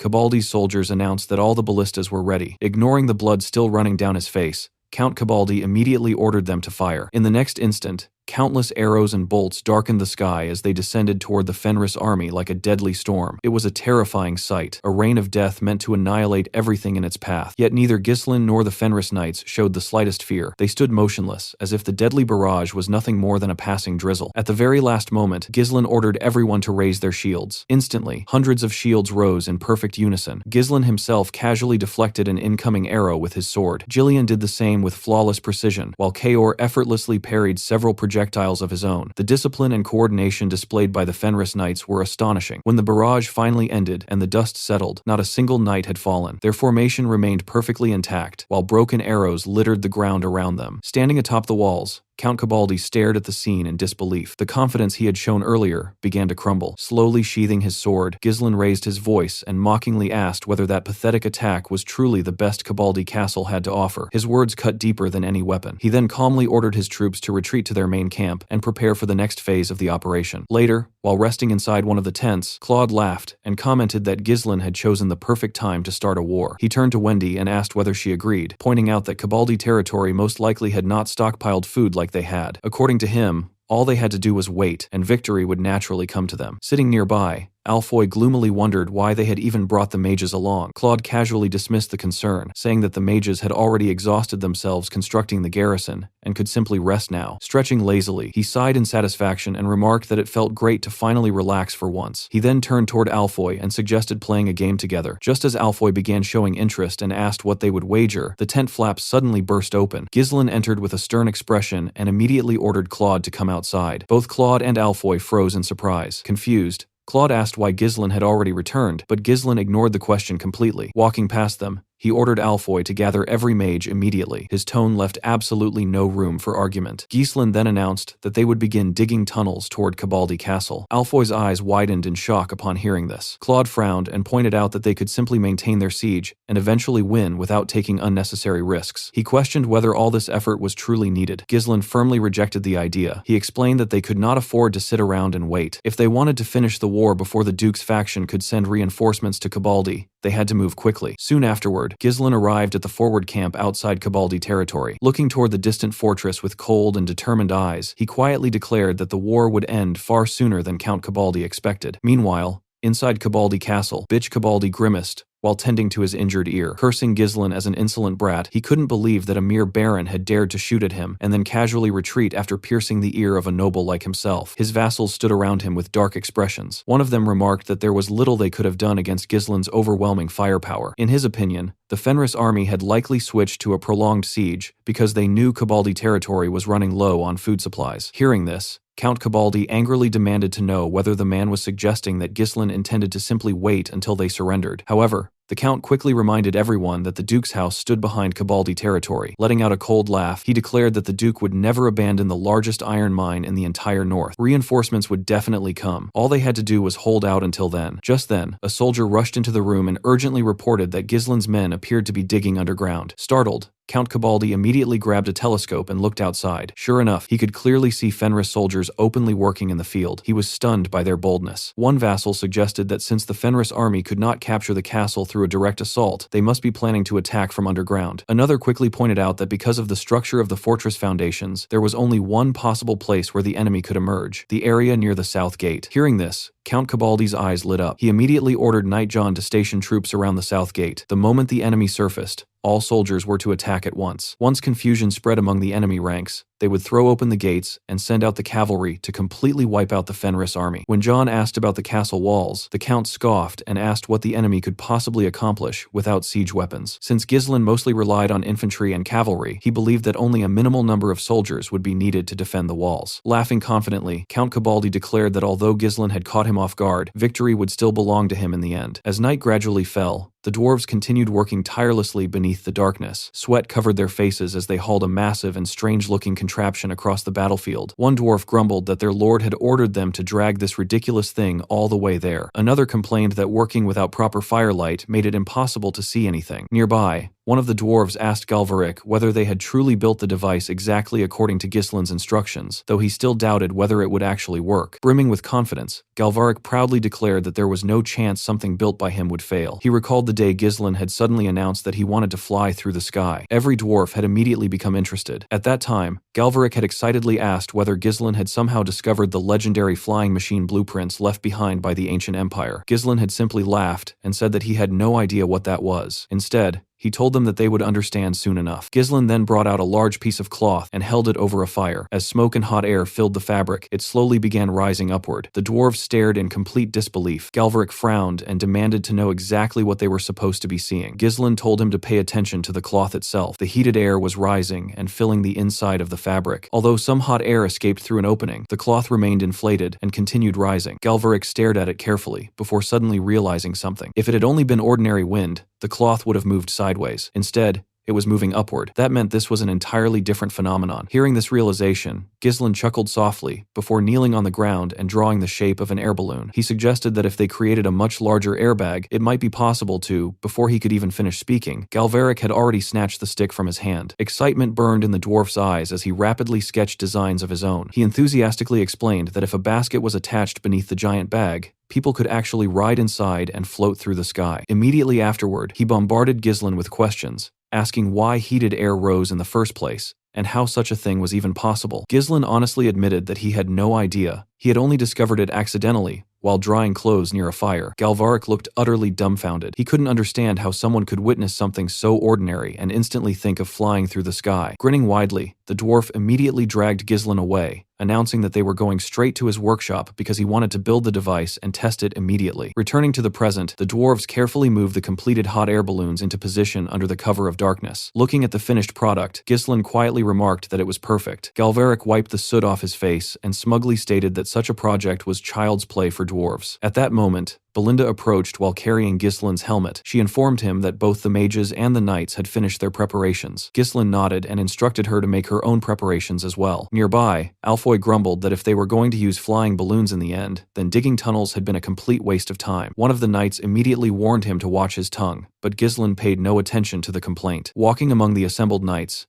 Gislin addressed them in a calm yet commanding voice. He explained that they would soon descend directly into the center of the enemy fortress. According to their training, they were to infiltrate the castle, seize control of the interior, and then open the main gates so Jillian's cavalry could storm inside. That was the entire plan. Gislin reminded them that Cabaldi's forces were considered the best equipped army in the north. Even though the enemy had only recently begun learning mana, they would still be formidable opponents. More importantly, he warned that the enemies they would face in the future would be far stronger. If they could not overcome a battle of this level, then they had no future at all. Noticing traces of hesitation among some of the soldiers, Gislin raised his voice. He reminded them that they had already accomplished impossible feats. They had conquered the beast forest that nobody had ever crossed, and had turned hopeless wars into overwhelming victories. He then asked whether their preparations had been insufficient. The soldiers roared back in unison that they had not. He asked if they were afraid, and once again the soldiers shouted that they feared nothing. A proud smile appeared on Gislin's face. He told them that they had grown stronger at a speed no one could have imagined. Then, as the giant balloons slowly began glowing from the fires burning beneath them, Gislin raised his sword high into the air and gave a single order: fly. Meanwhile, atop the walls of Cabaldi Castle, a soldier kept watch through a telescope and remarked that the enemy had spent the entire day digging, yet now they seemed to be doing absolutely nothing. Another guard yawned and guessed that the Fenris army was probably sleeping. Just then, 2 soldiers arrived to take over the next shift and casually asked whether anything unusual had happened. The guard with the telescope sighed and admitted that he had already lost track of how many days had passed. He wondered aloud whether the Fenris army even intended to attack at all. Relieved that their shift was finally over, the soldiers stretched and prepared to leave. However, one of them suddenly froze after noticing several strange round objects floating across the night sky. Confused, he pointed upward and asked what they were. Another soldier narrowed his eyes and wondered if they might be monsters. Before anyone could react, Gislin suddenly descended from above. In a single clean strike, he cut one soldier in half before instantly killing the second. Moments later, Fenris soldiers began descending from the air balloons, one after another. Taking command from the front once again, Gislin ordered his men to slaughter every enemy they encountered. Elsewhere inside the castle, several knights hurried toward Count Cabaldi's chamber. Among them was Leslie, commander of the Cabaldi Knights Order. The guards outside the count's room were surprised to see Leslie arriving so late at night. When Leslie asked about the Count's condition, one guard quickly informed him that their lord was still asleep. Without wasting another second, Leslie entered the room. The sudden intrusion jolted Count Cabaldi awake. Recognizing Leslie, the Count immediately demanded to know what was happening. Addressing him respectfully, Leslie reported that an emergency had occurred and that enemy forces had already breached the castle walls. The Count's face instantly turned pale. He repeated the words in disbelief, unable to comprehend that his supposedly impregnable fortress had been infiltrated. Outside, more and more balloons descended into the castle grounds, continuously deploying Fenris soldiers. Ghislain and his comrades mercilessly slaughtered the defenders stationed along the walls. Filled with bloodlust, Kaor shouted for everyone to advance and strip away the last remaining pride of that rump-faced lord. Soon, the sounds of battle echoed throughout the entire fortress. The clash of steel, dying, screams, and panicked cries eventually reached the Count's chamber. Terrified, Count Cabaldi demanded to know how the enemy had crossed the walls and whether their tunnel traps had somehow failed. Leslie grimly explained that according to surviving soldiers, the attackers had literally flown into the castle using unidentified flying spheres. The Count could barely process what he was hearing. Leslie then stated that the method no longer mattered because the enemy was rapidly taking control of the fortress. Urging the Count to move immediately, he explained that he intended to secure the underground passage near the outer wall and hold the gate. If successful, they could summon the main force stationed at the south gate and trap the invaders between two armies. For a brief moment, Count Cabaldi stood frozen. His hands trembled as he realized that the tunnels they had prepared for had merely been a decoy. Looking utterly defeated, he muttered about the fortress that had never fallen and wondered whether the proud Cabaldi lineage would truly end with him. Grabbing the Count by the shoulders, Leslie forced him back to reality and urged him to escape through the secret passage with his retainers. Leslie promised to remain behind and defend the castle, adding that if things became truly hopeless, the Count must bring that man to help them. Meanwhile, complete chaos had erupted throughout the castle grounds. The Cabaldi soldiers shouted in confusion, unable to understand how the Fenris troops had suddenly appeared inside their supposedly invincible fortress. Ghislain carved through them effortlessly, his sword cutting men down as if they were made of paper. One soldier desperately charged at him, only to be sliced cleanly in half before he could even scream. Witnessing such overwhelming power, many soldiers froze in terror. A desperate officer shouted for everyone to pull themselves together and fire their crossbows, reminding them that the enemy force was still relatively small. But before they could organize themselves, another soldier screamed and pointed toward the sky. One of the massive air balloons suddenly came crashing directly into the middle of the Cabaldi ranks, exploding violently upon impact. Dirt, debris, and bodies were sent flying everywhere. Apparently, Gordon and Alfoy had been aboard that balloon. As smoke covered the battlefield, Alfoy coughed furiously and angrily yelled that Gordon was a stupid, muscle-brained idiot. He reminded him that he had repeatedly warned him not to board because his enormous weight was too much for the balloon. Gordon simply glared at him in silence while trying to catch his breath. However, before either man could recover, several enemy soldiers rushed toward them. Their attack never reached its target. Ghislain appeared instantly and cut down every attacker before they could land a single blow. He then calmly asked Gordon and Alfoy if they were injured. Watching the scene, Kaor smirked and mocked Gordon for still behaving exactly the same, despite officially becoming a knight. Gordon remained silent, his expression unusually serious. Suddenly, both Ghislain and Belinda noticed movement in the distance.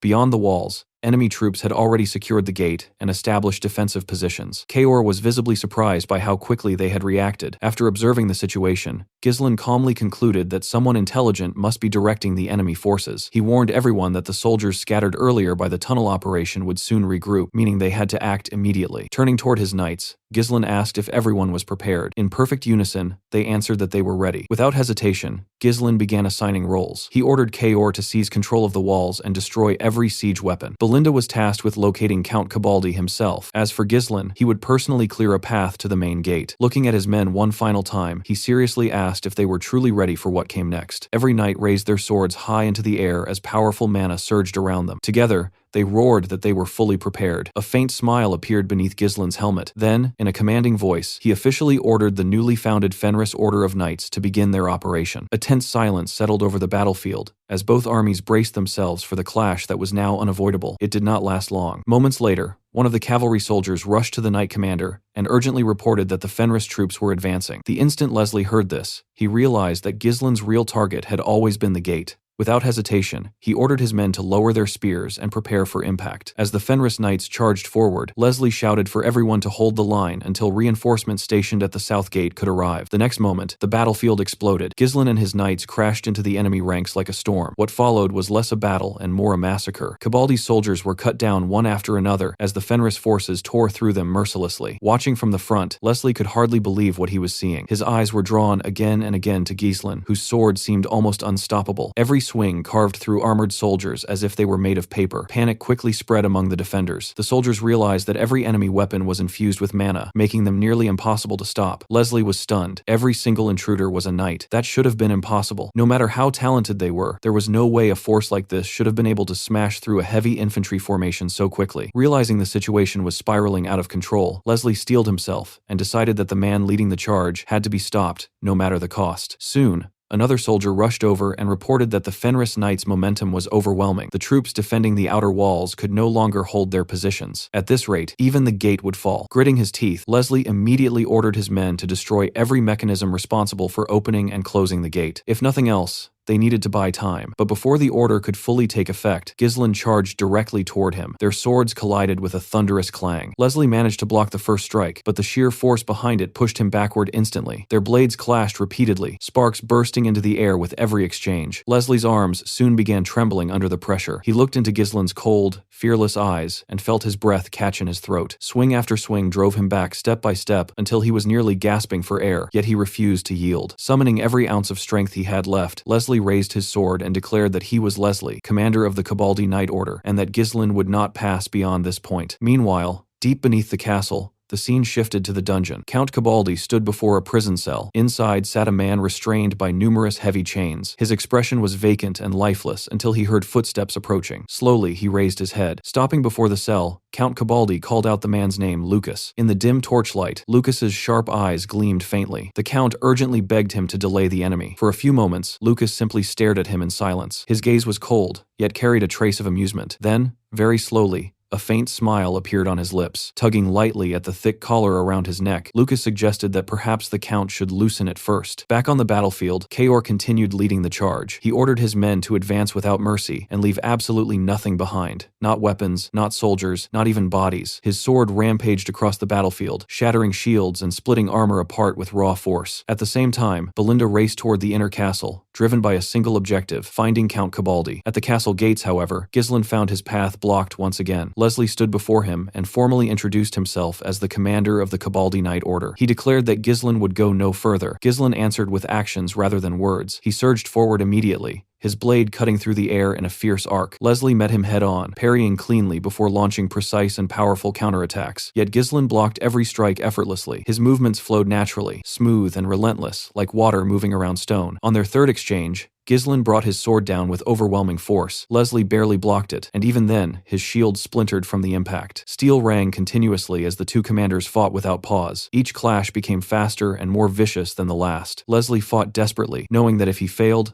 the castle would fall. Ghislain, meanwhile, fought with a single goal: to break through and clear a path for his army. As the battle continued, Leslie found himself struggling more and more. At one point, Ghislain's blade nearly sliced through his head. Leslie narrowly dodged, but his helmet was knocked clean off and sent flying. Ghislain instantly capitalized on the opening and delivered a crushing blow to Leslie's side. Leslie managed to raise his shield in time, but the impact still sent him staggering backward in pain. Seeing their commander pushed back, one knight cried out in alarm. Another immediately snapped at him, saying that if he had time to panic, he should focus on fighting the enemies in front of him. Leslie panted heavily as his trembling arms struggled to hold his sword. The previous strike had nearly overwhelmed him, but he found some relief in realizing that it had not completely broken through his defenses. Ghislain, however, knew they were running out of time. If they delayed any longer, the enemy's main cavalry force would surround them. Leslie understood this as well. Instead of meeting Ghislain's attacks head-on, he decided to deflect them at angles, preserve distance, and exploit openings between attacks. He believed that sooner or later, impatience would make Ghislain reckless, and the moment that happened, victory might still be possible. Without warning, Ghislain charged again, and mockingly asked whether this was truly the best Leslie could do. Leslie barely blocked the incoming strike with his shield, only for Ghislain to smash an elbow directly into his face. Gritting his teeth, Leslie tried to counterattack, but Ghislain suddenly leaped into the air, slashed Leslie's hand, landed gracefully, and casually remarked that it wasn't bad. Before Leslie could even process what had happened, Ghislain attacked once more. This time, his blade cut cleanly across Leslie's abdomen. As agony consumed him, Leslie recalled Count Desmond's warning. They had been told to assume that Ghislain Fenris was a man capable of standing against even the greatest swordsman in the north. Moments later, Leslie collapsed. Seeing their commander fall so decisively, the Cabaldi soldiers froze in shock. None of them could believe that their leader had been defeated so quickly. The Fenris Knights, on the other hand, laughed proudly, and praised their captain, saying this was exactly what they expected from him. Ghislain, however, remained serious. He immediately ordered his troops to keep moving and maintain their momentum. The soldiers rushed toward the gate and forced the surviving defenders to open it. Lying on the ground, Leslie called out to Baron Ghislain Fenris and warned him that things would not go as planned. Seconds later, one of the soldiers reported that the gate could not be opened. The mechanisms had already been destroyed. Ghislain smirked faintly and admitted that Leslie had actually used his head this time. Leslie then pointed toward the distance. The enemy's main cavalry force was already approaching. He warned Ghislain that no matter how powerful he was, sheer numbers would eventually crush him. If they managed to hold the gate, victory would still belong to Cabaldi. Looking into the distance, Ghislain saw the approaching cavalry himself. Gordon immediately asked what they should do. Another knight confidently declared that since they were all knights now, they should simply let the enemy come. If the cavalry dared approach, they would crush them. Ghislain slowly surveyed his men. Every single one of them was exhausted. Their mana had been nearly depleted, and their bodies were at their limits. In their current condition, they could not withstand another large-scale assault. Walking toward the massive gate, Ghislain placed his hand against the cold metal surface. He then glanced at his sword and silently considered something. Perhaps he could still use it. After a brief moment, Ghislain turned around and ordered all of his soldiers to retreat and give him space. As Ghislain stood alone before the massive gate, a thought crossed his mind. In this era, the title of Swordmaster was more of an honorific than a clearly defined rank. There was no universal standard for reaching that realm. A knight's value was judged solely by the recognition earned by his blade. Raising his sword, Ghislain began gathering an enormous amount of mana. To truly step into the domain of a swordmaster, one had to compress mana that naturally sought to disperse and condense it to its absolute limit. Moments later, blinding light erupted from his sword. Magical energy crackled violently around the blade, illuminating the battlefield. The sight was breathtaking. Even the knights nearby couldn't look directly at the weapon because of its overwhelming brilliance. Watching this, Leslie suddenly recalled an ancient legend from the Old Empire. According to that legend, the proof of a true swordmaster was the manifestation of an aura blade. Then, without hesitation, Ghislain swung. The aura blade crashed into the gate, and at that very moment, he fully stepped into the realm of swordmaster. Just then, the cavalry force arrived at the southern gate. One of the knights shouted that Ghislain would pay dearly for invading Cabaldi Castle. Ghislain didn't even bother replying. He simply let out a small sigh and remained calm. Before the cavalry could advance any further, Gillian arrived with his troops. Ghislain's horse stood proudly beside him, snorting fiercely as if eager for battle itself. Ghislain asked Gillian why he had brought the horse,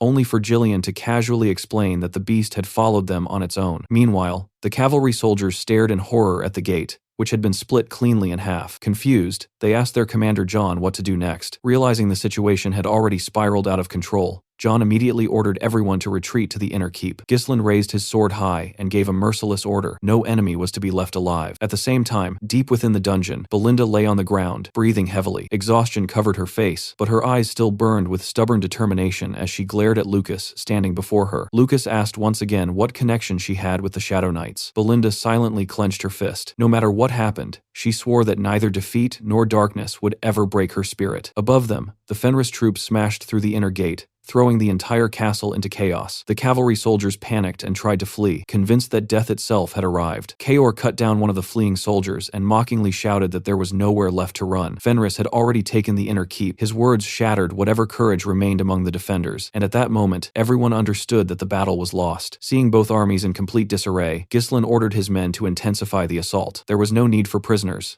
Kill them all. However, in the middle of the slaughter, Ghislain noticed something troubling. Even though he had only used a small amount of power, the aura blade consumed mana far too quickly at his current level. His breathing became heavier, and his movements slowed slightly. If the battle dragged on, exhaustion could still rob them of victory. Kaor immediately noticed Ghislain panting, and couldn't resist teasing him, asking if he was already tired after using a little strength. Before Ghislain could answer, Gillian stepped forward and proudly reported that they had successfully subdued the enemy's main force. Ghislain nodded in approval, and praised both him and Kaor for their work, but his thoughts quickly shifted elsewhere. He immediately asked about Belinda. Alfoy, still gasping for breath, explained that she had entered the castle a while ago and hadn't returned yet. Kaor casually commented that she was taking too long. Those words instantly raised Ghislain's anxiety. Convinced that Count Cabaldi might be escaping through a secret passage, Ghislain ordered Gillian to take the cavalry and search the entire castle outskirts for hidden exits, while he personally went to find Belinda. Back in the dungeon, the atmosphere had become incredibly tense. Lucas stared silently at Belinda and repeated his question about the Shadow Knights. This time,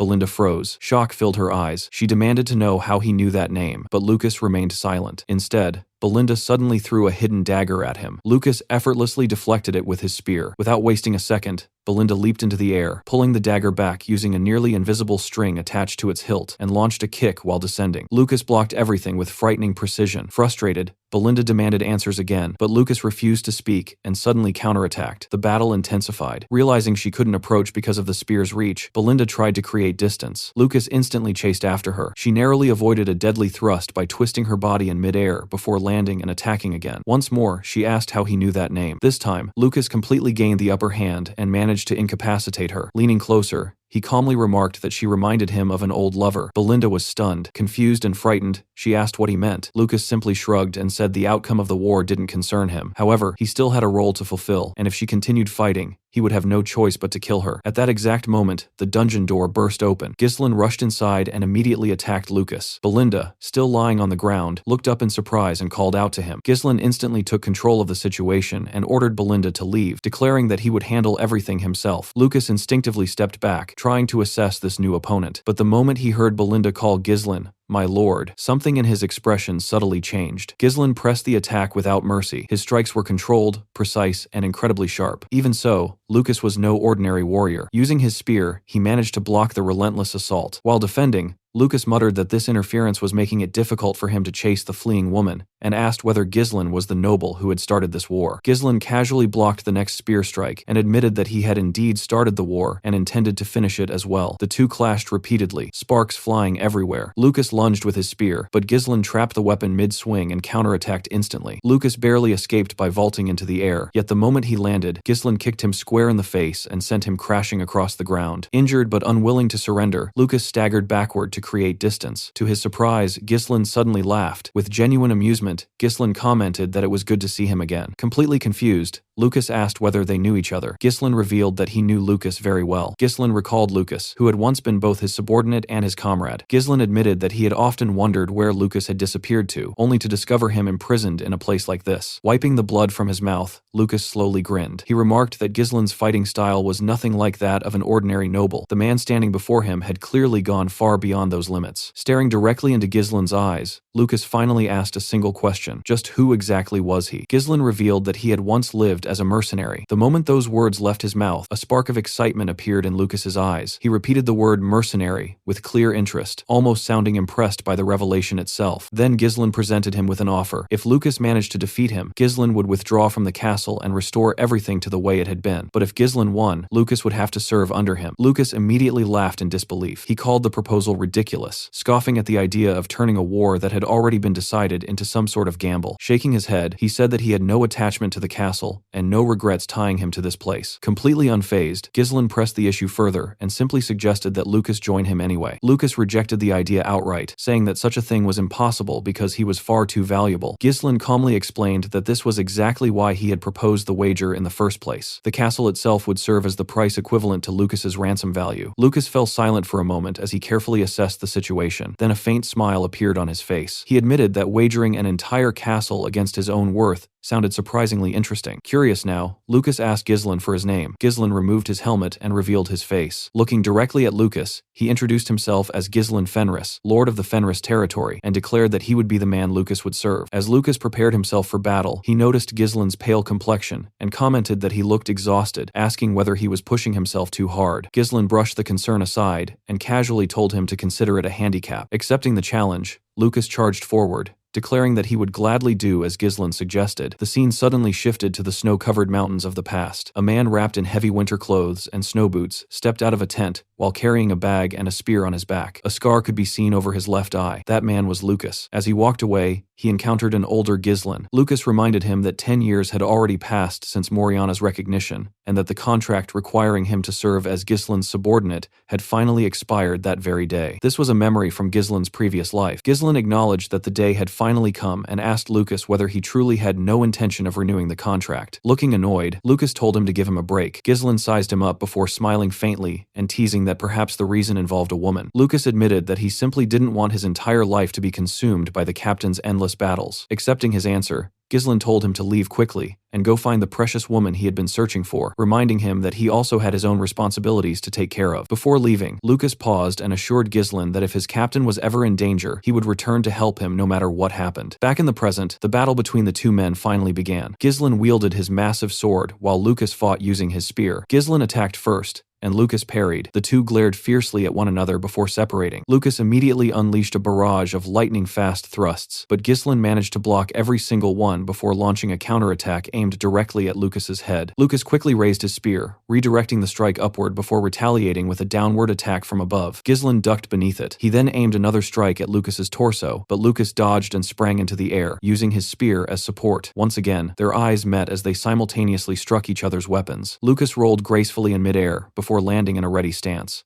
Despite noticing Ghislain's exhaustion, Lucas admitted that he still looked incredibly impressive. Ghislain explained that he simply couldn't afford to lose the wager he had made. Laughing, Lucas replied that he absolutely had to win, because becoming Ghislain's subordinate would only lead to endless trouble. Preparing to finish the fight, Lucas wrapped his hand in a blue aura, while mana surged around his spear. Watching this, Ghislain was genuinely surprised by just how much mana Lucas possessed. It made him realize that Lucas had already been incredibly strong, even before they first met in his previous life. Memories resurfaced in Ghislain's mind. In his past life, Lucas had fought at Moriana's side, and later served under Ghislain for 10 long years. As the right-hand man of the Mercenary King, Lucas had always been the dependable fixer who ensured every mission was completed. Yet despite all his abilities, Lucas had never managed to find the woman he had spent his entire life searching for. Even on the day Ghislain had fallen into Idun's trap, Lucas had kept his promise and died while helping him. Thinking about this, Ghislain let out a quiet sigh and smiled faintly before deliberately allowing his sword to fall to the ground. Lucas was visibly surprised when he saw Ghislain drop his weapon. Nevertheless, he rushed forward with every ounce of strength he had left. Ghislain silently vowed that he would never allow Lucas to suffer the same fate again. Lucas thrust his spear forward. Ghislain dodged low, but the attack still sliced through part of his clothing. Lucas immediately pulled back, preparing another strike. However, before he could attack again, Ghislain suddenly evaded him, leapt into the air, wrapped his legs around Lucas's neck,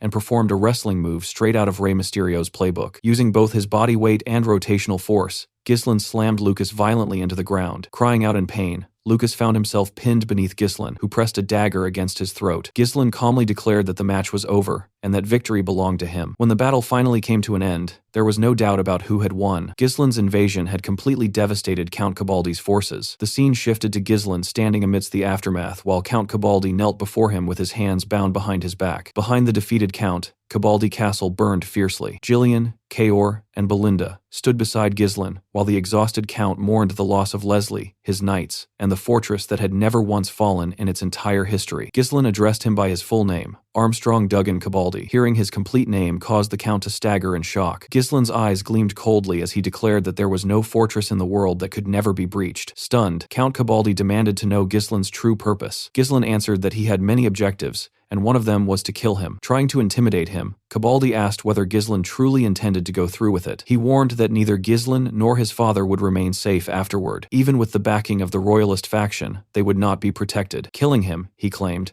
would bring forth an uncontrollable disaster. He then attempted to explain that very few people knew who truly stood behind him. However, Ghislain interrupted him immediately, accusing him of talking about the Delphine ducal house. Cabaldi was visibly shaken. Ghislain continued, revealing that he knew everything about the ducal house. He knew how they recruited neutral nobles like Cabaldi and swallowed up territories one after another. He knew that they supported Count Desmond and Count Rayfold, who would later become central figures in the conquest of the North. He knew they supplied iron to strengthen military forces and planned to use the Crimson Mage Tower to strike the royalists at the perfect moment, all to ignite a civil war within the Kingdom of Luthania. Realizing that Ghislain somehow knew all of their secrets, Cabaldi desperately demanded to know what kind of person he really was. Attempting to bargain for his life, the Count offered Ghislain half of his territory's iron production for the next 20 years. He even promised to personally recommend Ghislain to Duke Delphine, and assured him that both he and Count Peridium would live peacefully under the protection of the ducal house if he joined them. Veins bulged across Ghislain's face as rage surged through him. When Cabaldi insisted that sparing him would be far more beneficial than killing him, something suddenly cut through the Count's body. Ghislain coldly declared that he had absolutely no intention of joining them. As Ghislain walked away, Count Cabaldi's body split apart, and Ghislain proclaimed that every single one of them would eventually die by his hand. The scene then shifted to Count Desmond. Sitting with a pigeon perched on his arm, Desmond read the battle report. As he absorbed its contents, his entire body trembled with rage. He crushed the paper in his hand and slammed his fist against his chair. Furious, he demanded to know how they had allowed Ghislain to exploit that brief opening. He reminded everyone present that they had carefully followed every instruction given by the Delphine ducal house, proceeding slowly through meticulous preparation and planning. Then he angrily asked what those methods had accomplished. Seated around a round table, several individuals listened silently as Count Desmond dismissed every previous attempt against Ghislain as a complete failure. Even worse, the royalists were now openly backing Ghislain Peridium. Filled with fury, Desmond declared that dangerous sprouts had to be crushed before they could grow any further. He announced that he no longer needed orders or reports from anyone. From that moment onward, everything would be decided according to his own will, and above all else, the destruction of both Fenris and Peridium would become his highest priority.